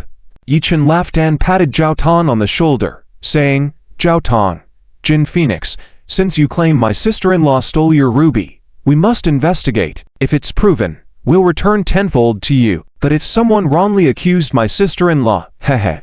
Seeing Yi Chen smile, Zhao Tong and Jin Phoenix shiver uncontrollably. Even now, they believed the ruby was theirs. "All right, stay put, and I'll settle the score.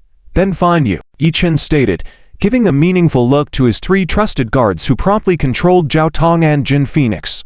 "Well, all right." Zhao Tong forced a smile, but it looked more strained, with his facial muscles shivering out of fear, almost looking uglier when forcing a smile than when crying. As for the Zhao family bodyguards who had been proud and arrogant just moments ago, they dared not even make a sound now, starting to worrying about their own lives. Deep down, they knew, even if young Master Yi spared Zhao Pong and Jin Phoenix for the sake of the Zhao and Jin family's face, they, as mere lackeys, were sure to face certain death. "All right, Liren, anyone else?" Yi Chen again pressed Liren, even casually inquiring, "By the way, do you have a part in this? I feel like you also look down on my sister-in-law." No, absolutely not." Liren hastily shook her head, trying to divert Yi Chan's attention, then quickly pointed at the purple-clad service staff and shouted, "Him and them." They all made disrespectful gestures towards Miss Chu. Saying this, she proceeded to mimic the gesture of wiping hands. "What?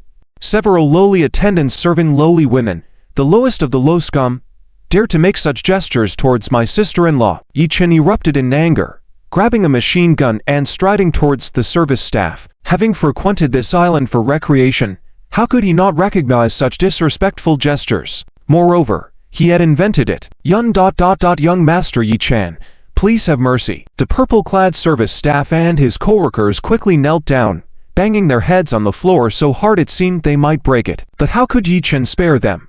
He indiscriminately used the machine gun to strike their heads like smashing watermelons. There's a poem for this situation, isn't there? Silver vases cracking, blood and brains splattering. Yes, it's like that now. The staff were battered beyond consciousness, with the purple-clad attendant's brain almost oozing out. Shaken to the core, more and more people grew weak in the knees, falling one after the other. Yi, observing the scene, gaze cold as ice, demanding that each debt be settled. Those that needed punishment needed to be punished. Chu Qingyu watched all this coldly. In the past, she would have felt some sympathy seeing such a scene, but now she felt much more relieved. They brought this upon themselves. Who are they to look down on me, Chu Qingyu? Do they think they are superior? If I am a dirty piece of paper, then what are they? What exactly do they have to be proud of?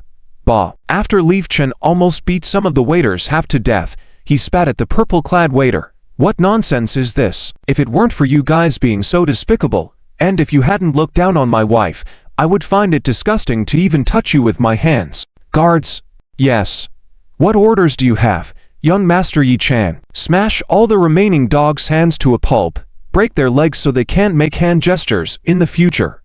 Yes. A pair of soldiers immediately lifted up the waiters who were lying on the ground like dead dogs, ready to carry out the orders. Young Master Yi Chan, spare us. Don't cripple our hands and feet, we have elderly and children to take care of. What will happen to them later? Just when those soldiers were raising their rifle butts to smash down hard, Chu Qingyu's voice could be heard. Leaf Si, who was treating his wife's wounds, was surprised and even frowned. These bastards had humiliated his wife to the point of being a dirty piece of paper, and yet now she was pleading for mercy for them. He didn't expect that to happen.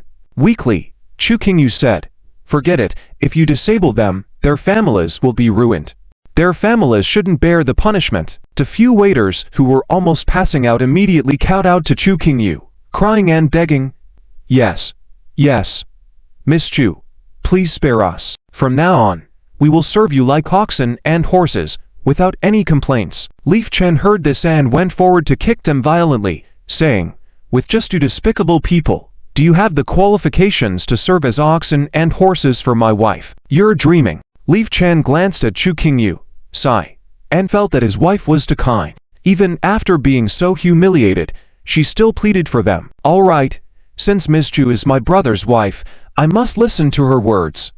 Let their legs stay for now, but as for their hands..." Leaf Chen took out a sharp knife and cut the back of the purple-clad waiter's hand. The purple-clad waiter, who was already in pain, screamed as if he were being slaughtered like a pig. It was unclear how much pain he was in, but those watching felt their scalps numb and goosebumps rising, tightly clutching their hands. Leaf Chen continued to make several cuts until the waiter's hand was a bloody mess, then casually tossed the knife back to one of the soldiers. "Okay.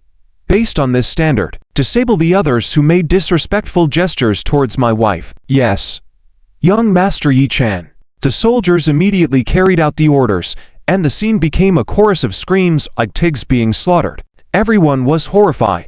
Some were so scared they fainted on the spot. "Now, we can finally see if my wife actually stole your rubies," Leaf Chen said, after dealing with Yang Yan, the waiters, and the most cheerful participants. "Humph, with so many people present watching Master Zhao kneel and offer me the engagement gift, how can there be any deception?" Gold Phoenix looked up, her expression deliberately more proud than before. It was apparent that her mentality had changed. She had been the most respected woman at the scene, but now with the appearance of the two young masters from the Yi family, she became a supporting character. The woman who she had slapped 7 or 8 times became the main character. How could she endure this humiliation? So, she was eager to prove Chu Qingyu was a thief, even if she was Leaf Xiao's wife, which wouldn't change the facts. Leaf Chen had mocked her before, refusing to listen to her. Now, she wanted to make it clear that it was not her taking advantage of her position, but the people of the Yi family who were unreasonable. The crowd also began to support her,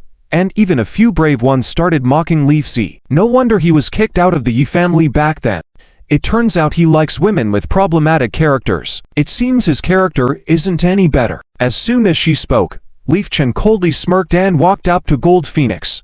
"Young Master Yi Chan, what do you want? Although we are not as powerful as your family, the Gold and Zhao families cannot be bullied. Please move aside. You're blocking the light," replied Leaf Chen, pushing her aside, nearly causing her to fall to the ground. Just as Gold Phoenix was about to explode and curse Leaf Chan for lacking dignity and character, she noticed that the audience was exclaiming in surprise. Look, what are those words on the ground? Shiny and sparkling. Look at the golden characters on the ruby, so cool. It can project and magnify too. Ah, I recognize it. It's two characters. Yushi. Hey, isn't that Miss Ning's name? Why is it appearing on the ruby? Ha ha.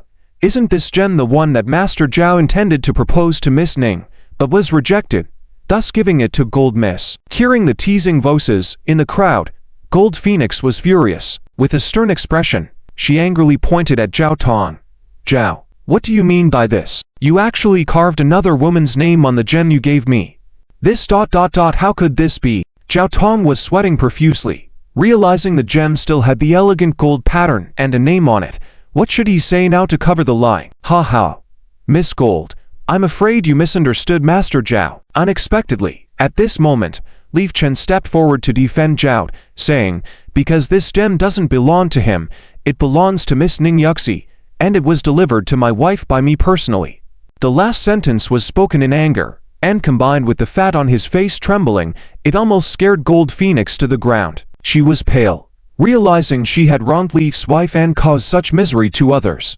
My elder sister-in-law simply wanted to embed a ruby on the clothing she designed herself. Who did she offend? Did you all wrong her and accuse her of stealing your jewels, and then beat her like this? Do we, the Yi family, not had any men left? Ha! Yi Chen roared angrily, startling the Golden Phoenix sitting on the ground. Those who had just questioned Chu Qinglu's character, now with open mouths, unable to make a sound. At this moment, their minds were like a world bombarded by thunder, with only a few words floating in the sky. This is disastrous. Yi Chen didn't say a word.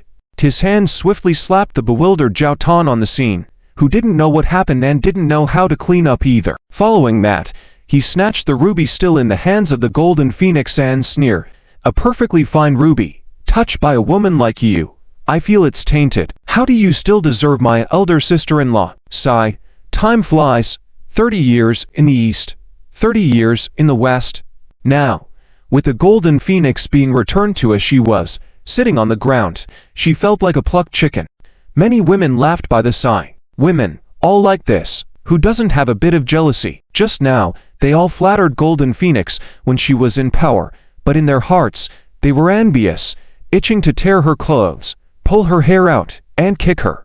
Now that they see her getting into trouble at last, they are genuinely pleased. Humph, you dare to beat my elder sister-in-law like this, and let someone use a big stick to disable her, right?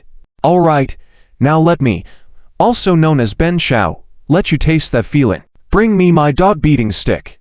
Yi Chen exploded, extending his hand. My goodness, this chubby one also has a dog-beating stick. Even Yi Zi, who had been helping him handle matters on the side, was surprised. This kid appeared weak before, but deep down, he was so bold. Many people thought Yi Chen was just talking.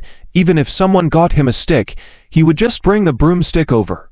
Who would have thought? The next moment, a big man came over with a green stick thicker than Golden Phoenix's thigh. There were even barbs on it. Looking at it, it didn't resemble a stick at all. More like a mace. You thought so. Don't scare people with the wrong item, okay? Immediately, there were discussions starting at the scene. Oh, it's been a long time since Lord Yi Chan's weapon was brought out. Yes. The last time I saw it, a daring and arrogant young master beat his girlfriend, and Lord Yi Chen used this stick to break all the person's limbs. Exactly. I've seen that video too. That guy who got beaten was really miserable, covered in blood, like a leaking blood bag. Even now, thinking about it makes me nauseous. Seeing this stick, hearing these voices, Golden Phoenix's legs trembled with fear. At this moment, she no longer had the demeanor of an aristocratic lady. Just a moment ago, even though Chu Qinglu was scared, she didn't look as embarrassed as now. She looked like a sick chicken. You dare to hit me? I'm pregnant. Golden Phoenix, fearing for her safety, quickly straightened her stomach and stood up, threatening Yi Chen with her unborn child. But who would have thought ... Ha ha. Being pregnant is good. It makes it more exciting for me to beat you. Yi Chen swung the big stick towards Golden Phoenix step by step. I was just worrying about how to punish you and Zhao Tong, the two instigators, to make my brother and sister-in-law feel better. Now let me take out my anger by getting rid of your child. That will relieve my sister-in-law's anger. Wow, this is getting interesting. Those women who wanted to see Golden Phoenix suffer all took out their phones, ready to take photos and videos. Yi family's young master beating up Golden Phoenix would definitely make the headlines of the Long Kingdom news. Hit her. Hit her. Hit her hard. Hit her with force. Hit her in the stomach. Hit her in the head. The women silently chanted, clapping their hands. Unexpectedly, Golden Phoenix suddenly pushed out her stomach and trembled, saying, "The child is not Zhao Tan's. I don't believe you dare to hit me." Oh, the crowd was stunned. Not only is she pregnant, but it's not Zhao Tan's child either. Forget the onlookers, even Yizi was slightly startled. How did the situation turn into something similar to that woman from the Moran family back then? Oh, do high-class women all like to cuckold their fiancés? Of course, Yizi didn't expect the drama to unfold this way. Haha, it doesn't matter if it's not Zhao Tan's.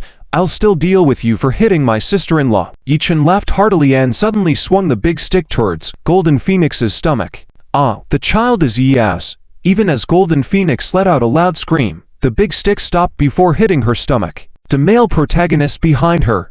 Yeah, again? Yizi chuckled, wondering why that scoundrel was planting seeds everywhere, letting other women bear his children. The people were in an uproar, watching Zhao Tan's reaction, as if appreciating an oasis. Haha, organizing a proposal banquet, but ended up proposing to a fiancé. Ha ha ha, this is hilarious.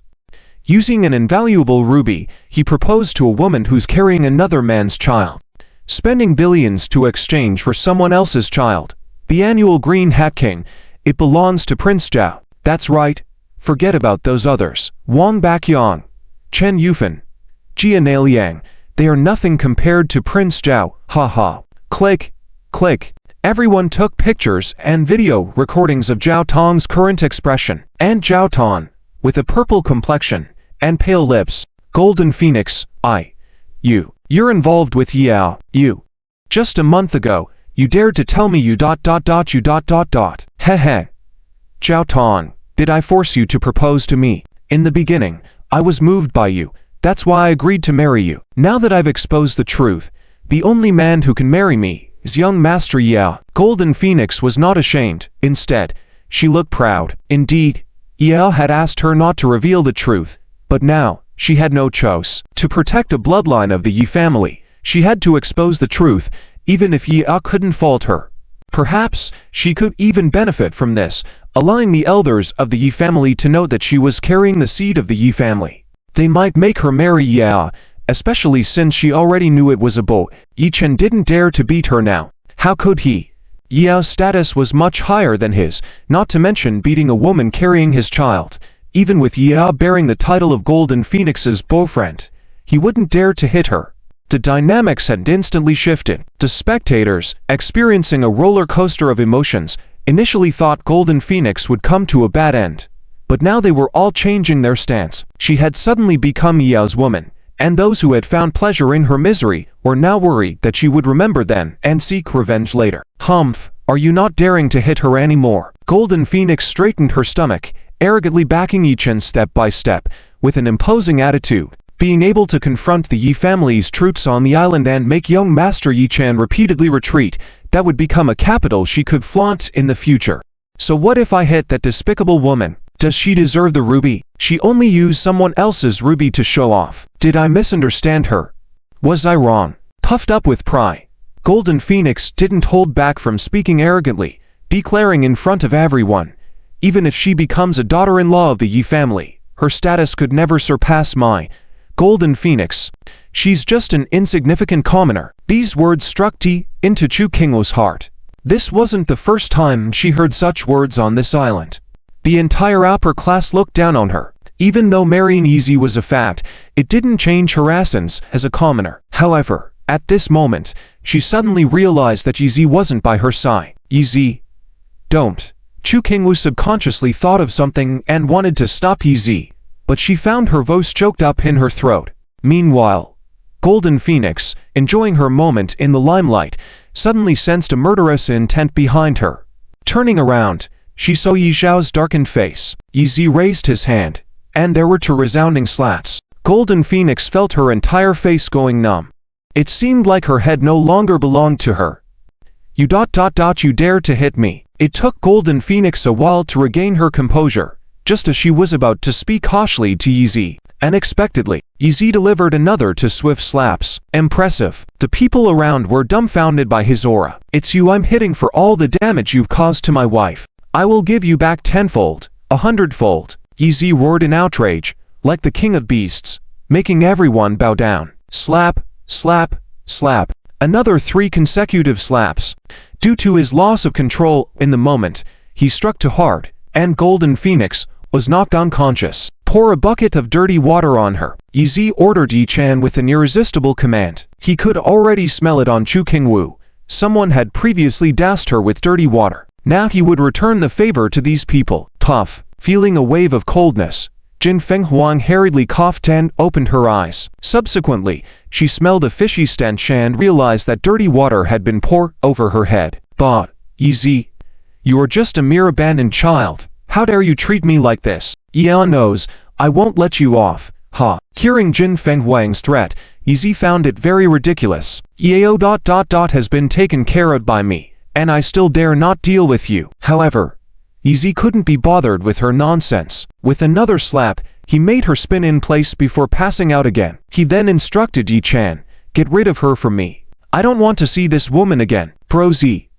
This, Yi Chan was still a little scared. Having grown up being bullied by Yao since childhood, he had a psychological shadow towards Yao. Blame it all on me, Yi Zi said, leaning close to his ear and whispered, Yao is already dead, killed by me long ago. Yi Chan trembled suddenly. Wow, indeed worthy of Bro Z, he killed Yao. Is it true? That seeing Yi Zhao's serious expression and recalling the days of adversity they shared in their childhood, he gritted his teeth and patted his chest. Okay, Bro Z, you take the sister-in-law and leave first. I guarantee to handle this to your satisfaction. Yi Zi nodded, walking step by step towards Chu Qingyu. The crowd paid their respects to the madman from the Yi family, with no one daring to speak out. Yi Zi picked up Chu Qingyu and left, only hearing Yi Chan's voice behind them. Managing those people. It has begun. Anyone who insults my sister-in-law has to shut their mouths until their lips are swollen shut. Qiao Tong. Look at you. Pitiful wearing a green hat. I will spare your life this time, and let you live strong. Ha ha. But capital crimes can be pardoned, but living ones are hard to escape. Since it's your people scaring my sister-in-law and almost harming her, I have to make you taste what it's like to have your limbs broken. Qiao Tong was shocked. Already wearing a green hat, he was angry inside, but now he cried out, how would I know the ruby wasn't the one I gave to that despicable Jin Fenghuang? I really did lose a ruby worth billions at your Yi family's opera house. Is that so? Yi Zi, who had now walked to the door, immediately stopped in his tracks and turned back. He thought the matter was over, but hearing Qiao Tong's words, he realized there was more to the story. Yi Zi, I also want to clarify things before leaving. I want to see who stole the things and witnessed me being wronged and humiliated. Chu Qingyu also refused to accept, wanting to find out the truth. Indeed, it was Qiao Tong and Jin Fenghuang who had physically assaulted her and orchestrated her humiliation. But the cowardly person lurking in the shadows was the true culprit. Chu Qingyu would rather spare Qiao Tong, who was kept in the dark, but absolutely couldn't let that sneaky individual go unpunished. All right. Yi Zhao's fierce gaze scanned the crowd like a king. His invisible aura and oppressive demeanor made everyone avoid eye contact with him. He hadn't spoken yet when Yang Yan, who had just been hit on the head by Yi Chan, couldn't handle the immense psychological pressure, crawling out like a bereaved dog. Master Yi Zi, it's my fault, it's my fault. Yang Yan knew that Yi Zi was a true ruthless person, and no one could stop him from doing what he wanted. Several waiters had already lost both hands, even Jin Fenghuang was barely alive after facing her, and Qiao Tong was about to suffer as well. If the ruby on her body was found, she would undoubtedly wish she were dead. So she obediently knelt and crawled to Chu Qingyu, admitting her mistake, hoping that this woman might have some mercy on her, which was probably her only way out. Miss Chu, it was my moment of greed that led me to steal Miss Jin's ruby, making them wrongfully think you took their ruby. I was wrong. I repent to you. I apologize to you. You are the true queen. As long as you spare my life, I will become your servant and serve you for the rest of my life. Yang Yan also understood the situation. If she hadn't crawled out apologizing to Chu Qingyu and bowing down, Yizi had already decided that if the ruby was found on someone, that person would certainly be beyond redemption. Now, he was leaving the decision to his wife on how to handle it. Chu Qingyu was trembling with rage, pointing accusingly at Yang Yan. You have such a cruel heart. I had no quarrel with you. You beat me yesterday and humiliated me. I had already let go of that. I didn't expect you would still harm me like this today. Yes, Chu Qingyu couldn't forget that it was this woman who had grabbed her and accused her of theft. Only then did Zhao Tong and Jin Fenghuan walk in and humiliate and beat her. If anyone was detestable, it was this woman. All right, so this woman is the real villain. Big sister-in-law, let me give her a decent instruction. Yi Chen also knew what to do. He knew that Chu Qingyu was a kind-hearted woman who probably didn't know how to deal with this woman, so he took over the task directly. Snap! Yi Chen kicked Yang Yan down, pressing his foot hard on her belly, causing Yang Yan's eyes to bulge in pain. But that was just the beginning. Bring me the dog beating stick. Yi Chen stared at Yang Yan like a demon, chuckling. When the dog beating stick comes out, there will be blood, and I'll use you to practice my stick style. Taking the large stick, he smacked Yang Yan across the face. Yang Yan spat out a mouthful of blood on the spot. Yizi no longer cared about how Yi Chen was handling Yang Yan. Instead, he loudly announced to the terrified crowd, "Listen up. Chu Qingyu is my wife. Anyone who dares to harm her in the slightest, Yang Yan and Jin Fenghuan will face their fate." As he spoke, no one dared to voice out, only unconsciously nodding in agreement. The women who had previously envied Jin Fenghuan were now envious of and praising Cinderella. Chu Qingyu. Let's go, Qingyu. Let's leave this place. It's not worth staying here. With things having reached this point, Yizi had no intention to linger on Fairyland Island any longer. He carried Chu Qingyu out of the hall, intending to leave on a helicopter. The news soon reached the ears of Yu Feifei. Slap! Yu Feifei directly smashed the table in front of her, her domineering gaze frightening the people around her. What? That guy Yizi really taught all the guests on Fairyland Island a lesson? Yes, he took off on the plane with Chu Qingyu without even getting your permission. What? How did he manage to get a helicopter? He directly used violence to seize it.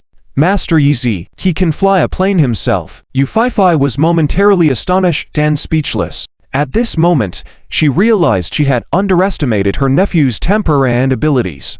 After returning from the Dragon Breath Legion, that man had indeed polished his skills, but having done such a big thing, how would the other members of the Yi family come after him? The news quickly spread to Yanjing. When Yi Sen found out that Yizi had caused Jin Fenghuan to have a miscarriage, he was furious and even went on a rampage, prompting the servant to urgently seek Nan Gongchu. Yi Zhuo, what are you doing? All this fuss because a wild woman lost her child. Does that warrant getting yourself worked up? When Nan Gongchu entered, he quickly tried to calm down the enraged Yi Zhuo. Little did he know, Yi Zhuo immediately revealed a smile and even burst out laughing. Ha ha, even you got fooled by me. Nan Gongchu shivered. I see you were pretending all along. Of course, it was all an act. Yi Zhuo laughed heartily. Yizi got rid of that illegitimate child. How could I be angry about that? I'm so happy. Why would I be mad? What are you happy about? Nan Gongchu actually realized and wanted to hear it from Yi Sen himself. Of course, I'm happy. It gives me another reason to kill Yizi. Yi San's eyes flashed with cold killing intent. Since he caused the death of my grandson, it's only fair I deal with him. Whoever can say I'm in the wrong. Nan Gongchu. In the deepest part of the estate, Yen Lao, responsible for gathering outside information, entered a room. The room was spacious but almost empty, with only a furnace at the center. In front of the furnace sat an elderly man with white hair and a red face, meditating with closed eyes. It was none other than the eminent patriarch of the Yi family. Lao, if you have something to say, go ahead. Yes, master. Yen Lao nodded and proceeded to report everything that happened on Fairyland Island. Oh really?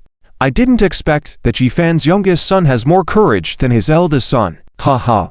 The old patriarch didn't get angry. Instead, he smiled. Yen Lao was one of the longest-serving individuals who had accompanied the old patriarch, and naturally, he understood his temperament the best. Unlike the old lady, he didn't like children with sweet tongues, preferred mischievous and playful ones. So over the years, apart from favoring Yi Si's child, He hadn't forgotten about Yi Zi, who had left the Yi family.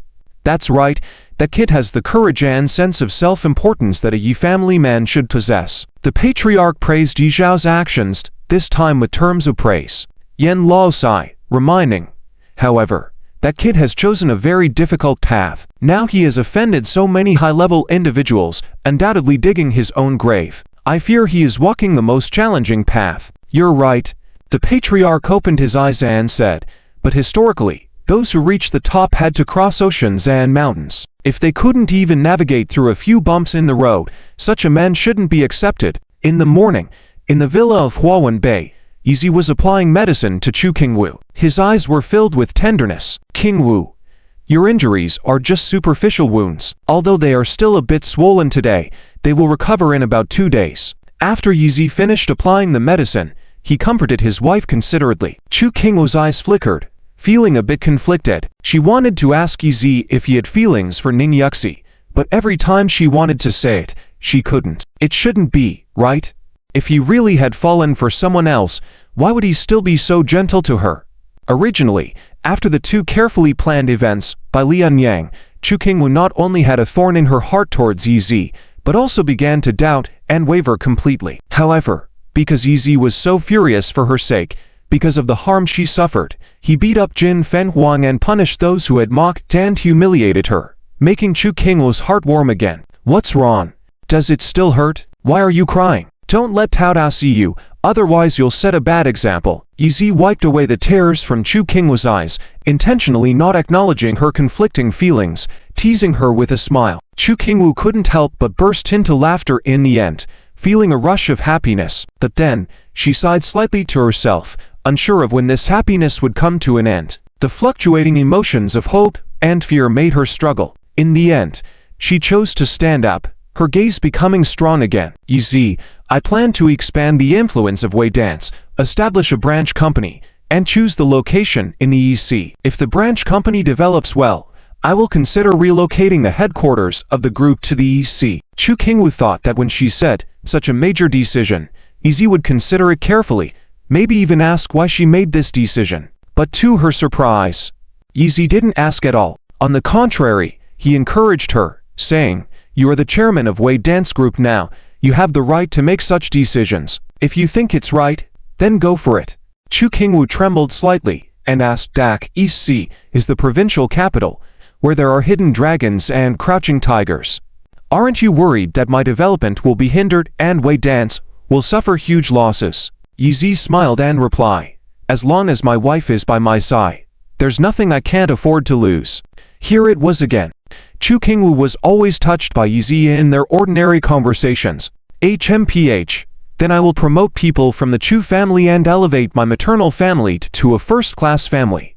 Since you say so, if I lose a lot of money by then, don't blame me. Chu Qingwu rarely showed a bit of petulance in front of Yi Zi. She was still worried that Yi Zi would blame her for this, but to her surprise, Yi Zi lightly kissed her forehead and said again, I said, as long as my wife thinks it's right, then go ahead and do it. Chu Qingwu blushed all over and couldn't help but gently embrace Yi Zi. Chu Qingwu finally pushed away her loving husband and said, I'm going to work now. Okay. After Chu Qingwu left, Yi Zi went straight to the martial arts gym, wanting to see Tan Qingshen check on Liergu's training. Now he was clear in his mind about every step of his plan. The development of the commercial business would rely on his wife and the Chu family, while what he wanted to develop was power and influence. In the real top-tier world, martial power still reigned supreme. After several encounters with Yi's family, Yi Zi always understood this. An hour later, in the boardroom of the Wei Dance Company building, a group of business elites had gathered. Chairman Chu Qingwu issued a notice to convene a meeting of the group's senior management. Not only were the senior executives of Wei Dance Group present, but some trusted people from Business City were also called in. Oh, Mr. Chu Jianjun, hello. Nice to meet you. When Chu Jianjun arrived, he was greeted with enthusiasm by everyone. Now everyone knew that he was not only appreciated by the boss Yi Zi, but also the second uncle of Chairman Chu Qingwu, and had even entered the shareholders' meeting. He was a prominent figure. Hello. Chu Jianjun shook hands with the people who came to greet him. Even Fang Yu actively came over to strike up a conversation with him. He used to be someone whom Chu Jianjun looked up to and flattered, but now their positions had changed rapidly. However, Chu Jianjun was good at socializing. He had always been wary of the experiences of his elder brother Chu Jiangwo, so he didn't show any arrogance. And he was very clear in his mind that his current position was not just due to his daughter Chu Bias saving Chu Qingwu, but also because he was a relative of Chu Qingwu. So, he understood very well whom to please and assist. Fang Yu was an elder of Yi Zi, so he didn't dare to act presumptuously in front of him. After exchanging pleasantries for a while, Chu Jianjun noticed Wang Gobin smoking in a corner. This guy didn't look like a prince even in his dragon robe. In the midst of the commercial elites, he seemed like a dirty trash can in the high-end goods section, spoiling the atmosphere. Hey, Wang Gobin, it's forbidden to smoke in the meeting room. How can you do that? Chu Jianjun and Wang Gobin were also related, so he didn't want him to embarrass Chairman Chu Qingwu, and came over to reprimand him promptly. Haha, I didn't know. Wang Gobin also knew that Chu Jianjun was above him in status, so he didn't dare to disagree with him. Then he flicked the cigarette butt towards the trash can. Unexpectedly, it landed on someone else's leg. Ouch!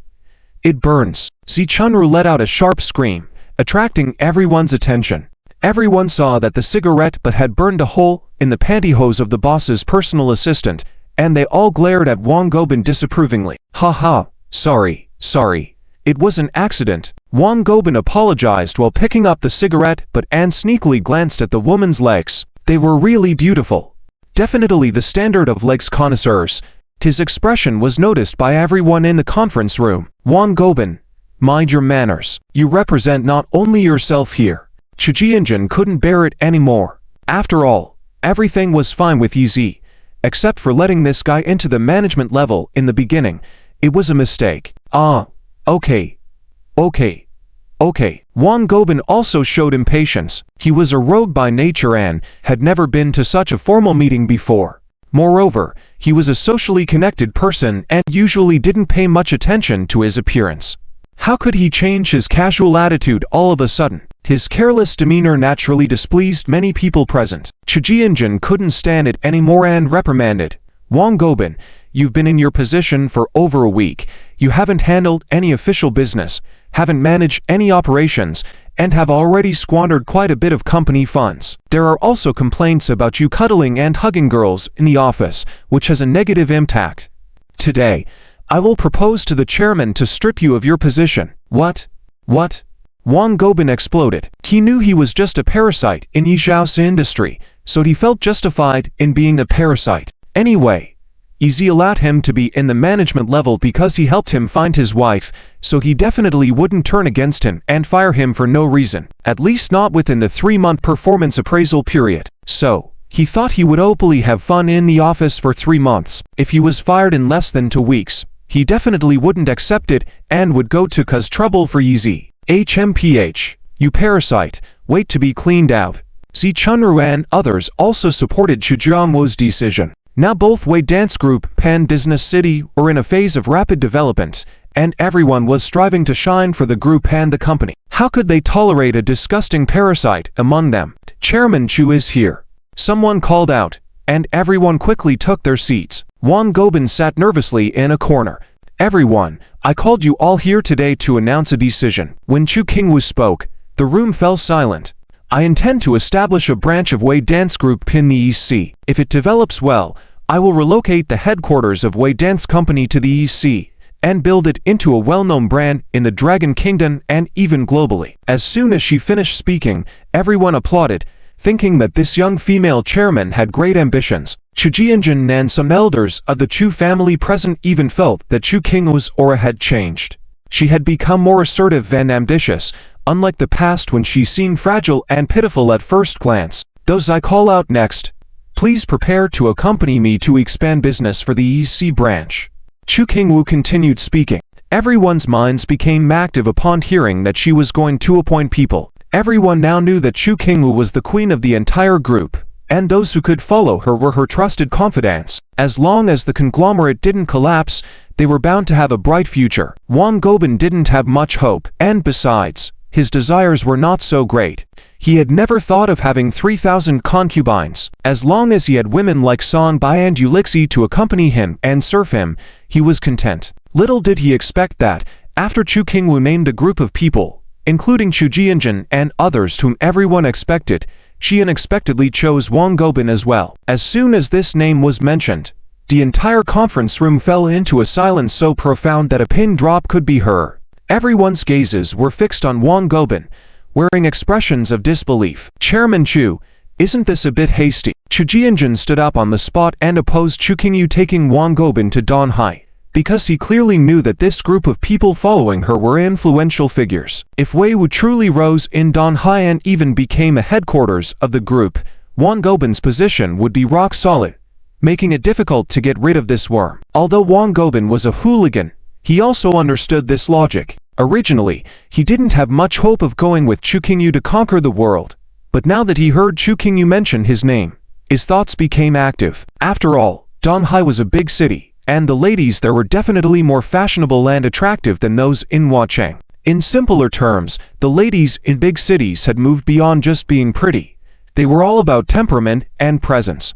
Thinking that if he could accidentally conquer socialite there, he would also become a prominent figure in the future. Haha. However, things didn't go so smoothly. Although Chu Qingyu mentioned him, after Chu Jianjun stood up in opposition, a group of people also followed suit. Miss Chu, we really need to think this through. Wang Gobin has not been diligent since joining the company, showing no capabilities. How can he undertake the pioneering responsibility? Exactly.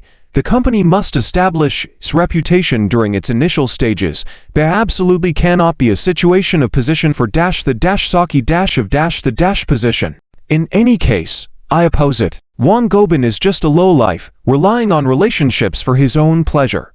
I request the chairman to dismiss him. The opposing voices surged like waves.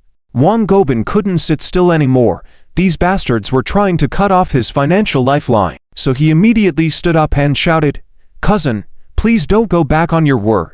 Remember when you said I couldn't be dismissed for 3 months? I've only been here for a short time. How can I show my capabilities so quickly? You let me go with you to Dan Hai, then fine. But if within 3 months I don't perform, you can dismiss me." Everyone could see through Wang Gobin's insincere manner, understanding what sort of person he was, and feeling that this kind of scoundrel was truly ruining the company's atmosphere. However, since he spoke like that, even if some wanted to kick him out, they felt somewhat helpless and could only observe how Chu Qingyu would decide. Who could have expected that Chu Qingyu would not hesitate at all and immediately answered, "Of course, we agreed to give you 3 months. I will definitely provide you with every opportunity. If by that time you can't seize the chance and show results, I won't show any mercy." Her words left many disappointed sighs. Even Chu Jianjun couldn't understand why Chu Qingyu made such a decision, so different from her familiar niece. She used to be quite upright. Now, how could she openly show favoritism and nepotism in front of everyone? Chu Qingyu knew what everyone was thinking, but she wouldn't explain. Following her return from Xianhe Island, she clearly understood the significance of having a family's support behind her. Was Golden Phoenix more beautiful, smarter, or capable than her? Chu Qingyu didn't think so, at least not based on what she showed in front of her. But she could easily make everyone compliment her, help her bully herself. In the end, wasn't it all because of the powerful and renowned family behind her? If her own family could be as influential and famous, who would pay attention to the young Chu Qingyu? Since the family was currently not in a good position, she decided she would personally uplift the family, not just the Chu family, but also the Wang family. In the future, their influence would be her own influence. After the meeting ended and Chu Qingyu left, Wang Gobin arrogantly shouted, "Ha ha. Were you not suggesting that my cousin should kick me out of the group? You guys aren't capable. I am her only relative from the outside. I've watched her grow up since she was young. Blood is thicker than water. Don't you understand? Ha ha. Humph. The villain is getting fortunate. TSK. Working with people like you is my biggest disgrace." Being countered by this scoundrel Wang Gobin, several others left in anger. "Ha ha. Talking big. If you're so capable, why don't you resign? My cousin has plenty of money anyway. Who says she can't find other employees?" Enough, Wang Gobin. How could Chu Jianjun tolerate someone who tainted Chu Qingyu's character like this? He immediately grabbed his collar and warned, "Since Qingyu asked you to stay to help her, you better work hard. If you continue to embarrass her, not even the heavens can save you." With that said, He shook off Wang Gobin and left. Wang Gobin sneered, gradually transforming from an angry expression to a smug one. He finally understood. It seemed like his cousin truly intended to support him. Should he bring his father and uncles into the mix as well? Oh, Chu Weiman, that spineless lecher, might also find a place. Old man Wang Gobin couldn't single-handedly battle at the company. Although Yi Xiaoshen didn't attend the meeting, he quickly learned about Chu Qingyu's decision from Fang Yu's report. However, he had no intention of interfering with his wife's decision. She must have her reasons. Although Wang Gobin was a pest, he probably wouldn't commit any serious wrongdoings. At this moment, Yi Xiaoshen had already arrived at the hospital, wanting to check on Hua's condition, wondering if she had woken up. Ah, Yi young master, you're here. Yi Xiaoshen came alone without any special treatment, and the head nurse recognized him when he registered as a visitor to see the patient. A group of young and beautiful nurses rushed forward to fawn over him. Yi Xiaoshen was speechless. This was precisely why he didn't want to reveal his identity. Living a low-key life after becoming famous was challenging. Only one nurse didn't flock towards him, naturally the naive and sweet Guan Yingying. When Yi Xiaoshen saw her, she had already left with some medications. All right, please take me to see Miss Hua. Yi Xiaoshen, showing impatience, pushed away the gold-digging women flocking around him, instructing the head nurse. Ah, perfect timing.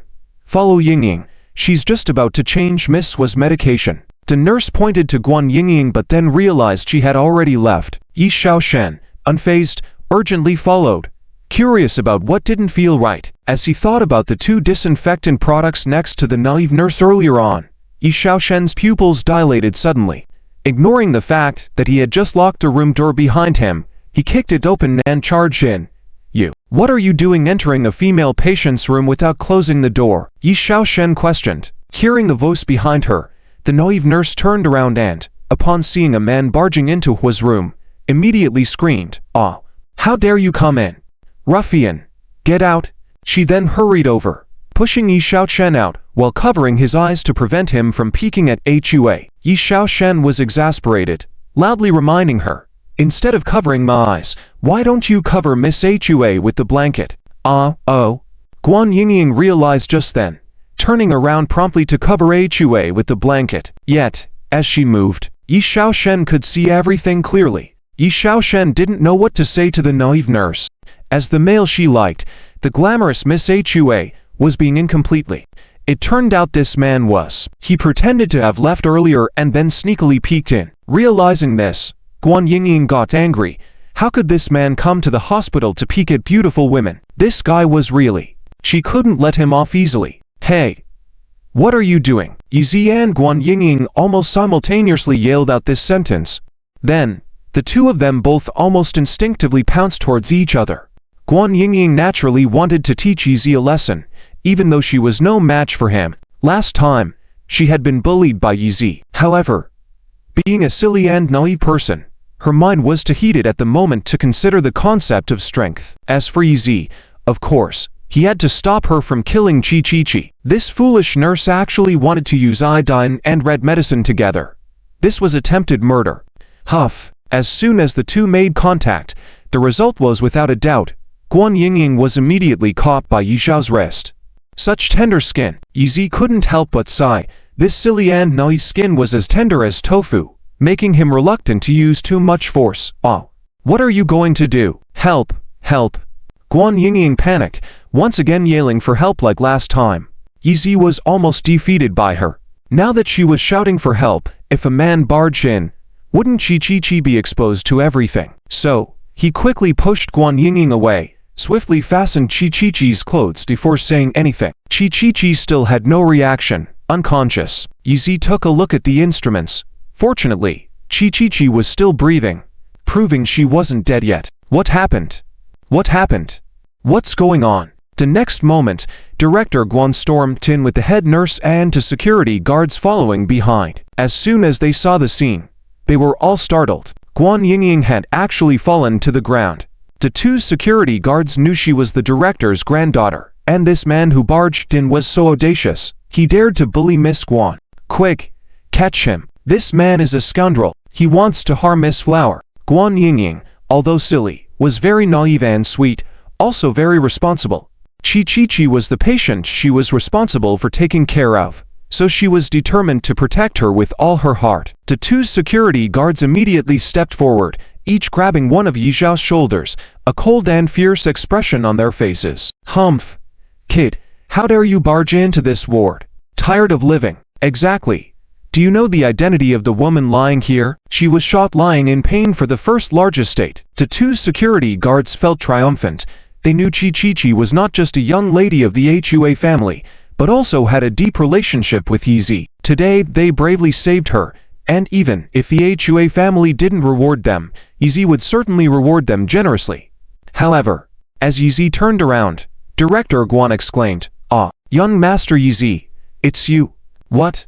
He was Yizi. The two security guards instantly froze, then, as if they had been electrocuted, withdrew their hands and began to apologize profusely. They thought they had almost been fooled by the director's granddaughter. They knew this silly and naive girl didn't recognize anyone, always causing misunderstandings. "Grandpa, do you know him?" Guan Yingying directly referred to Director Guan as Grandpa, which surprised Yizi as well. Director Guan seemed knowledgeable and intelligent, so how did he have such a silly and naive granddaughter? "His name is Yizi." Miss Flower blocked the gunshot for him with her body. After Director Guan revealed the truth to Guan Yingying, this silly and naive nurse was even more bewildered. Then, why did he kick the door open to peep? "I was not peeping. I was saving a life." Yizi couldn't bear it anymore. "Holding the red medicine and I die?" he asked. "Don't you know that using these two disinfectants together could poison the patient?" "Ah, is that so?" Guan Yingying looked surprised and, after thinking for a moment, quickly took out her phone to search in her medical notes. After a while, she exclaimed, "Ah, that's right.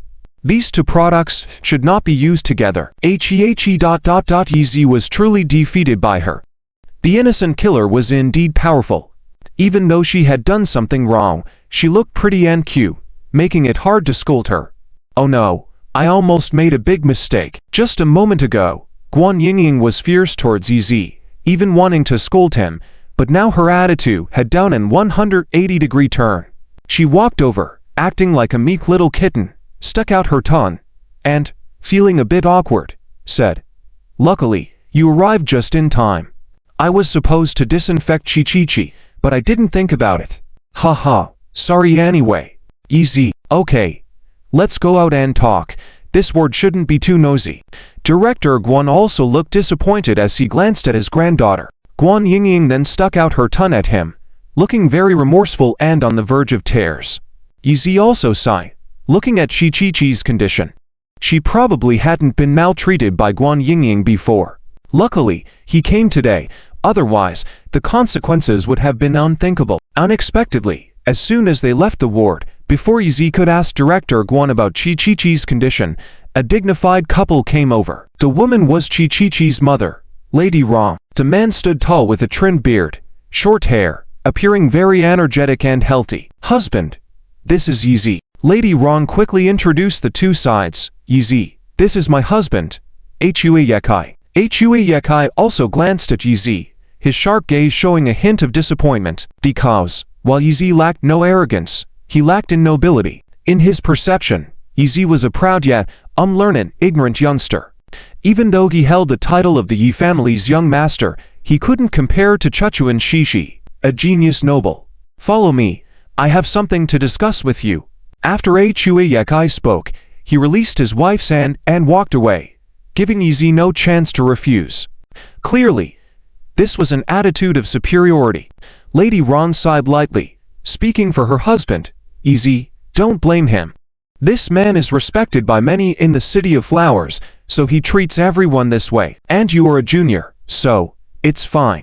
He is Chuchi's father and naturally my elder." Yizi also had a generous heart, smiling slightly, then followed Hua Yekai out of the hospital. Surprisingly, this man Hua Yekai was very particular. Yizi didn't know what he wanted to say, as he even had his butler accompany Yizi into the car. Well, for Chi-Chi's sake, Yizi decided to comply with him, wherever he wanted to go and talk about it. They arrived at the North Zhang coast of Huachan, and the car came to a stop. Yizi got out and walked towards Hua Yekai, who was already breathing the riverside air. When Yizi stood behind him, Hua Yekai slowly turned around, in a dignified manner. "Hello, Uncle Hua. What do you want to talk to me about?" Yizi stood upright, smiling politely, asking Hua Yekai. The indifferent expression on Hua Yekai's face showed a sense of superiority, like a big shot. Of course, Yizi wasn't on par with Hua Yekai before dominating the City of Flowers, but he deserved the title now. "Yizi, you were originally the heir of the Yi family, driven out 12 years ago. Now, you are the secret boss of the only dance group and several commercial cities in Huacheng. You are also the mastermind behind the Dance Unicorn faction of Huacheng, which is quite successful." Hua Yekai suddenly spoke out all the surface-going things about Yizi. Yizi was slightly surprised, not sure of the man's intent. He also didn't know him deeply. It was all superficial, not even aware that he had saved the Hua family's boxing arena before. Yizi wasn't trying to boast but smiled humbly. "Uncle Hua, you flatter me. Perhaps these accomplishments are nothing in your presence, although it's not something to be proud of. Compared to the people of Huacheng, you're outstanding. However, placed in the entire South Continent and even the entire kingdom, you are practically invisible. The upper-class people don't even know who you are." Despite Hua Yekai's disdainful attitude, Yizi remained calm, directly asking, "Uncle, what do you want to say? Please speak directly. Don't beat around the bush." "HMPH, does the mighty Yizi really have such poor understanding? Don't you understand my intentions by now?" Hua Yeluo's tone was contemptuous, his expression becoming increasingly arrogant. "I don't think you are anyone significant, nor do you deserve to enter my daughter's world. I forbid you to meet her again, influencing her life." Yizi furrowed his brows. Used to being looked down upon, he was just. Shishi is already an adult. Who she chooses to be with and what kind of life she wants is her decision. What right do you have to interfere? Yizi had his temper too. Shishi saved his life. How could he cut ties with her just because of a few words from Hua Yelu? "Because I am her father. Because I am the head of the Hua family." Hua Yelu was getting emotional as well, boldly stating, "Yizi, you may be outstanding in Huacheng, but do you know the true extent of Lone Guo? The influence of the Tiger Alliance is overwhelming. Compared to the talent from the other 7 major families, you are far behind. You simply cannot stand at the top of the Lone Guo pyramid, let alone the top of the southern province. Moreover, you have too many enemies. Your days are numbered. If Shishi follows you, there will be no good outcome." Yizi listened silently. As the Dragon Breath General, he led an elite military force and struck fear into countless military leaders, even alarming several countries. In comparison, what was a mere southern province of Lone Guo? But heroes don't brag about past glories, and it's already in the past. He didn't need to flaunt it. "So do you understand now? You are just a discarded member of the Yi family, all name and no substance. You have not benefited from the vast Yi family fortune at all. If my father hadn't supported you, back in Huacheng, you wouldn't even had any assets. If the Yi family doesn't protect you, your enemies would kill you. You wouldn't even be able to defend yourself. Now, the enemies are pressuring me. For the sake of our Hua family's interests, as the head of the family, I must draw a line with you." Hua Yelu continued in a string, "If you can truly control a faction of the Yi family, overturn your enemies, become a lord, establish real hard power of your own, then I might consider letting Shishi associate with you. Otherwise, don't dare dream of frog-eating swan meat." Yi Xiao's expression turned even colder. Seeing him not respond, Hua Yelu thought he was deeply affected, lost confidence, and thus looked down on him even more. A man without confidence is ultimately facing a bleak future. "Do you understand? You want to marry Shishi. Do you want to gain support from our Hua family through Shishi? Humph, you're not worthy yet. Today I will have someone take Shishi away, hoping you won't harbor any more delusions." With that, Hua Yelu turned to leave, convinced that Yizi, having been shaken by him, would come to his senses. "Wait, Hua Yelu," Yizi called out, stopping Hua Yelu from leaving, then provoking him in turn. "If you can represent the Hua family and want to sever ties with me, I accept it. But I hope one day, you won't come to me crying, asking to re-establish cooperation." Such arrogance. Hearing this, Hua Yeluo's brows furrowed even more. Convinced that Yizi was inexperienced, ignorant of what the Tiger Alliance and the 7 major families were. Otherwise, he wouldn't have the confidence to say such things. Yi didn't care what Hua Yelu thought, continuing, I respect you as Chi-Chi's father, but her freedom cannot be restricted by you. If I find out you're making things difficult for her, I won't spare you. With that said, Yi turned to leave. Hua Yelu watched his proud figure, feeling so angry that his lips twitched. Finally, he snorted, Yi, sooner or later, you will underestimate reality, and by then, I hope you won't regret not listening to my advice. Just separated from Hua Yelu, Yi immediately received a warm invitation from the patriarch of the Hua family and returned to the Hua residence. Compared to the arrogance of his son Hua Yelu, the attitude of the patriarch Hua Chanshu was much warmer. Yi, please don't cut ties with our Hua family just because of Hua Yelu's words. Like father, like son, Hua Chanshu probably knew what his son had said to Yi, and sigh.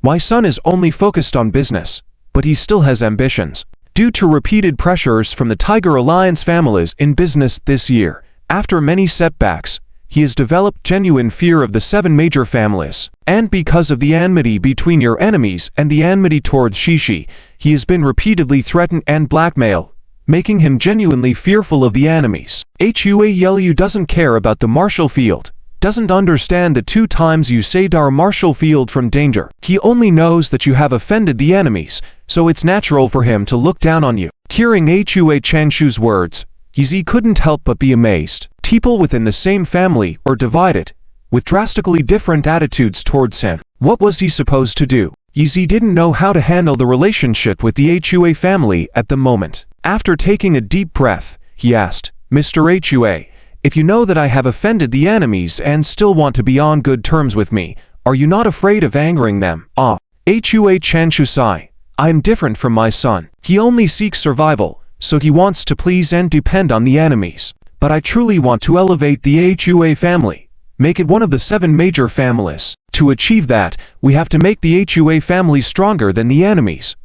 So you want to join forces with me to surpass the enemies? Yi laughed unusually. He felt that the father and son of the Hua family were quite entertaining. The son acted arrogantly on the surface, but was actually insecure and resigned inside. Always talking about ambitions with others, but actually being a coward. On the other hand, his father was approachable, but had a strong will to never accept defeat. He never boasted about his goals, but secretly planned big things. That's right.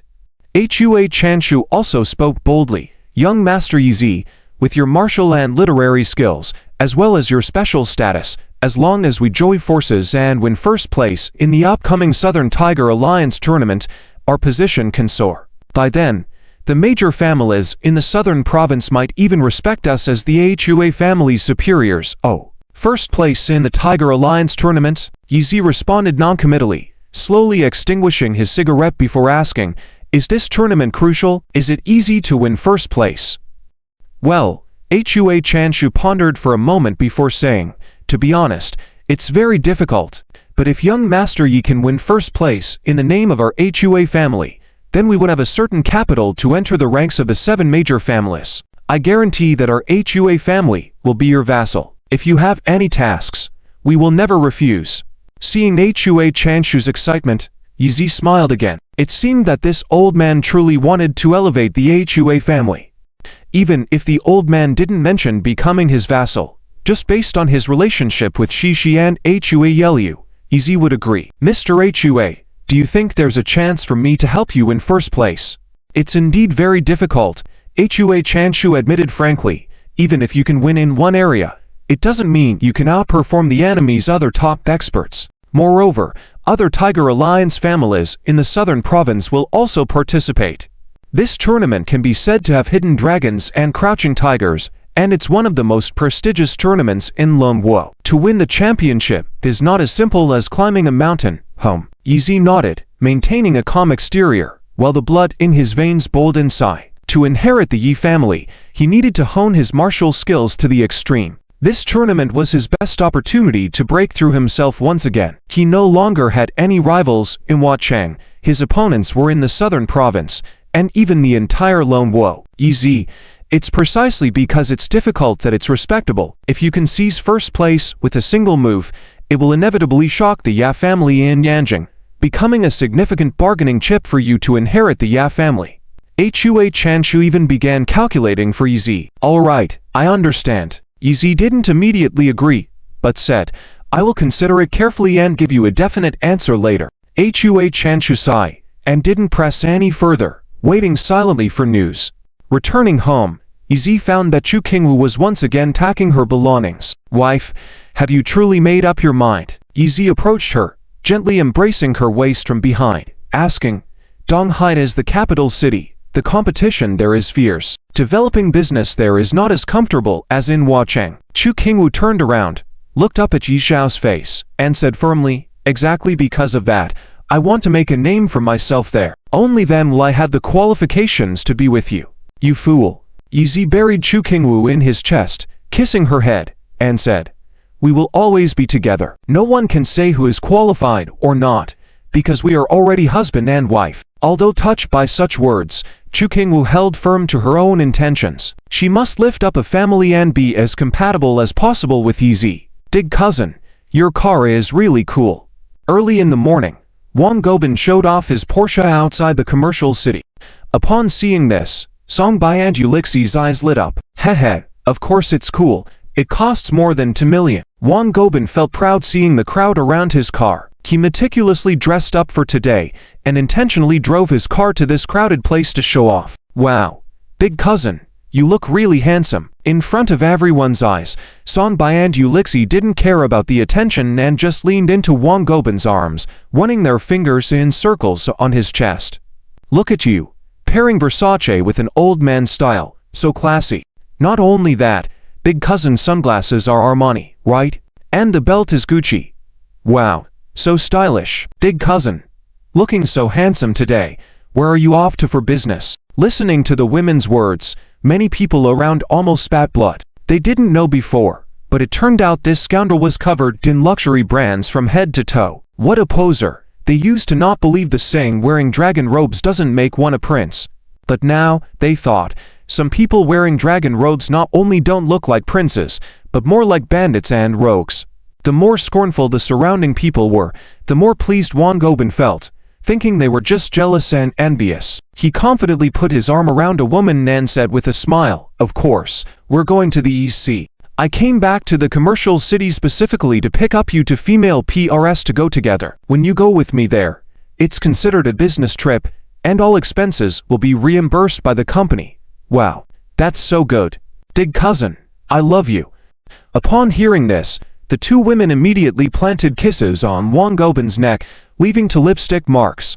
For the working class, who wouldn't like to go on business trips every day, getting salary supplements and all expenses reimbursed? Following Wang Gobin, the two women felt like they hit the jackpot. As long as this man didn't fall, they would have good days every day. As for others, they were full of disdain. Seeing a rogue and two women acting lovey-dovey early in the morning, how could their mood not turn sour? But there was nothing they could do, as the scoundrel was the cousin of Chairman Chu, with royal connections, making them green with envy. All right, let's go. Wang Gobin loudly embraced the two women and got into the Porsche, driving with less than perfect skill, maneuvering the car rapidly like a snake, almost hitting someone. HMPH, it's just a lowly person with a bit of power. Yes, Chu Qingwu, that woman, actually places trust in such a man. I wonder when her company will fail. Well, let's not say that. Which company doesn't have some parasites filling positions?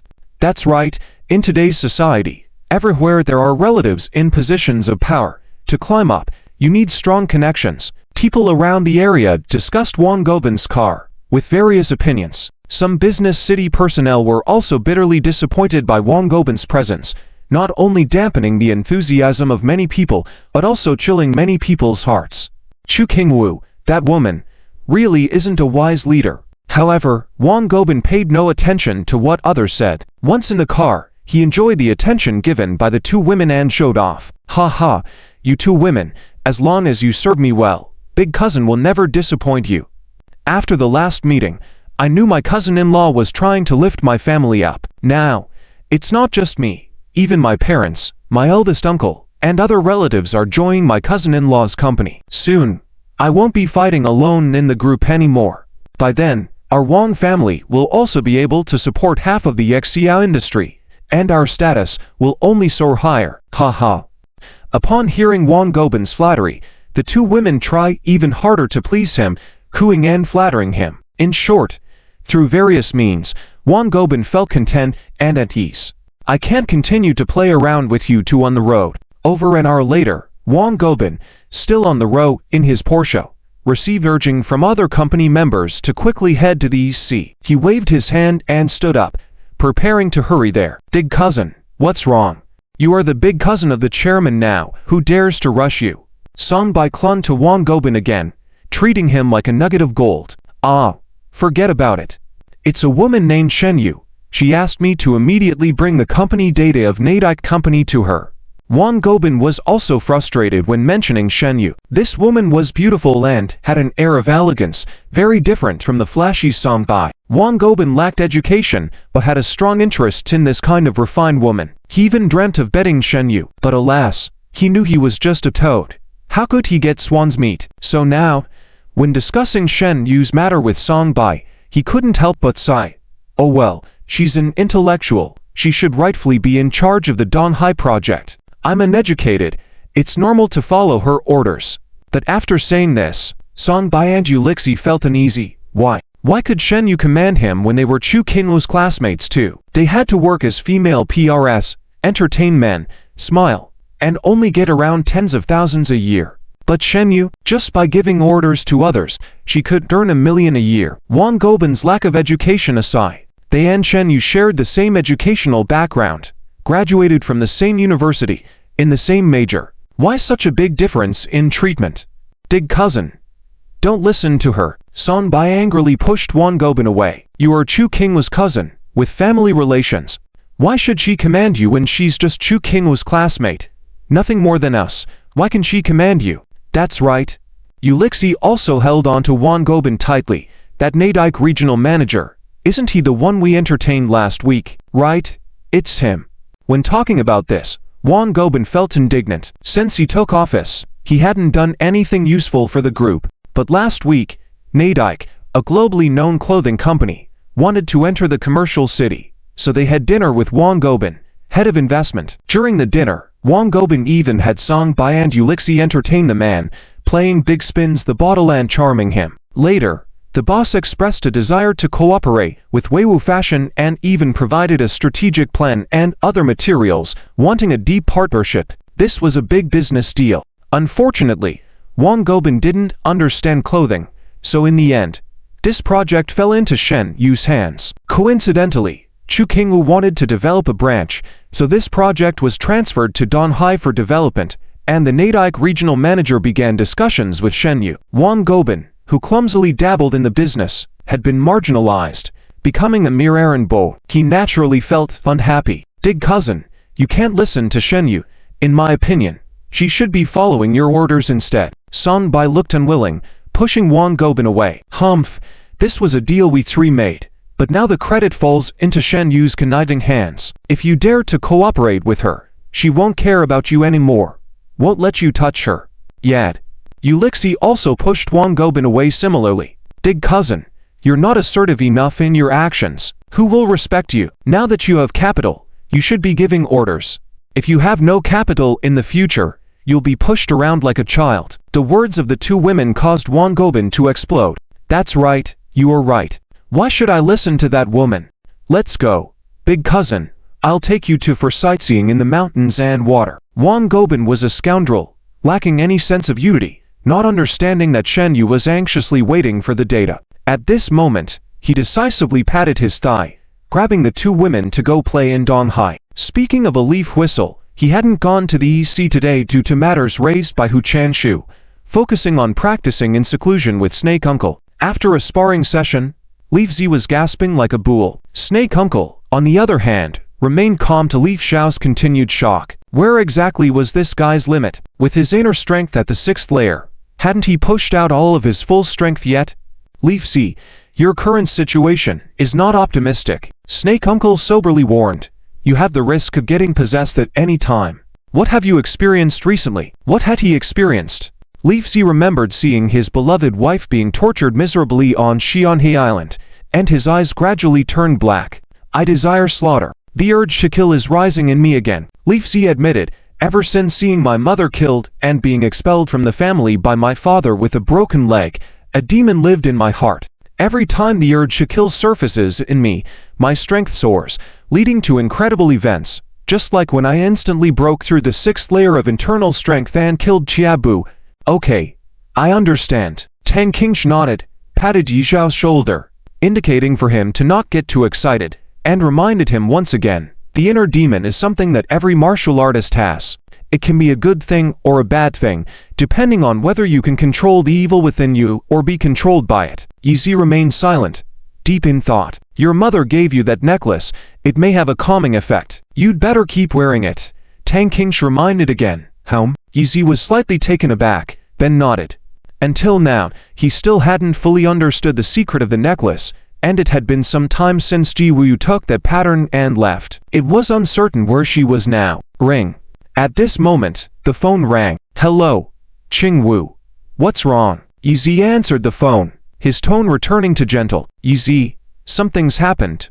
My cousin is in trouble. What?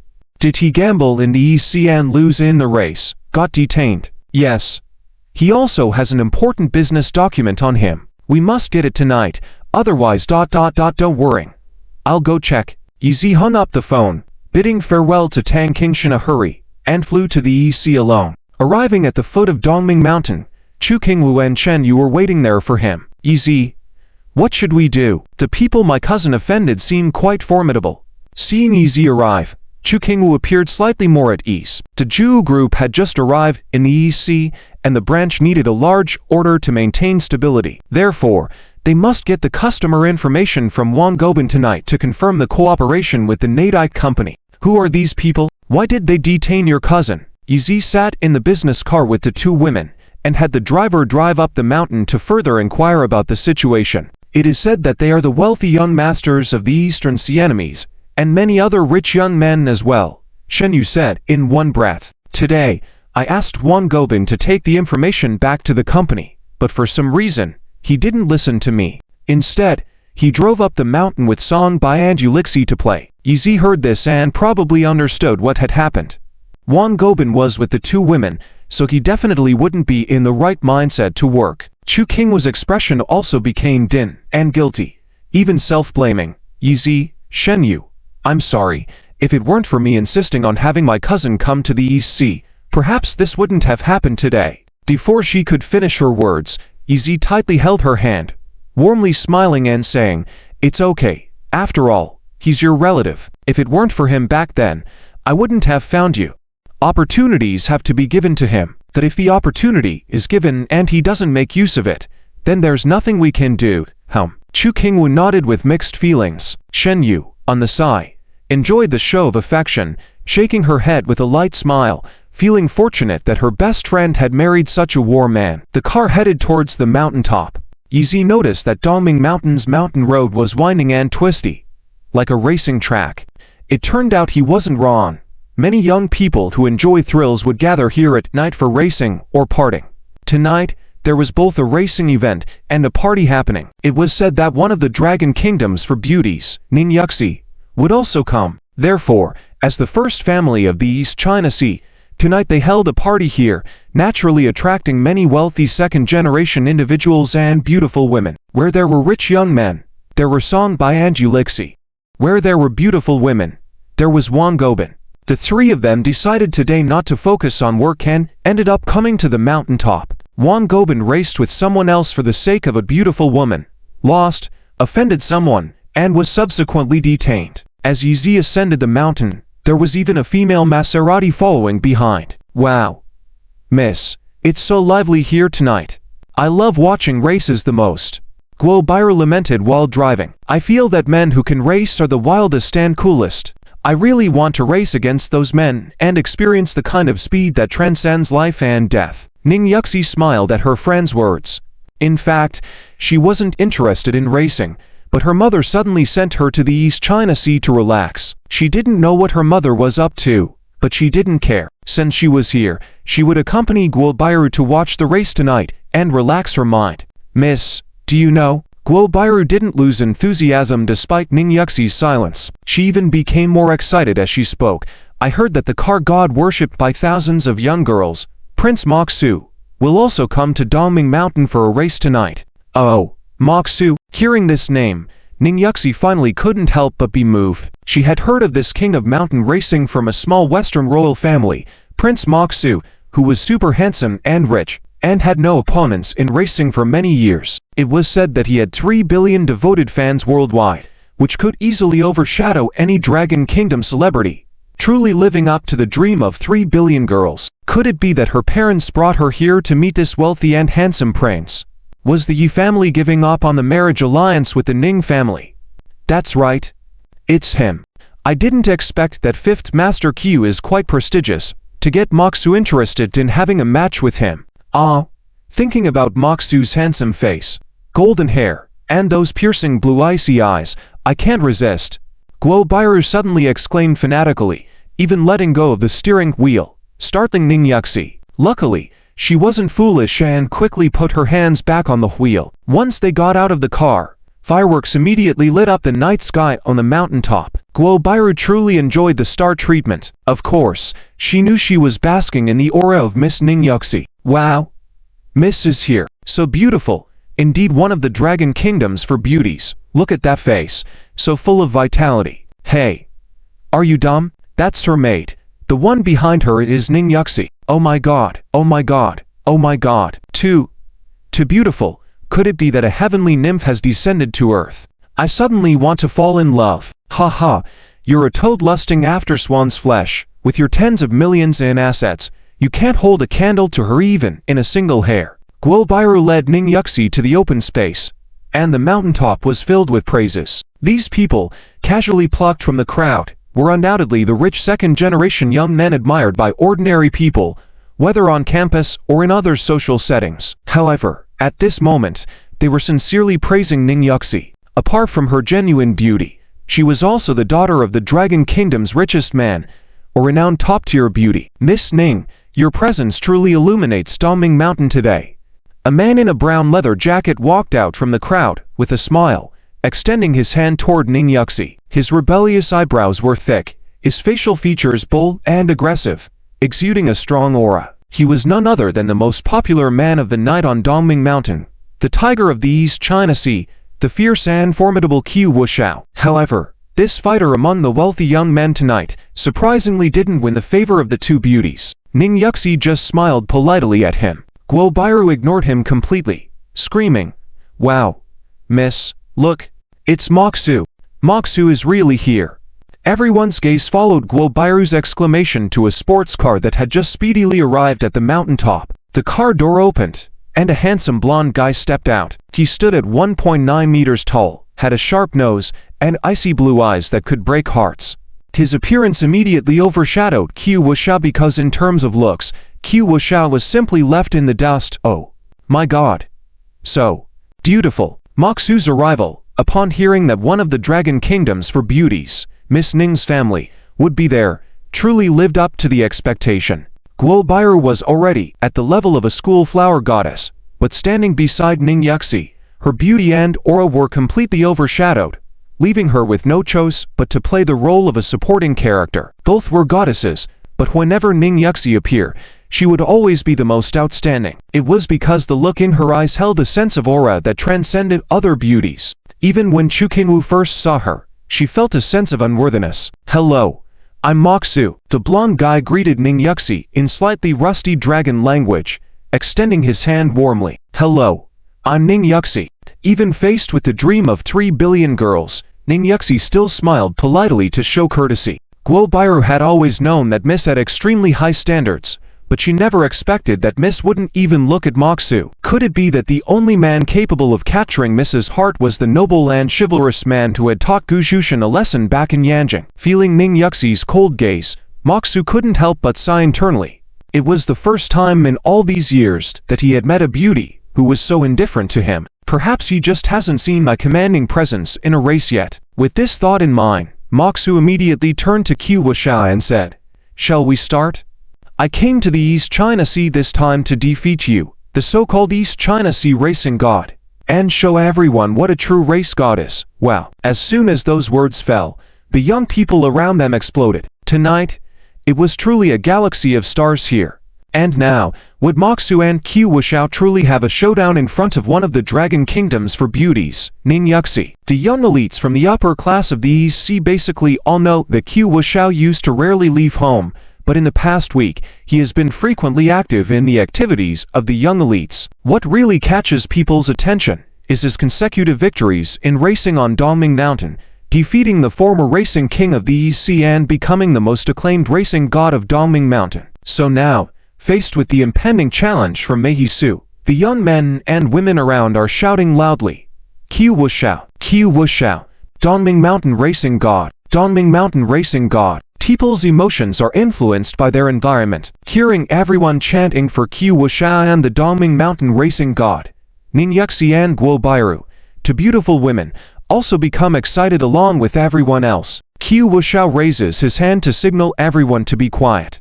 Then, he walks towards Mei Su and with a smile says, Mei Su, I know your reputation precedes you, but this is the EC, and the title of racing god belongs to me, Qiu Wuhu. Good. Dongming Mountain racing god, you defend the title of racing god. Qiu Wuxiao's words once again ignite the atmosphere, and the surrounding young men and women cheer loudly. Of course, most of the young women are more interested in looks and start screaming Mei Su's name. Suddenly, amidst the cheering, someone shouts, Hey, look, another luxury car is coming up. The business car of the Wei dance group drives to the mountaintop under the scrutiny of everyone. The mountaintop is filled with various luxury cars, so this Mercedes-Benz business car, costing several $100,000, stands out as unique and somewhat shabby. Yi Zhaoxiao and Chu Qingwu step out of the car one after another, instantly prompting different expressions from the people present. Miss, look. Quickly, look, it's that handsome bodyguard. Guo Bairu jumps up at the sight of Yi Zhaoxiao. Ning Yuxi also looks at Yi Zhaoxiao, unable to hide her pleasant surprise. How did he come here? Could this be fate? Oh, isn't the woman next to him the one from Xiandao Island that day? Ning Yuxi's expression becomes complicated. That day, after saving Chu Qingwu, she hurried back to find Yu Fei, hoping she would help with matters at the theater. Little did she expect that Yu Fei would not only ask her to stay out of it, but also arrange for someone to take her home. And before she left, she smilingly advised her to pursue the dashing young man if she liked him. Ning Yuxi has been puzzled all along, not understanding the meaning behind Yu Fei's words, and unsure why her mother suddenly asked her to play in the EC today. Now, seeing the appearance of her beloved, she faintly senses that someone might be orchestrating things behind the scenes. Why do they always meet each other? Ning Yuxi is not stupid. On the contrary, she is a woman with a sharp mind. However, she has a preconceived notion that the chubby man is Yi Zhaoxiao, so upon seeing the real Yi Zhaoxiao, she starts overthinking. Could it be that her mother arranging a marriage with the Yi family is fake and actually wants her to be with this handsome bodyguard? If that's the case, she wouldn't object. Qingwu, what's wrong? Yi Zhaoxiao also notices Chu Qingwu's strange expression and asks, Yi Zhaoxiao, that angel, she saved me last time. If it wasn't for her, I might not have made it until you arrived. Chu Qingwu looks at Ning Yuxi, her expression excited. Given the situation, she probably would have thanked her if it was appropriate. Oh, it's her? Yi Zhaoxiao glances at Ning Yuxi, his eyes also lighting up. He didn't expect his girlfriend, Yu Chan, to have saved his wife's life. Hey, after Wang Gobin's matter is resolved, we'll thank her properly. Yet, sure. Chu Qingwu nods, about to search for Wang Gobin's figure when she hears a weird scream. Cousin, hurry and save me. I'm here.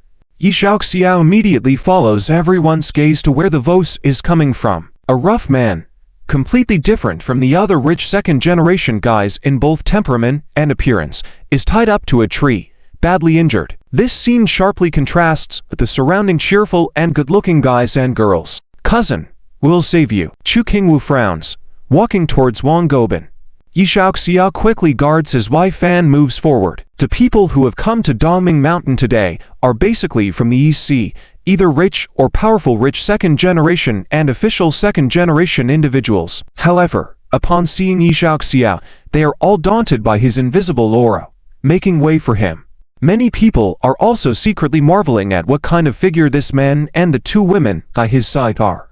Aren't they remarkable? How dare they come to rescue someone at Dongming Mountain? This is outrageous. Who is bullying you like this? Chu Qinglu's stern voice opens a path amid the crowd. Ha ha. Miss Chu, it's been a while, and your presence has grown stronger. As the crowd disperses, three men step forward, led by Liu Yejian. Behind him are Chu Jianwo and Chu King, the fallen figures who once belonged to the Hua Cheng city. Seeing Yi Zhaoxia and Chu Qingwu, their eyes are filled with resentment. Uncle, second brother. Chu Qingwu is also surprised to meet her own relatives again in such a situation. But Yi Zhaoxia, upon seeing the three, suddenly realizes something. It turns out to be a trap.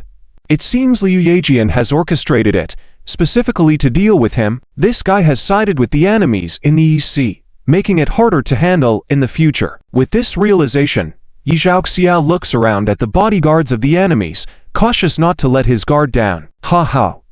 Miss Chu, now do you understand the situation? Your cousin lost the race, not only failing to fulfill his promise, but also damaging my Lamborghini. I detained him for compensation, so what's wrong with that? What? Upon hearing Qi Wushao's words, Chu Qingwu is shocked. Her cousin, although somewhat reckless, is not someone who would dare damage someone else's multi-million-dollar luxury car. Cousin, is this true? Little cousin, they set me up. They are shameless. Wang Gobin becomes emotional again, probably revealing everything.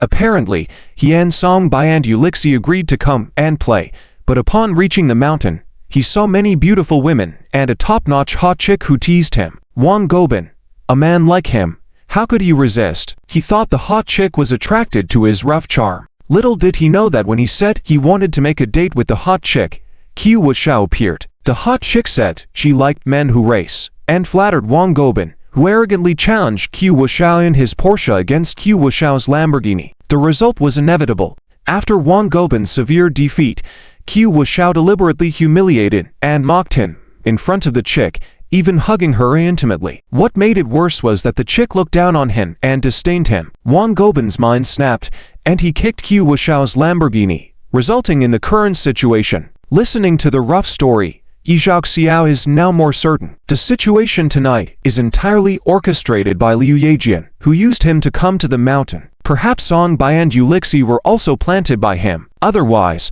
why did the two women come looking for Chu Qingwu specifically through a back door? However, the appearance of Mahesu might be an unexpected variable for him. After all, the presence of this figure doesn't affect his plan at all but rather introduces a new element. Hehe.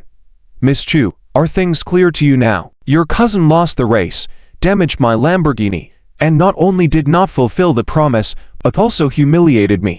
Do you have the 80 million compensation ready? Qi Wushao's arrogant and provoking tone matches his domineering attitude. Yi Zhaoxiao knows this is definitely intended to provoke his wife further, part of a larger plan. Furious, Chu Qingwu clenches her teeth, unable to bear the situation. 80 million is no small sum, especially when Wang Gobin is her cousin and someone she insisted on promoting to the management level. If she has to pay the company or Yi Zhaoxia for Wang Gobin's mistake, she feels uneasy. Moreover, once this incident spreads within the group, it will certainly cause a stir internally, maybe even unsettling the troops.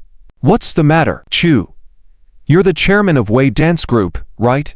Can't you just take out 80 million and pay for my car instead of hesitating for so long? Could it be that your Wei Dance Group's strength is just this much? Haha. Qi Wushao mocks Chu Qingwu, provoking her with cold words. Delighted with the situation, the people around also start giving disparaging looks at Chu Qingwu. Well, we have money, but we use it to support people, not to feed the dogs, and certainly not to be extorted. At this moment, a determined voice resonates, freezing everyone's expressions. As Qi Wushao locks eyes with Yi Zhaoxiao, it feels like flames are igniting in the air. Qi Wushao looked at Yi Zi with a disdainful expression in his eyes. He couldn't understand why the elders of the family wanted him to kill such a rookie himself, why sneakily. However, since Liu Yezhen had set up a trap for him, causing him to die in a car accident, he might as well just go along with it. This way, he could keep his secret of being a master-level expert with 7 layers of internal energy hidden. When the critical moment comes, he would astonish the Kingdom of Dragons. Thinking of this, The corners of Qiu Wuxiao's mouth curled up in a smug smile. More arrogant than Yi. The two of them stared at each other for a few seconds, neither saying a word, but their eyes met, as if they had already exchanged 1,000 words, conveying a strong sense of momentum to the onlookers. Looking at Yi at this moment, Ning Yuxi's eyes gradually became misty. She didn't know who Chu Qingwu was. Naturally, she didn't know who Yi was. She was just curious why they would be together. Thinking that they might be a couple, she felt a pang of heartache, feeling uneasy. It's you. It's actually you. Suddenly, Moxu shouted, finally making people aware of his presence again. You're the car god of Augur Mountain. Moxu was the car god in the hearts of many people, and the dream of 3 billion young girls. But no one could have imagined that at this moment, he would address someone as the car god in front of everyone. It's imaginable how skilled this man in front of him is in racing. In an instant, Liu Yezhen, the 3 members of the Chu family, all looked at Yi in utter shock. They had known Yi for longer than anyone else, yet they were surprised to discover that Yi could also race cars. The young men and women on the mountaintop also gasped in amazement at Moxu's words. Instantly, their gaze towards Yi became oddly admiring. Even Song Bai and Ulixi, who were hiding in the crowd, were watching Yi, feeling envious of Chu Qingwu. Why would her husband be so amazing? Why? Which mountain is Augur Mountain? Someone in the crowd asked. Ha ha, you don't even know that. And you call yourself a race car enthusiast?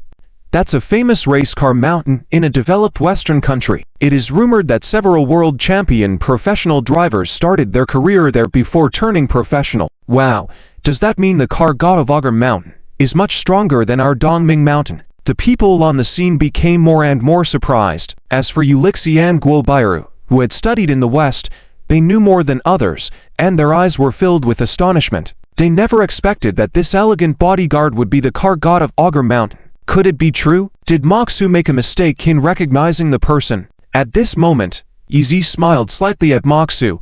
I didn't expect us to meet again. This statement made everyone extremely surprised, especially Qiu Wuxiao. He had planned to lure Yi into a car race according to Liu Yezhen's plan, and then let him die on the track. Even if the Yi family sought vengeance, they couldn't blame him, but to actually attract the car god of Augur Mountain. However, this was even better. If he could defeat the Augur car god in the process, his reputation would soar even higher. Indeed, it's you. After receiving confirmation from the other party, Moxu became even more excited. Last time, I lost to you on Augur Mountain. You said that if we meet again, you would race against me, and that time is tonight. Wow. This statement caused the already astonished crowd to explode on the spot. Oh my god. The legendary car god actually lost to someone else. And the person who beat him is the man in front of us. This news is too big. If this news spreads, it will definitely cause a huge sensation in the racing world. That man is so cool. It's as if we are witnessing his racing prowess. Listening to the screams of the girls around, Ning Yuxi couldn't help but feel excited. She had never been so eager to watch someone race before, but now, she couldn't wait. Guo Bairu turned into a fangirl instantly, shouting at Yi, bodyguard brother, you're so handsome. I love you. I will always support you. Hearing her call, Ning Yuxi clenched her fists, feeling slightly jealous. Her best friend had become her competition unconsciously. Yi, on the other hand, was smiling wryly. Moxu's words brought back memories of his time in the Dragon Breath unit. That night, while on a mission on Augur Mountain, he had to deliver a mission item to a secret location at the base of the mountain as quickly as possible, which required him to drive at top speed. Little did he expect that he would accidentally overtake Moxu while speeding down the mountain. Being the proud car god that he was, Moxu couldn't tolerate anyone being faster than him, and followed him all the way to the foot of the mountain, insisting on racing against him no matter what. At that time, Yi had neither the time nor the energy to race against him, but he couldn't let an outsider know that he was on a mission, so he had to postpone it to another time. He hadn't expected such a coincidence that he would actually meet this guy again tonight. Car god of Augur Mountain. Haha. Let's have a proper race tonight. Qiu Wuxiao walked over at this moment, his eyes showing a disdainful color. Moxu is here to challenge me, the car god of Dongming Mountain. Since he wants to race against you, let's have a three-way battle. Wow. The news of a three-way race among the 3 car gods instantly sent the people on the mountaintop into a frenzy. It's a dream come true. Tonight's showdown We won't even see it on TV. Maksu will win. Our car god of Dongming Mountain is the strongest. Just as everyone cheered and anticipated the upcoming race, Yi Xiao's cold question cut through the excitement. Q. Why should I race against you? You have no choice. If you win, your cousin can take you away. Otherwise, fine. Let's do it. Yi Zi didn't even bother to listen to the rest, interrupting Hu Wushao and walking away. Oh my god, he's so bold. Look at his attitude. He doesn't even think he'll lose. Yi Xiao's actions once again stirred up the crowd on the mountaintop. Guo Bairu couldn't help but exclaim to Ning Yuxi, Miss, that bodyguard guy is so cool, so domineering. Ning Yuxi, for some reason, felt confident in Yi Zi, and raised her hand. Hey, why not use my car? Oh, your car. Yi Zi saw Ning Yuxi and smiled. He still owed her a ruby from last time, and now he was going to borrow her car again tonight. He was accumulating more debts to this beautiful woman. Well, my Maserati may not be as modified as Q Wushao's Lamborghini Poison, but its performance is quite good. I hope you don't mind. Ning Yuxi looked straight into Yi Xiao's eyes. She didn't know why she had volunteered her car. Maybe she just wanted to see Yi Zi drive her car in the thrilling scene of Dongming Mountain. Yi Zi looked at Ning Yuxi and then at her pink Maserati behind her, showing a charming smile. Great, we'll rely on it tonight. Ning Yuxi also smiled at Yi Zi, enchanting. Seeing this scene, the men and women around felt that it was extremely romantic, and some even called out that they were a perfect match.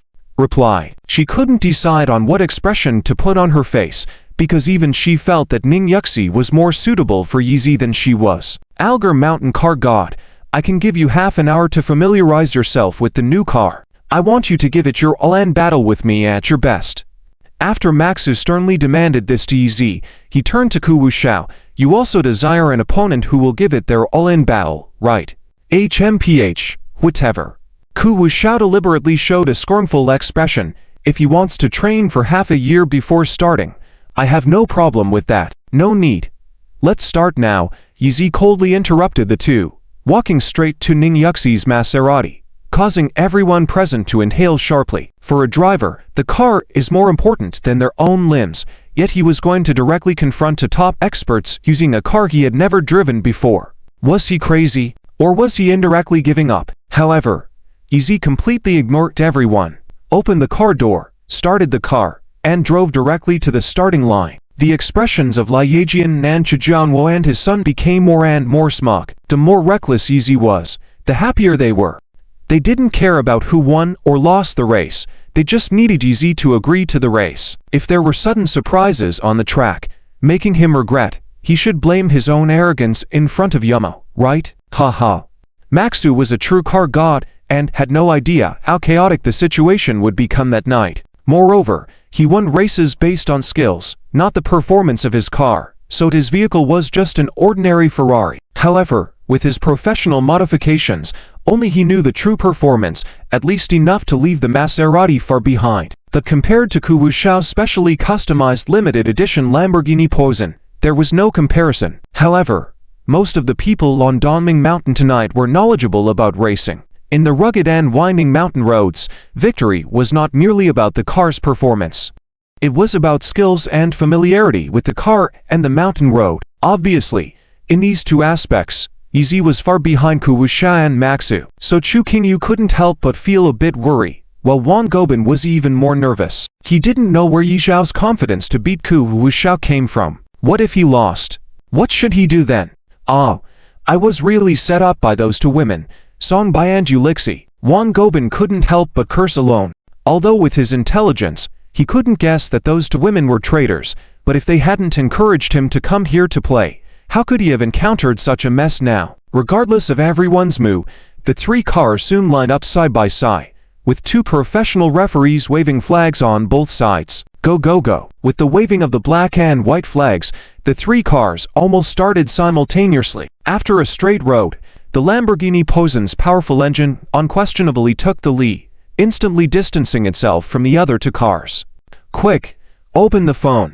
Ning Yuxi immediately urged Guo Bairu because her Maserati was equipped with a comprehensive monitoring system, allowing her to see inside through her phone at any time. Hey, miss, it's the first time I've seen you so eager, Guo Bairu said, Alright, alright. In fact, without Ning Yuxi's urging, Guo Bairu also wanted to see Yi Xiao's current situation, so she quickly opened her phone. With such a big gap on the straight, he must be frustrated, right? Even panicking? Ah, if I had known, I would have brought a better car. Ning Yuxi felt a bit disappointed. Since Yi Zi was using her car, she naturally hoped he would win the race. However, as soon as they checked the monitoring video on the phone, the two women were immediately shocked. Oh my goodness, why was Yi Zi not panicking at all? He was even steering with one hand, looking relaxed. Could it be? Is he thinking he can't win, so he's given up already? Guo Bairu couldn't help but exclaim upon seeing this footage. Chu Qingyu and Shen Yu also couldn't help but lean over to watch. Ning Yuxi seemed to console them, saying, "The Dongming Mountain Road is long. Real racing masters win on the curves." Ning Yuxi's explanation slightly reassured Chu Qingyu. Guo Bairu couldn't help but ask further, Hey, miss, so you're quite knowledgeable about racing, huh? You age. Just a little bit." Ning Yuxi appeared slightly embarrassed, but she was not much calmer in her heart than Chu Qingyu. She also eagerly wished for Yi Zi to win. That's right. What this miss said is correct. Shen Yu quickly pulled Chu Qingyu over with a smile and said, "I've seen initial D. Takumi Fujiwara's B-Type A86 only surpassed others on the curves, huh?" As soon as Shen Yu spoke, Chu Qingyu couldn't help but sneeringly retort, "In the reality of actual racing now, do you think Yi Zi, driving so leisurely, can beat Ku Wuxiao?" But as soon as he finished speaking, Guo Bairu screamed, Hey, look at this. His movements are so skillful and elegant." In the video, Yi Zi suddenly accelerated. Gear shift, turn, hard press on the gas pedal. The actions flowed smoothly, pleasing to the eye. The Maserati almost brushed past the guardrail on the mountain road as it turned, clearly accelerating yet maintaining impressive stability. It swiftly overtook the Ferrari in front by half a car's length. The Grand World Car King already had a remarkable performance, yet even he was surpassed. What the heck? What did I just witness? Am I watching a special effects movie? Is that guy too crazy? Drifting at the limit with all four wheels. What confidence is that? If he makes a mistake, it will be a car wreck and fatal instantly. Straight to see God's rhythm. Truly worthy of the Algar Mountain Car God. He's amazing. Everyone witnessed the thrilling scene and started cheering. Ning Yuxi and Chu Qingyu felt their hearts skipping a beat with nervousness, especially Chu Qingyu, feeling extremely uneasy, with her eyelids fluttering vigorously. Yi Zi, please be safe. At this moment, she loathed Wang Gobin to the core, even more so herself. If it weren't for their cousin relationship, why should Yi Zi risk his life to race with others? Hey, someone got slapped in the face, right? Shen Yu was Chu Qingyu's close friend, and naturally aware of the relationship between Chu Qing and Yi Xiao's wife. After seeing Yi Xiao's performance, she turned around to taunt Chu Qing.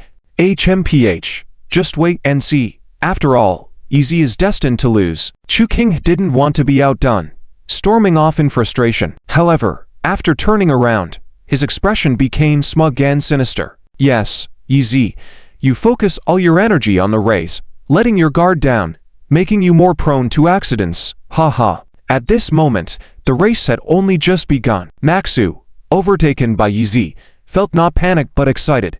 Haha. Algar Mountain Car God, you haven't disappointed me.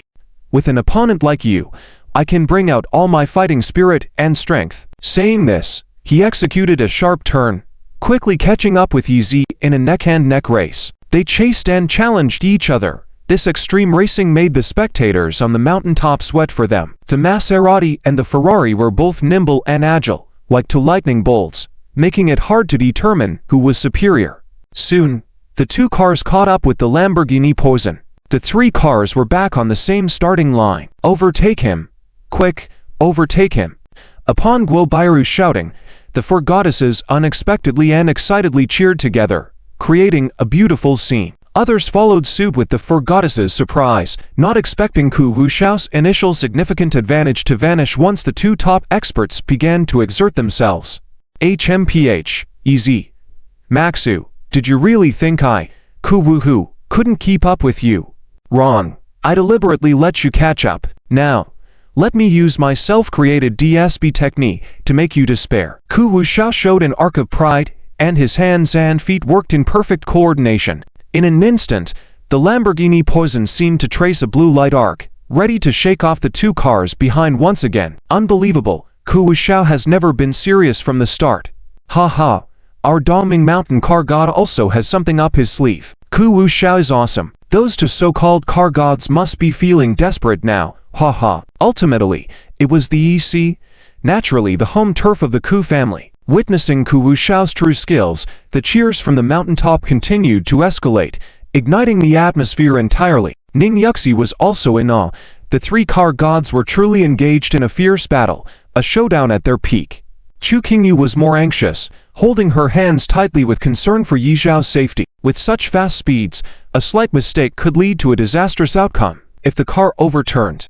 Lai Yijian's expression, on the other hand, became darker and more mysterious. Hey, they're approaching the drainage ditch soon. If Yi Zi doesn't want to lose, he will surely have to use that technique. Hearing Lai Yijian's soft voice, Chu Jianwo greatly admired him, unable to resist asking, Liu Xiao, how did you figure out that Yi Zi would accept the car race? And how did you know that his racing skills are so remarkable? Humph. There's nothing I don't know.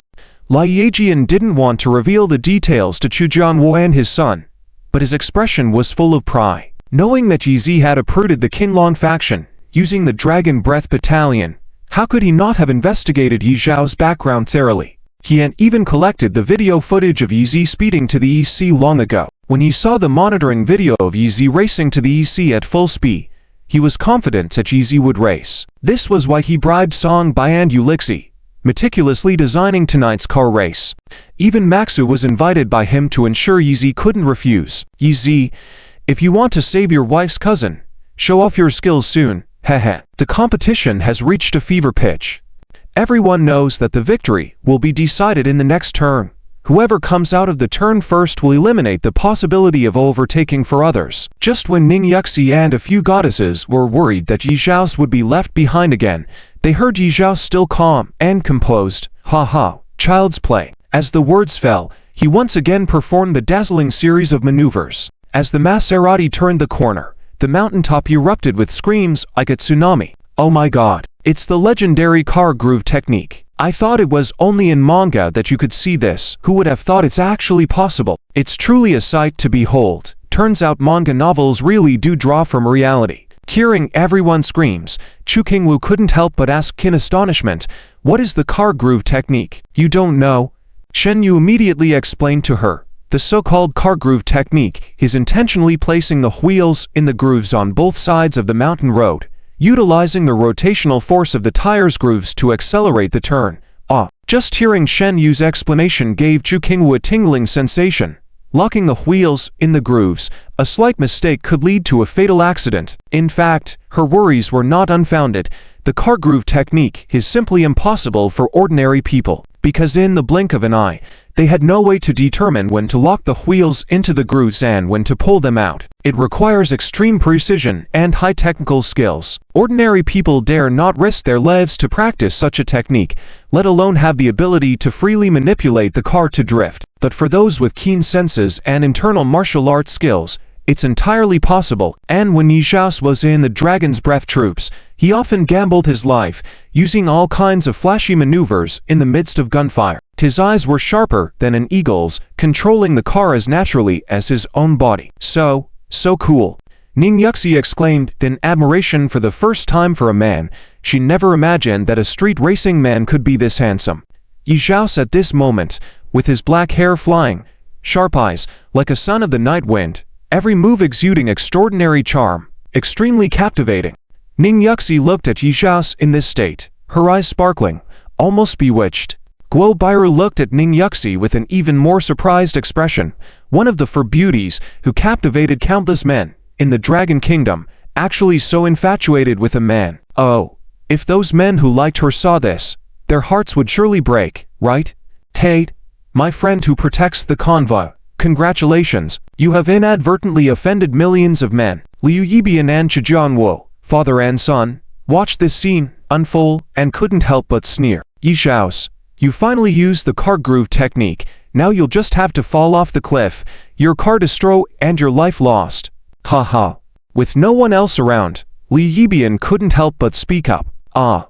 Liu Xiao is truly insightful. He even calculated that Yi Zhao's would use the car groove technique there. Indeed, everyone says that Chu Jianqi is a mathematical genius, but I see that he can't compare to Liu Xiao. Chu Jianwo and his son couldn't help but compliment him. It wasn't flattery. They genuinely admired him. Liu Yibian possessed a talent that could shake the heavens and move the gods. If he were born in ancient times, there would be no need for people like Zhuge Liang or Sima Yi. Look, he's about to overtake. At this moment, the people on the mountaintop once again started shouting. Qiu Wuxiao was familiar with the mountain road and even used his own DSB technique, yet he still couldn't shake off Yi Zhao's. As the distance between the Maserati and the Lamborghini Poison shortened, everyone held their breath, nerves on edge. Incredible. Ma Husu exhausted all his skills, but even though he was performing above his usual level, he still couldn't catch up to Yi Zhao's. Ha ha. Truly deserving of being the Algarve racing god. You are the real god. How can we mortals compare to you? Ma Husu couldn't help but self-mock. When he couldn't stop Yi Zhao's from overtaking on the Algarve mountains, he knew that his opponent's driving skills were superior to his. That initial defeat made him feel ashamed, and he subsequently sought information about Yi Zhao's everywhere. With his family's power and connections, when he found out that Yi Zhao's was a general in the Dragon's Breath Legion, he was shocked and from then on made surpassing Yi Zhao's his goal. But now, he finally realized that there was an insurmountable gap between ordinary people and gods. As everyone was cheering and celebrating Yi Zhao's, Liu Yibian was silently counting down to the end of Yi Zhao's life. And then it happened. Dang. Ah. Suddenly, someone screamed in anguish. Quick, look, the water channel collapsed. Oh no. The car lost its centripetal force and was flung away. The car is spinning out of control. That boy in the Maserati is as good as dead. In that moment, both Ning Yuxi and Chu Qinglu's hearts leapt into their throats. The two stunning beauties tightly held each other's hands, forgetting to breathe out of fear. Yi Zhao's, you can't die. They both shouted in their hearts, but their voices couldn't make a sound. Ha ha. Yi Zhao's, you finally die. After you die, Chu's family will still belong to my son and me.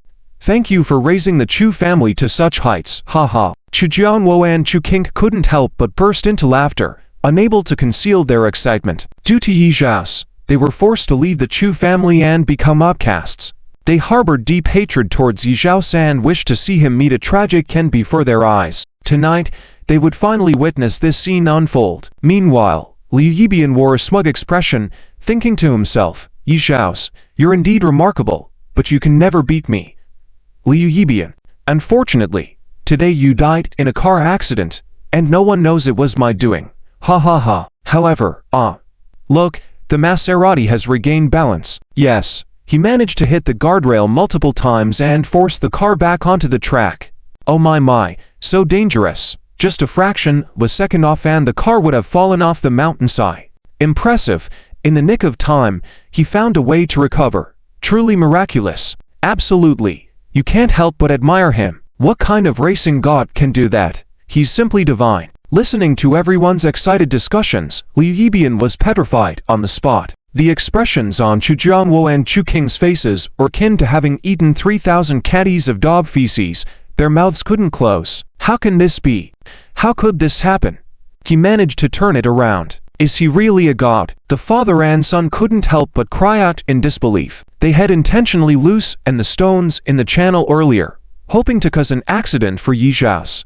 But who would have thought that Yi Zhao's would create another accident for them at the critical moment? By utilizing the temporary guardrail, he managed to steer the car back. Only Liu Yibian remained silent, his gaze as deep as water. He remembered clearly that he had removed the guardrail at that section in advance when setting up the trap. Why was there still a guardrail there? Hehe, I finally understand. At that moment, Shen Yu suddenly clapped his hands in admiration. I said earlier, when he got off the car on the mountain, why did he organize the guardrail there? It turns out that he had already anticipated that someone would challenge him to a race after he went up the mountain, and had planned to use this move. So that's it. At this moment, Chu Qinglu, still frightened, realized firsthand how amazing her husband was. He had hidden beside her for 3 years. It was a scheme all along. Now, she understood that when he repaired the guardrail before going up the mountain, it was also a stroke of genius. Her husband, as it turned out, was a genius. Ning Yuxi also sincerely admired. He truly deserved to be the man she liked, possessing both intelligence and courage. However, what was the relationship between him and the two beautiful women next to her? Each person was lost in their thoughts, while the race continued to intensify. Qiu Wuxiao tried his best, but not only couldn't he shake off Yi Zhao's, he was being closely pursued, on the brink of being overtaken, bearing immense pressure. He was on the verge of going crazy from the invisible pressure. Damn it! Damn it! This young master is a master of the 7th tier of internal energy. Why can't I match his control over the car? Being surpassed by this Yi family waste. This young master doesn't believe it. This young master refuses to lose to you. Qiu Wuhu grew up under the halo of being a genius. From a young age, he had never lost in any combat or physical activities to anyone. Now, he was absolutely unwilling to lose to a Yi family wastrel whom he looked down upon. Hey, quick, look, the Lamborghini Posen is also about to imitate the Maserati, forcefully colliding with the guardrail to change its trajectory and speed up the turn. It's too crazy, so thrilling. Everyone carries the title of racing god. No one wants to lose. This is truly a race against life. The people on the mountaintop all had changed expressions, with mouths and eyes wide open, unable to close. Many women were holding their eyes shut out of fear. Although their racing skills were lacking, they could feel that the Lamborghini Posen was speeding too fast, forcibly crashing into the guardrail, risking to shoot out of the mountain road and fall off the cliff at any moment. And indeed, boom, as they feared, it became a reality. The Lamborghini Posen hit the guardrail multiple times, finally breaking through one section of the guardrail and tumbling down the mountain. The outstanding race came to an end without suspense when the Lamborghini du Posen plunged down the mountainside. Yi Zi unquestionably secured first place, while Ma Hsu finished the race in second. Algar Mountain Racing God, this time, I truly admire you. Just as they crossed the finish line, Ma Hsu quickly walked towards Yi Zi. Yi Zi just smiled at him, and then turned the car around, heading towards the mountain once again. Dongming Mountain Racing God, Dongming Mountain's new racing god. As the Maserati made its way up the summit, everyone raised their hands and cheered. As soon as Yi Zi got out of the car, even several hot-bodied women actively approached him, asking for his contact information. Sorry, I need to ask my woman if she allows it. Yi Zi smiled as he pushed away these women who were trying to flirt with him and then walked towards Chu Qingyu and Ning Yuxi. The other men also envied him greatly. This man not only had exceptional driving skills, but also managed to catch Miss Ning's eye, even lending him her luxury car. And given the current situation, if he were to pursue Miss Ning, it would be an effortless task. However, Yi Zi walked up to Ning Yuxi and unexpectedly held Chu Qingyu's handkerchief, then returned the car key to Ning Yuxi. Thank you for your car. Sorry for the minor damage. If you don't mind, I can have it fixed for you before returning it. No need, I'll take care of it myself. Ning Yuxi declined graciously, taking the key and leaving with a charming smile. While she appeared nonchalant on the surface, she felt inexplicably uncomfortable inside. He turned out to be this beautiful woman's man. Guo Bairu naturally understood Miss's expression and couldn't help but sigh. She didn't expect Miss, who rarely took a liking to men, to fall for a man who already had someone. Chu Qingyu, seeing Ning Yuxi about to leave, wanted to call out Miss Ning, but Yi Zi suddenly rushed out. Just because he saw a car speeding down the mountain, did he remember he still needed to settle the matter of Liu Jian. This Liu was indeed a cunning fox. He knew Yi Zi was heading up the mountain, so he avoided meeting him by not driving down the mountain until Yi Zi got there. Just as Yi Zi reached the mountaintop, Liu took the opportunity to drive down swiftly. Even though Yi Zi was a master of the 6th level inner strength, he couldn't catch up with the speeding car rushing down the mountain. Yi Zi, what's wrong? It's nothing. Take your cousin back first, then we can negotiate the cooperation with Nadike later. Yi Zi could only sighed as he helplessly watched Liu Jian escape once again. The enemies were already off to rescue Qiu Wuxiao. No one had time to worry about Wang Gobin and his lascivious matters. After rescuing Wang Gobin and returning to the foot of the mountain, Yi Zi discovered that even after falling from halfway up the mountain, Qiu Wuxiao didn't suffer much harm. What a fierce guy! As their eyes met, Yi Zi sensed frustration, anger, and even a hint of killing intent in the other's gaze. Pretending not to understand, Yi Zi decided it was best to leave this place of trouble. HMPH, Yi Zi, you may be better than me in racing, but if I see you again, This lord will crush, ravage, and even kill you with martial arts. Qiu Wu, who clenched his fist, inwardly vowing. In the East China Sea, in a grand villa, a delicate and charming young woman was applying makeup at her vanity mirror. While she tried on her new Giorgio Armani lipstick and happily puckered her orange lips in the mirror, the villa's door was forcefully pushed open. Ning Yuxi walked in sulking, followed by Guo Bairu. "Oh, my little sister is back." The young woman with a smile as bright as flowers greeted Ning Yuxi. However, Ning Yuxi merely glanced at her and said, "Your lipstick looks ugly." Then, she walked upstairs briskly. "Hey, why do you speak like that? This is a new one I just spent over $1 million on. You really don't know how to appreciate." The young woman taunted Ning Yuxi's back before grabbing Guo Bairu and asking, "What's wrong with her? It's the first time I've seen her like this. Is she heartbroken?" "Wow, how did you know?" Guo Bairu was amazed by the young woman's insight. She hadn't left her home for years, but she could read people's moods just by looking at them. After hearing Guo Bairu recount the events of the night, the young woman expressed surprise and exclaimed, "Wow, that's great. So our Yuxi is heartbroken. I thought she was so aloof, but she actually likes men too. Hehe." With that, she bounced upstairs like a young girl. Why does Miss have such an eccentric stepmother? She sees her daughter heartbroken and is so happy. Is that really okay? Guo Langxin sighed as she watched the young woman. "Mom, please, I need some peace and quiet." Ning Yuxi was in the bathroom upstairs preparing for a bath, but unexpectedly, her stepmother walked in boldly. Fortunately, there were no men in their villa, otherwise, Ning Yuxi would have screamed. But upon hearing her being called mom again, the beauty immediately frowned. Hey, Ning Yuxi, I warn you, call me sister." "Sister, have you ever seen a mom as young as me? Besides, I'm not your real mom, I'm just your aunt." Thankful that Ning Yuxi had covered her ears in advance, even with that precaution, the woman's loud voice almost deafened her. In the next moment, the beautiful woman's tone turned dangerously sweet as she walked over, holding Ning Yuxi's hand as if they were real sisters. "My dear little sister, have you fallen for Dongming Mountain's new racing god tonight? Does Auntie need to send out to squads to help you capture him? Ready with whips and candles for you to command." Ning Yuxi rolled her eyes and pushed her away, saying, "HMPH, I doubt your men can handle him at all. He's very capable. Even someone like Gu Zhaoshan was defeated by him. Wow, he's that impressive. Then I have to find my man," the beautiful woman exclaimed in surprise, then proudly mentioned her own man.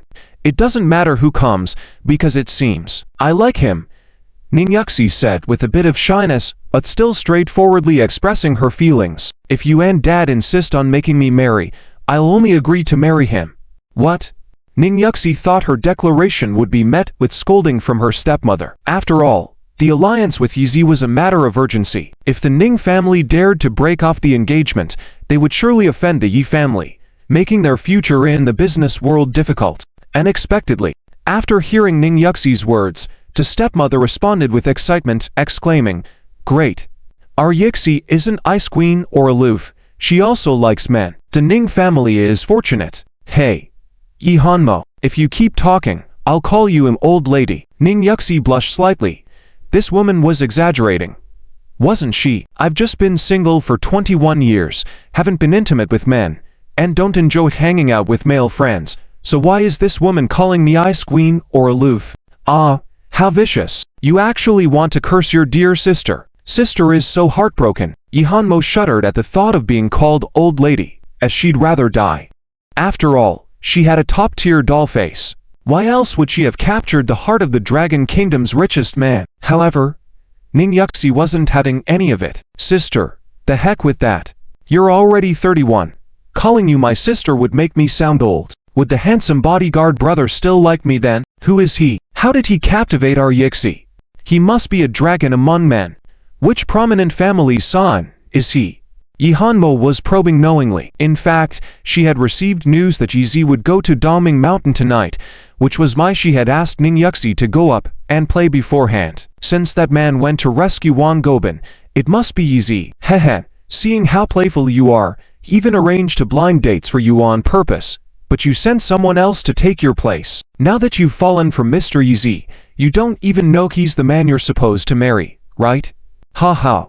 Let me tease you. Let me tease you. I wonder if you'll feel like a fool when you find out his identity. Heh. Sure enough, Ning Yuxi still didn't know Yi Xiao's identity. Yi Hanmo asked deliberately, and she shook her head seriously. No way. Then is he a high-ranking official? Not quite. Rich man, celebrity, coal tycoon, sports hottie, a popular internet star? Odd, none of the above. Ning Yuxi grew annoyed with her aunt's persistent questioning and tried pushing her out to prevent her from finding out she had feelings for a bodyguard. But Yi Hanmo was determined to tease her and wouldn't leave just like that. She deliberately exclaimed, "Oh my, Yuxi, what kind of man have you fallen for?" "All right, Mom, I'll tell you straight. I don't like that fat Yi, and I won't marry him. The man I like is his bodyguard. Your objections are futile."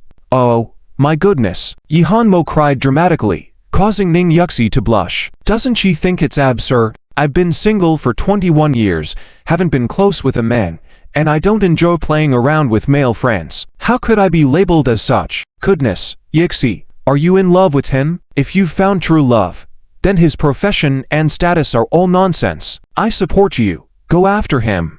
Chase him. Chase him. Chase him." She repeated "chase him" 3 times, leaving Ning Yuxi dumbfounded. She stupidly asked, "So are you and Dad still pressuring me to marry Yi? Heh. If you truly love him, then there's nothing you can do about it." Yi Hanmo continued to pretend, but also felt a bit worried. What if that man isn't Yi? What should she do? So, she quickly added, "But you have to send his photo to sister for her to check for you, to see if his looks are worthy of our Zixi." Ning Yuxi hesitated for a while, but still opened her phone and showed her the video of Yi's racing agility tonight. Heavens, is this really a bodyguard? This is exactly the type one like. Unexpectedly, when Yi Hanmo saw Yi's racing agility, she was not just excited, she was practically ecstatic, shouting excitedly, "Zixi, where is he now? I'll send someone to bring him back immediately. After you favor him, I'll continue to dominate him. He's here, he's here. He really is here." Ning Yuxi was worried about this. This woman, who was acting as a mistress, married an older man but inexplicably liked a very manly youngster. With the bodyguard brother so vigorous, why wouldn't she want to keep him as a male pet? Humph. But Ning Yuxi is not someone to be trifled with. Yi Hanmo, you actually want to steal the man I like. If you dare say that again, I will tell my dad. Ha. You're damned old man. He doesn't touch me all year round. I'll bring in a few pretty beaus and he wouldn't mind. Heh. After saying this half seriously and half jokingly, Yi Hanmo patted her chest proudly and said, "Don't worry, I won't steal him from you unless you mistreat him. If that happens, then I'll personally intervene." HMPH. Vulgar. Ning Yuxi wanted to push her out of the bathroom, but just as she almost succeeded, she stopped and sighed. These discussions are meaningless. The bodyguard brother seems to already have a wife. Hey. So what if he has a wife? It's more fun to drive away his wife, steal his man. That's what's interesting.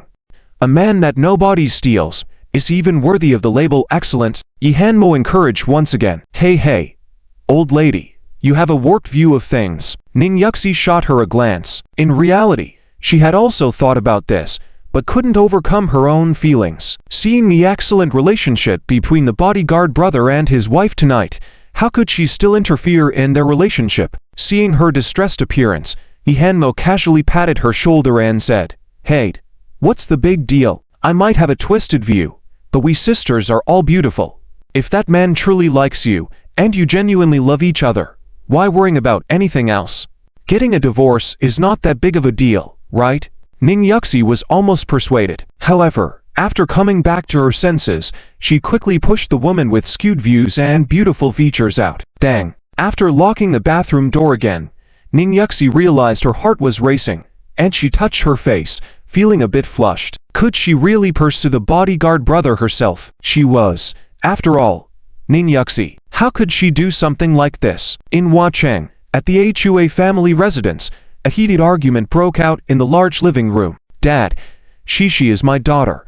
I have the right to decide where she receives medical treatment." If the hospital in Huacheng truly had the skills, 2 weeks wouldn't have passed and Shishi still wouldn't have awakened. The way Hua Yelu was speaking to Hua Chanshu, the family's old steward had never seen before. It seems the saying is true. Once a son grows wings, He no longer treats his father with respect.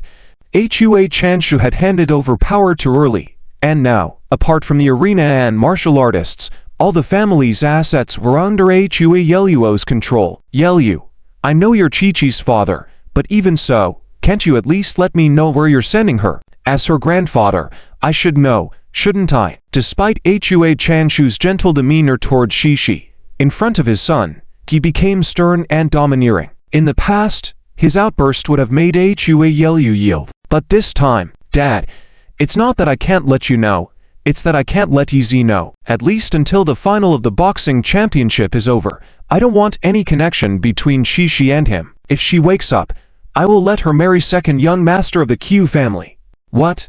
Hua Chanshu's face darkened even more. What kind of person was second young master Q Xiaoshan? Didn't he know that? He was nothing more than a debauched playboy. Initially, when Hua Yelu allowed Shishi to marry Qi Jiangqi, a genius, he didn't object. But for Hua Yelu to marry Xiaoqia, a wastrel, just to gain the support of the Q family, he absolutely forbids. Dad, your objection is useless. Shishi is my daughter, and as her father, I have the right to decide her future. Hua Yelu didn't want to argue any further with Hua Chanshu. He just left after throwing a sentence. Stop. Even though Hua Chanshu called out, he ignored him. As Hua Chanshu was about to use force to discipline his unfilial son, someone came in and reported from outside. Sir, Yizi is here. Upon hearing this name, Hua Yelu unexpectedly stopped in his tracks, turned to Hua Chanshu and said loudly, Dad, Yizi is now a thorn in the eyes of the Q and Liu families. Even the Yi family has people planning to kill him. You are determined to stay on good terms with him. Sooner or later it'll bring trouble. Don't blame me for not warning you in advance. If something really happens, don't implicate me. You. Hua Chanshu didn't expect that he had raised such a son. Did he really want to cut ties with him for his own benefit? At this moment, Yizi happened to step in, listened to Hua Yeluo's words, and saw the disdainful glance he cast his way. With a cold snort, he turned to leave.